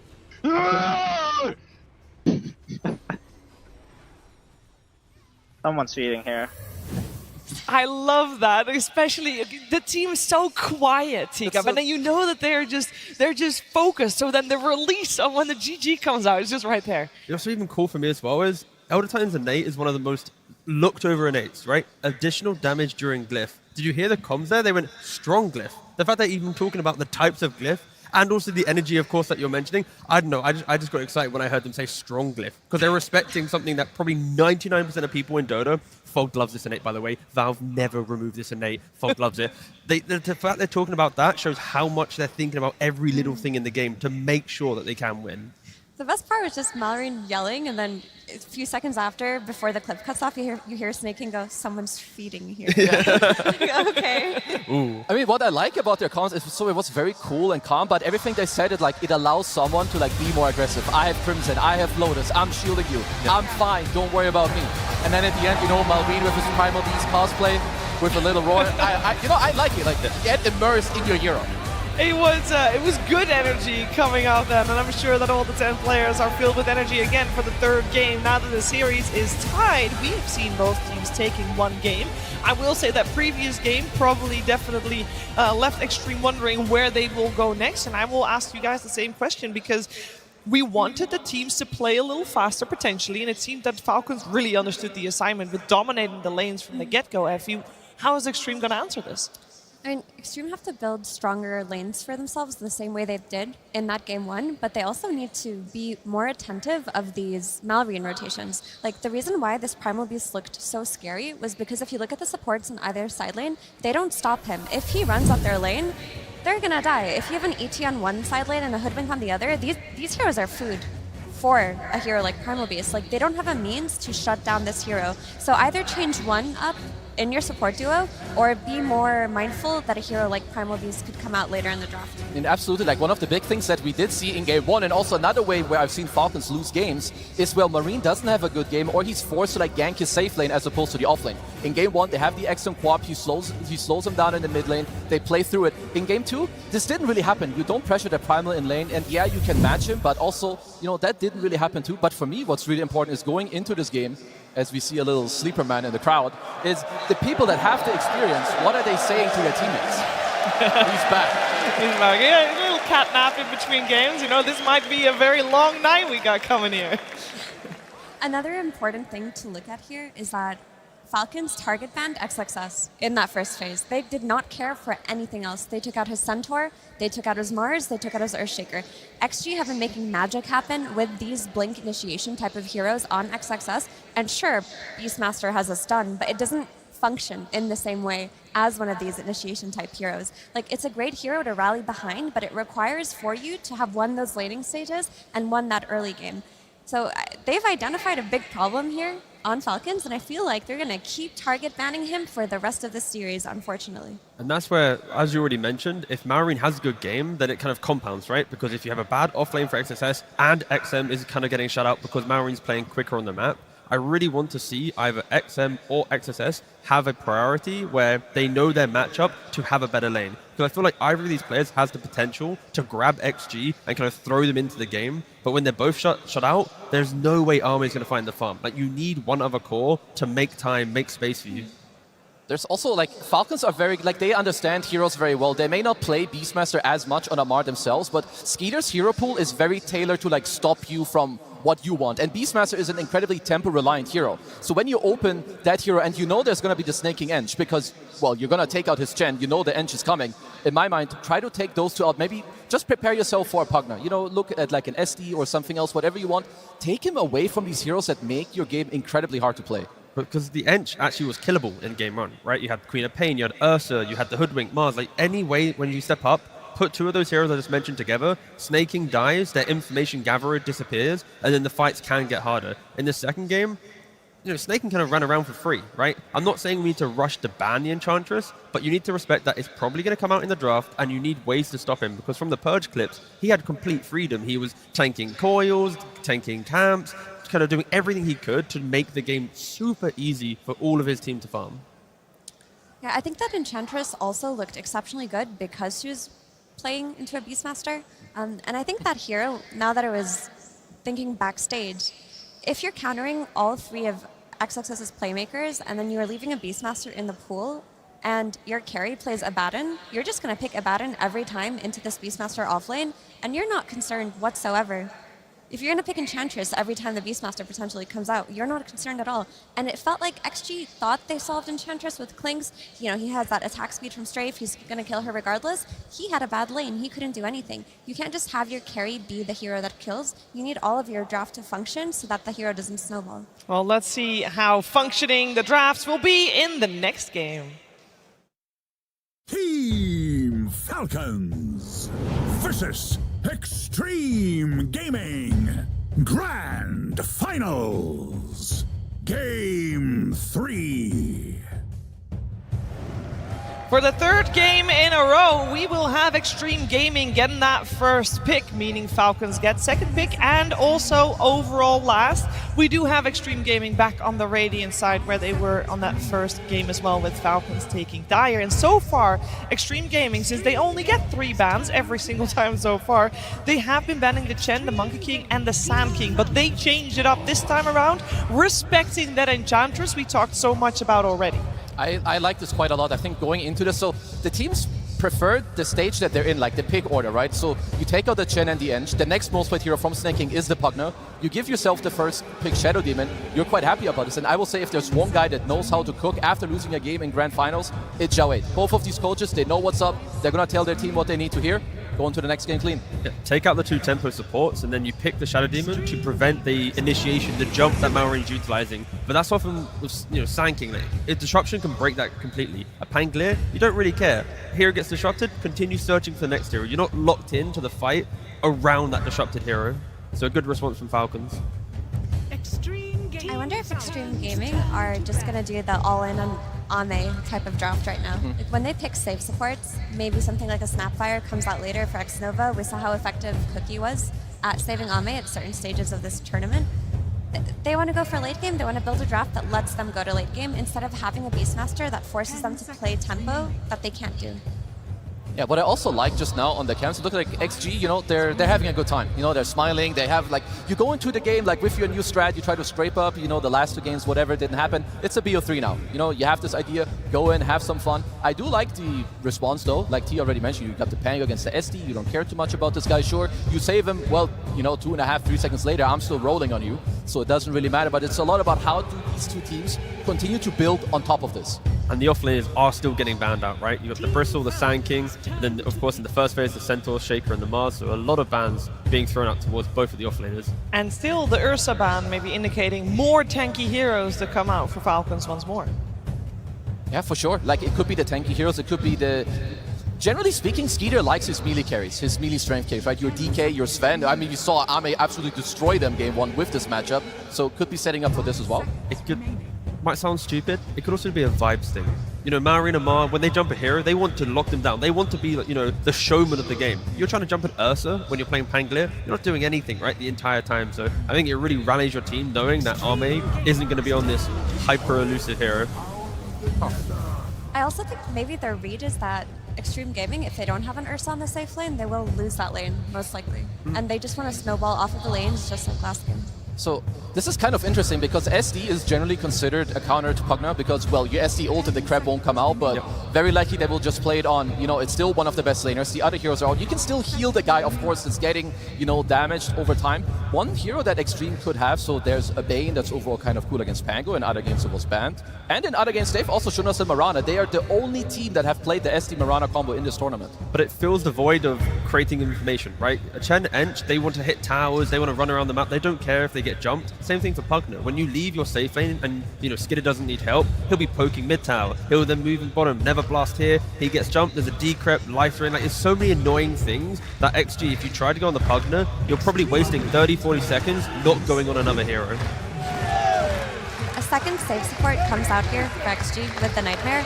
To me, this is just screaming that they want to build around Ame. They're trying to hold out for the late game. They're going to just get wave clear through their 2 cores and hope that Ame on a hybrid carry can take it to late game. I mean, that is what they play for in most of their games, right? And we saw just now on screen too, Xnova 5-0 with Bane, hasn't lost yet. Now the question for them is, what do you answer? Because this is a hard pick in this stage. You double pick, you see one Pango.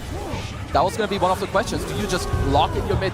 Maybe you can find a flex. It can go mid lane, you can go safe lane against the Pango. I like this actually very much. And it gives a lot of life to XSS, right? We want him to have a game. We don't want him to be sacrificed if XG are to be competitive. And the way that Zhao Weight's drafting right now is they're giving him so much information to find the right hero. I mean, I'm thinking about Falcons, because you still have, these 2 supports, you have to respect them. You have SD, Bane, they need to be respected when it comes to jumping them in the backline, making them play against something like this, too, is incredibly annoying for these 2. It's going to be off-lane Pangolier, mid Beastmaster most likely. Sure, they can flex it, but based on how they've been playing it so far, are we worried for XG not having the damage to deal with the early game tempo that Falcons showed us in game 2? Shadow Fiend does need Yasha Kai, Blink Dagger, the correct position for Requiem. Both of the supports in XG need other heroes to be doing the job for them, to frontline, to kill. The next 2 picks from XG need to respect that Falcons will sweep across this map in the early game. I mean, if you're worried about that, maybe you could just go back to Road to TI and run an Axe again. I know Axe kind of fell out of favor here on the main stage, but that's an option.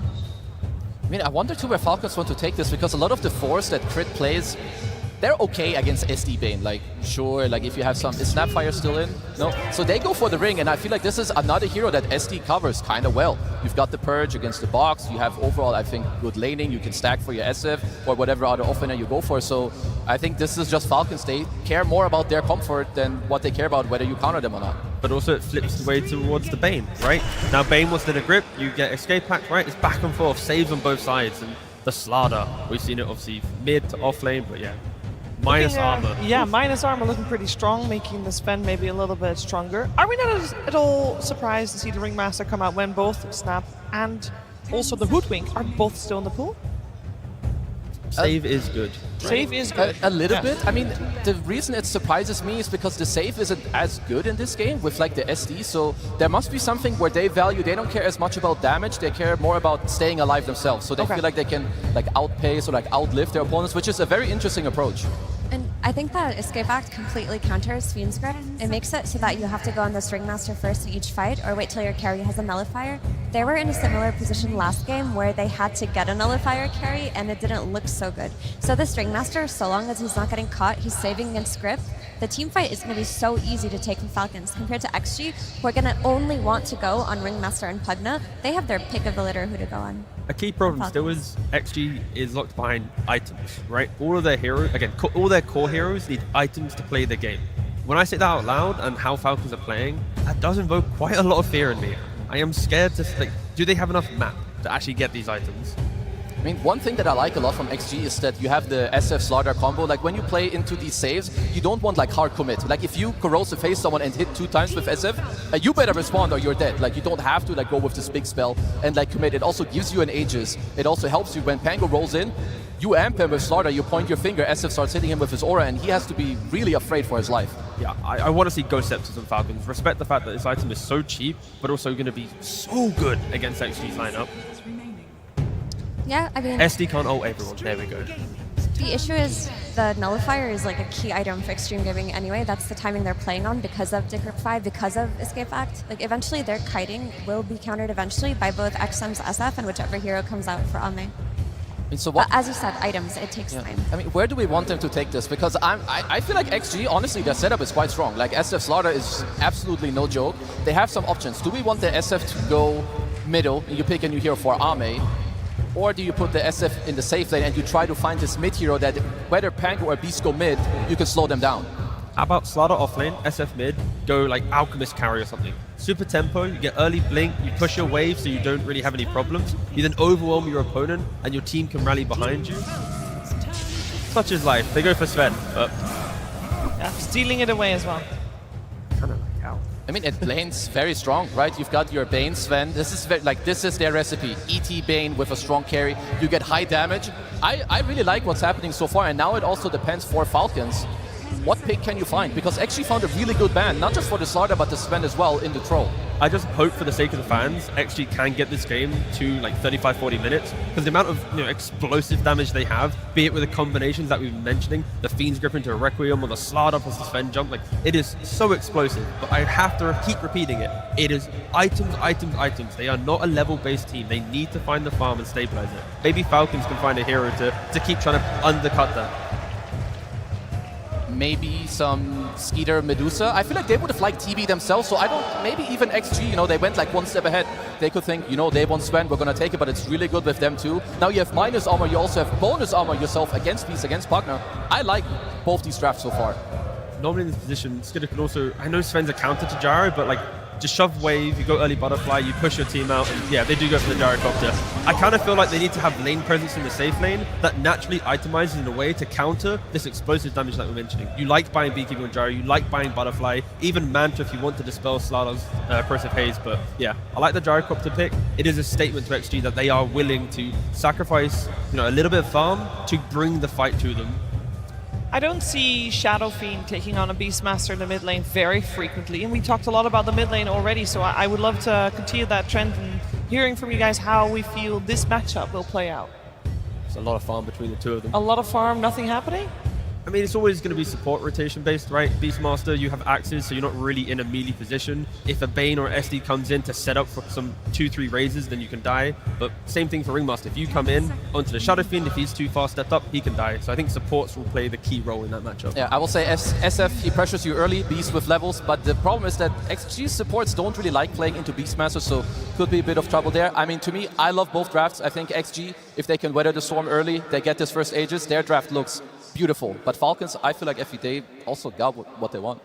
Yeah, I mean, this is like bread and butter Falcons. Even though Gyro on paper isn't going to have the best matchup versus Slardar later on and Sven with his BKB, they're going to hit the same timing that they did last game. It's just going to be about XG weathering the storm and whether or not we're going to see XXS have impact. For Slardar to work, you want his lane to go well. He needs to get those kills early on, get that nice blink timing, and make those pickoffs happen. Because if it doesn't, it's going to be a repeat of last game. Okay, so you and Effie both mentioned Xtreme Gaming has to weather the storm. We saw them unable to do so in the previous game. Is the storm going to be as strong as previous game? It could look a little bit similar because, like Gyro, he plays forward in the lane with Pugna 2 that can invade the Wisdom Shrine. Maybe at least Beastmaster could be a little bit slower from the mid lane as opposed to Primal.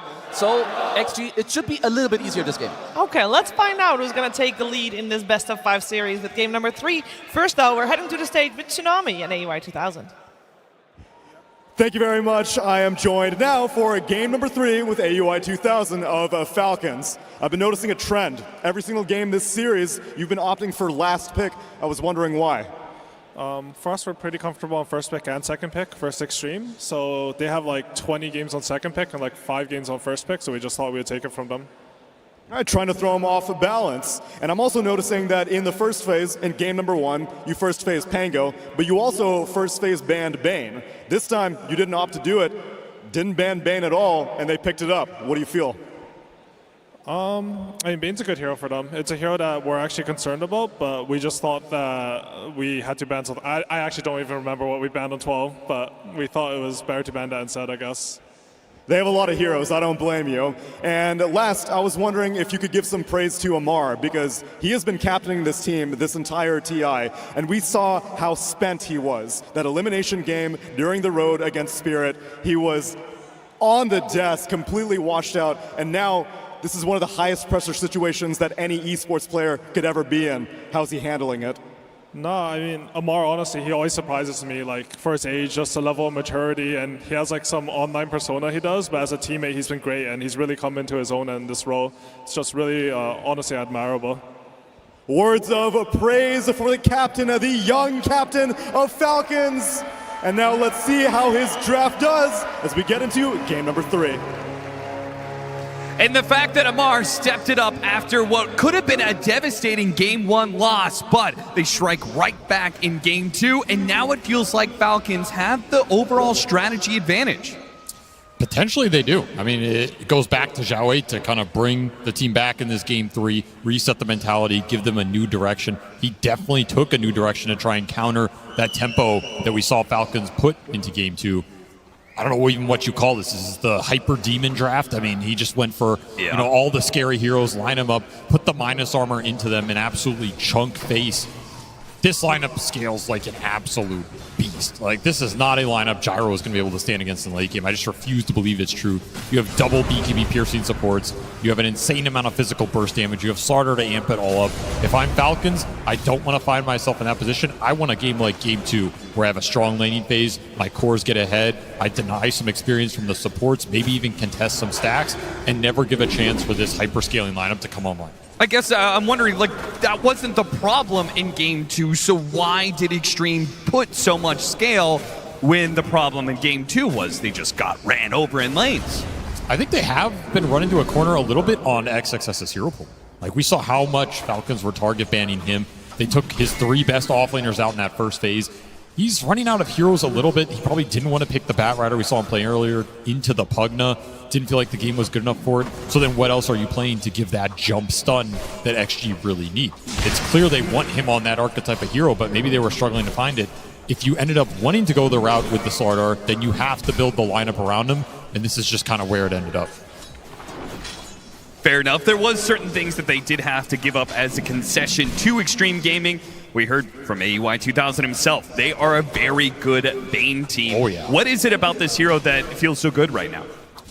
The scale, right? Being able to BKB Pierce lock down a carry in the middle of the fight. It's just such a huge threat for a lot of these cores that want to jump in, pop that debuff immunity, and go to work. On top of it, the sleep save can be super influential, and just the catch around the map. Like, he's one of the better cores at setting stuff up with the sleep into the ult. Not a lot of heroes are going to survive that. This hero just feels good at almost every point in the game outside of the very early laning phase, which we have not seen go punish too hard this event. Yeah. Like, I mean, there's certain games like last where you get run over, but even that Game 2 was not a game that was won off the lanes. It was won off the draft, in my opinion. That A lot game of would have been damage hard. on Ame here, as this duo of the Bane Sven are trying to keep the Pango from getting out of control. That Bane is also a big counter to the Pango, but we have seen Amar, his item choices, he is really loving the early Lotus Orb pickup. I was going to ask you about this in game 2. Why did Lotus Orb all of a sudden become this, first item pickup? This is typically an item you're looking at second, third, fourth item. Why are we getting it so early now? Well, this man's been doing it for a long time. So maybe other people are behind ATF in terms of that offlane itemization. It's just strong. If you get it up online early and you're leading the pack in net worth, it prevents a lot of all-ins from certain of the heroes in the meta, like the Beastmaster. It's great scaling for your carry later in the game. It gives you early armor, gives you early regen, kind of a pseudo-farm item or, resource item to stay out on the map. You just have to get it up fast enough. If you get a delayed Lotus, it's not going to feel great. If you're leading the pack with Lotus, it can feel amazing. And ATF likes these kind of builds. We could easily see some sort of Lotus Lincoln's Pango build this game, just so he can roll in and block some of the Slardar Amp, the Bane Grip. Demonic Purge, also very influential spell in this game off of the Shadow Demon first pick for Jin Q. Amazing Purge game. Versus the Pugna. Yep. Versus some of the buffs. Versus the Escape Act from this Ringmaster, right? The panel was talking about Nullifier. They might not need a Nullifier as fast as they normally would because they have Jin Q on the Shadow Demon that can provide that constant dispel for the first target you are trying to burst down. That first point of contact in the fights is going to be everything for both of these teams because of how XG have built their lineup. That's fair enough.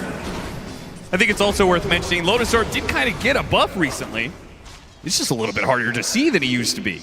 I mean, maybe I'm just old. I always complain about the visual changes, but you can't complain about it now. You've seen it before. You've played against it. This is a grand final. Step up or go home. Nice two-man stun. And X-Nova almost kills Crit off of it. Two-man stun into a two-man blood grenade. Not too bad. Damage being dealt doesn't find the first blood. That is still on the table. Don't want to get baited by this Ringmaster in the laning phase, though. This hero's very strong on the lane. Can always bait you in with stick charges, Lotus, potential strongman tonic, whoopee cushion action. Yeah, the last thing you want to give him is a kill in lane, and then he starts snowballing off of those souvenirs he gets.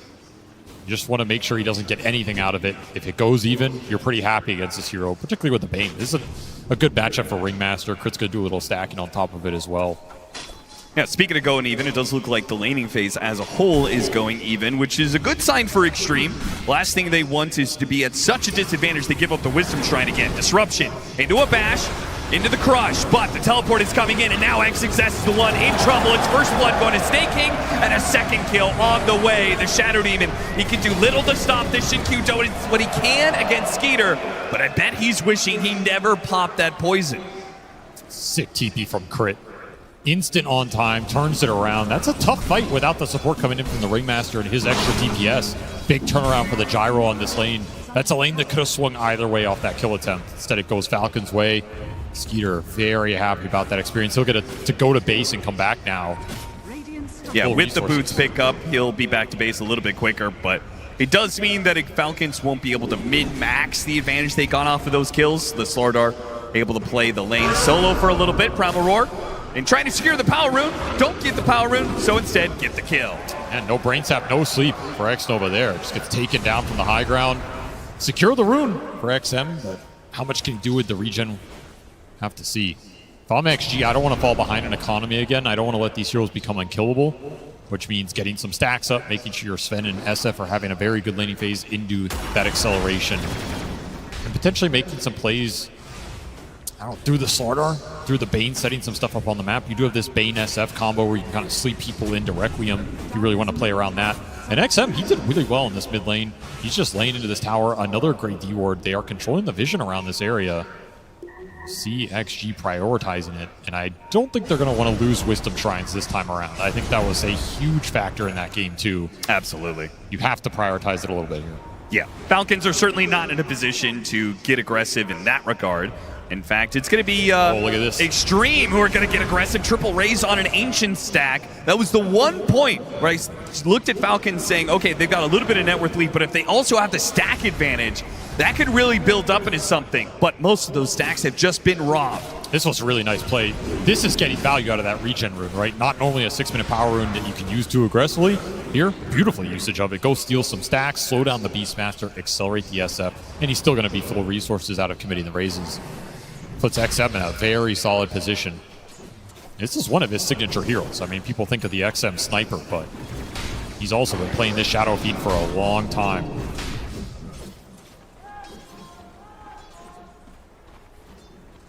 Jin2 gonna run into Snake King. A pick off perhaps. It's gonna be up to Snake King if he can get off a Decrepify that's good enough and make a run for it, but they should just be able to tail him. Nobody around to help him out. The Gyrocopter's not gonna join in on this. And especially if XM, they do have the Beastmaster. They're trying to sandwich this right now, but it's 3 heroes. So it's not so simple as Maureen just running in for the roar. Can't go in on XM there. He's way too strong. And you have to think about the saves that XG have too. If you're Maureen here, like you go in and roar a target, that target gets disrupted, that target gets slept. Your teamfight presence is going to be mitigated for a while, so he has to make sure his game is good. He's continuing to scale. Don't take too many bad early fights into the saves here. Yeah, there are actually so many interactions here that Xtreme have the answer to, right? The Rolling Thunder is going to come in. They have Fiend Script for that. If there is the single target stuns coming out, they have Disruption or Nightmare. Then you've got the Demonic Purge countering the saves from Snake King and from Crit, right? You have Escape Act as well as Decrepify that's going to be countered. There is high potential for Xtreme to be able to outplay Falcons, but are they going to be able to get there? As an early game does seem to favor Falcons for now. Got some decent support levels, a lot of playmaking available. Their lineup does seem a little more straightforward to execute if it gets rolling. It's kind of the one upside for them, particularly if the Gyro can join fights and have a higher impact before the Sven comes online. That could be a real point of contention. Snake King, if you show here, it might be a triple raise in your future. Disruption, he's too far back. XM will not be able to catch that. They'll just make sure there's no deny here. Mid towers claimed by Xtreme, and the SF, well, he's free to move around the map. He relied on X-Nova to get the sleep, but he doesn't. Oh, he does get in range. He just got level 5, levels it up to 3, extra range. And now it's going to be a stun into triple raise potentially. They let him get off the shield crash though. What was that? And because of that shield, where was the stun from Ame? That was just bizarre. I think there's a world you absolutely bring that Pangolier down. Shouldn't be hesitant to Requiem in there, but a little misexecution from XG off a beautiful setup from X-Nova. Very awkward. God Strength now being on cooldown, and a bit of the surprise spoiled Falcons. They'll bring numbers to this bottom lane push in Xtreme. I think they're likely just to give this one away. XXS is having, a fair time at the top lane. He's playing solo right now and chipping away at a tower, so there's really no need to risk fighting at bottom lane. I thought the early portion of that lane was rough for XG, but they eventually kicked Skeeter out. Now he's the poorest core out of this anyways. This Gyro just found almost nothing in terms of fighting after we saw that double kill that Crit TP'd into. Yeah, and he doesn't have any Ancient stacks to fall back on when he does get the farm for it. Now, there's still plenty of time before that comes to fruition, but... This is great for XXS. He was struggling, now he gets a free lane. And XM, another Ancient stack going to the Shadow Fiend. This is one of the best Shadow Fiend starts we've seen. Yeah, this is actually just disgusting. You have a mid-hero who wins his matchup so hard he takes the tower. That allows him to go into the triangle, and he's a stack clearer. That just means he's going to be playing both sides of these triangles. Very influential tower to lose early in this game, particularly with the mid-beast, who wants to protect those Ancient stacks. Going to give a lot of freedom to XG here, and we are not seeing that same kind of run over from Falcons in that game too. I think there were probably some concerns as Falcons just going to do a repeat of that game. Yeah. And just run it back all the way to an Aegis. The answer seems to be no. They have run into a brick wall here. They will not find the same momentum. Doesn't mean they can't still build it if they start getting some good team fights going their way, but it's getting to the point where you're going to have these early fighting items on the side of XG, and as long as you protect this Shadow Fiend, he's kind of a beast in the fight. No one's challenging him. Especially you can't just all-in war him because the saves are behind. Yeah. There's certainly always going to be a massive difference in Falcons and their tempo, because so much of it, faster tempo is played around Maureen. If he's playing Primal Beast, he wants to run around, get kills. He's playing Beastmaster, he's going to play far more to neutrals, a slower game. He wants to get his Aghanim Scepter first before he risks too much, and we're seeing the impact of that. 12-minute, an Invis Rune. They do have the Sentry in place for this one. Can X-Nova get the right Nightmare? Mark got himself stuck! Can he get out of this? The shield crash is stuck, and now he's going to be Fiend's Grip just to make sure the Shadow Fiend gets away. Xnova will die for it, but he sacrifices his life to make sure his mid laner does not go down. That was the most farmed core in this game. And Falcons, they should have had that kill. Not the place or time to get stuck on the Pangolier. No. Reset that mentality and try again later. That's a botch kill on the SF. Good bailout from Xnova, though. I think he might have been able to bail him out even if that Pango didn't get stuck. That's very close, though. And you do not want to die on XM here. I mean, he is so far, and for him to go down, you lose that presence on the map, that would be a huge blow to XG. That's why Falcons were prioritizing him. Yeah, with this Kaya Yasha, he doesn't need a Blink Dagger to set up these Requiems, right? He's got Xnova, and he's got... I mean, both a Nightmare and a Disruption are probably good enough for him to get off a Fiend's Grip or a Requiem of Souls that leads into a double or triple raise, and anybody's going to die to that. The thing is, all that goes out the window if you just get gone on it. Yeah, absolutely, which means Falcons can't afford to separate too much, which is maybe part of why Xtreme has set up the draft the way they did, right? They have solo kill pickoff around the map. Falcons will have to play a little bit more cluttered than they were able to do in the past. They can't rely on just the tankiness of their heroes in this game. And Staking, you are not on Enchantress anymore. They spotted and Disruption to stop the TP. They can give the kill to whoever they want. XXS will nab it as he wants it. The faster, looks like Shard is the build-up for him next. So he wants to be the tanky one in this game. I think that's the fastest they've ever taken Staking down in this entire series. That's true, yeah. He's no longer on the Enchantress. It's like, this do a lot for you. This is how ganking a 5 is supposed to feel. I love this. Look at the XXS is hiding his Blink Dagger. Oh, it's sitting on this courier, just hiding in the trees. We get some value out of this. There's that dire ward up there. Might scout it, but... Yeah. I do wonder if it saw the courier at any point in time or if it sees him. That's a way better start for XG, though. Game even for them out of lanes, I feel like that's a slight victory for them. Do you think that favors them draft-wise? Not as a team, but draft-wise, do you feel like this is a draft that as long as you come out even, you're actually favored? I think so. I think for the mid-game, yeah, because your Roche threat is so high with the Sarda, right? Yes. You get one core pick-off, the thing's just going to insta-die. Meanwhile, Falcons are like, yeah, nice Roche. We're going to take it way before you're expecting it. I certainly wasn't expecting this. I've got free vision. And they're actually going to do it. They're going to run into crit. They're going to chase after this kill. But that means Roshan, it goes the way of Falcons. What a snatch in this game. You'll gladly trade a support to take this away from this Sardar lineup. Xtreme had literally just gone for their, okay, we're strong enough to go for a smoke. Any sort of pick-off will lead to Roshan. They were ready for that move, but Falcons one step ahead of them and taken away a critical objective. That was very clutch on the timing. They got the Beastmaster eggs, they go in the pit, they read the map, absolutely on point. And if you don't run interference there with the Ringmaster, there's a chance that smoke just goes into the pit and you just jump it when it pops, right? Yep. 4 minutes on the clock here for Malrine. You can now push a little more aggressively, have a lot more presence in the team fight, work towards his scaling with that BKB, try and create some space on the map for this gyro to recover. I mean, you're still looking at Skeeter as the poorest core here. Not a great sign on this hero, especially when he's up against so much debuff piercing damage in this game. You gotta wonder how easily he's gonna be able to join the fight, but he can absolutely recover very quickly here. Malrine gets some action going. XG on the hunt. They're going to fight into Malrine, but Crit and Staking are behind him here. Yeah, give him the heals, wait out the Demonic Purge, and the Escape Act is ready now that the Demonic Purge is gone. Not required, though. Xtreme do not force anything. Seek few heroes, no reason to fight into this Aegis. Yeah, that's not the target you want to go on with your single burst lineup. Hunt this Pango? Sure. Hunt this Gyro? Absolutely. They're eyeing him up. Look at Xnova on the back. Can he get him off the haste, though? Oh, he's so close, but a blink away. Out of range and now out of sight. That was some sick positioning. That is not a move I think Amar expected. He doesn't have haste. He goes down there for sure. He just gets slept into Requiem. Well, we haven't even mentioned the two carries too much in this game. Ame is certainly getting the better of the situation. 9,300 net worth on him. The Gyrocopter is struggling. Axe is cutting down, chasing after him. That was so awkward with the tumbler toy. Didn't get over that little cliff. Dude, the little river cliffs causing Falcons problems. It's game 3. You know what's funny? This Aegis that they got for themselves, they almost got it too early.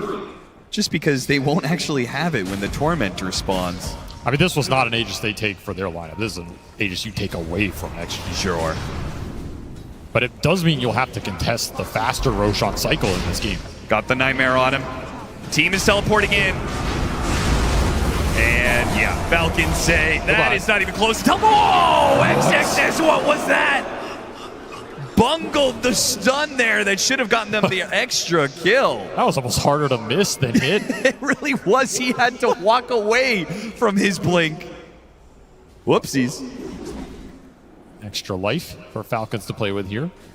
I mean, it's still a good rebuttal from XG. You bring Ame into the fight, you just decimate the Pugna.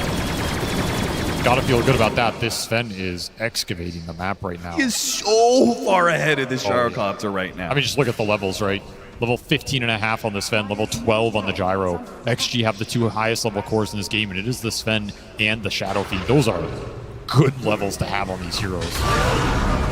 Aura goes out, trying to blow up the Slardar, and they do manage to get him. X-Nova not there in time for a Nightmare save. And they know that God Strength is on cooldown. The Sven may be in this area, but not likely to fight. So good call for Falcons. A pick off there, and pulls that net worth almost back to even. I think XG didn't expect him to linger up here this much. They had 2 wards up on that top lane. In theory, a lot of information, but Falcons played to the left of it. They waited for a hero to show, and they want to take that tower down and occupy this part of the map because you are looking towards that 20-minute Tormentor. Another easy objective for XG to take if you don't take it first. If you control this part of the map, could set that fight up a lot easier, and we're still seeing Malrine just camp this area. He does not want to give this corner to XG while he has Aegis for another minute. X-Nova spotted by Malrine. They get, no, he's faster with it, gets off the Nightmare. Still though, the Nightmare is traded away, and Malrine does not have to roar to get the kill. He just casually runs him down. 40 seconds left on the Aegis, 20 seconds left on his roar. Absolute Tormentor control here for Falcons.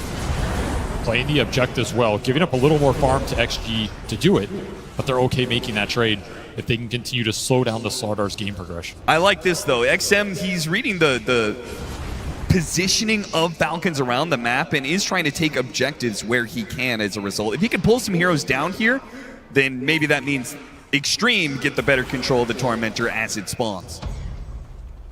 Also just trying to get as much XP off the map right now, because if you can get to the level 18 on your 2 cores that are really high level, level 3 Requiem, level 3 God Strength would go a long way, especially when you're amping a lot of this damage up. That's true. I mean, he gets to BKB. Blink BKB, Requiem. I don't know if Malrine can be fast enough to Primal Roar to stop it, and if he can't do it, nobody else can. That's your only option when this guy goes in. Ooh, amp damage. I mean, he had an Arcane Rune before. I was wondering if they were going to make a play with that, but as you said, he's just trying to farm up as quick as possible right now. Xtreme, aiming for a later timing. I am surprised that they are not willing to play for Tormentor, but this will be Falcons. I mean, Falcons did a tremendous job controlling this portion of the map, eliminating the vision. This was their Tormentor to take, and it's kind of a tough high ground to fight into against the Pangolier and the Beastmaster.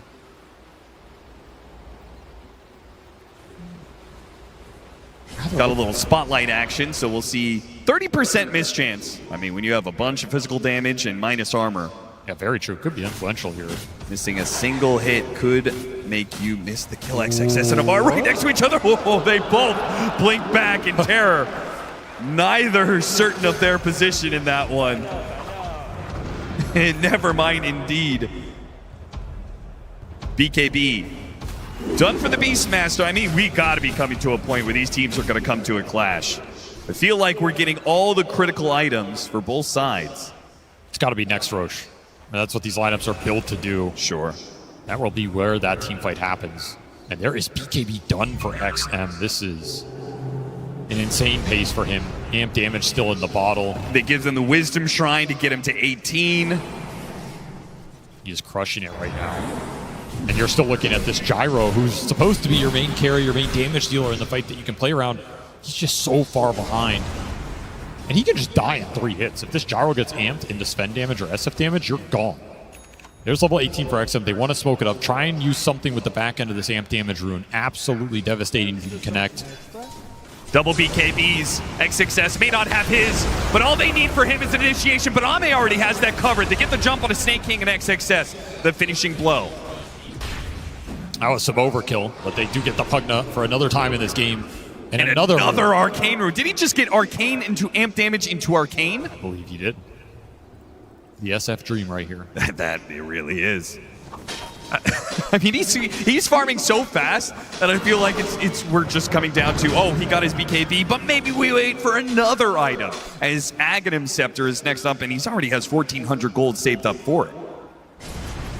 See when this Roche spawns. If it's a late Roche, he could absolutely have another item by then. Very concerning for Falcons, the rate he's progressing. You almost want a faster Roche here. They get more online. They have kept the net worth even, though.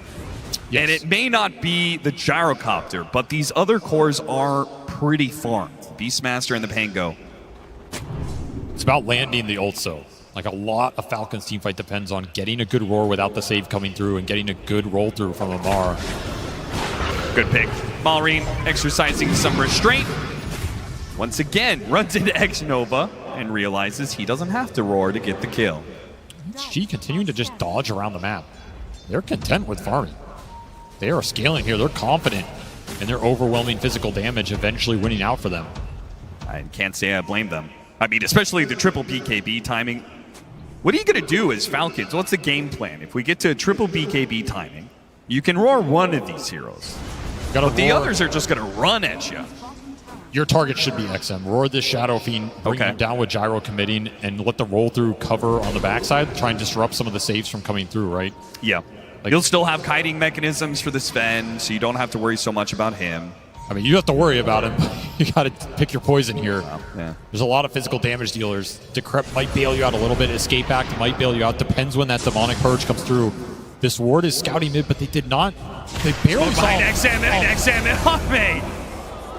See ya. He is not playing games. He is not being coy. He just goes straight to the sport, takes the kill that he can get out of it. Use the God Strength for that. Unfortunately for him, it is a late Roshan spawn, so Roshan is not up for them to take. And Xtreme Gaming will still have to play a 5-on-5 for control of the pit. I think they would have just manned up for it there if it had spawned. Certainly. We'll have to wait another minute, but they will have God Strength up for it when it spawns. So Falcons want to try and sneak that away a second time. They absolutely will contest it. And Skeeter just has to get BKB here and pray he can survive in the fights. Timely Decrep could bail him out. Escape Act could do the same, but if Demonic Purge lands on this Gyro, all those options go away. He's just on his own, and he does not have the armor to survive the physical. So that connection, pivotal for XG as you look towards this next Roche fight. And yeah, that SFAGs, it's coming real fast here. He's just out of control, and it's almost level 20. Falcons put into a position where they're just going to have faith in the outplay capabilities. I mean, the funny part is they have saves on both sides. All 4 supports in this game have options for saves, so the initiation, it's going to be messy. You never know if that jump is actually good or if you're just going to be playing into the enemy's hands. But that's where the Shadow Demon comes in. He's that balance breaker. Throw Demonic Purge on the target, you jump. Falcon saves don't do anything. Yeah, but that also requires the Shadow Demon to play forward enough that, you know, maybe he just gets jumped by the Rolling Thunder hit and 100-0'd by Amar. Definitely a possibility. It's Pango. He has Lotus done. He can go in versus the grip. About it. How many heroes are in these trees? He doesn't know. The boar is scouting out for him. He cannot go in too deep. The Lotus will buy him sometime against the grip, but it's not infinite, right? And if Nova's positioning is really good, then you get grip deep in enemy lines. You're going to really sacrifice your team's formation here. Nonetheless, Roche is up. Ags is done. Level 20. Aghanim Scepter Shadow Fiend. He's a monster. He's just a straight monster right now. You have to tag this guy in the fight. I feel like we've been hyping up this Requiem for like 15 minutes. And it's just getting better and better, but when is Xtreme finally going to pull the trigger on it? I mean, this is at the point where you have the BKB on the starter. You have everything you need to fight. It puts you in a position you have to just force the Roche if Falcons don't want to give you that 5-on-5. If they want to buy time for Skeeter, you do it incredibly fast.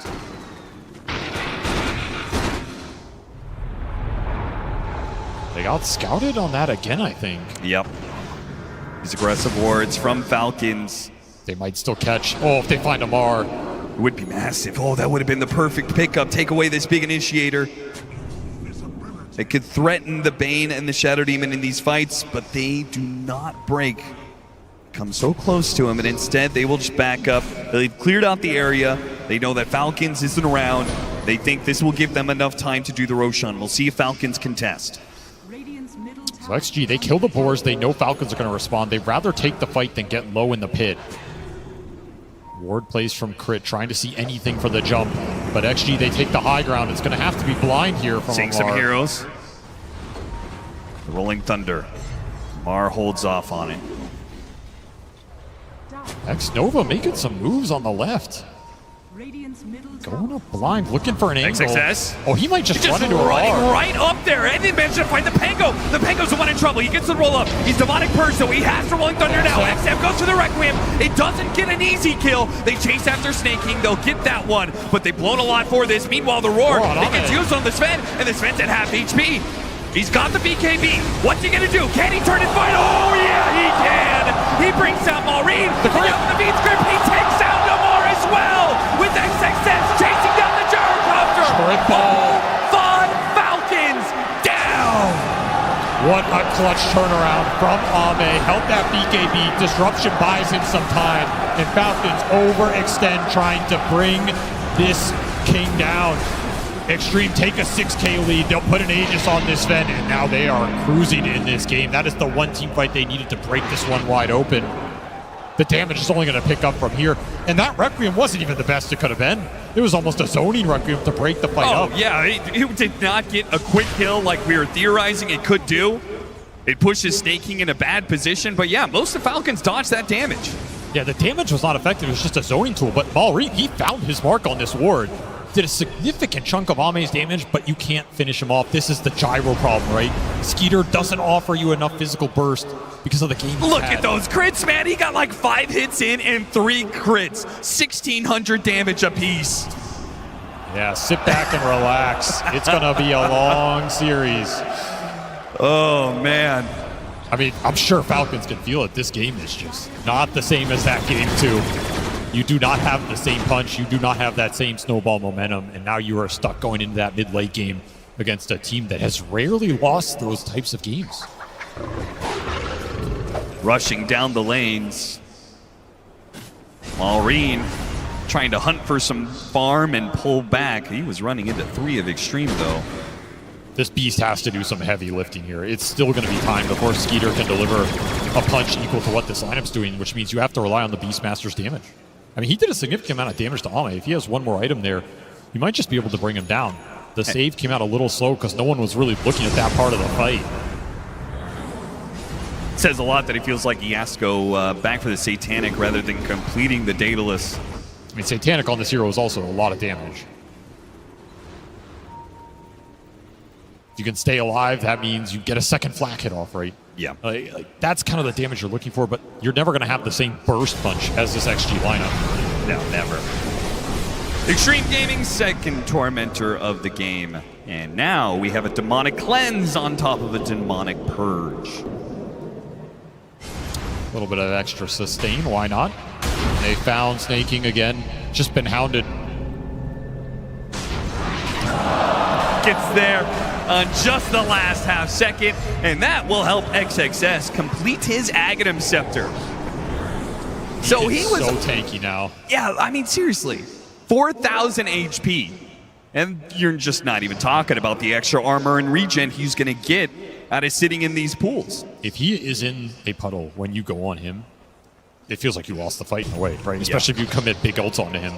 Especially with the status resistance on top of that. Ame hunting. They have a scan on him. Ame, not worried about it. He says, this kill isn't even worth me chasing. You guys can have at it, though. X-Nova, Jin Q. They'll hunt down Crit on the sides of the map. Oh, they'll leave the kill to XM. So nice. Nice dodge. And it means that X-Nova will end up taking the kill with the poison. Yeah, Ame, he doesn't have time for it. He's got better things to do here. Yeah, he's got 2 minutes on the clock for this Aegis. Time to do some damage. Take a tier 2, push towards your 25. And he is so far ahead of Skeeter on this gyro, it's not even funny. It's just not a fair fight. No, it's not. He's almost got a 10,000 net worth lead on the opposing carry. It's ridiculous. I mean, this was an important game for XG to strike back in, especially with this draft, because, again, you're trying to answer the problem, which is Falcon saying, we've banned all of XXS's heroes. We took out all his tempo makers, his jump stunners. What are you going to do about it? What are you going to pick? Their reply was the Slardar. If you win a game with this, you might have to change up a lot of your bans. Maybe you can't target him as much. Zero has been pretty effective in this game so far, just forcing awkward moves out of Falcons, especially around that Roshan pit, because of the threat on objectives it gives you. And now you're getting into the part where it's going to give you benefit for the scaling. I would also point to the mid matchup, right? XM having this Shadow Fiend, this will do wonders for them in this matchup because most of Malrain's heroes are these melee mids. If he keeps on being abused by a Shadow Fiend that takes his tower so early and still continues to keep up by farming neutrals as well, you've got a bit of a problem. Well, it's a big factor this game, limiting the lane damage Falcons were able to put out. And now they're on the back foot. The lead is continuing to grow. This was a beneficial Aegis period for XG. Ame still on the hunt, looking towards bottom lane. Wants some more. Get him. Didn't get crit either. Falcons in dodge mode and dodging successfully right now. Gonna have to make a lot of moves like that. And Amar, well, gets the roll up. Now the Rolling Thunder and the Lotus Orb. And the teleport away. He's good. There's a chance you bash him there. It's not impossible. XXS didn't have the numbers for it yet. But in the future. Quick gate top, look for the hero farming the other side of the map. XG just playing really aggressive right now. They just want to find anything. And another amp damage for XM, almost level 25 himself. Lincoln Sphere done. Can't even go in and roar this guy easily anymore. It's just flat out a guaranteed ultimate. Oh boy, Falcons.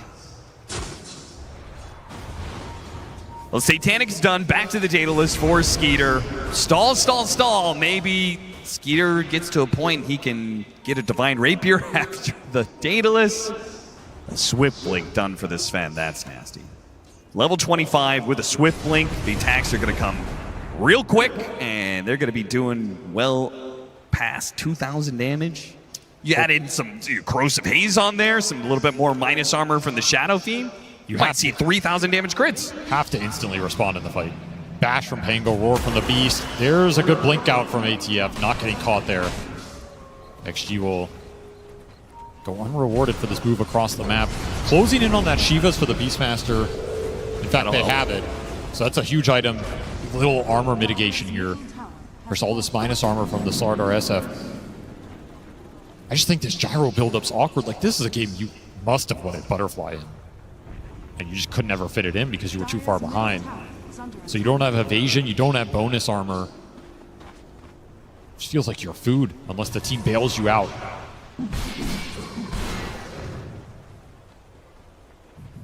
XXS is hunting.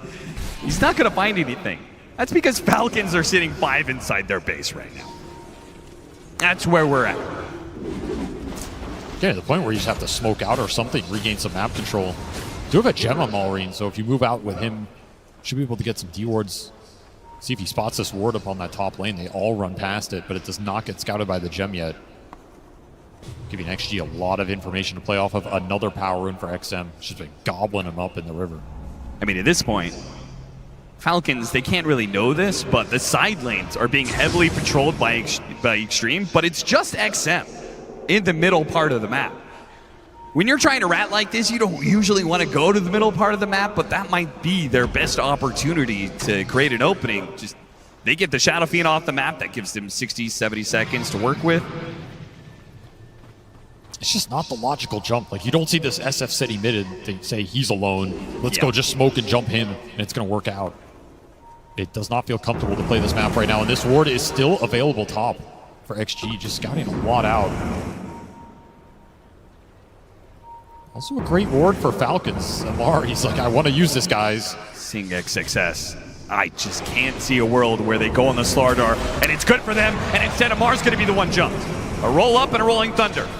Away he goes, hits a bash, a little bit of damage, and blinks away. It's XM, actually now. XM's in trouble. There's a disruption save though, and Ame right on the front line to bail out his Shadow Fiend. The hit's coming in. Maureen, how you can't survive. 28 damage, and more's coming for you. A good whip from Crit will keep them off of Skeeter's tail, but that damage had to put fear into Falcons. Snake King, he delays it. One tapped by Ame. That's what you're dealing with right now. This is the definition of overwhelming damage. You don't have time to respond. You got the roar on the SF. As he went into you, kind of the best scenario. Yep, but there's disruption to bail you out. That's the beauty of this lineup. The aggressive damage dealers can go in with confidence because there is no turnaround potential unless you check that back line. And Ame, he is just unleashed here. Man's on fire. And XM is fearless, man. Refresher done for the Shadow Fiend. If you thought it was bad before, add double ult with Dazoon Bloodright with Timeless on top of it. Yeah, AC for the Slardar as well. I mean, the advantages just keep on piling up. This game is starting to feel as out of reach as Game 2 was for XG. It's starting to. I mean, for me, it's felt that way for like a solid 10, 15 minutes. Just felt like Falcons were in this position where they couldn't actually play active. They couldn't go for kills. And Xtreme were just building up this late game that it feels kind of unstoppable. This much physical damage, this much minus armor. Need more late game survivability to punch through it. It comes down to the gyro. Like, can gyro take a jump in this game? So far, the answer's been no. He does finish up a Broach. He disassembles it. Once Daedalus here. The banner down, and Ame starts going to work. There's the gyro Daedalus. This is some damage for Falcons. I mean, this is a Hail Mary. It is. They've got to somehow find the initiation, but if they're going to do it without Snake King and without a mid lane of Barracks. Trying to deal with a banner. Skater. Oh, man. No good. No buyback available. Requiem just for the fun. Just for the hell of it. He's got another one. Why not? No God Strength. No problem. Just blinks on plays for the attack speed, daring Amara to jump him. They do manage to get that jump on XM, but there's the Lincolns. Now a refresh. You have to go through another Lincolns. You don't have a roar to do so. XM jumps, hits the back line with the Requiem, runs down Crit.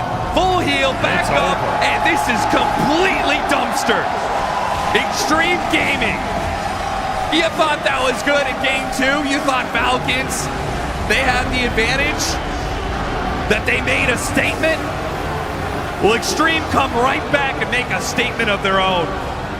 And you have to wonder what is going through that man's mind right there. Ame, he is now one game away from a title that he has sought for so long, and he has been here 2 times before, right on the precipice. The back and forth between China and the international teams lasted for 7 years. It's been 7 years since Ame was at that TI8 final. And once again, he is just one game away. You can just feel it. Like, this team has momentum. I cannot tell you how difficult the road has been to think of what they did yesterday. They had to play another series today. The quick turnaround, going into a BO5 against a very tough team. They have not had the easy road. I'm sure they are fatigued. I'm sure they are tired. But this is a time to push through it and claim that Aegis, because you may never get another chance. One more game. Can they do it in Game 4? Let's head back to the panel. Oh, match point for Xtreme. It's really getting hot now here in the Barclays Arena. They are so close. Of course, Falcons will have another shot of pushing to that next game. But we're going to find out what they come up with in the next game. But first, we're going to break down this game, because it was a beauty. It was like a combination of both games in one, where we started out fairly slow again first, Tigo. Yeah, it's kind of like the discipline of the early game, right? You have to concede a little bit of the map, but then take it back when you can. And, you know, I think critically, Arme, right, he loses his early tower on the Sven, but he then just defensively farms. He just chills. He knows what he has to do. He identifies when and, you know, where to enter the game. And I feel like every time we see XG win a game, we're going to be overly praising both Xnova and JinQ on the supports, the SD, the Bane, how much work they did throughout this entire game to ensure that Falcons, anytime they want to enter a fight, Arm is fully protected, enabling XM as well. The supports in XG are just incredible.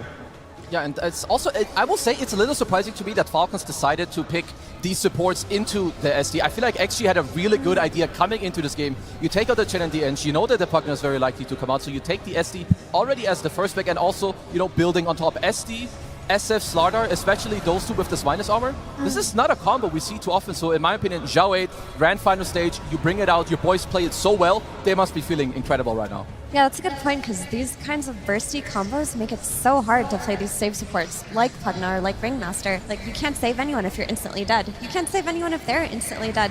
But to me, this just goes back to the laning stage. In that first game, when they had good lanes, they were able to meet Falcons in a stalemate in that mid game instead of get run over, and eventually find a jump with their superior team fight, with their superior net worth on their carry, take the win. In that game too, they lose the lanes. The map just becomes completely out of control. For XG to win this in the next game, just stabilize the lanes. It worked out perfectly for them. Yeah, but also, I think Malrine, he's been a talking point in all three games now, right? In game 1, shut out on the Ember Spirit. Game 2, MVP on the Primal Beast. Coming into game 3, he's a Beastmaster. Lane goes well, but he farms backwards. I think Falcons, they need to identify Malrine. He needs to play into the map, break open the game. When he's farming or shut out, Falcons look to struggle, and it gives so much time for XG to come online. I would say he farmed backwards because of how well XM and the Shadow Fiend played. Like, we sang our praises to the support duo of Xtreme Gaming, but XM on the SF, he was like big man on campus those first 10 minutes, played the lane incredibly well, got the rune control, stole stacks, went to that top lane, kind of did the reverse Malrine in terms of taking enemy farm and taking the enemy safe lane tower. It's just good, I mean, sorry snaking, but it is good to see that he's also 1-9 in this game, right? He's human. Yeah, he's human. Like, the way he was playing the Enchantress, it was like, he's untouchable, literally. It's like, how do you stop this guy? He's played Pugner, he's doing the same thing, but when he goes to that tower, when he goes to the jungle, when he's trying to be that cheeky little devil that, you know, wins him a TI, he's getting shut out this time. Like, they're stopping snaking from thriving in this finals. Yeah, and to me also, like, stand out, you have JinQ, he does it so well on this pick, but I will say Falcons, in my opinion, they played into this pick quite a little bit. It does feel that way, and maybe they're so used to their snowball strat that they don't care too much about counters. I mean, you look at that draft and you think, okay, if they get their lead, they're going to do what they always do, regardless of, you know, Shadow Demon purging, the escape back purging, Decrypify, regardless of Sven's burst. They thought that they would get the lead, but it just didn't happen this time. Yeah, we are going to talk a little bit more about those supports, because the supports obviously is what makes cores do really good, and in this game in particular, XM was doing really good, Effie. Yes, I just wanted to point out here how well Xnova and XM played together at the start. So here, they're doing a rune secure. XM gets the region on the side, but the key here is that Malrine actually roars him, which then enables XM on the SF, because he knows roar is off cooldown, to walk into Malrine's triangle and take his stacks. XM taking Malrine's stacks here is what really slowed him down. It's what caused him to farm backwards, as T mentioned. Like, you take this away from Malrine, and that's like one half of the combo to beat him up. Afterwards, they do a smoke top, and they're going to take that safe lane tower away from the enemy gyrocopter. Yeah, and this is really important for the Falcons draft. Like we've talked about, they care more about what they get themselves as opposed to countering you. Because picking Gyro, in my, like, I would not be calling for a Gyro cutter, but if this is what my team needs from me, if this is what we want the tempo, we want to do this. Because if you fall flat or you go even and XM made this happen in the game, it is an incredibly hard carry to carry, or even, you know, carry to minus armor strat matchup. I would not want to be in his shoes. Just look how proactive though. In all these clips, is XG leading the charge, going first, right? The supports, like Effie mentioned, they're the ones diving behind the tower, enabling XM. Then because they've enabled XM, he can then go top. Like, all of these things compound to XG feeling like they've accelerated their entry into the game. Like we mentioned, they need items. You play early game like that, the items are going to be coming to you very quickly. Yeah, and then everything is set up perfectly for the carry army to come in and just steal the show. Yeah, just like that. And I wanted to do a head-to-head between the Sven and the Gyrocopter, right? Because picking Gyro into Slardar, into Sven, right? Big counters to your hero, bursting you, forcing you to go butterfly. You're expecting there to be some, some aggression or some logic behind it, right? But for Skidder, his lane was good, but when you look at the 18-minute mark in the game, he hasn't really entered the game with that big damage or anything like that. Like, sure, Gyrocopter can be a greedy carry, but he also can play the twin gate. He can actively go towards the early tier 1 towers with the cooldown and enable his team. Maybe play with the Pangolier, but he didn't do that at all, right? He took bot tower and then just farmed.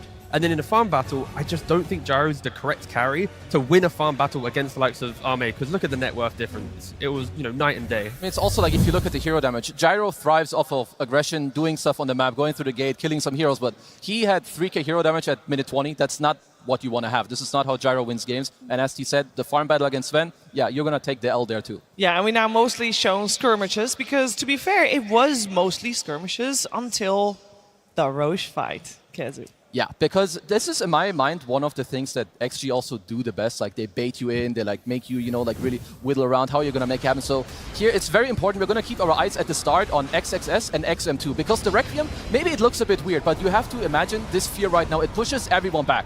Now, let's let the fight play out, because Malrine, he actually roars up Ame here. And Ame only lives with, what, like 40% HP? Disruption, he gets saved, he turns it around. But without these other things beforehand, XXS going in to cause chaos, XM with the Requiem to fear people away. Ame would not live with 200 HP here and whack everyone into the ground. He would be dying. But instead, positioning, spell casting, he gets to turn it around. Team fight over. Amar wants to quit.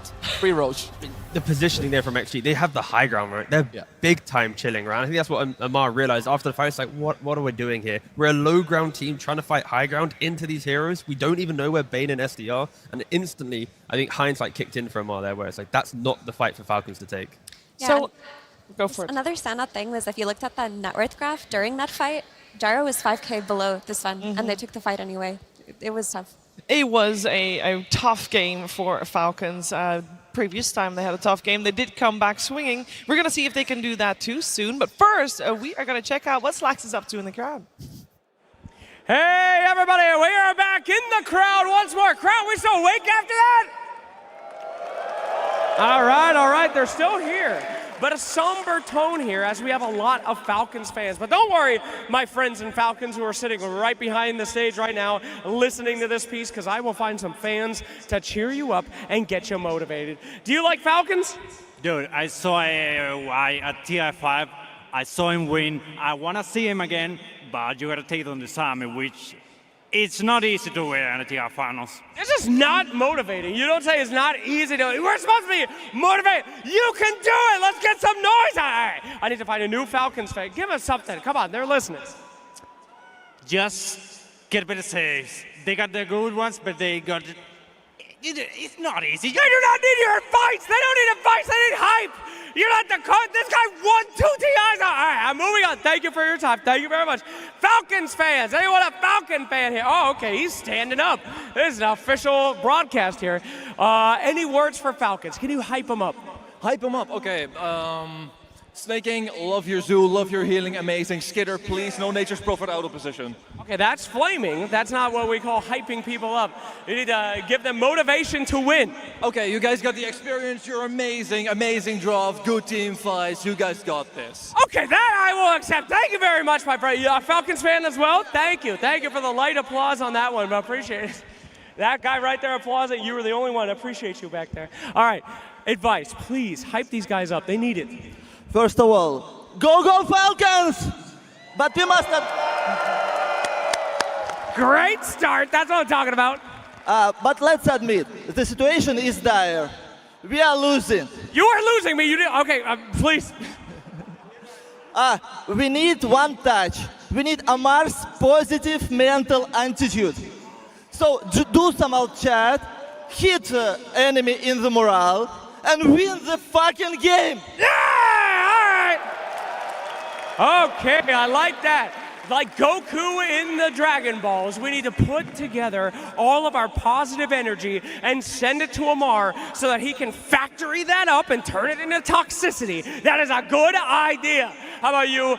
You said you were a Falcons fan, correct? Yes, yeah, of course. All right, this is it. This is the last chance that Falcons has, and this is the last chance this crowd has to not cringe, all right? This is all on you. Ladies and gentlemen, what's your name? I think they should pick heroes for Malin. He need to play a game, and I believe in him. He can do this. and Amar to play. The question was, what's your name? But I'll take that, fantastic! Give it up! I like that, all right. One more, does anyone else a Falcons fan? Do we have a rousing speech from the back? The person in green coming down. Hello, what's your name? My name is Lara. All right, that's a good step one, fantastic, okay. You have to hype these guys up. Please, I'm gonna do something I never do. I trust you, I'm gonna give you the mic, but if you betray me, I will snatch that mic out of your hand so fast. Give it to us, please. They are listening right there. Owie 2000, I saw him, he's in tears. He doesn't know what to do.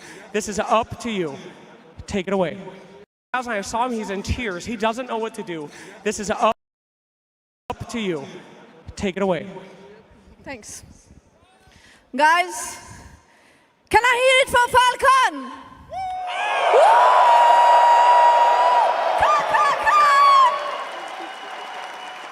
You can do it, guys. I believe in you, no matter what. You're the best.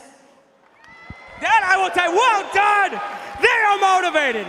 If we don't see another game win from Falcons, I don't know what to do. Thank you so much, crowd. Can we please put our hands together for both of these incredible teams one more time?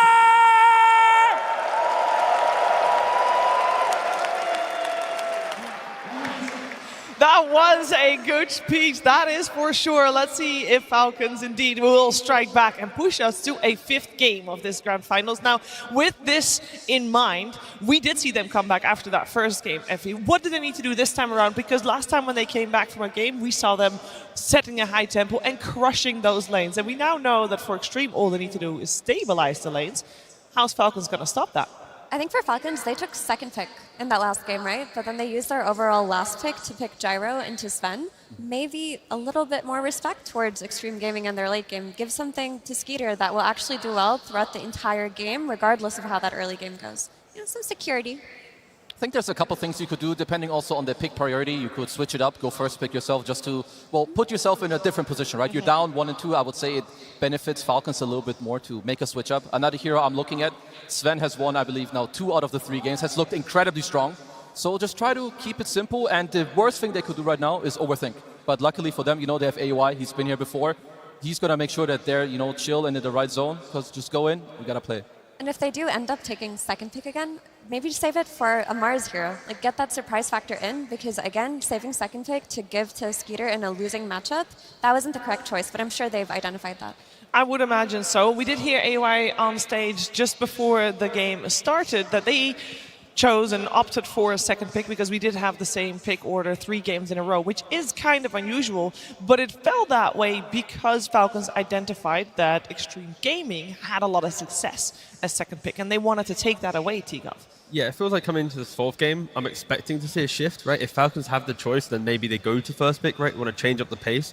Because I think Zhao shown, that the bans are really good now, right? The Chen, Monkey, Ench ban when XG are first pick feels like they've not broken Falcons, but it simplifies the draft for XG where they aren't under that pressure. Knowing that you aren't going to have this issue of the little honest zoo running at you, I think is a really critical thing. But to highlight the 3 drafts that we've seen so far, I've said it before, but I think Maureen needs to be very aggressive, right? Ember is a hero that can be aggressive, but will shut down. Beastmaster needs to farm the jungle, has his stats contested, but naturally also wants to farm jungle, so doesn't really break open the game.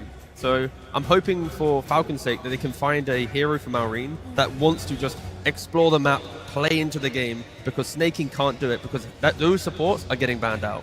Yeah, and it's also like their supports are so important for them on Falcons. Like you have Snaking, you have Crit. It's a different reason also why I would like first pick for them. Like force Xtreme to also ban your heroes. You want to get your hands on the Snaking Chen, on the Snaking Ench, to maybe get the Maureen Sand King and also this Monkey King. Like there's only so few heroes they can ban. Do something new for you, because skill-wise these teams are very evenly matched. Yeah, I will say also we're coming into territory where it is a best of 5 and teams generally do not play a lot of best of 5. So the meta evolvement that we're seeing within the series, it is extra important and extra interesting to look at as well. And I will say that when it does come to experience in grand finals, now we do know the experience of grand finals at TI, but this year in particular, Falcons has had quite a few grand finals.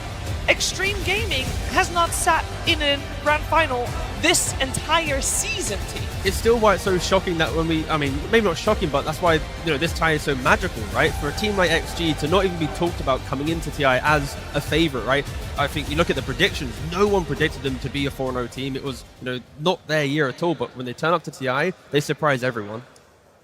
And it's like I'm just trying to pay attention also to like the players to like try to like read a bit between the lines. Yeah. I think, and I know also because I've been around Aoi before, he's very good in like these type of moments. He knows what he has to say. He knows what needs to happen, because the thing is, if you don't get your hands on the first pick that you want, like you need to be aware for every scenario. Like if we change up to do this, you already know that Xtreme, Xiao, he's talking about and thinking about what are they going to change? How are we going to be ready for those scenarios? So for both teams, like critical and clean thinking is really important right now.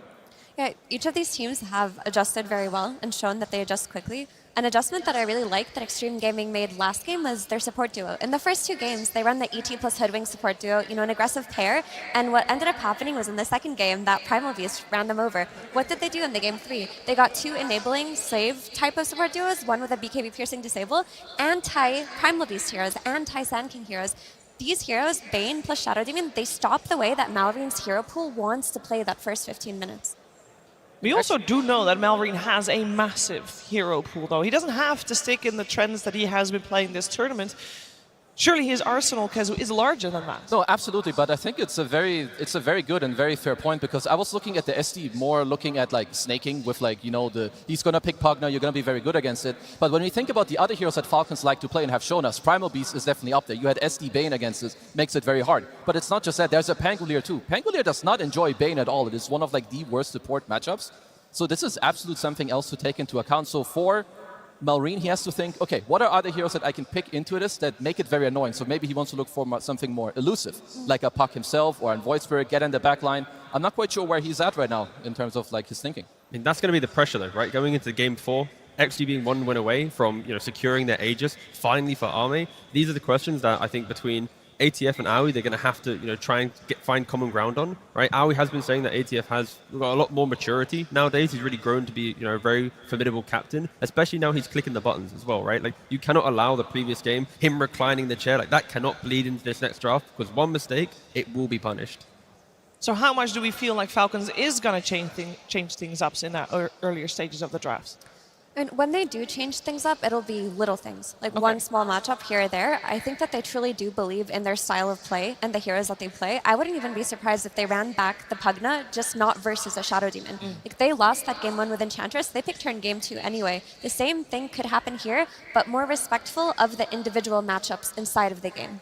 I mean, something else I can see too, because we talk about this a lot. Malreen is very important for this team, as of course is everyone else, but they play through his tempo and they play through his lane. So looking to maybe secure his pick later, and I think Effie made a very good point about last picking Skeeter. I don't think it's like the S tier thing you can do with your Falcons. He's going to do his laning stuff. They're going to play through him, but you can take his hero early on in the draft as well. It's also that thing where you can kind of bait XG to go for the saving supports, and then Snaking just suddenly plays like a silencer or something, right? Like you can draft a way to take away the fight, but again, for Malreen, he's not getting access to his Sand Kings, his Shakers. Primal done really well in 2 games ago, but not really opted this time around. And it is also like important to know that for like in the incoming games, like even if Falcons are to win this game, I think that the pick order, and not just that, but also like the mindset that you go into these games with, is like incredibly important, because of course the gameplay matters more than anything else, but it comes from your emotion, it comes from how you feel. Do you trust each other? Is there any disbelief? Do you feel like you're getting outplayed even though the game is even? Things like this cannot be in your head. Yeah, and if the game is going to be even, it means we should be having an even draft on our hands. But let's see if that is the case. It is time for the draft of this 4th game. Team Falcons versus Xtreme Gaming. Grand Finals, Game 4. I'll repeat myself, it's match point for Xtreme Gaming, 1 game away from claiming the Aegis here in Hamburg. Let's see if they can get off to a good start with the draft here in this 4th game. We got Xtreme this time on the Dire side, Falcons on the Radiant side, and it is, once more, Xtreme Gaming with first pick, Falcons with overall last pick. And in terms of bans, so far, nothing changed. Yeah, we've got the same, and I believe that it's XG who have priority. I believe that, like, this, you know, the game, it begins outside of the game. They had choice, they take first pick, they know Falcons want to swap something up. I don't really see XG changing much, and I believe that Falcons didn't change anything either, even with their last 2 bans. Correct. That is the same. It's also, okay, we're just running it back. Yeah. That's what's happening. It's the same draft as of yet, but that's where it really shows that both Aoi and Zhao Wei, they identified that obviously the strengths from the previous draft, and I think for Aoi, it's like one key hero change and they can all change. Like the silencer, for example, I just mentioned. If you have disruptions and saves and all this early skirmish, you cannot do it into a global, so maybe that could be an option later down the line at least. I mean, the only problem, because I like Silencer too, but the hero seems to have like fallen off for some people. I don't know exactly like what the reason is. Other 5s are perhaps stronger. There it is, right on cue, brother. Gets his Sand King. So, of course, they opted for the Pangolin last game in the hope to find SD. This time around, it's Sand King, it's explosive damage. It's going to be good, but you have to respect Disruption can fully break apart a Sand King's jump. So another way to find the SD would be quite nice, unless you're always jumping SD with the Sand King. XG will be very happy to run back the same support duo of Bane plus Shadow Demon. Yep. It looks fine for them, but I wonder if Falcons are gonna respect the SF that came out last game, because on paper versus Sand King, it should do the same thing, if not harder. It can win the lane, if not harder, than versus a Beastmaster, and go into a triangle contest stacks. There's also something interesting, like there's a high chance that Falcons, like the reason why they perhaps would not want to go for Pangoli here is that they feel like they just cannot squeeze in a Bane ban. Like they're not allowed to. In the first phase you can't, in the second phase they only have 1, so it's like, okay, maybe we want to play this hero, but it's honestly too annoying against what XG are going to propose to us. And also, the game is very open, right, with Sand King. From the mid lane, you take stacks, you get Blink Dagger. Marion's very independent. In hard lanes, good lanes, he doesn't really need that much help other than crit making the stacks. So now they don't have to focus entirely on mid. They can really, hammer home that aggression on the side lanes. But that's where it matters, right? Then they don't want to give XM a favorable matchup versus a Sand King so that they can just leave Malrine alone. They don't want to have to input more resources into him. Yeah, we got the Pango banned out. It took a little while to think about it. It was, of course, the first change for Xtreme Gaming, who banned out the Sand King in the second phase last time around. Now they ban out the Pango that Falcons went for instead of the Sand King in that previous game. At this point, it was Falcons removing the Ursa, but they let that in. Respect that Bane. It's respect on both sides, right? The fact that XG still banned the Pangolin, right? They know what the hero can do against their playstyle, and then Falcons, did they want to use the 1 ban on the Bane? Yes, they did in the end. They know how much Xnova's doing on it. But with the Leshrac pickup, this is just damage. This is very, very strong. Like, Lesh alone, already we've talked about it so many times. XM Lesh is an absolute menace. You have an SD that's going to buff him up, maybe give him even more HP. You have a disruption save as well, and you continue to play forward. He clears your stacks. You're going to be incredibly heavy. If you're Falcons, you have to answer these heroes. By the way, that was Ahmad's sister in the crowd just now, and she looks so nervous for him, but he doesn't seem that nervous. I mean, you kind of have to be nervous. Like, even like I'm nervous watching them. And of course, the classic ET, right? We've seen the combination with the Lesh and the ET. We've seen Purge segments on it. Very, very strong combination. So how are you going to break it if you're Falcons? I think Falcons are pretty happy to get their Sand King plus their Hoodwink anyway. They win almost every game on this duo of heroes. They just need to make sure that they're targeting this Shadow Demon first. In the last game with the SD plus Bane, you couldn't go on one support because the other would save them. This time around, there's only one save support. If you can focus your attention as a Sand King on the Shadow Demon, just burst him with that sharpshooter, you're doing fine. So you also need to make sure Falcons have ways to itemize defensively very quick. Don't allow the burst potential of XG to shine. And that's where the Tusk, I think, comes into a big part here, where with the snowball saves, it can do so much work. And I'll be interested to know, will Tusk actually maybe even go for the drinking buddies just to get the repositioning to save heroes? We don't see it often, but again, Arme running back to Sven to punish the gyro.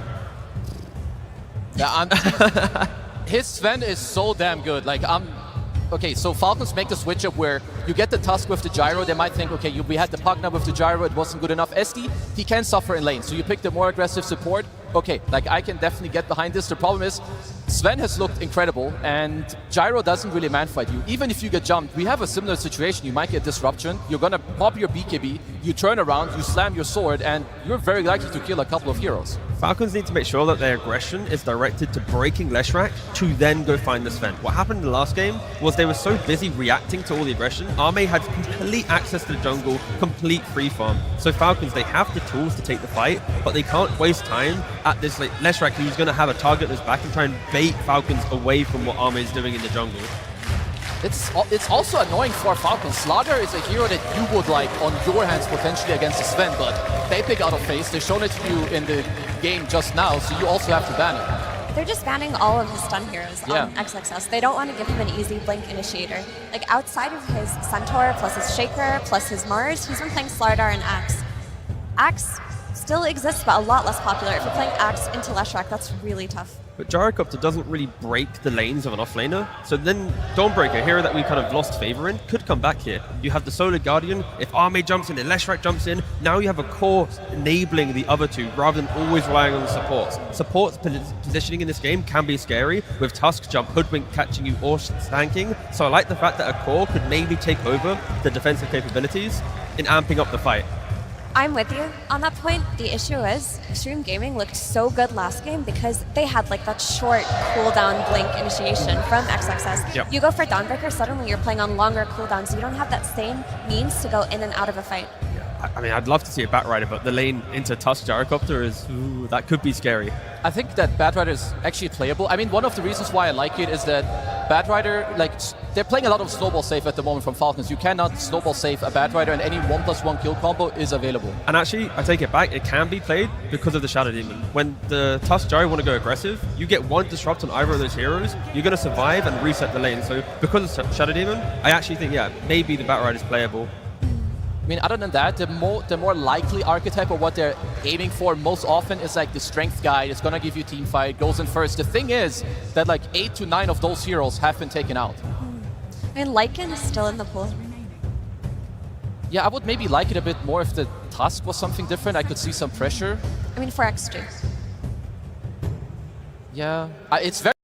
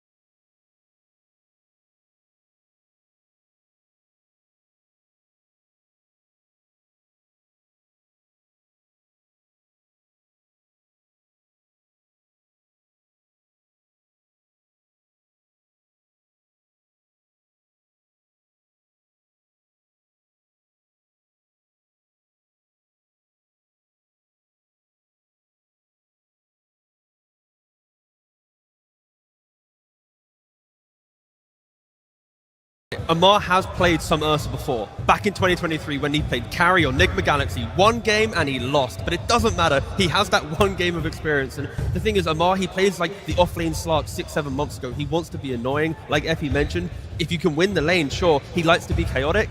I respect it. He wants to be different. And I think being different in a potential, elimination game, that's what can potentially win it for you. We talked about how Falcons need to do well in their lanes. That's kind of like their strategy against Xtreme as a whole. Can this draft do it with the Ursa offlane? It's unusual. I think it's weird. It's weird as hell, but it can.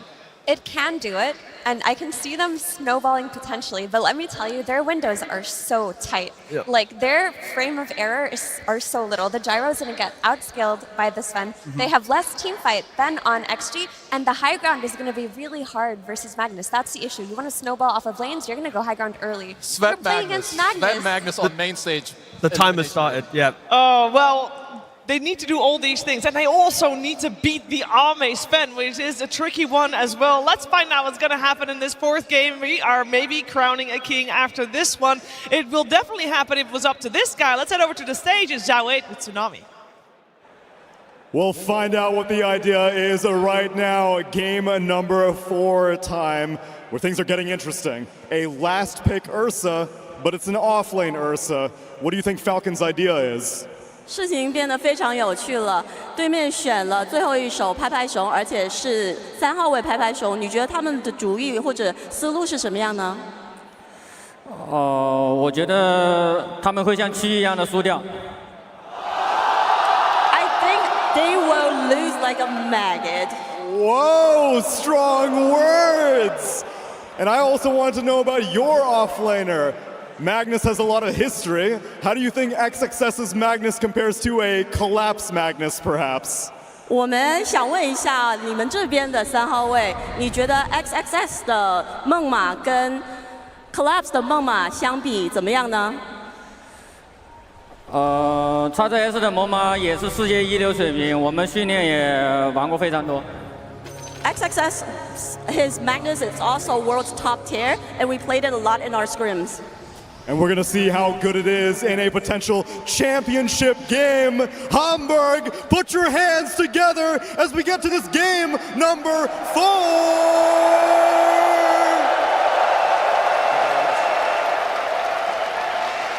Xtreme Gaming had the chance to exercise the demons of their history, to right the wrongs of the past.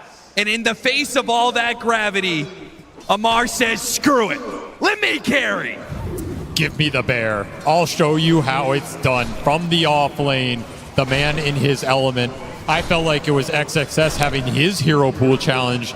It was Falcon saying, how many more cards do you have up your sleeve? And Amar, he got backed into the corner. He had to pull something out. Nobody could have predicted this pick in the world. It is absolutely out from left field. He does have experience on the hero. But man, what a pick to bust out in an elimination game in a TI Grand Final. Avery, I trust you to give it to me straight. Yeah. The panel said it's possible. It's possible. Well, anything's possible in the world of Dota. Is this actually going to happen, or is this just cope? What good is the off-lane Ursa? It's a hell of an Ursa game. Okay, break it down for me. I mean, it's a great Ursa game. You know, he has great core matchups. Not a lot of control against him. Demonic Purge is probably the one spell you're most annoyed by, but it does relieve a lot of that carry pressure that was on the gyro. And it just felt like that gyro pick was not going to get it done. We saw it suffer in the last game. Falcons felt like they needed more scale. They were not going to tempo this game out. This is the pick to do it. All eyes on Amar. How much did you learn during your brief stint as a carry? How much did he learn? How much did Xtreme learn? Taking the Magnus in match point. Whew. This hero, man, it always comes back in a TI final. The playmaking is too good. The displacement is too valuable. The potential for the big plays in the team fight is always online. XXS is a Magnus master. I agree with Jawade. It's a very underrated hero of his. We often forget about it, but man, it's only going to take a few good skewers in this game to break it open. Terrifying hero to play against when there's everything on the line. And there's not really a good counter to it. If you look at the Falcons lineup, your best interrupt is if you can land one of these stuns, but you know, it's not that Rubik lift. It's not the insta-hex. No, it's going to have to be a blink, snowball, or punch from Snake King, I think is their best option, or like a quick burrow from Sand King. But if he has BKB mag, there's almost nothing stopping this game. Then there's only blink punch, and that feels nigh impossible. I do like the Tusk pick, though. I think this is a hero that has worked really well for Falcons in the past. Both of their support players are absolute masters on it. It could have gone either way. And it's a hero that gives you that BKB pierce that I think they felt the pressure of lacking in that game 3. You know, when Ame goes in on this Sven and he is just threatening to chunk you down, what is the interrupt? What happens to stall his BKB duration out and be able to turn those fights around? Tusk is a hero that can give that to you with punch plus the snowball save. It can do a lot here.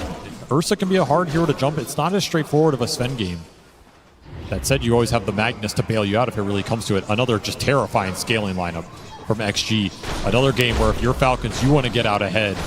You do not want to fall behind against this lineup at all. No, certainly not. Feels like a lot of pressure. Like, sure, a lot of attention on Amar doing this secondary carry and offlane Ursa.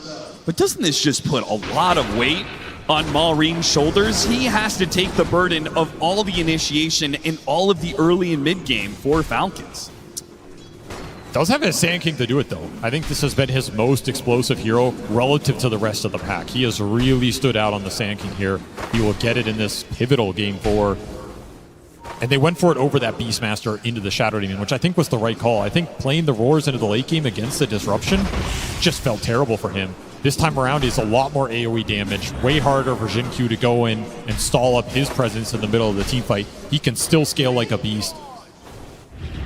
Burrow striking away, but XM still gets a good amount of Diabolic Edict damage on this Sand King. And it's going to be one of the struggles. Malreen won't be able to just exist inside of Sandstorm. He will be outdone by the damage over time from the Leshrac. So Falcons get their Hoodwink Sand King combo. This is a combo we've seen them abuse before. With the amp damage from the Boomerang into the Sand King damage, Sharpshooter on top, that's enough to take anybody out. Disruption in the bottom lane, being run down by the Gyrocopter. Shockwave trying to separate the two of them, but Jin-Q is slowed down by the Blood Grenade, and the first blood will be taken by Skeeter. In turn, he's skewered back into the tower, but XXS not enough to finish him off. And just now noticing that Snake King opted for Drinking Buddies over the tag team. This is their combo with the Gyro, right? Drinking Buddies him up, let the Flak Cannon go to work. Really nice damage buff for this hero. They have really strong combinations in this game, plus an Ursa. I'll let you decide what that's worth. Just had to throw that out there at least once. We'll love to see the combination with that Ursa and how it happens. Epicenter being used. XM didn't expect this little bit. No way. No. He's stuck inside the Sandstorm. There's no way he survives a Blood Grenade just in case they finish him off. Nice pickup from Malreen. Getting aggressive, had the level advantage, hit the level 6 first off some nice laning. Takes it straight to the Leshrac with a timely rotation from Crit. Probably called it over. And now Crit, he can go straight into the double stack with the Ancients, defend it against Nova, look back towards lane, and then look into that Wisdom Shrine. Very nice sequence for him. This Sand King is going to be fat. And this laning phase turning once more towards Falcons. This series has just been back and forth, both in the draft and in the first 10 minutes. It's been super pivotal for what Falcons want to do here with their lineups. They're winning this one across the board. Triple lane win for them. Gotta be happy about that. And got some Ancient stacks, and the fact that they got that kill at the time that they did, it meant the Leshrac wasn't there to contest for the Power Rune. The Power Rune means that Malreen can either very efficiently clear out these Ancients, or he can hold on to it and make another move on that Leshrac. You take Ancients, give the mid lane to the Hoodwink. XM's not going to be able to kick Crit out of your solo. Just super efficient early game here for Falcons. And you have a safe lane that's not easy to contest. Like, we saw the Gyro getting forced out of the lane in the game previous because that starter had such a good matchup. The Mag is not going to do something similar here, especially when you have Tusk with early Drinking Buddies to back him up. These are cores for Falcons that are going to stand on these lanes, and they're going to stand on them for a long time. If you're XG, you're going to get forced into the jungle. You need to look towards the stacking efficiency here.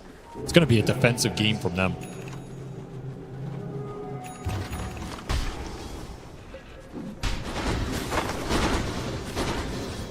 Everywhere you look, Falcons max efficiency. Malreen's going to join them here in the bottom lane. Goes after the Shadow Demon. They've got him. Burrow strike underneath the Sandstorm. He'll try and disrupt. He can't even get that much off. Malreen does too much damage He didn't even pop the amp damage. He'll use it now to put pressure on this off-lane tower, knowing that the Magnus is not ready to contest. Oh, this is super nice. Not normally a tower you want to prioritize early, but against the Magnus lineup, you open up both these ancient camps. Or both these side camps and the ancient camp. It's going to feel great. Make a run for it, Crit. He slowed down a little bit. Amar challenging XM. With this early level 6, he can stand up to the damage of the Diabolic Edict. Crit, though, he tried to make his way, weave his way through those trees. Too many heroes from Xtreme Gaming up here, though. I think you just let Amar exist up here. Like, you have to expect XG are going to bring some numbers up here a couple times, try and punish this offlane Ursa, but it's also not the best hero for you to play through if you're Falcons. With that Enrage on cooldown, Xtreme have to punish him. He comes forward to try and collect some CS. That is greedy. Need another Will poison. he pay the price for it? One more poison should do it. He managed to juke that one. Can't juke this one. Shinkyu, he gets a little bit. No, he jukes it. He gets down to the low ground. Dodges the stomp. Now he dodged another poison. He is breaking ankles left and right. Xtreme will go home empty-handed.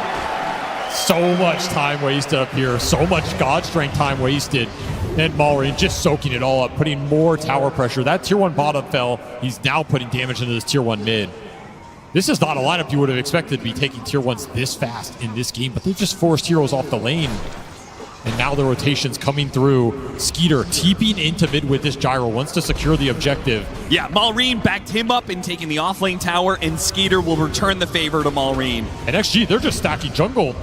But this is a jungle that might go straight into the Sand King if you can't defend your own side of the map. Yeah, you have 2 different stack clears between the Sand King and the Gyrocopter.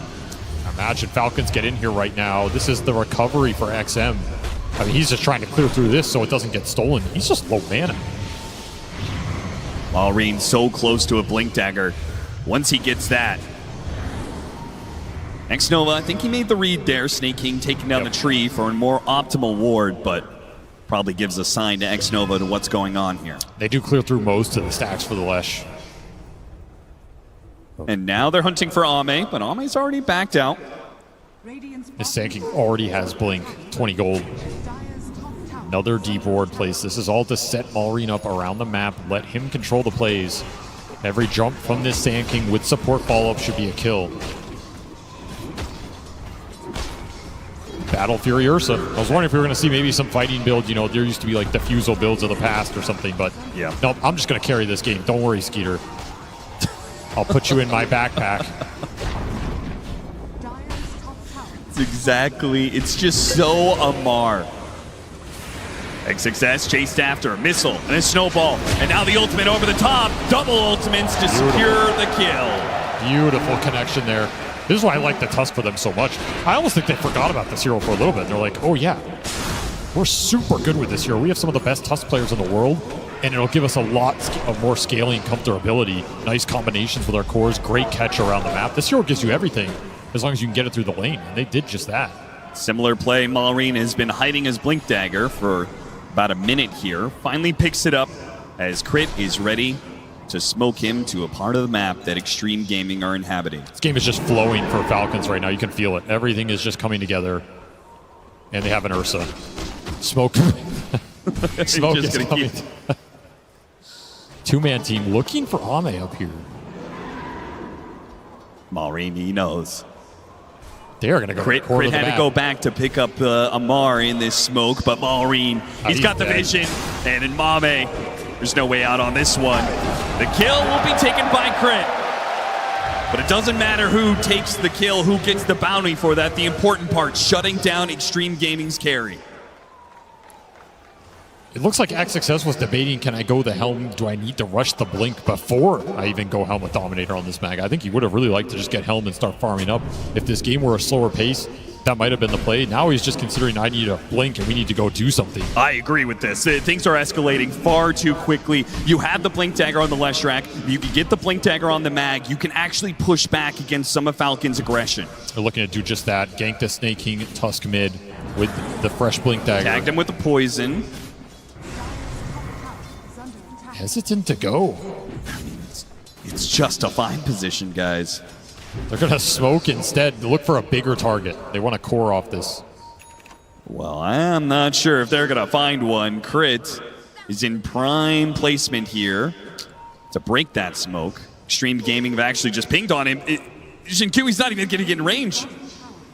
They miss out on that. And Amar is backing away. This is going to be a smoke entirely whiffed.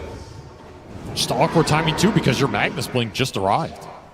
So you're trying to make a small play with the Sledge, but you do commit the smoke to it. And now XXS sitting here like, guys, I rushed the Blink. Time to make a play. Yeah, play around me. You just don't have much map control, and we saw the stacks being cleared through by the Sand King. I mean, the stack differential in this game must be insane. How much that triangle was built up for the Sand King here. He gets an Arcane Rune on top of it. Well, Maureen has already secured the early game for Falcon, so he can think about his own scale, which we've seen these Sand Kings. They just get stronger and stronger as the game goes through. This Aghanim Scepter allows this hero to do so much more in the late game than he used to.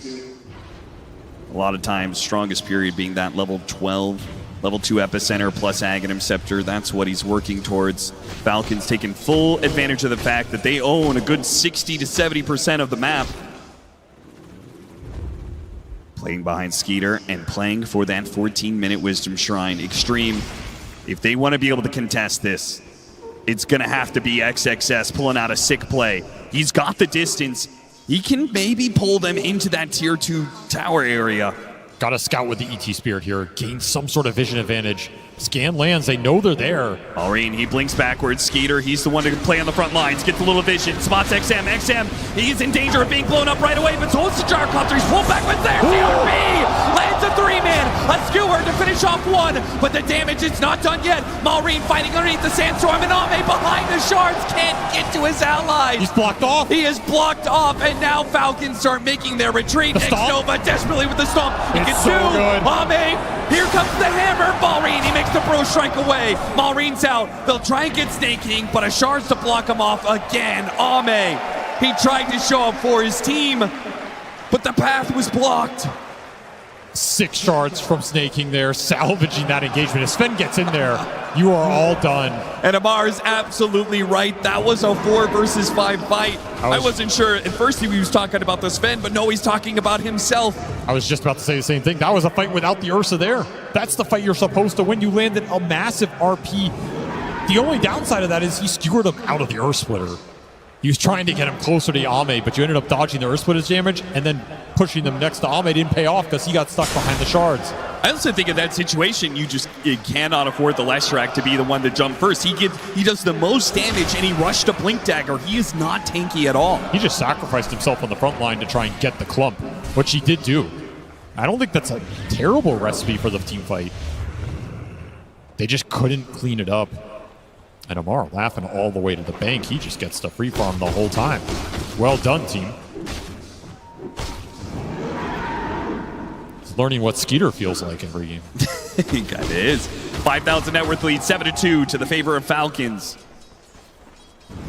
Another 1,300 gold for that Aghanim Scepter for Maureen. Another 1,200 for Skeeter to get his own Aghanim Scepter. This Ursa's forcing heroes off the map solo, man. Yeah, just existing in this part of the map is limiting Xtreme's ability to farm. And soon he's going to have a Blink Dagger and be able to join his team if he chooses to do so. XG as always, though, will keep farming. This team, pretty hard to force them behind unless you just completely route them off the map. They'll always find something. You have a lot of cleave mechanics to go to work, so got to keep Honey here with this Sand King. Keep putting Maureen's strength to use. Combine it with the supports. Look for the big key pickoffs. You lost some vision off of that fight. As usual, Xnova on point with the D-warding. I like that Falcons went back to D-ward that high ground. Clearly in that team fight, Xtreme Gaming played around a high ground ward. They take that off the map and just make it a little bit more claustrophobic for Xtreme, who are currently huddled around each other in the mid lane. For good reason. This gank coming through bottom would have landed if you're farming around in this area. But then what about the top lane?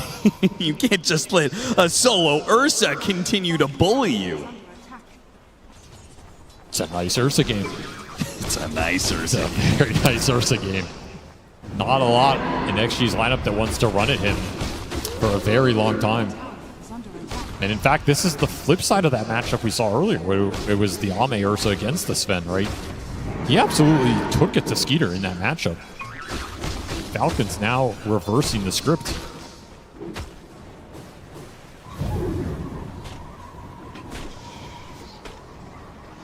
Well, at this point, it feels like Xtreme are just going to forfeit Roshan. They're going to forfeit Tormentors. I mean, if you're not playing anywhere close to the river, it just kind of guarantees that Ursa's going to be able to take all these objectives for Falcons. Xtreme, are they just already ramping up for the high ground defense in late game? No, you can't give up that much in this game. They almost died on this ward down here. Oh, they're going back in. I don't know if this is where you want to be right now. Xnova sacrificing his life to get some information, and it will be his life, without a doubt. Better him than a core. That is true. But you are continuing to give more momentum to the Sand King and make those objectives harder to contest whenever Amar feels the time has come. How many more Helmadoms does Xtreme need at this point to be able to rat the map? Only have the one for now. We'll go a long way. Amar and Malrine. Just checking out the top part of the map, seeing if anybody's here, anybody's farming up the Ancients. They are limiting control. It feels like XG want to make a move with Ame's Blink. I mean, you can fight if you bring the Sven into the play and he's part of your initiation, but it's a very risky move for Ame. Yeah, if that goes wrong, his game just gets thrown down the drain. And it's going to be an instant Roshan or whatever from this bear if that fight is a disaster. Oh, certainly. Without a BKB, there's a lot of magic damage in these team fights from Falcons. It pretty much means that you have to get a sick initiation if you're Xtreme, if you are going to take this fight. Especially with Ags done on the Sand King. Maureen's timing perfect here. Just as XG thinking about gearing up for a move, the counter punch arrives, and it's a big one.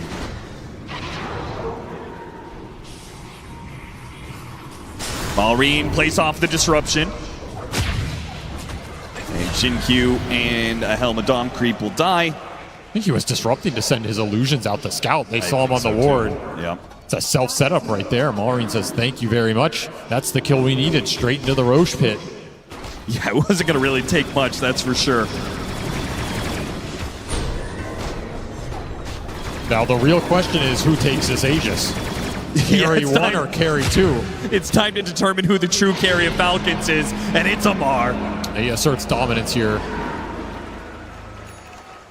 I think he is the better Aegis carrier. You know what's funny? On the road to TI, I asked Amar, said, should I put you or Skeeter for my core in fantasy? And he said, if you get good stats for farm, take me. That's coming true. Man had a plan. Said Skeeter's going to be the one making space for me, and it's happening in this Game 4 of a TI Grand Finals. I mean, space is one thing, but he's also top net worth on this gyro. Like, both these guys are getting a lot right now. And this Drinking Buddies Tusk is still likely going to go into the gyro. There's a lot of problems for XG to solve in this game. This is not the same gyrocopter trajectory we saw in the previous match. He's going to have a lot better time in the fights. He has better matchups. He has more survivability. This will be a 5-man smoke move from XG. This has to land. I mean, this is a massive committal. You're down 12K at 21 minutes.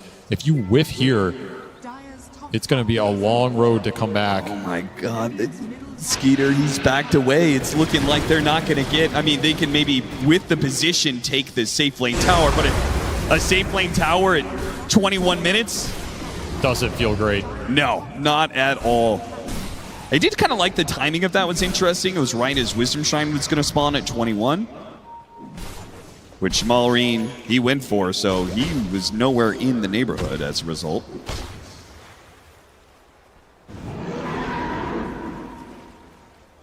Quick smoke from Falcons. Now they're looking to punch back. Not a bad idea. Once this smoke play fails from XG, it's very likely they split up across the map to return to the farming patterns. They will just miss XXS on top of that hill. Yeah, Snake King shoving them back. And on the other side, they're going back and Crit, the true threat is here. The two-man power team.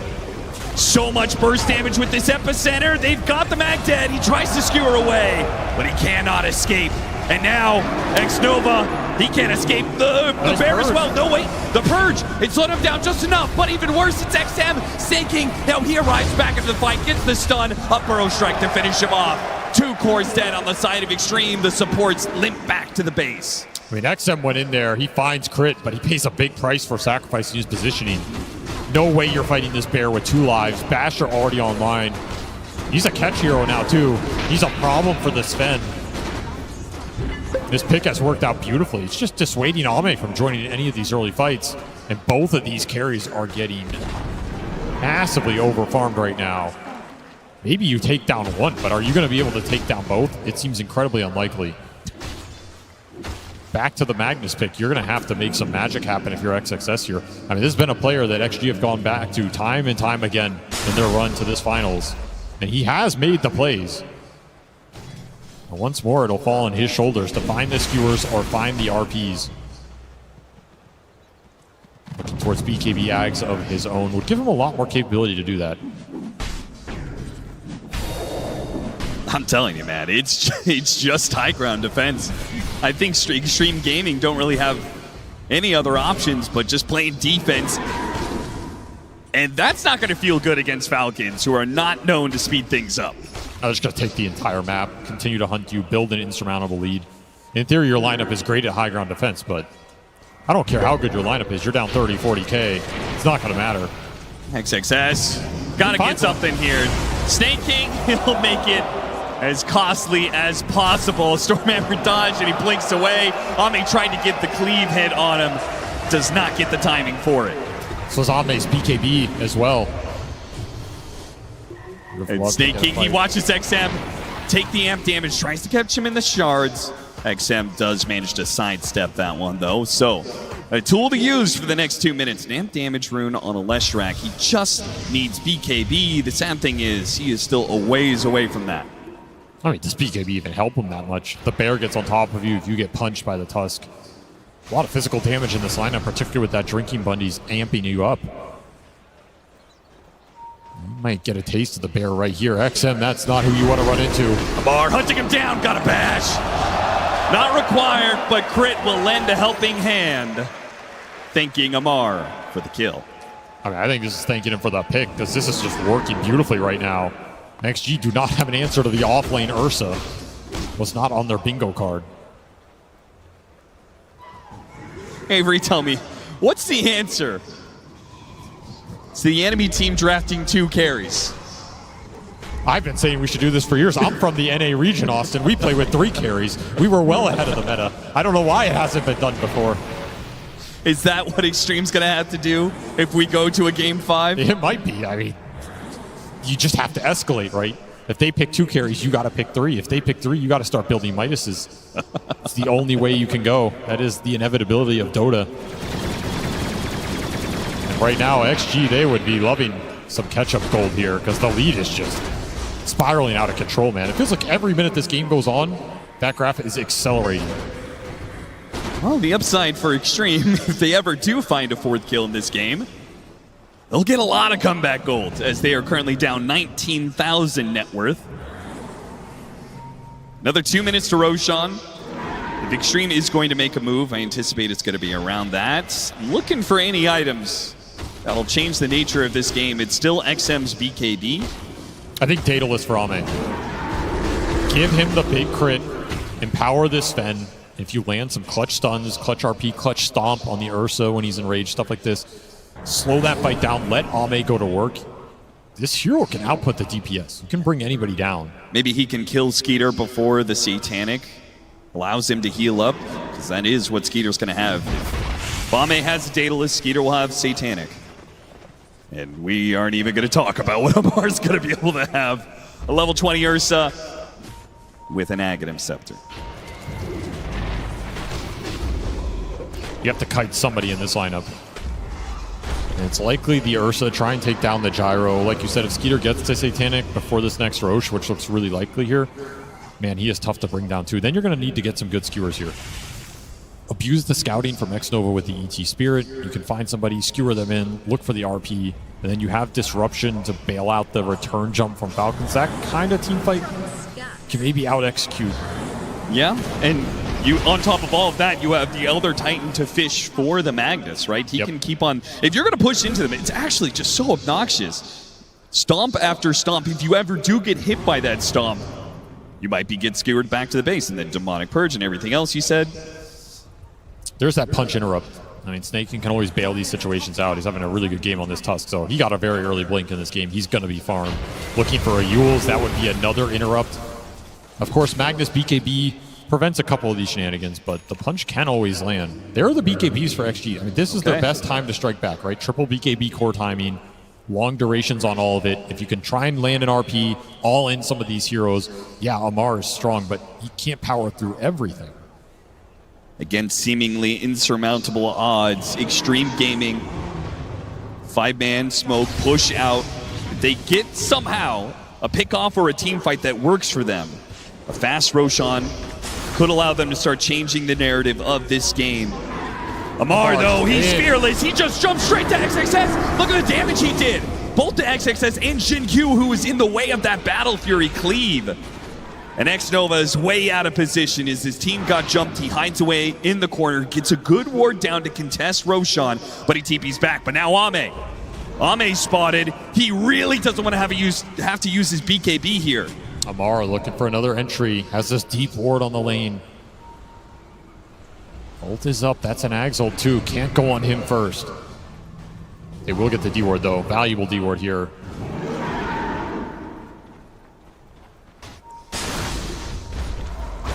Information might just be their greatest advantage between getting the D ward and having their own wards up. These 5-man smokes are just usually not the ticket. Yeah. We're seeing XG all in their base again. When you're in this position, it's very tempting to just pop that and look for something, but it almost never works. And you're still closing in on this Daedalus for Ame. You really want that item to try and make this comeback possible. You know, Avery, it's kind of fitting. I feel like there's been a lot of nostalgia at this TI. And I'm really feeling it looking at this kill score. 12-3, 29 minutes in. I feel like I'm back in like 2014 Dota. It's one way to look at it. Yeah. Be quite a different set of teams here if we were back that far. Some of the same players, though. Does take around 10 years to win a TI. Unless you're Thompson. Very few Royal Roaders in Dota's history, that's for sure. All right, Falcons are the ones to have the smoke. With Roshan at its almost max spawn point, just another minute for that. They know it's guaranteed, they know it's coming their way. It's going to be in this bottom pit, so they're going to clear out this area. Get some good vision down. Xtreme, they only have this one ward to play around. It doesn't really see that much for it. Just glimpses in that river around this bottom pit. Falcons, they don't want to reach too far with this smoke. Just clear the area out, secure the objective. Don't force a bad fight into all this turnaround potential. Yeah, you have an insane gold lead, but it can vanish in an instant. All this crazy scaling and AoE. Put Xtreme in a position where if 5 people inside their base to play for Roshan, they'd have to just go for a Hail Mary 5-man smoke. And you've only got one more smoke left for the time being on Xnova. So Xtreme say, just play for farm. Get an Aghanim Scepter on XXS. Get that Daedalus you were talking about on Ame. This Roshan will give them a solid 30 seconds, maybe even a full minute to get some farm. Ame maybe could take a Tormentor if he's real quick with it. I think you gotta get something right here. Aegis onto the Gyrocopter. This time around, Skeeter takes it. He will siege the high ground with that item. The harder hero to get a good skewer back on, right? 100%. And even if you do, he might be able to survive through with Satanic. There's the Daedalus, though, so big crit's going to come through. That's an empowered Sven. Almost level 20 as well. Does have the Gunpowder Gauntlet. Insane amount of burst damage coming out in those first few hits. Might just decide the fight. Yes, he may be behind the Gyrocopter and the Ursa in net worth, but the Empower adds so much. The Epicenter fine gets the Magnus, though. And there goes all the initiation. Ame is going to try and chase after them, but they're already out. They're up to the high ground, and you cannot go blind up there. I mean, also the Magnus is your catch. He gets found first. Your chase potential or looking for anything else goes down the drain.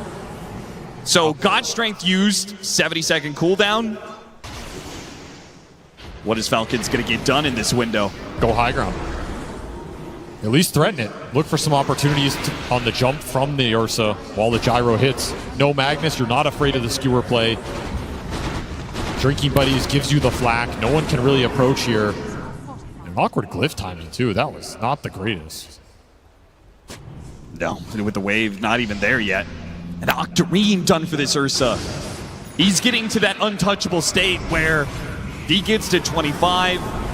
He's jumping around with Earshock all the time. He will just be perma enraged. Look for the skewer. Got the skewer back. No save this time. Snaking trying to pull him back. Shockwave dilutes him a little bit deeper. XXS got to be careful though. The second carry almost dies to Amar, but the demonic purge is there from Shin-Q. Good responses from Xtreme, but it simply doesn't feel like it's enough.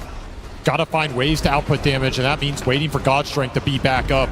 If Ame's available for that jump, there's turnaround, but he's still waiting on the cooldown. 2 seconds left for this ultimate.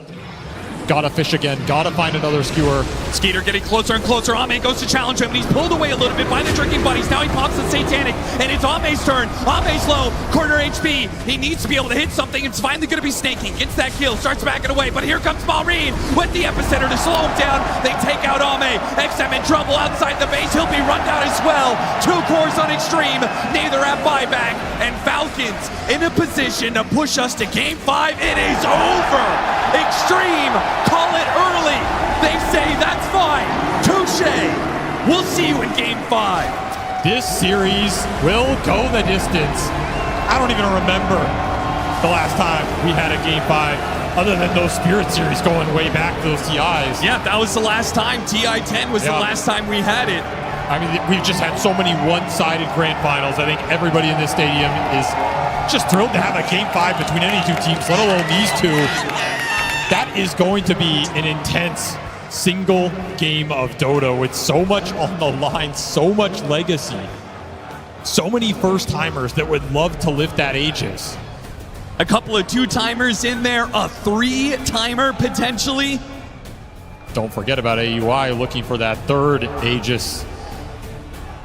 I just cannot believe that this has actually gone to a game 5. This is the most one-sided Game 5 finals I have ever seen in my life. It's completely one-sided every single game, and I have no idea who's going to win. It comes down to draft, it comes down to laning, and it comes down to those final few adjustments you can make as the clock strikes midnight. Has there ever been a finals that has felt so draft dependent? It is just insane how one-sided these games are as a result of that draft, and that is why it is so crucial to take as much time as you can, figure out what strategy you need for this final game.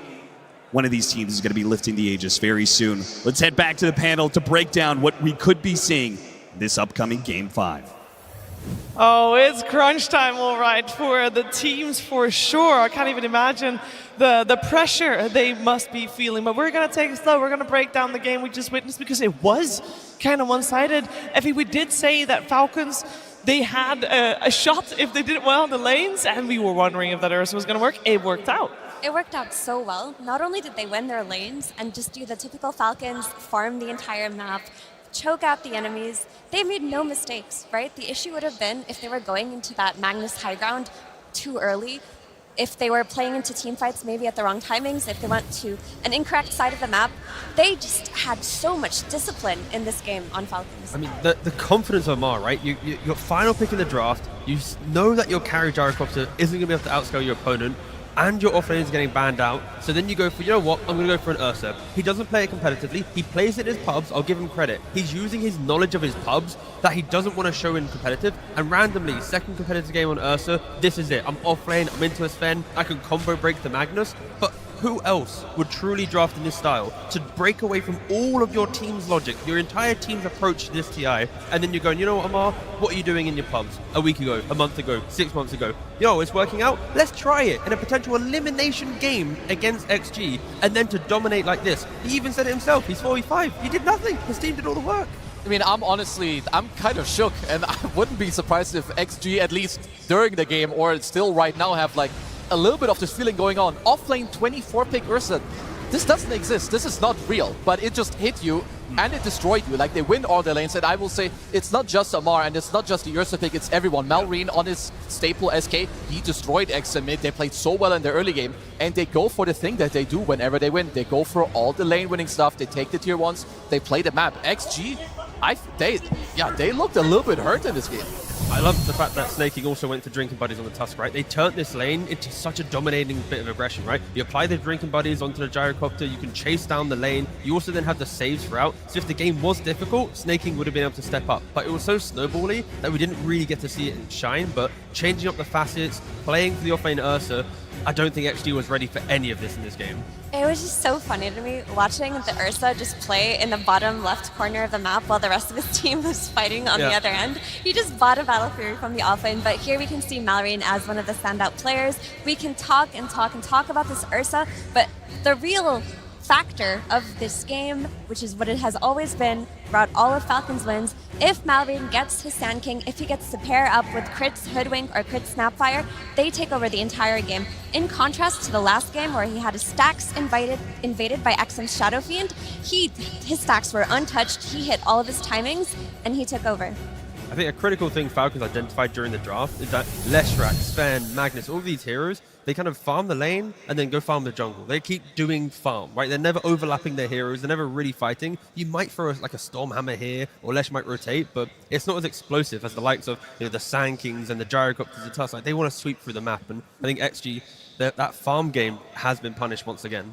I mean, to me, like, what I see also is I think this game is a good indicator of that gold can fix kind of everything for you, because I wouldn't, like, this is not a traditional Dota 2 draft. But this also goes to show you that this game is so complex, you can do so many different things. Because I'm pretty sure if you ask a lot of people after this draft, I did not think the Falcons draft was going to work out. I'm not going to lie. And that's one of the beauties of this game, where you don't know whether it's going to work or not until you actually see it played on like the highest level. Yeah, and we've seen Sven so dominant, so I also thought, okay, this Sven's going to be a tough puzzle piece to solve. It didn't look like it, Kezu. No, and it's like, it's honestly so crazy. Like, I'm still in halfway of like disbelief, but we have to show. And guys, a quick reminder, this is not carry to carry comparison. This is offlane guy Chad, last pick calls for like some Amar Ursa against the Ame Sven. Because Ame on this hero has looked incredible, but at this point in the game, look at his hero damage, 1500. He hasn't dared even to touch a hero in this game, probably apart from the laning stage. Amar, higher net worth, perfect items, got the axe to break him free, the Basher to play aggressive. Yeah, I don't know where to go from here. I'm a little worried for XG. The fact that he was just farming so freely on the Ursa, and key, he had the gem on him, right? Because Amar, the way that he played this Ursa is when, he had that short stint playing offlane Slark. I just had like deja vu watching him. Like, you basically get 2 or 3 items, you run through the map, you keep dewarding, you're inviting the enemy onto you, right? That's kind of a Falcons thing, right? Some player at some point, if they're thriving, tries to bait their opponent. And when Amar got the gem, got all this, he was doing it exceptionally well. Yeah, it was, I mean, you might have thought at some point that it looked like a carry Ursa, but it was a frontlining tanky Ursa. Yeah, exactly. And I have a very brief clip to kind of summarize what I was, or show you what I was talking about just there. But yeah, the way that Amar played it, of course, they have a 20,000 gold lead. It's easy to kind of say this is good, but even if this game was closer, Amar would be playing in the same way. If this was a 4k lead, 3k lead, a 100,000 gold lead, he's still going to do the same thing. He's going to run in, use the gem, jump the backline, and in the pressure of the draft to identify how do we stop Magnus and have additional scaling. Now that you think about it in hindsight, of course, it's like, this is a really cool pick. So again, props to Amar and Aoi to kind of collectively come together and find this very, very, very niche pick. Ursa aside though, and again, it was so cool, very fun to see it on the mid stage from the offlane. Falcons did what they always do to no punishment in that early game. Before Ursa could even be a factor, the best thing that he did for his team in that first 15 minutes was win the lane. That's what he picked the hero to do, right? But still, you got this Snake King on a save support, different than the ones he's been playing, but he got it. Malrine, he got his Sand King. Crit got his Hoodwink. Yeah, it was very good looking for Falcons, and we keep mentioning they had a very strong early game. And what exactly happened in that early game, Purge?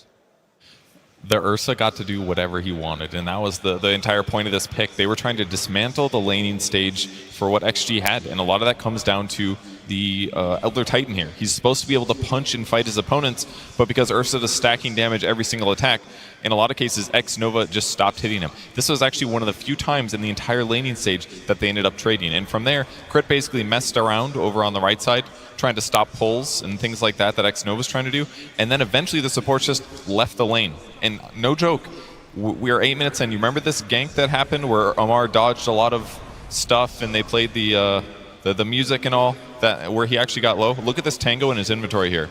That is one of his 3 starting tangos, and we're 9 minutes into the game. That is how little harassment there was in his lane. He hit creeps, and Ame hit creep. So it was kind of just, the game was solved in a lot of ways based on him just picking his hero.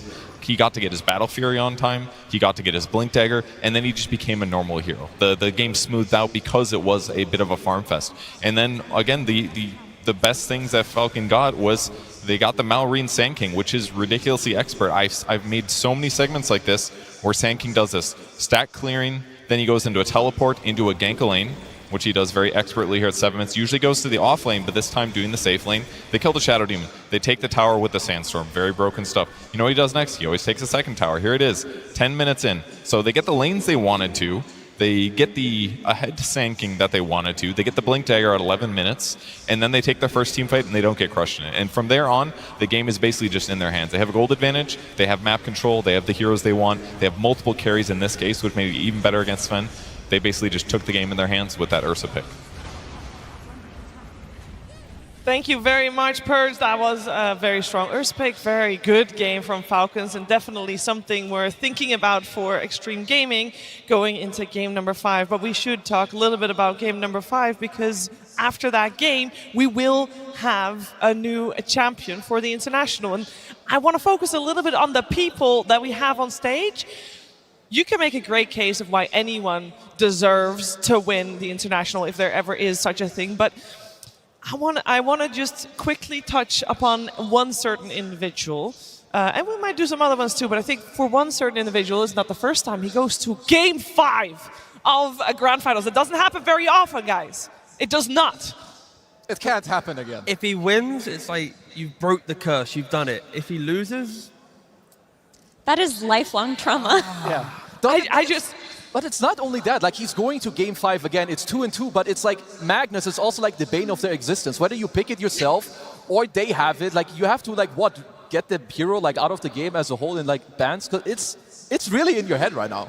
They just need to relax, okay? They need to regroup. I like what Cap and SVG said about how draft-dependent the series has felt. Yes. This almost feels like coach versus coach instead of player versus player. So what we really need right now is for both of these coaches to focus on what they do best. For Xtreme Gaming, what they need to think about is that mid lane. Sure, there was an offlane Ursa, but what happened ultimately? Malrine got to play Dota the way that he always does, and he set the pace for his team. When they were shutting that down, they were doing great. Yeah, Malrine feels like the life of the team. As much as, like Effie's mentioning, the hype of everyone else, I fully echo that. Malrine has to be shut down if XG want to try and take the game 5. And then we also should make a case for the other side, because yes, it would be fantastic and a whole full circle situation for Ame to be crowned king with the squad, of course, in Xtreme Gaming. But on the other side, I do want to highlight that there is another person that could be an uncrowned king as well, in the name of Crit, who has attended his 9th international, the longest consecutive amount of TIs of any player that is here at TI, Kezu. And you can make a strong case for him as well to take this. You can make a case for like so many of the players on stage, but especially him. He keeps getting his hoodwink over and over. And I will say his game 1, it didn't look particularly great, but he's been stepping it up every game of the way, and he's got the experience. Like when you look at the other players like Amar and Marine, I'm sure that they give so much, not just in like your own gameplay, but how do you help them, how do you keep them cool, how do you go into the next game. So yeah, I mean, you can't really say that someone doesn't deserve it, but you have so many, like all of them, they're just playing their hearts out, and just gonna have to wait and see. Cannot. May the best team win. May the best uncrowned king win. Yeah, I mean, for both, it is quite an achievement to get to this point, and then I'm gonna have my heart broken and be happy at the same time at the end of that 5th game. That is for absolute sure. And I do want to talk a little bit more about the coaches in the draft and how important it is, as our commentary team mentioned as well, because there is one thing that I have noticed in these last 3 drafts, and I'm not as Dota nerdy as some other people, so I look at other things. I look at how much bonus time people have left. I find that interesting because I can't compute the draft in my head as fast as obviously the pros on stage can. And some people do it a lot faster than others. The bonus time left for the teams at the end of the game generally is about 10 seconds, and sometimes 0. I mean, it's high pressure stakes, totally normal. On the side of Xtreme Gaming, they seem to have come in with a plan every time, leading into 1.5 minute, 2 minute bonus time being left over. But if you look at the drafts, it doesn't really show it. Actually, it does, all right? The Xtreme have always been first pick. Falcons have always been second pick. Every game. Yeah, like when have you really remembered a grand finals where pick and side, or sorry, pick specifically, has always been the same way? Normally, you kind of bounce back and forth. It's like, oh, okay, they got second pick, they win. Let's take it away from them next time. Let's try and show them our strategies. The fact that we have 4 games in a row with the same pick side, pick order, is incredibly rare, at least. Yeah, and I think also it's like the way it works is that first pick, you set up your stuff, like you make it happen, and the second pick team needs to respond to you. And I think it also goes to show that Falcons were kind of pressured when it comes to the draft too, because they're running out of the clock. They had to go for a last pick Ursa, which is, again, it's incredible. And I think also like Amar deserves a lot of praise. Like the first time you're on the final stage, you're playing the grand finals, you bust this stuff out. This is not normal. It is not. For the last time, give it up, people. These 10 players and their coaches.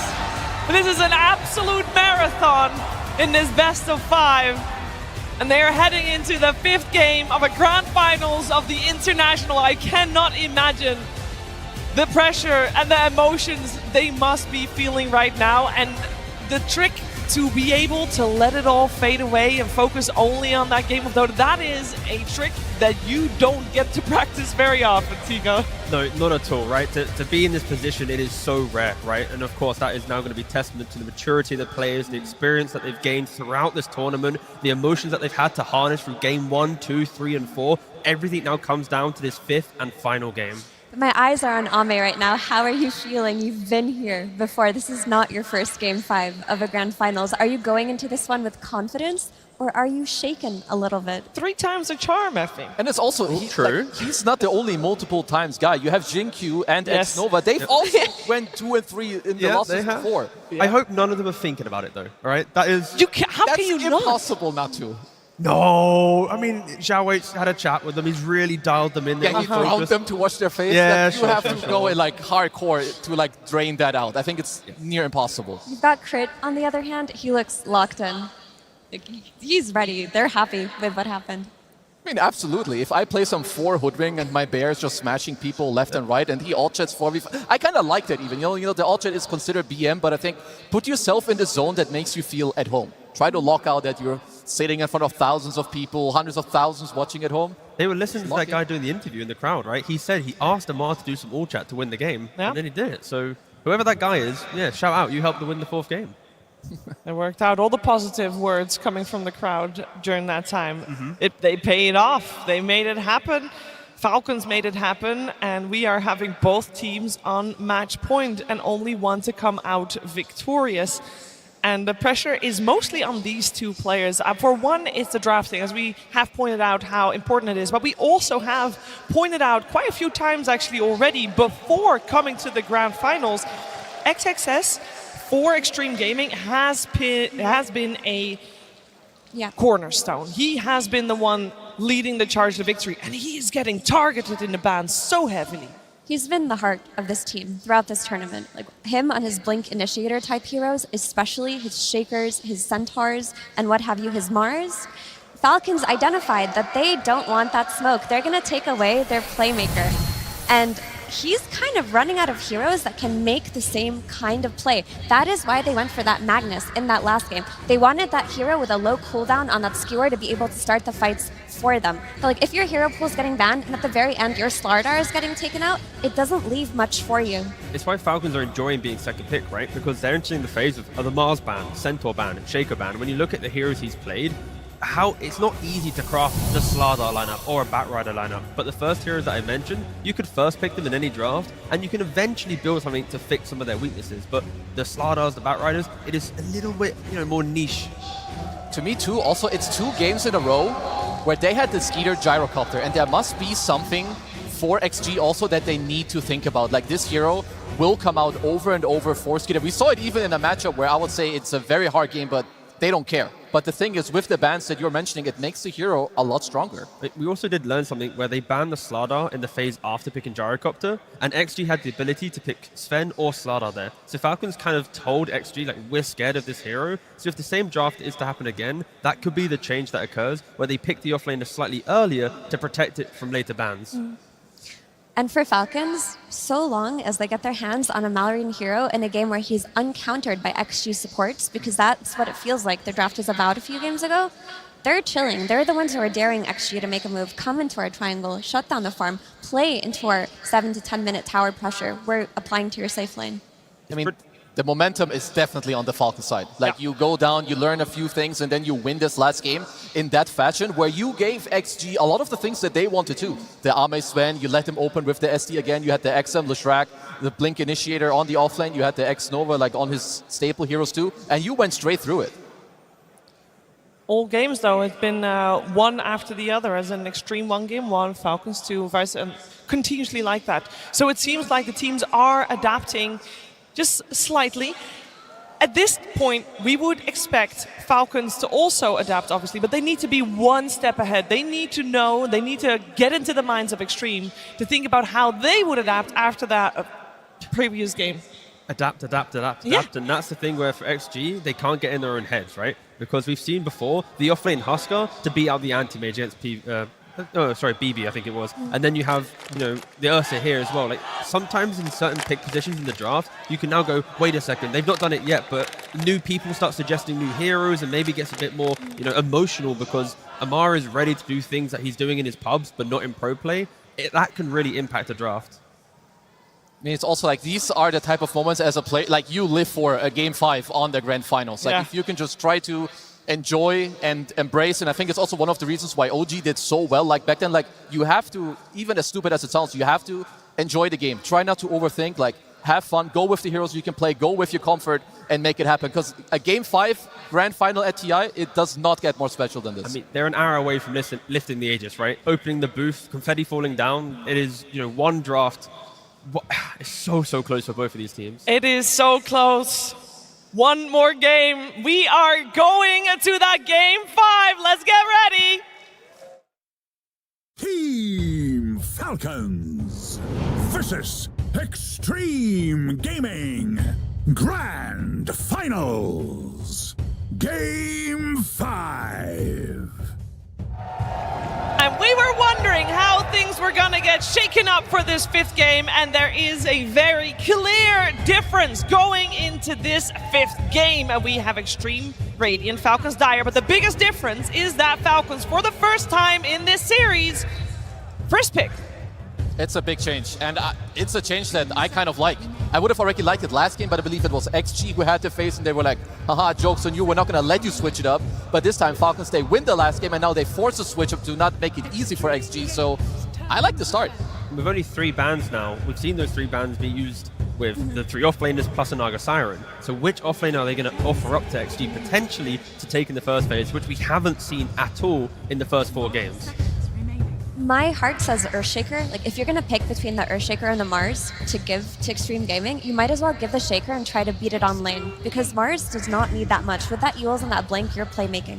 What stops Falcons doing? Why not they first pick the Mars for ATF? Yeah, there's a lot of options. So you've got the Chen, you've got the Enchao, the Sand King as well. Mars, probably one of the next heroes. The other one that they have banned out almost every single time is the Monkey King. Yeah, and this is the thing. Like, you are first pick, you are forcing XG to at least give you something. Pick your poison, or you leave both in, and you get the chance to pick up one of the 2 yourself. If that is a good trade, I'm not sure. We'll see where Xtreme Gaming goes with this one, as they are thinking about this. It will still be the Monkey King ban. So we're leaving that Mars in the pool for now. So Mars is in the pool, Shaco can be in the pool. 10 seconds remaining. I mean, I would not be surprised if Falcons it's Amar's best hero. It's been one of the heroes of the tournament. You can slam in the Mars, but of course, this is game 5. There's a lot of mind games going on too. Like, the most obvious might not, be right there, because you have so much going on right now. They might already one step ahead where it's like, you know what, we don't care, because if we pick X hero, they get Mars and they build a plan. Like, maybe they want to bait it. So many layers. It really just depends on what Aoi wants to do in this. ATF actually. Sorry, he's clicking the buttons. Yep. They're taking some time though. They are deciding. This is the most time used in this entire finals in the pre-bans before the game starts. Absolutely. It is the most critical entry to the draft though.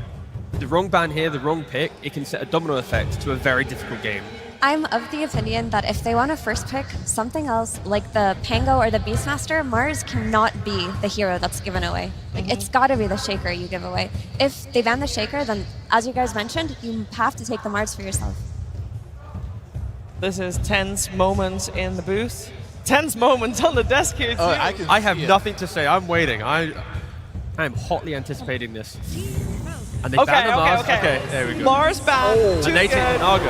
In the Naga. We actually completely forgot about that because it's been first base banned every single game, and not just in the grand finals, but almost the entire tournament long. This is a very strong hero. Greatly apologizing for forgetting about this hero, but in the hands of Snaking, in the hands of any player right now at the International, the map pressure that you have, the ability to reset any fight with the song, there is a reason this is one of the most contested heroes at TI, and there's probably not a good reason why we forgot about it, but it doesn't matter. They have access to the hero in Game 5. I'm only seeing 2 heroes on the screen, and I'm like feeling anxious, excited. I don't know, like these are iconic TI heroes. You have the song to bail them out, you got the Echo Slam, you have XXS getting his hands on one of his best heroes, you have Snaking, he's won TI on this hero before, just a couple years ago. Like, he is no stranger to Naga support. I don't even care about analysis anymore. I just want more team fight. I just want to find these 20-minute, 30-minute, 50-minute moments where both teams can throw absolutely everything and show their individual skill to try and win this game. So far, all 4 games of this grand finals have leaned heavily one way or the other. Hopefully, Game 5, we can wish for a very close, even team fighty back and forth.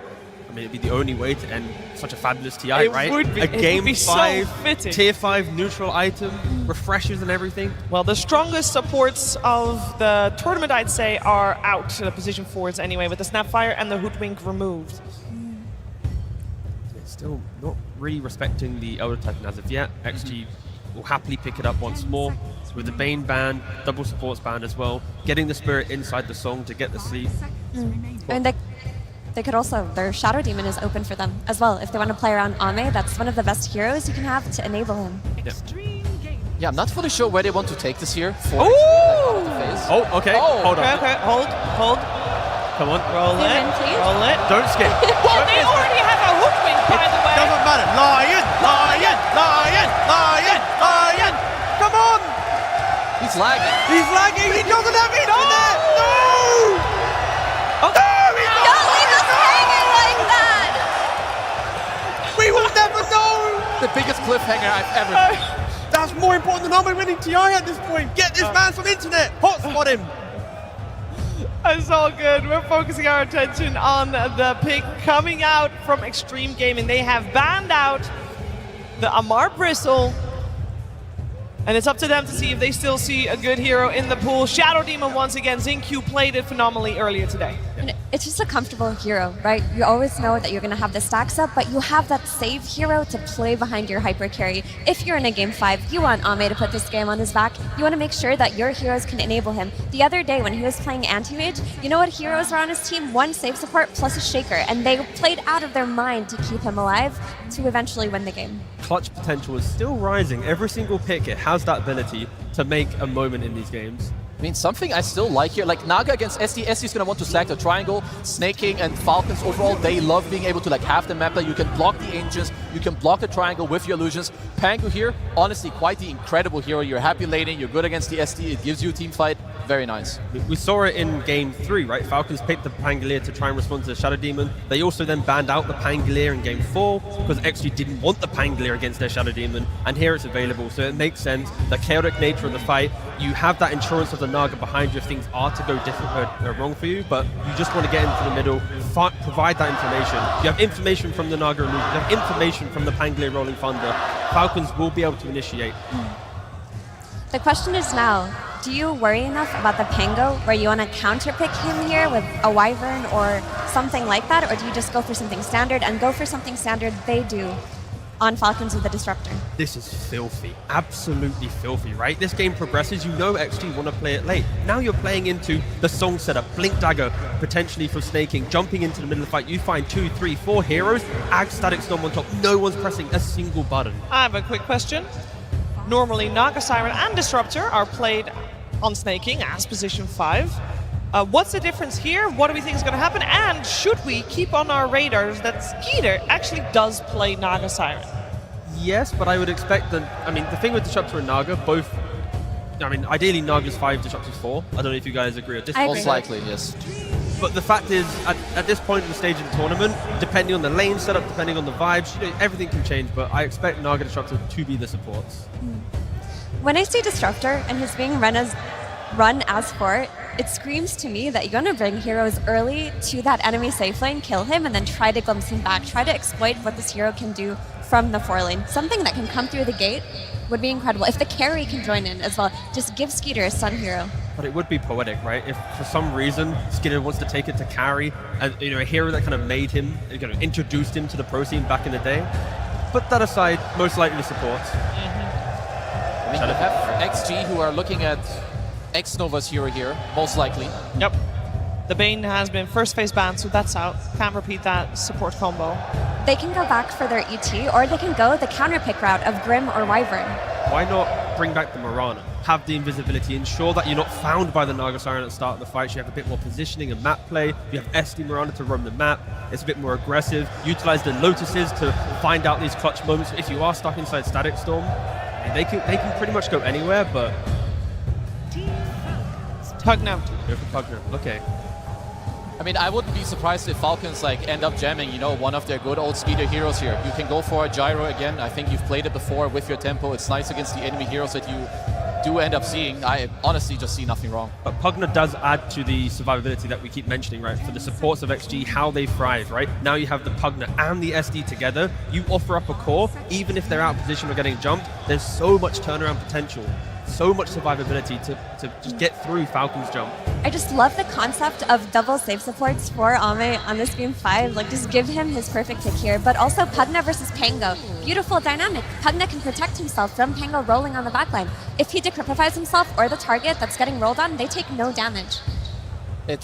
Both of these lineups are so beautiful on their own accord and what they can do, how they play around each other. Who are you making space for? Who's gonna help you and abuse the fact that you can go in for me, I can go in for you? It's Skeeter Medusa too. It's not something that you see every day from him because usually he takes a little of the less hard carry approach, but he has also played this many times. It's a Medusa that can tank an Echo Slam, walk into the Shadow Fiend, doesn't really care, right? You can. Now it enables the Disruptor, Pango, and Naga to choose when they want to fight. Of course, Medusa will need a couple items to be able to do that, but once you enter the mid to late game that we are expecting from both of these teams, Medusa will happily do it all. Hear me out. This looks a little bit scary for Falcons just conceptually based on how they've been playing, right? They don't have that strong follow-up damage from position 4 that they always have to play with their mid laner. They're going to play a slower game because they have Medusa and Naga Siren, and their Pango isn't going to have the easiest time winning that mid game for them because of the double safe supports. So you're in this position where you want to take it late game versus Xtreme Gaming, who are one of the late game teams. Is this the correct choice in terms of strategy? I'm not sure. Can you answer that in an hour's time, please? I see a similar problem. You have Medusa, Disruptor, and Naga Siren, very traditionally low damage heroes, or Medusa who doesn't join. And Effie, you mentioned you have Pugna against Pango. You can decrypt, you can live through this. And not just that, but you have set up Ame for an absolute last pick in this game for XG as well. Both teams, their ability to progress the map is locked behind their cores joining. Pugna wants to do it, but if he steps up, a Pango can roll in, a Disruptor can rotate and kill you off. So I think both teams have subscribed to, we're going to farm our way into the game. Probably maybe a low kill score, but then when it ramps up around 20 minutes or so, that's when the fighting will begin. It doesn't feel as snowball as some of the other drafts that we've seen. It's not at all. No. Earlier this year that we had a lot of Medusa on the off lane. I would like to see it just in the carry role. Yeah. Okay.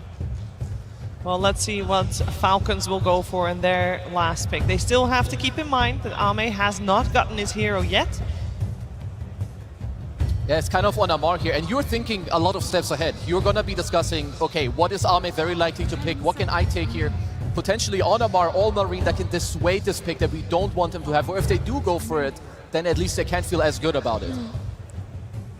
I think for Ame, just anything that goes in, just get in and fight. You have double safe supports. You have the Shadow Fiend who's going to provide a lot of range damage, and that's why they take out his Ursa and Anti-Mage, 2 of his go-in heroes. What does that leave for him? A Faceless Void, or does he want to switch to a completely different archetype and try to play a ranged carry versus Medusa? Personally, I would prefer if he just went in this game. It also depends on the lane setup, right? If they see a weak off lane based on Pango going to mid and there's something exploitable, then that could potentially change. And they go for the Magnus themselves. Oh. XG could not win. Or take the Aegis with the Magnus. Yep. And then Falcons take the Magnus themselves in game 5. Nice. Nice on the Magnus too. I will nice. say this can be poetic either way. Let's just leave it at that. They are trying to cause mental damage right now on Falcons. They want to force a game 5 Magnus game. A staple. Now, yesterday you guys said that Outworld staff, you know, doesn't matter if a team gets Outworld staff as the neutrals because it's good anyway. Can be good anyway.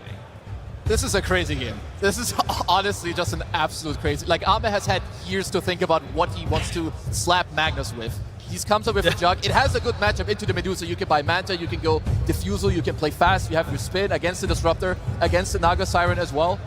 I think that Dota is going to do all the talking in this game. Exactly. I mean, he's found a carry that at least in the kind of skirmishing of the early to mid game, he's not going to get caught off by glimpse. He can, you know, spin away from that. In the later portions of the game, depending on how it goes, he has swift flash and ways to kind of get around the fight. But a Juggernaut last pick. Falcons going for this epic team fight. Like, if this is a 50-60 minute game, try fighting into Song, Static Storm, RPs, getting dragged into it as well. So far, though, every time it has gone later, it meant that the early game was stable. I do need to know how are these lanes going to play out. Are we going to have a stable early game? It feels stable from both teams, right? Farm on both sides, and it really comes down to individual choices in the game, individual items and how they approach it. My only concern right now is that Falcons have made a complete stylistic pivot from everything else we've seen them play. This is not the style of Dota that they haven't been playing throughout this entire TI, and they just want to out-execute in that late game. Whereas for XG, this looks like their drafts. This looks like their bread and butter, and Ame called for this last pick Juggernaut. It looks like a great Juggernaut game. To me, this game is all about XXS on the Earthshaker, Amar on the Magnus, and Lotus Orbs, and the rest, it will happen on its own. Critically for Falcons though, Marine at least has a hero to play into the game. That's what we've been wanting to see him to play. When he's not on that, they struggle. But he can activate the rest of his team. Even though the style feels different, Marine, he's sticking true to his guns. When they win, he's on an aggressive hero. And Pangolier, he can do it all. May the best team win. May the best team win. Yeah, Kesu, it sounds like both teams kind of got what they wanted from this draft of Game 5. I absolutely think so. Like, this is what you wanted to boil down to in Game 5. You have a good draft, you have your comfort, you let the gameplay speak. Oh, we're going to let the gameplay speak for sure. But first, we're going to let both of the coaches speak. Absolutely, my friends. Community, we've been waiting a long time for a grand finals that went all the way. We're going to Game 5, baby! And I'll give you one little hint here. There is nothing left to ask. We have two of the best teams in the world.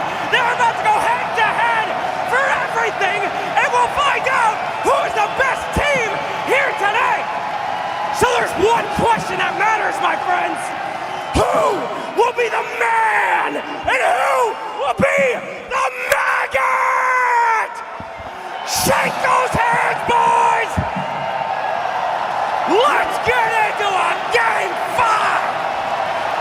Oh, I am fired up after that intro. I have to say, this stadium, Barclays Arena, you guys have been amazing. From the front stage all the way up to the top, from every corner of this goddamn building, there are Dota fans filling up this space and making some noise. And I just want one thing from all of you, all right? I want us to have some fun. And let's make some fucking noise!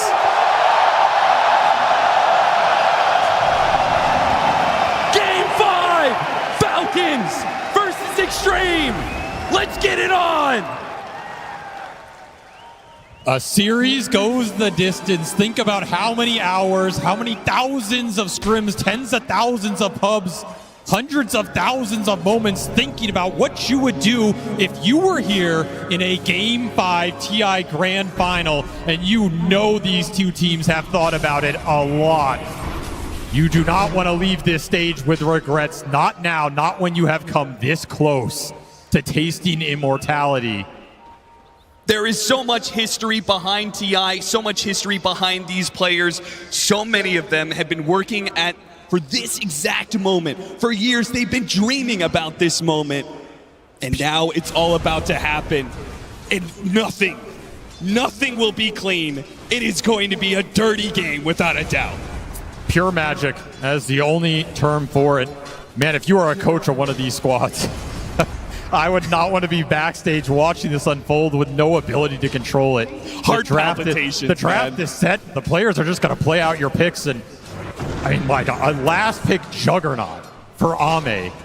You have to remember this Ame juggernaut was the only thing that took a game off of Team Spirit in their perfect EWC run. That's true. The only thing Yatoro could not defeat. Ame will go back to it here and face his demons in a Grand Finals Magnus. This is what he chose. This is what he has to live with and what he has to make work here. I won't lie, I felt a pit in my stomach when I saw the Magnus come up for Falcons. I saw Ame facing a Magnus in a TI Grand Finals Game 5. Not again, not again. Okay, let's talk about it. Let's break it down draft-wise, because the games have been incredibly one-sided. We've been here before. We've all been here. Well, maybe some of you haven't, but a long time ago, we had TI3, right? Goes to a Game 5, but those were some one-sided games to lead up to it. Drafting, there was a lot of back and forth all the way back then. There is now today in this series. Who do you think, in your opinion, who do you think walked away with the draft win? This is honestly impossible to call. I cannot call it one way or the other. I give a very slight edge to Falcons because they got Naga Siren, and this hero has been a teamfight terror. But XG got some decent answers to it. They got the Shaker in response. It's a great matchup. You have long range disable. You have teamfight. They got the XM Shadow Fiend that was a monstrosity in that Game 3. They have their saving supports. They didn't want anything else. This is everything they want in a lineup. All the scaling that they will need. So much team fight. Just a matter of execution. Can you make these picks pay off? XXS looking for some pressure on Skeeter. Would love a first blood in this lane. Yeah, gets another enchant totem.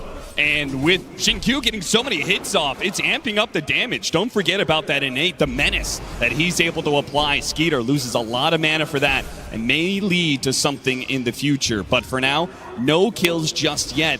But the CS score is looking mighty fine for Xtreme right now. And honestly, that has been part of the story of this series. It feels like who pulls ahead in the early game is who pulls ahead more in the mid game and who closes it out. Do you think that this is supposed to happen? When it comes to the look, I mean, we've got the Shadow Fiend versus the Pango. I feel like that is just a write-up. Pango's gonna, or excuse me, the Shadow Fiend's gonna walk away with a victory on that. Auto lane win there. I think this juggle free farm no matter what. You can't stop him with a Disruptor 4. This looks like a lane victory for XG. They put themselves in a solid early game position. And this is also not the fastest lineup we've seen out of Falcons, right? They went for Medusa, they went for Magnus. This is not a classic Skeeter hero for a reason. It doesn't make early rotations. It doesn't join the fight super early. It does give you more scale. Will that scale come back to haunt you, though, if it gets reflected off of some Shadow Demon illusions? You can turn this Dusa back against the team itself. There's a lot of small interactions like that in this game. And of course, you have Naga Disruptor. I mean, this is a combo. I don't know how many times I've heard AUI talk about his love for this combination. I played on a team where he played carry Naga to set this all up. He loves this little combo. I've been waiting to see it in this event with how popular the heroes have been. It will finally get busted out in this Game 5. Absolutely deadly in the late game. The sleep into the lockdown Static Storm. You have a disruption to soft bail you out of that situation, but there's a lot of team fight to back that combo up. There's a lot of burst damage. In that case, do you favor Falcons going into that late game? If we get into that scenario where the teams have not been able to roll over each other with an early game advantage and we push it late? I mean, honestly, I hate to say this, but it might come down to Omni Slashes. It's a gamble of a spell. I mean, you go in there, there's Lotus Orbs, there's Outworld Stabs. So much can go wrong, and yet so much can go right here. If you land the perfect ultimate, it can break that late game fight open. Disruption set up, Fisher block off, a bit of damage. Snake King, though. Naga Siren, a very tanky support. And once again, Crit's going to make the early TP rotation for the punish on Xtreme Gaming. That should lock it down. XXS has nowhere to run to, and First Blood is claimed by Crit. He makes the same rotation top he did in that other game. Turn that lane around for Skeeter, secure this safe lane farm. Do not let XXS get aggressive or have a free farm time up on this off lane for XG. He has been their biggest playmaker. He is their playmaker in this draft. If you shut the Shaker down, the game becomes a lot slower for Xtreme Gaming, and then you're relying on the lane win from this Shadow Fiend to power you through, which, by the way, he is winning the lane CS, but this Pango has been farming jungle incredibly efficiently. Malrine is getting through this matchup. XXS, he knew there was going to be some sort of glimpse shenanigans here, and now with the Fissure, he's trying to save his support, pull back in. Once again, this Gorgon's Grass is turning out beautiful when he's got so much set up for it, both the pull-in of the Ensnare and the glimpse. You have to find a punish somewhere on the map. This is just a straight tri-lane now from Falcons, and guaranteed kills with the net plus the glimpse. You can't really punish the solo offlaner here. It's a double Bracer Magnus, and you've got Pugna Juggernaut. You're just not going to get a kill with that duo. It's the downside. No disable on this Pugna to set up the spin kill. Means Xnova's going to have to win. Early Rolling Thunder goes after XM. Malrine gets stuck on the cliffs. Still able to find a second hit, but now it's underneath tower. And XM, he's trying to get off the Requiem. Unable to do so. Maybe he can threaten it now. Oh, man, he's get a big heal off the Magic Monster. Malrine's the one to die instead. The race is to finish him off. And now the punishment comes in twofold. The Shin-Q managed to get a disruption on top of that for a second kill. XM taunting Malrine. He was already walking away with the lane win, but now he's got a massive lead. 57 CS, a kill to be a part of, 3,200. The fifth, it might get the kill. Ooh, it was close, but not quite good enough. A raindrop is what separates Snake King from life and death. What a kill attempt from Malrine. He played that lane so well, salvaging it in the jungle, dodging the rough parts, went for the all-in play, but XM, he had Fairy Fire, he had wand charges, he's able to boost back up, turn that play around, and the support's there at the right time. That's a huge turnaround play for XG. When you pick XM, these lane dominators, you cannot let him fall. His Sniper and Shadow Fiend have been go-tos for Xtreme for a while, for a reason. They build a lead, they take the map over, they take that tier 1 mid incredibly fast. If you gank that hero once or twice and he falls, a lot of the momentum goes out the window. So keeping him alive is pivotal here for Xtreme Gaming.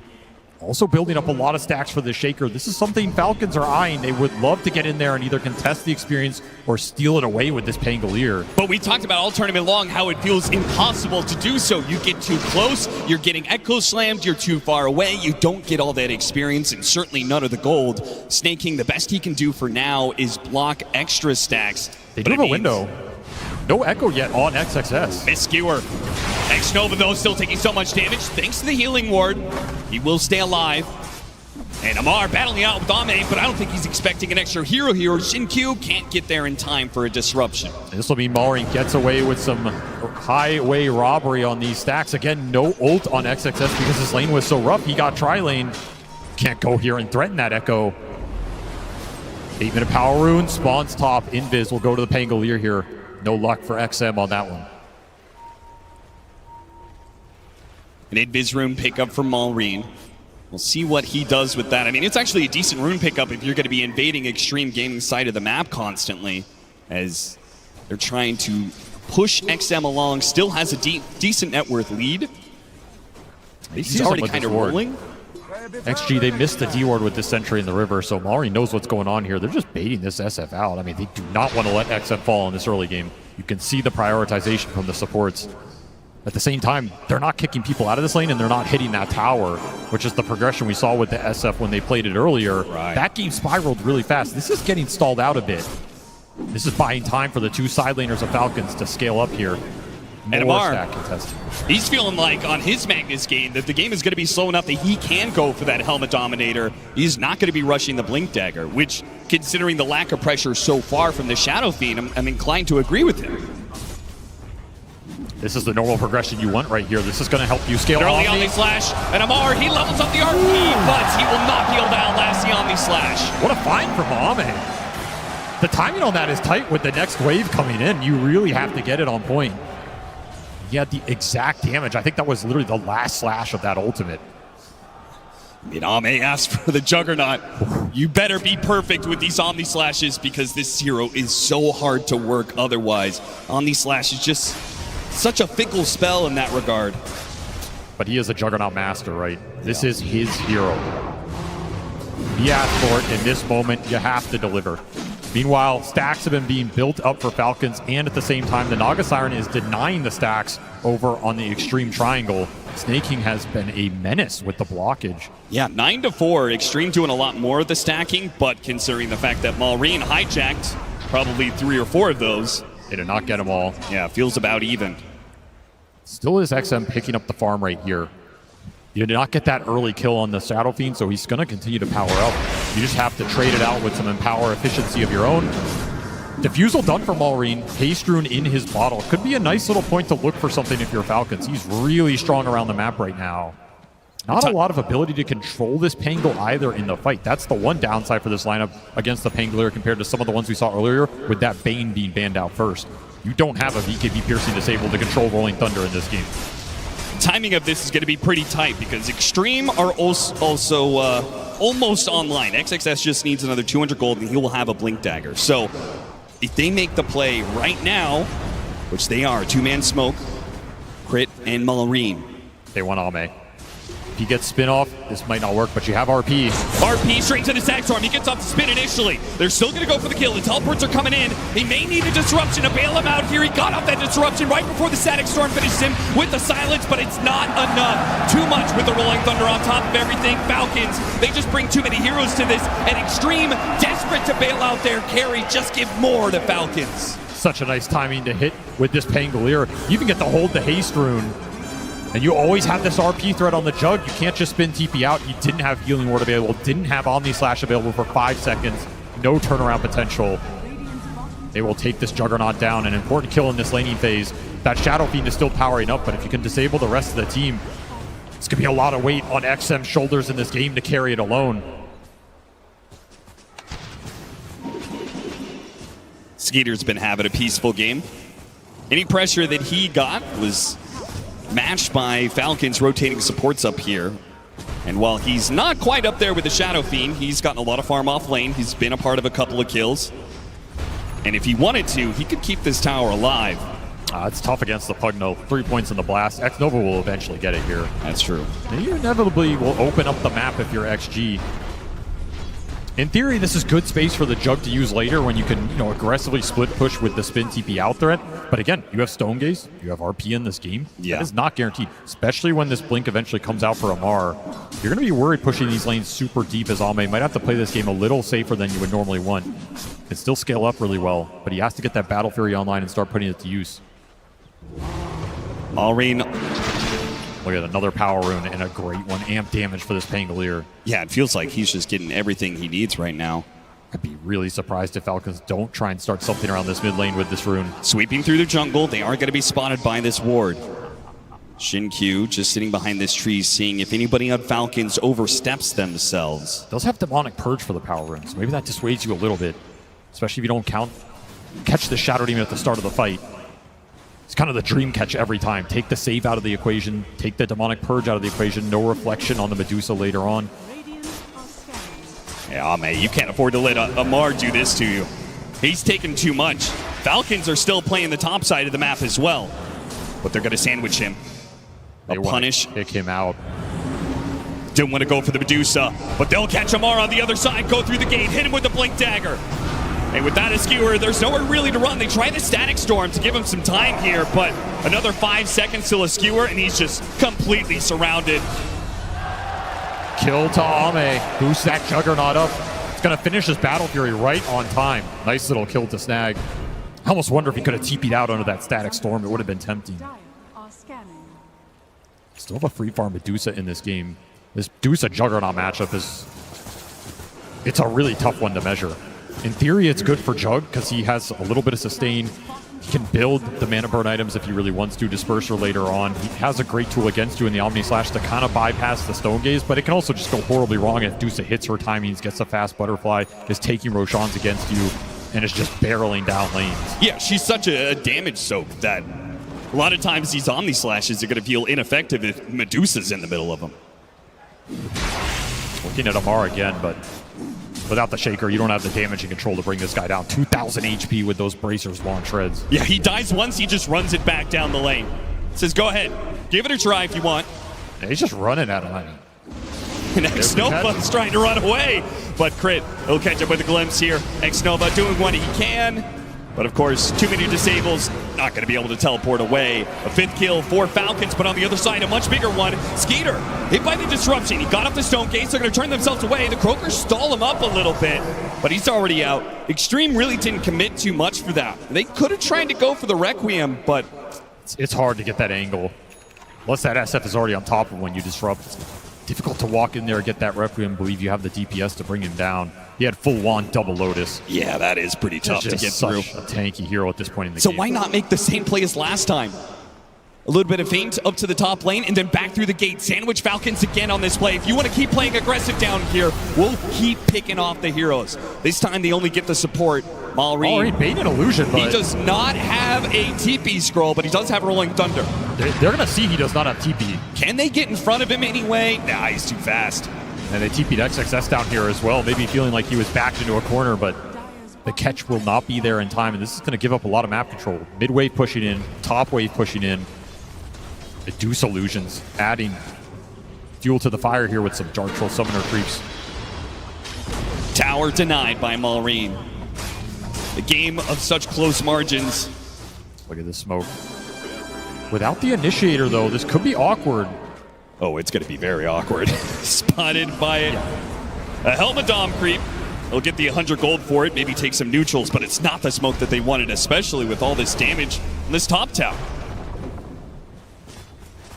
If you're XG, you also don't want this game to turn into some sort of, Naga ratting the lanes fest where you can't catch anything and you have very little information. This hero can make the map miserable to play. There's a rune denied. Nice deny from Snake King.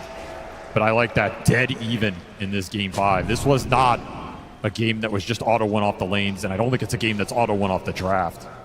I do feel like Xtreme Gaming are going to reach this point soon where they're going to have to pick up the pace once they get this Blink Dagger on XM. I don't know if he could play the same game last time where he just farms up to a BKB and then to an Aghanim Scepter. I am very, very leery. The potential of the illusion push from the Naga Siren and the Medusa, that sounds... I don't want to get into that world. I don't want to be chasing around these illusions all over the map. If you believe in the Juggernaut Shadow Fiend scale, Shadow Demon can turn it around against them, right? You can be disrupting these illusions around the map, pushing the lanes back in. It's a great support at farming off the back of that. But I agree with you. Like, this is a game you want to get something done with your timings, particularly these Blink Daggers on the core heroes. Start hunting. Looking aggressive for the teamfights, looking for Malrine, looking for the Magnus. If you can find those two, or at least one of them at the start of the fight, it can be very good for you. And you can bring Ame in there, and he should be able to contribute more than this information, instant Echo Slam! Baited out X-Nova! The punish, the Fisher, it doesn't stop the skewer away, and a song to reset things. Falcons are not in a position to keep it going, though. They will simply teleport out. Smart it was song. a great reaction there from Xtreme, but that is the problem with the Naga Siren. Can always bail you out of a rough situation. You have BKBs later on, you can power through that, but for right now, it'll get Amar home. Super quick jump from XXS. They were absolutely ready for that play. Still, Amar gets out. Like, this tanky build for the mag. Proven problematic, and you throw some disruption spells behind him, some sustain later on. This Naga's going to build some utility. Quick Static Storm, X-Nova. And they're just running the pack. Quick Pugna kill, run the same heroes into the mid lane, grab the Shaker this time. Pull him back in with the RP and the Rolling Thunder to ensure that if Xtreme were to respond, it's a hard fight to take. XXS is tanky, but not that tanky, and XM tries to come in with a Requiem. He's doing this solo. Wait, no, Ame comes in from the side with an Omni Slash. It's a great one. Malrine, he gets a lot of damage on him, but it's not enough. One more hit, and Essence Ring. It keeps Malrine alive. And I'll pause as Ame's kill attempt falls short. One hit. He didn't want to spin for it, as you might sacrifice your ability to get back out. XM finally went for that Requiem. Unfortunately for him, Crit was ready. He hits him with the glimpse. So after the Requiem, there wasn't any follow-up raises, which Ame certainly needed with Malrine so close to death. That's the kind of team fight we expected from XG at this point in the game. I mean, you can imagine they win that if all three cores are punching together at some point in that sequence. Unfortunately, you lose your Shaker at the start. Your SF goes in, he gets glimpsed out. You go in with the Omni, he needs a little bit more follow-up damage. This lineup has to play together to achieve those kills, and right now Falcon's just splitting them up. Yep, Falcon's doing a better job of playing the group up game. And that is largely because they do have this split push in the first place, right? They do have the Helmadom pushing out these side lanes. They do have the Manta Illusions running down lanes. They can play grouped up because the side lanes are already pushed in. There's a lot of lane shove in this lineup. Naga Siren, Medusa, Pangolier just ghost shoves it with the Swashbuckle. You have Empower, you have the Dom. It's going to be a lot of map pressure for this lineup to deal with. And If your Jug is afraid to show on lanes and get it back out because there is BKB piercing spells in this game, then you're really going to struggle. It's going to fall to Shaker to show a lot more, and he's your playmaker. You went off the map, and it's really going to fall on Xinqiu to deal with the lane pressure by returning the illusions into Falcons. Looking for the glimpse, force the spin. I don't think Amar's in range here to try and turn it around, so no damage, no foul after that pause. Yeah, but the spin on cooldown as well as the Omni Slash, Malrine feels very confident he can take this mid-tier 1 tower. The first significant blow of the game goes the way of Falcons. They now have a 3,000 net worth lead. And they are racing towards this Medusa butterfly.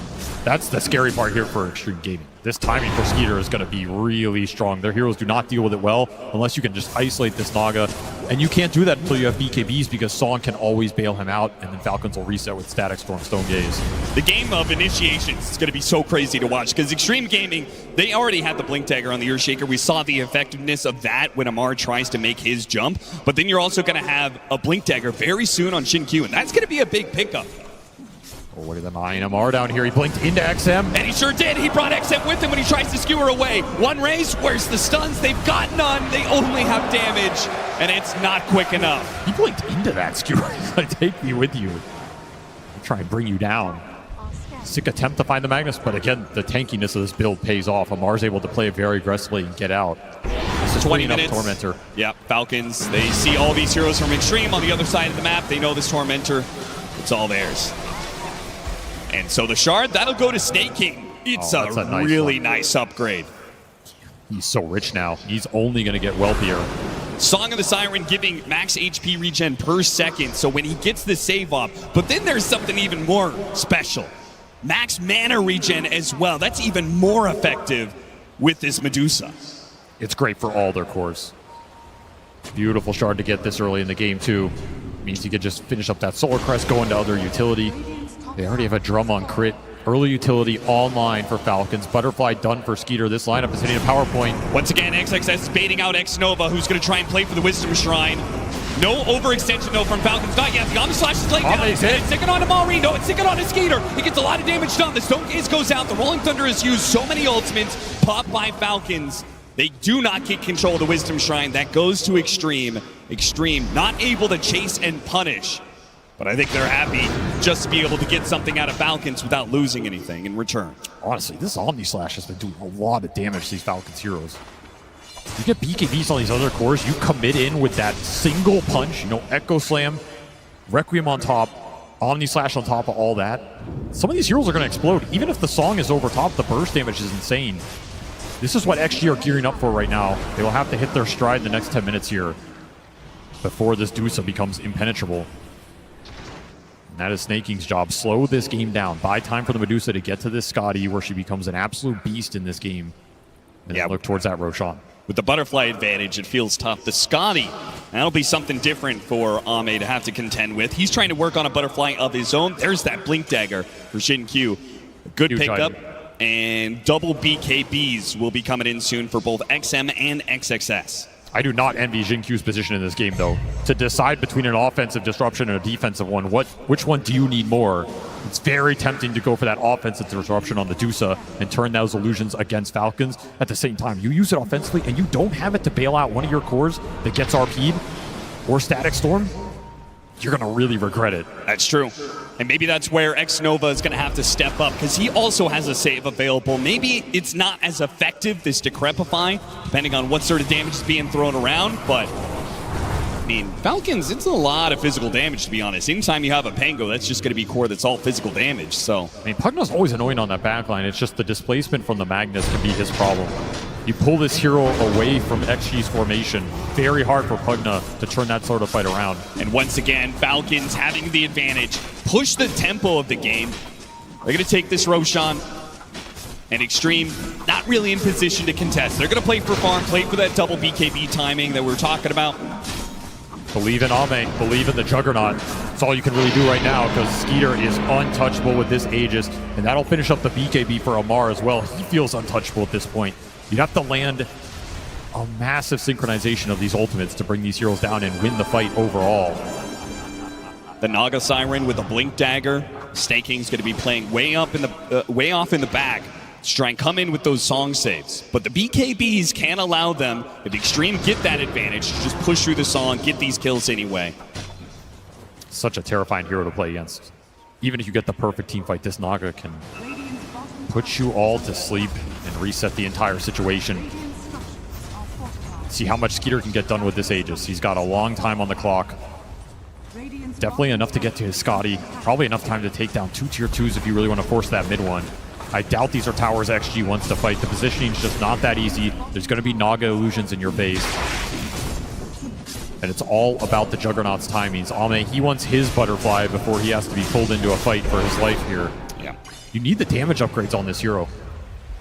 Very efficient from Falcons. They take that bottom lane. The Helmet Dom creep was pushing in mid, so they didn't even risk any heroes. Falcons staying grouped up together. Now the Medusa is going to hit that mid tier 2, and it's going to disguise a smoke push in from Falcons. 3-man smoke into the triangle, not finding anything just yet. Xtreme, they've called their forces back to base for now. Oh, but they did not recall Ame. He is so close to being in range for that RP. He backs away just at the right time. I mean, you've got to remember, he doesn't have BKB. If you RP skewer him into Static Storm, that's it for him. He's gone. Kind of poke at Skeeter here. Of course, with the Aegis, it's a Medusa. It'll take forever to kill her the once. There's no way that Xtreme are going to go on this, and Falcons know it. At the same time, they're smoking out. Says they're not afraid to take some sort of engagement or at least look for a pickoff while this Aegis is online. There is a lot of information from Falcons with these deep lane wards once again. These are some nasty obs in this jungle, not being killed right now. XXS, he'll try and cut that mid wave. Thanks to his shard, it's made a little bit easier. Falcons instantly running back to this part of the map. Oh yeah, they've got so much vision here. Double wards in this jungle area. Could be a disaster. And they got the glimpse back. The disruption goes out. And on the return, Xnova. He's fine. Amar, he thought about stretching out for that skewer attempt, but... I mean, you gotta know there's vision here now. You either find it or you vacate the area. XG getting corralled early in this game. I mean, the net worths don't look too bad, but they're losing a lot of space, a lot of ground right now. Jingqiu going for the offensive disruption. Little harass in the Skeeter here. Yep, with the illusions combined with a couple of stuns, Medusa does take a lot of damage, but... That's a lot of damage, actually, yeah. Those things hurt. They do. Downside of the butterfly, right? Goes both ways. There's the Scotty, however, 2,000 mana pool. It'll be the downside of the Scotty as well. Oh, they found the bag. The initiation on the Magnus. A massive pickup, but he's still going to re-RP the song. Still, the RP has to be used defensively alongside the song. They just got to run. Echo Slam got used, but XM does not get off the Requiem. How did he not get that off? You have to be instant on these jumps. The cores have to go together. One jump is never going to be enough in this game. It has to be 2, maybe 3. A big missed opportunity for XG. Does get to the butterfly on Ame. You can still look for something with this Omni Slash, but there's still the dire vision in your jungle. You never got rid of it. And your own vision is going to be in danger because the early gen pickup from Falcons. They're going to push into this side of the map again. Once again, looking for a glimpse play. They know XM doesn't have his BKB. He just has to Requiem. Hope that the fear pushed them far enough back, but the Magnus is going to chase after a snake. He got him with the ensnare. Wait, a Fissure, they're so clumped up. A Fissure hits on 4. If only there was some damage behind it. But Ame, he wasn't there yet. He's trying to get there somehow, wrapping through these trees areas, but he's just not going to be able to get there to punish anything. It's going to be instead Jingqiu to die. Both supports fall, and they take that high ground ward away from Xtreme. What you wouldn't have done to have Echo Slam available on that 4-man clump. Of course, Falcon's going in there knowing it's on cooldown. I mean, even just an Omni Slash probably would have won them the fight. But Ame, understandably, he has to work towards his MKB. As soon as he gets the MKB, he can take that man fight against the Medusa, perhaps. But until then, it's so difficult. He believes in his scale here. He believes in the matchup. Once again, XM spotted. Another ward, another deep ward that spots him on his way up here. And now Skeeter's on the other side, trying to get in front of him. He's going to go for the TP away. And Skeeter, he does... No, wait, the glimpse back. He gets a BKB. That is very close. It was so close. Just ran out towards the end of it. Wearing through this Aegis. It is now expired for Skeeter. Playing field is even once again as some Blink Daggers coming out for a lot of these heroes. And the more important one, Ame, opting for Blink Dagger before he heads into that MKB. I think he saw that opportunity from that Fissure and 100%. was just like, oh, if I had a Blink Dagger there, what a world of difference it could have been. Another opportunity like that shows up, I will be prepared. It makes sense with this lineup. Again, you have to jump together. Ame needs to be able to get in there when the opportunity presents itself. You may never get another one. And you have to get in there quick because that song is going to come out and reset the fight no matter what opening XXS finds. It's absolutely the right call. Just a matter of can you find that window. MKB also being built up from Skeeter, just a true mirror match between these two carries as the Jug attempts to close the gap. Ame's been sitting on a ward for a while. Now Xnova realizes, uh-oh. He started going through the gate. Falcons thought better of it, though. The Falcons' wards have been on point, though. Another obs down here doing some work. He keeps getting closer and closer to the gate. Ooh. And finally, Falcons, they just pull the trigger on it. Like, okay, we can catch him, but no. Hides away in the trees. Skeeter, who went first, did not get him with the Gorgon's grasp. Space created right there. Oh, absolutely. Any bit of space for Xtreme is worth its weight in gold right now. As Aghanim Scepter is almost done for XM, alongside that level 20. It's a big power spike to have.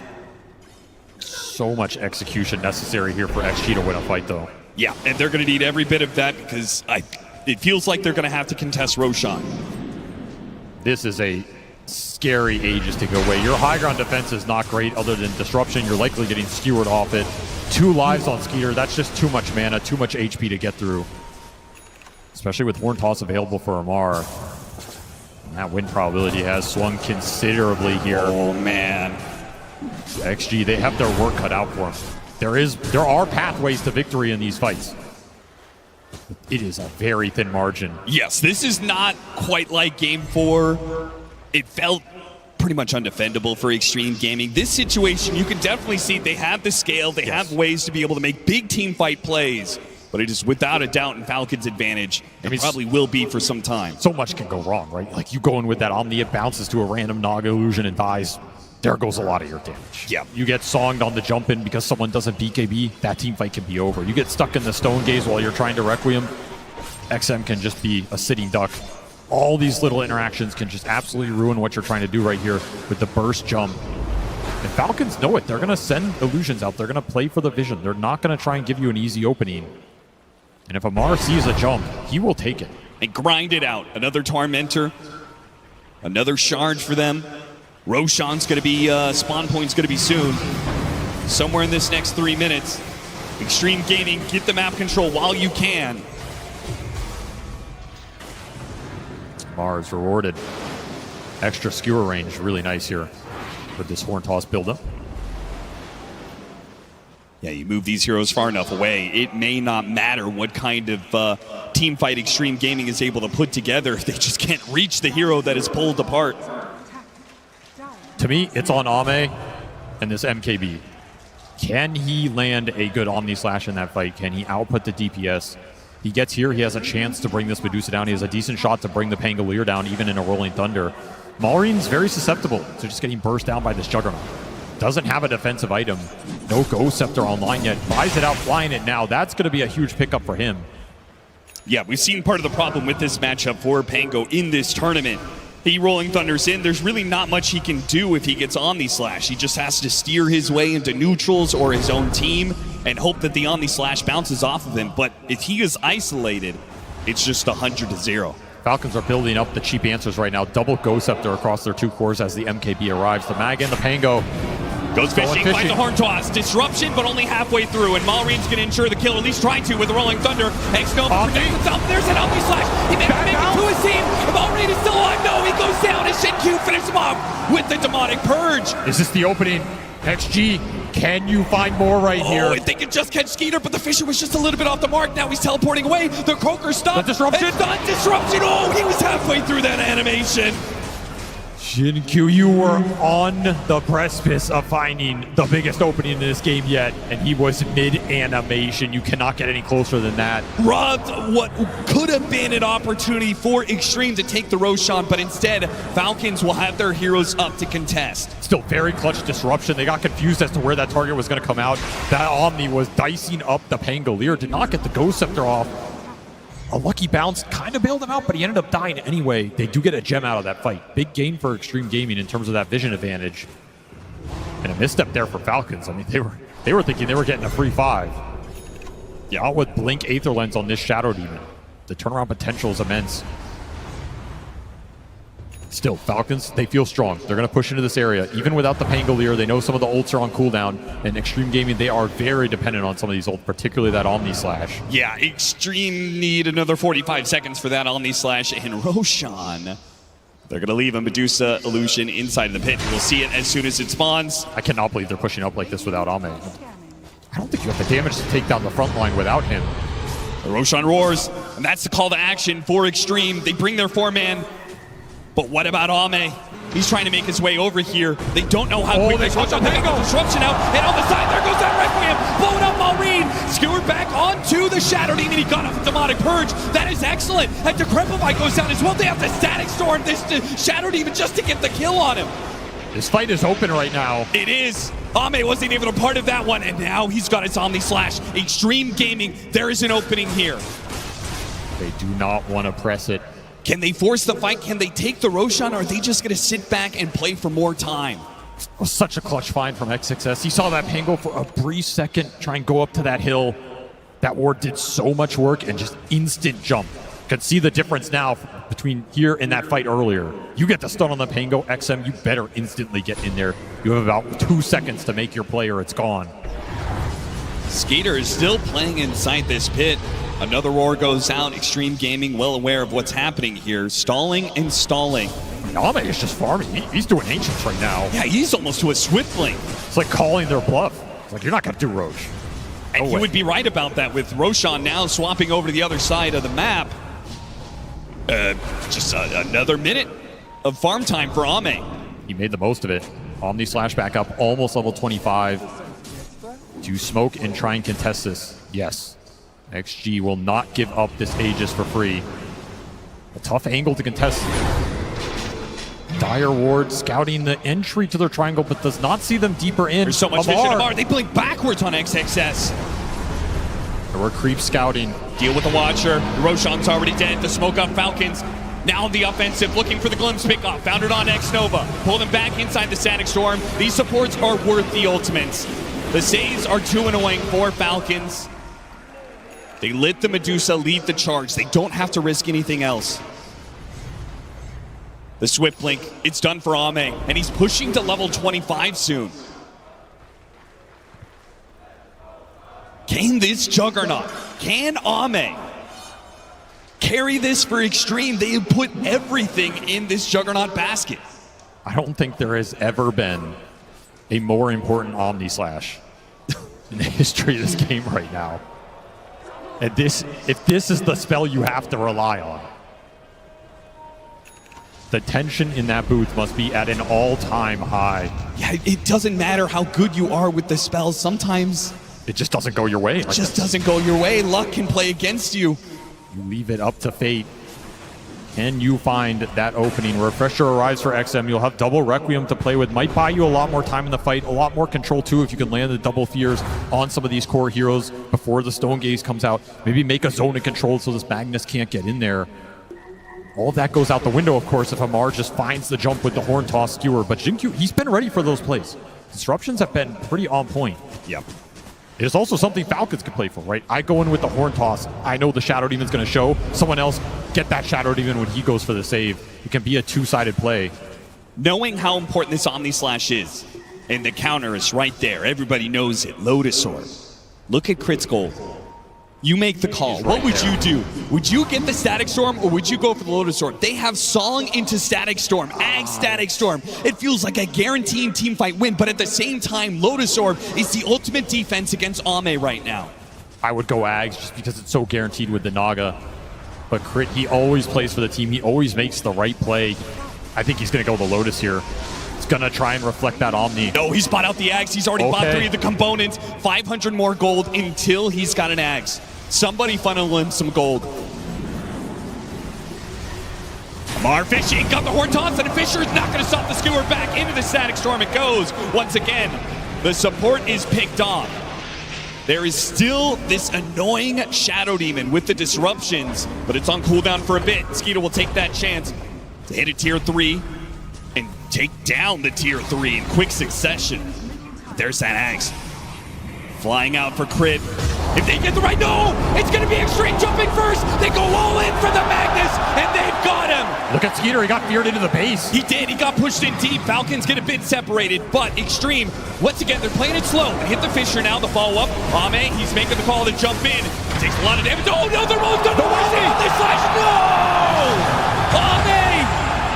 What about the Omni Slash? Didn't get it off in time, underestimated the burst damage, was trying to hold it for the second life and paid a massive price. No buyback available for this Juggernaut right now. He is 600 short. The team gave him an opening. They got the pick off.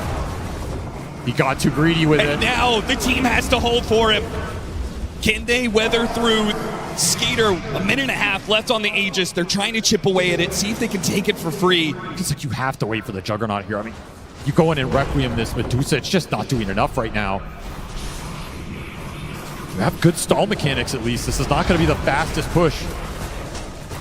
But this will be a lane. And there are no tier 2s left. Falcons won. They can keep this going. 40 more seconds till Ame's back up. 1 minute on the Aegis. Falcons have made the call. They're going to go another. Or maybe not. You might not get another chance like that in this game, especially with that Ag Static Storm online. RP available. All the ults up for Falcons in 2 seconds. And you still have Aegis for 30.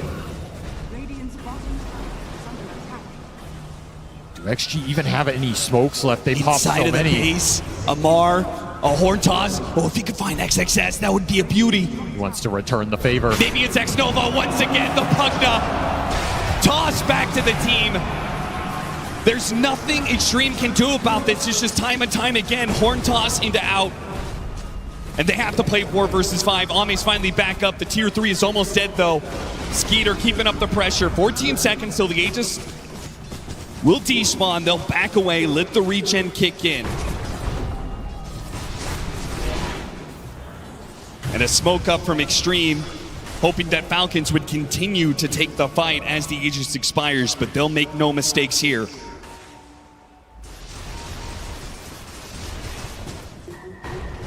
It's time, Avery.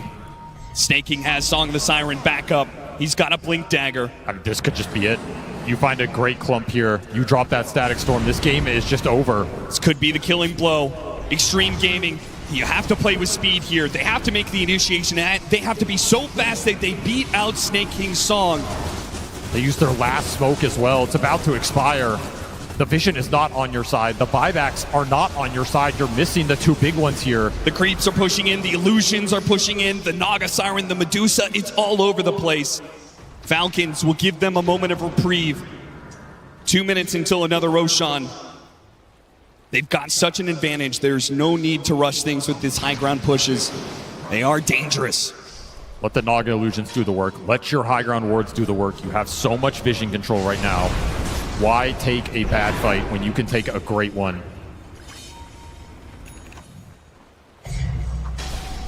Skeeter is capped, man. He is 6 slotted. He can eat an Ags, buy something else, but... Yeah, they already have all their shards.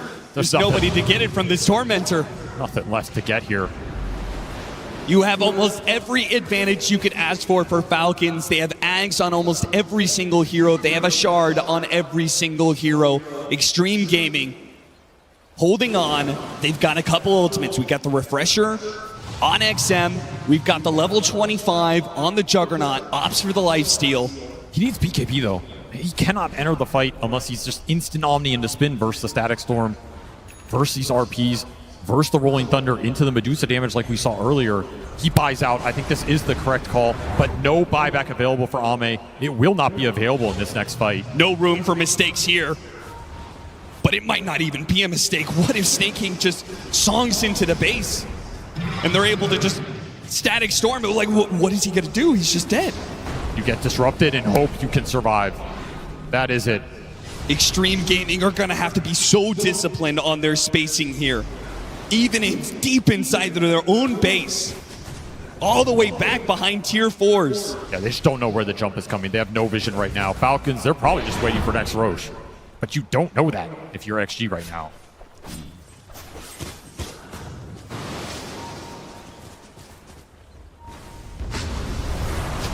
The illusions are just non-stop 6%. Xtreme are backed into a corner. Will they contest for the Roshan? Can they contest for the Roshan? Is Falcons even give them that opportunity? Or they so just difficult. make Roshan roar and then smoke into you? Yeah, there's no way they just sit in the pit. I mean, maybe you sit Skeeter in there, but it's not going to be a clump fight that you can take advantage of. There's always going to be Naga illusions on you. You're running out of smokes in this game as well. And the big questions for these cores, do you buy out in these situations? How valuable is your buyback versus something like a refresher on that shaker? 6K gold on XXS. It's do or die. The refresher might win you that fight. It could win you the game. Buyback could also win you a base fight. Might not even be able to get to the shop. That's another concern here. These souls cast speed, so we're gonna have some instant requiems going out. He's got 2 of them. That is so much damage if you are right on top of a hero. But think of how much control he has to go into. Oh yeah. Double Song, Ag Static Storm, Stone Gaze, RP, Rolling Thunder. Any of these spells can mess you up. XXS buys out that refresher. He's all playing in. for the all-in. Could have buyback available if he gets 500 more gold or so here, but that is not an easy task with how little map they have to work with. Oh, and yeah, there's just no way Ame can get his up. They're getting the crumbs that are falling off of Falcons' tables right now. Falcons know it. They're going to play it safe. They're going to play it disciplined. They're going to play for Roshan. Put an Aegis on this Medusa. There's a decent chance he just becomes untouchable. They're getting more Omni/counter ability.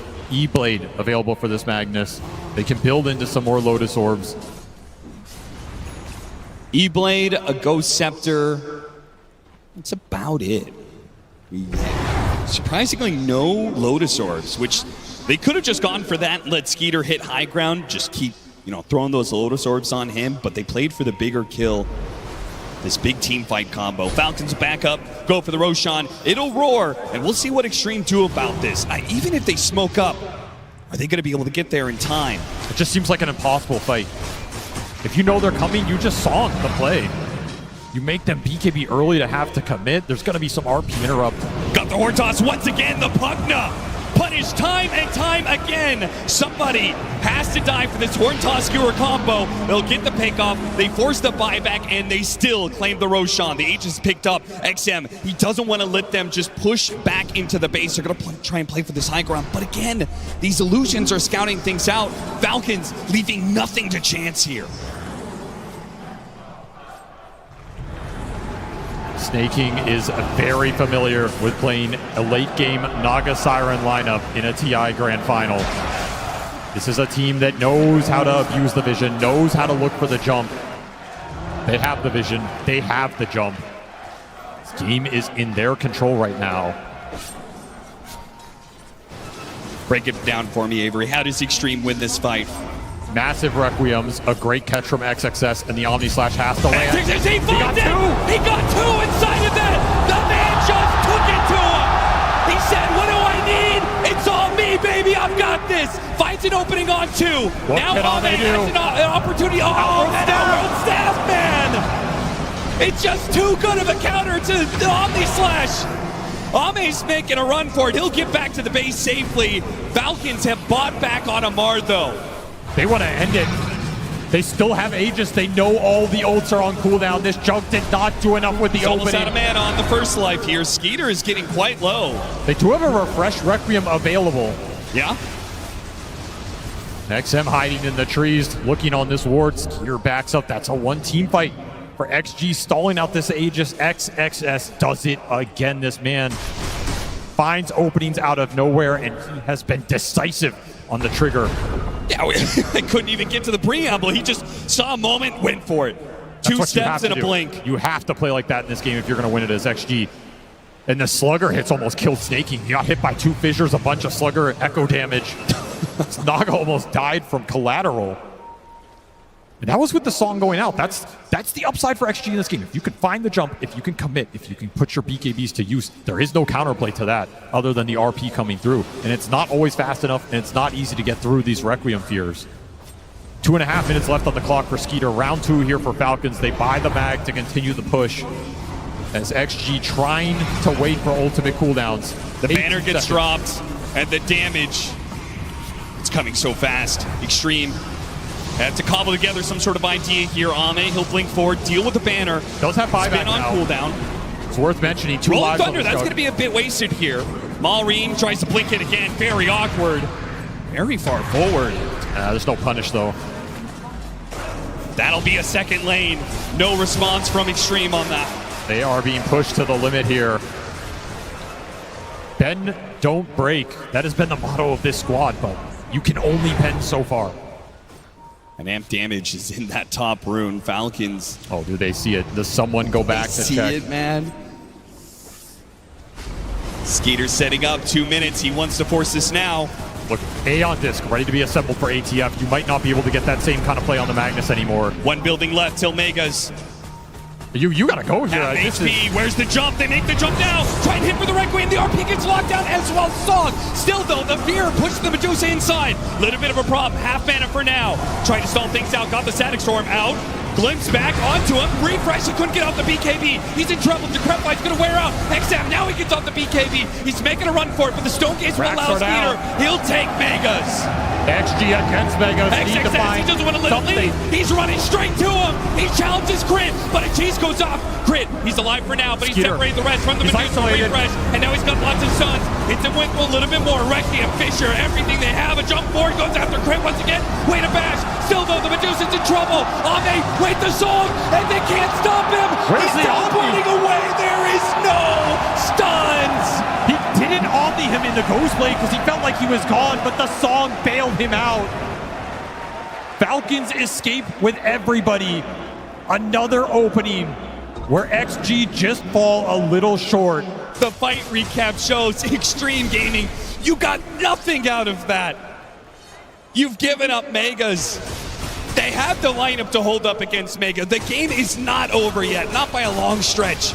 But it does feel like Xtreme Gaming is just bleeding, and they haven't really gotten any control back into this game. Maybe this Aghanim Scepter, though. There have been very few comebacks against Mega Creeps on the TI main stage. There has never been a comeback against Mega Creeps in a Game 5 on the main stage. The pressure is building. It is almost too much, but XG, they are not out of this game yet. 5% chance. They will take those odds if they can find one more opportunity to output the damage. Ame, he buys out yet again in this game, consumes an entire Ags. He will have the Swiss Slash to throw out now. More tools in his arsenal.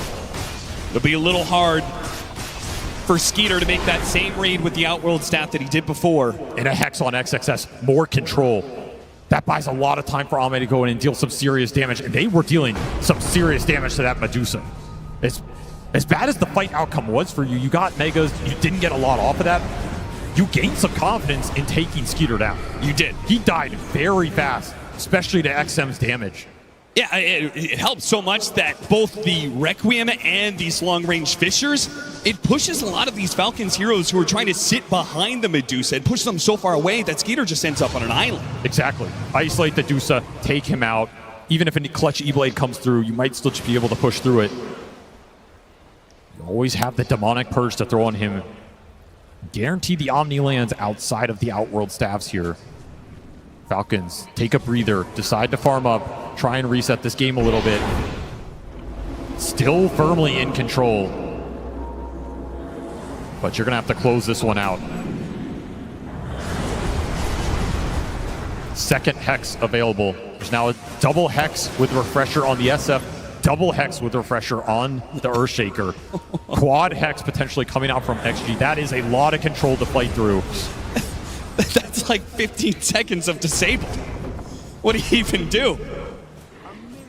No BKB on this Medusa. I mean, you could just throw all the hexes into Skeeter, remove a lot of damage from the fight. You might get RP'd, but if there's no one to kill you in the RP, is it going to do that much here?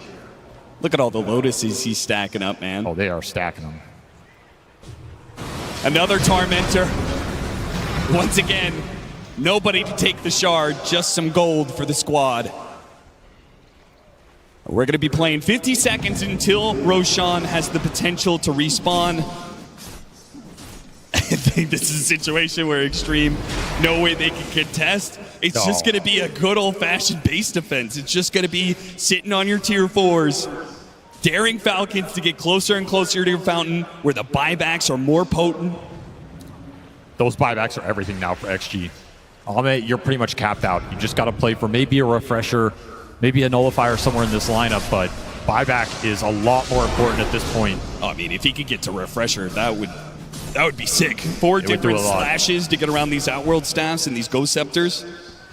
Gotta abuse the fact that the fight is gonna happen in your base and you're gonna be able to reset a couple times.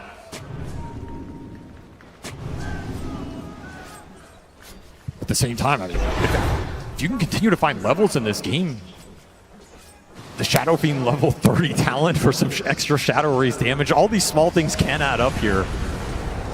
Probably need to win a fight to get here, at least 1 or 2. But you look at this net worth lead, a lot of this net worth lead for Falcons is on that support duo, which can play a huge role, but it's not necessarily going into this core-on-core man fight. And we've seen how quickly that fight can go XG's way. This game is not easy to end right now. Mar has an E on disc. He's ready to put together. If this initiation goes wrong, but it doesn't. He got the opening on the Shadow Fiend straight to the Static Storm. That's going to be a buyback. No disruption in time. A clutch pickoff for ATF here. He will reach 25 off that extra RP stun duration. Can also be very impactful. XM doesn't use his buyback right away. He's going to wait for Falcons to make another push. And Falcons are certainly going to go for that push. But how many times can they find this fissure opening? Every single time he goes for it, there's this risk that XXS responds fast enough that one of these supports managed to get off some sort of save. The awkward timing here, Roche up in 40 seconds. You have to know that this is in the range for the spawn interval. Yeah, maybe Falcons, maybe they just go back. Maybe they've taken this SF kill, but maybe they can't actually force the buyback for the risk. What if they lose this fight? What if they give up Roshan? The safe discipline play is to take Roshan here. 2 lives on the Dusa is what lets you break the high ground. As tempting as it is to force the fight without the SF, it could go horribly wrong. And then if you lose that Roche, it could all slip away.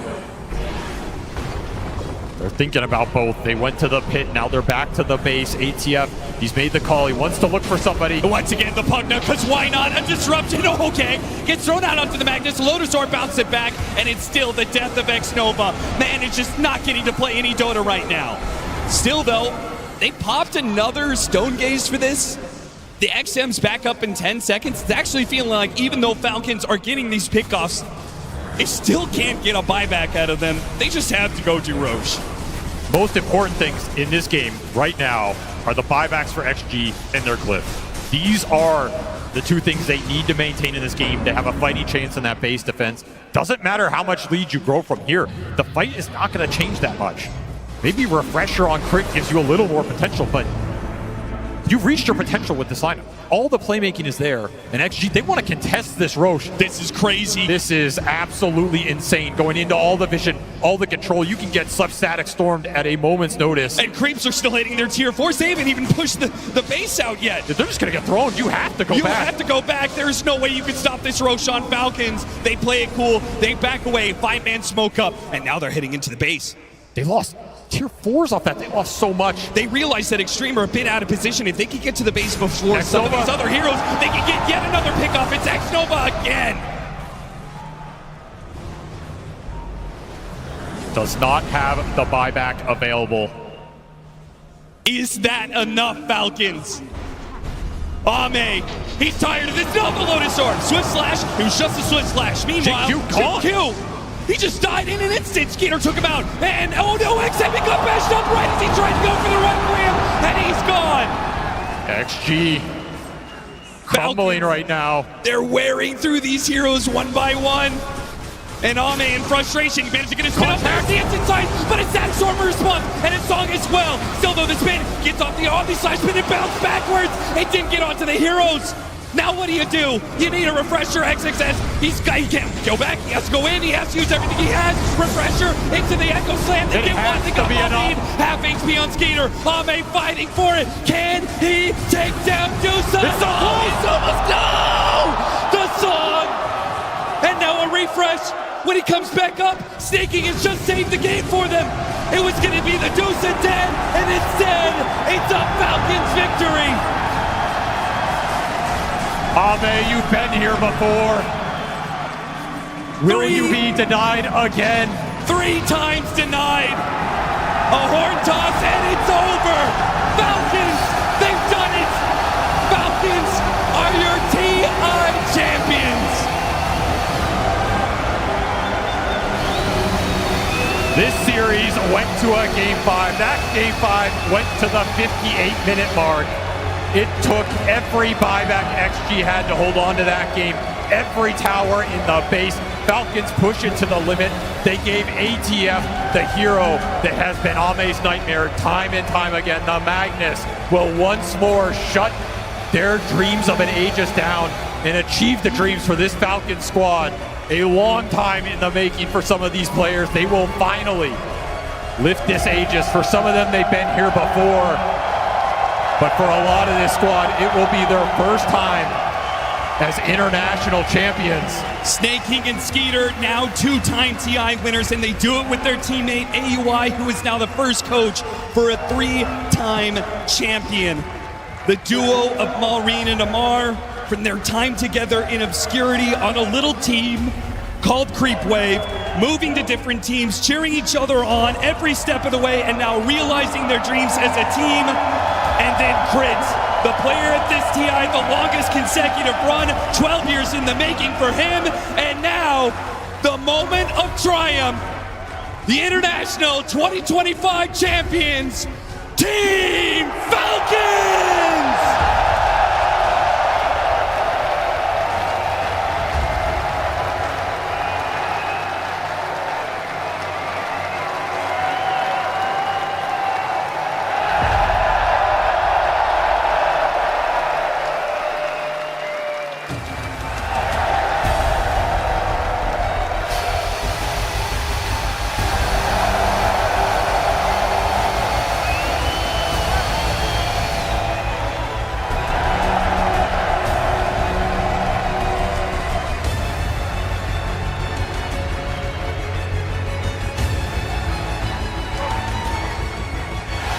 Ladies and gentlemen, the international champions, Team Falcons!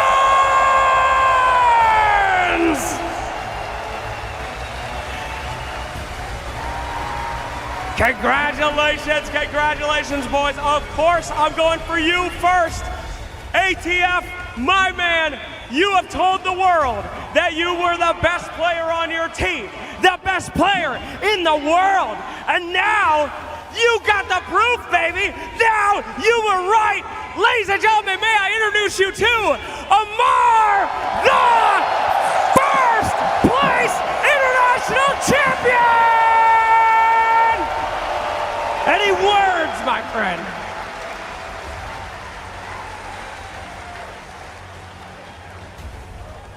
Thank you, my family. Thank you, my friends. Thank you, my team. Thank you to everyone who supported us. And this is just the beginning.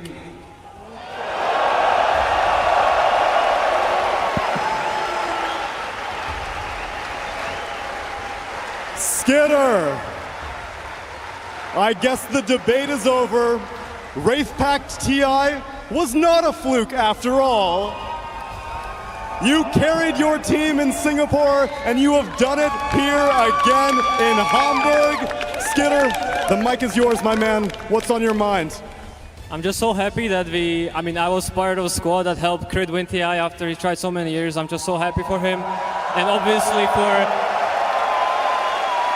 for Amar and Maureen to win TI at such a young age is a privilege, and I'm kind of jealous.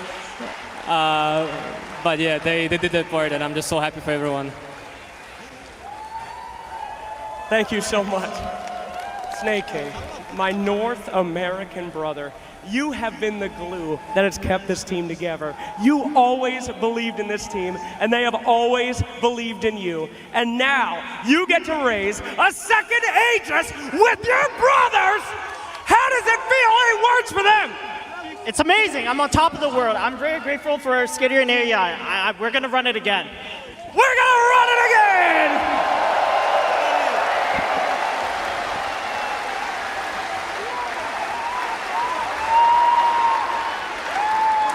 Maureen, may I bother you for a moment, and you think you could maybe lift the Aegis for me as well?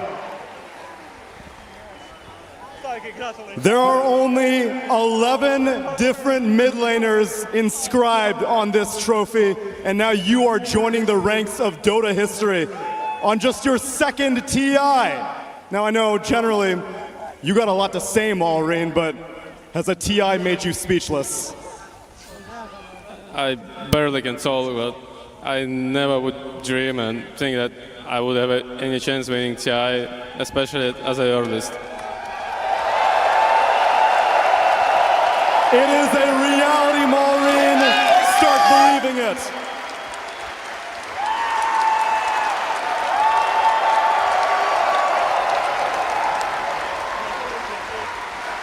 Fantastic. Sir, we will take that Aegis right over here. Oh, okay, give it away whoever you want. That's all yours, all right. Owie 2000. Hell yeah! Lift it up!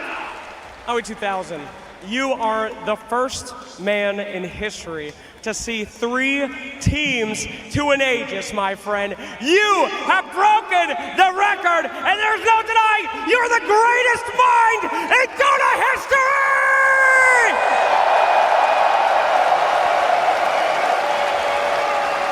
Is there anyone you would like to thank in this moment? I think just my team, Stas in particular. Thank you, Stas, carrying TTI. But no, thanks for all the people who make this game so great. Honestly, like, I don't know what my life would be without Dota. And I don't know, I just can't express my thanks enough to everyone. Thank you for watching, thanks for supporting us. And thank you for such an incredible performance. Thank you.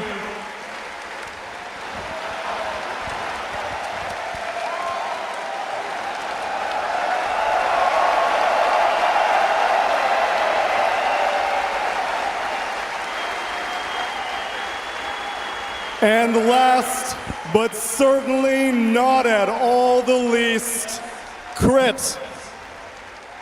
This moment is the culmination of 9 different TI attempts. When many people would have given up, you persevered, my man. No matter what the rosters, no matter what the setbacks, no matter what the region, you never gave up. And now, the day has come. Crit, you are a TI winner!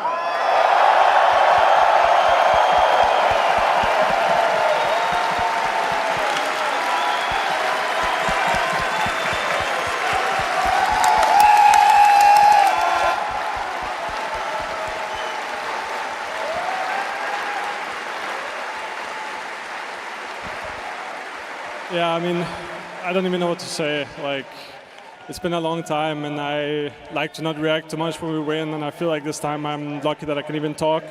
I just want to thank everyone that supports us, especially our friends and family.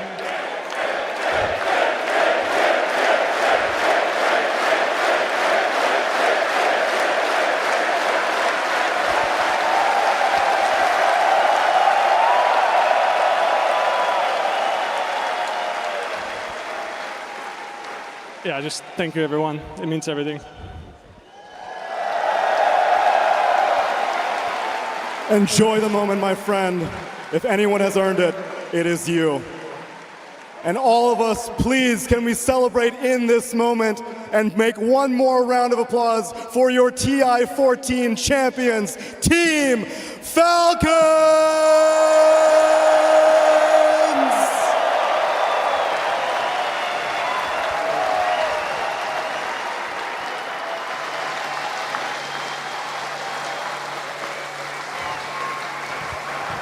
A crowning achievement on anyone's career, and Team Falcons, they get it for themselves. A team effort that spans beyond the 5 players and their coach to get to this moment, to get to this main stage here in Barclays Arena in Hamburg, and they have done it. They have finally done it, Kazu.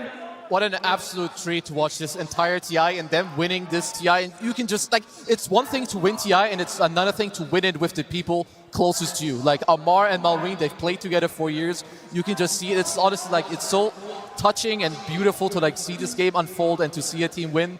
It's taking me, like, everywhere. I mean, in 2024, they were the favorites, right? They came into the Copenhagen TI with Crit on the roster, you know, hometown hero. They weren't able to do it. They kept the same roster. They didn't give up. In 2025, they didn't even win a single LAN. Coming into this TI, you know, they were also still weren't considered the favorites, but they showed that through the tenacity of these 5 players, with their coach, with their management, and everyone around them, they were able to craft some of the best, you know, strategies that we have seen at this TI. I mean, they struck gold with this roster. Ever since Falcons came into the scene a year ago, they were considered one of the best teams, even though they didn't win that TI last year. They're here on the stage now as the winners. They didn't change a thing. All of these players are so exceptional at what they do. They are so good in their roles. They have the confidence. They did not falter. And their road was long. It was grueling. They played the longest games during the road to TI. They had some throws. They had some comebacks. They went through the ringer to get to this Aegis. Even with going through the upper bracket, they were still the team that played most games with the road to TI and the TI combined. I mean, I feel like it had to be Crit to win it then, right? The fact that, you know, like we've already said, you know, it's his 9th TI in a row. He hadn't won it yet. He finally overcomes it. Of course, snaking Skidder is now their second TI in the books. Malrine's second ever TI played. He finally gets his win. It really is just a matter of everything. And for Amar to so calmly say when he lifts the Aegis, you know, that's not the end of it. You know, there's more to come. This is the start. This is the start. They're both 20 years old. Like, they're like best friends winning TI together at 20. You have Crit who powers through it for like years and years. And I know that snaking, he has to deal with Amar and Malrine, and I know that they're clowns a lot of the time. Like, he has to, like, you know, simmer them down, level them, make sure everything works. And AUI 2000, there's a big reason that people call him like IQ 2000. Like, this guy, he knows it all. This team, I don't know, it's just so amazing to watch them. I love that team dynamic, though, that you mentioned, that there are these 2 crazy kids just having fun. They're playing for the love of Dota 2. You know, people laugh at them, people call them toxic because they're just enjoying themselves. They're tipping, they're in it together. You saw how they just plopped on the ground, just relieved at the win, just staring at each other. That was a shot out of a movie, looking at that. Yes, it really was. That's how much, you know, TI means to these players, right? They've won so many tournaments. Have you seen them be that emotional, lay on the floor? You know, that's how much this tournament has a grasp on our players. Like, this is why this tournament is the most beautiful tournament of any point in the calendar. It is everything. And for the players, you can see how much it means to them. Yeah, it has been a fantastic for 2 years in the making, I think, this grand finals for Team Falcons. And to make it in a game 5 as well, I do want to say, I mean, they did eliminate Xtreme Gaming with the Magnus. I'm going to forgive them for that. Arme won't, but he will never forget. Like, he already has so many days he can't forget. Like, this one on top for XG, it's honestly so sad and like so trauma-inducing, but you gotta really give it to Falcons. They go back for the Snaking Naga. He's won TI with it before. Crit on Disruptor, not something we see too often, but this guy, he's played for so long. He's been in so many lands, in so many games. He can play whatever you need him to play. Also, Skeeter on that Medusa, give that man his flowers. In a lot of the games this tournament, it was Malrine and Amar being the scaling heroes into the late game. In this game 5, they put full faith in Skeeter. They made him the win condition. They expected him to carry them until the very end, and that he did. He is a world-class carry. He is the best carry in the world right now. I mean, I remember, like, this guy has absolutely way too many people that were, like, hating on him. And also, too, we heard Tsunami say the Rave Pack TI. People were saying, yeah, they only won because of Rave Pack here, there. No, look at them at this TI. They make the meta. They play their heroes. They play them top class. And that's why they win the tournament, not because of some random items here or there. I mean, it's the fact that it's a team where all 5 players at different points had to shine to win a game, right? It's not a TI where we're looking at one player who's been able to, you know, carry the team or whatever, right? It literally is all 5 blending together and creating this harmony of strategy and, you know, friendship. Yeah, let's take a look at the road that Team Falcons has taken to get to this very point and taking the championship in the finals. It was a relatively smooth sailing through the upper bracket, but the games were not easy. There was only one of those series that was a 2-0 at the very beginning, but the rest went the distance. Yeah, losing game 1 was Falcons' MO to winning this TI, right? Losing game 1 to PV, losing game 1 to P-Vision, then losing game 1 to Xtreme, but they showed that they knew how to adapt and understand. The emotions did not let them, you know, overwhelm the series. The fact that whoever was leading the talks behind stage, be it Amar, be it Aoi, that was pushing the team forward, and it isn't just a clean sweep. They had to, like everybody mentioned, they had to do every aspect of a team to get to this point. They really benefited too from the way they played this tournament. I mean, we heard Snaking on stage yesterday saying because of the group stage, because of how long the games were, how many games that they threw or they perceived as playing bad, that is what taught them today and how they're playing. Every series that they played, every loss, they took a lesson from that and they applied it to the next one. And you could just see it unfold in front of you. It was beautiful. I think the entirety of the International, including the road to the International, was beautiful. This one is going to go down as one of the better Internationals in my book, that's for sure. This was amazing. We saw great Dota. The games were back and forth. And Kezu, I just want to talk one moment with you in Germany on the main stage. I mean, I'm just so happy to be here. Hamburg, ich danke euch alle. Es ist mein allererstes TI, Iris Talent. Es freut mich total. Ohne euch wäre Dota und TI nicht das, was es ist. Thanks to all of you for watching, because honestly, this was my first time here. It's incredible. What was your best moment, would you say? My best moment? Yeah. Probably just stepping on like the TI stage and like just talking and like getting into it, because you're really nervous before, but you go into it a few minutes and then you feel like the emotion of the games and of the fans, and you're just like, you're immersed. It's real. The TI vibes that people often, you hear them talking about it, but they are real. You feel it in Falcons as well. That's why they have the reaction as much as they do. Effie, how do you feel the TI vibes right now? And what was your most TI vibey moment? Oh my God, everything has been amazing. Just being a part of this, witnessing it firsthand, watching a team change their lives, cement their legacy, hearing the roar of the fans as it's happening, just being a part of it is something, a feeling that I cannot explain. And if you're asking me for a highlight, it has to be, it has to be ATF picking Ursa in a game 4 of a grand finals when they're down again, when they could be losing. That's the wild. balls, the absolute That's wild. audacity, the fucking confidence for that pick. Wild. That was amazing. That was an all-timer. I definitely believe that, and I echo that sentiment. Tigov, it's been quite a journey to get here. How about you? I mean, it's simply just the magic in the air, right? The fact that we've had teams like Heroic, you know, with Yuma, with KJ, show up on the main stage and make this incredible run. We've had Arme backs against the wall. He wanted to be crowned. Maybe not this year, maybe next year. Ooh, come on, Arme, it's in China. Keep playing, boss. Don't give up. But it's the fact that we have this, like every single team. We're going to remember Falcons for winning it, but along the way here, one of the best roads to the International that we've ever had. One of the best group stages that I've ever witnessed myself. And that alone is proof that the TI is, like, it's never going to die. It's just beautiful, and to me, Dota is just an amazing game. No complaints. You are amazing. Which camera am I looking at? You are amazing for playing the game. You are amazing for watching the game, this one, and together, this game is beautiful. It doesn't matter about anything else going on right now. This is why this game is so fantastic. These moments, you forget about everything. That is why Dota is irreplaceable. It will never fucking die. This game is amazing. This game is amazing, and I want to say, Barclays Arena, you have been amazing. You were a treat to hear every single game, and it was full from day one, from minute one, and I love you for it, and I love the energy that we had going on in the arena every single day. You guys showed up here for this. It was a tremendous road, a fantastic journey, and it is Team Falcons that ended up being written in the stars, but guess what? I heard Shanghai looks pretty nice in August 2026. That's coming up, of course, at the end. There's gonna continue being TI champions. But for now, for this moment, and for this year, it is Team Falcons, your TI champions. And I wish you all the best good night and enjoy the rest of the evening. And we'll see you all for the next one.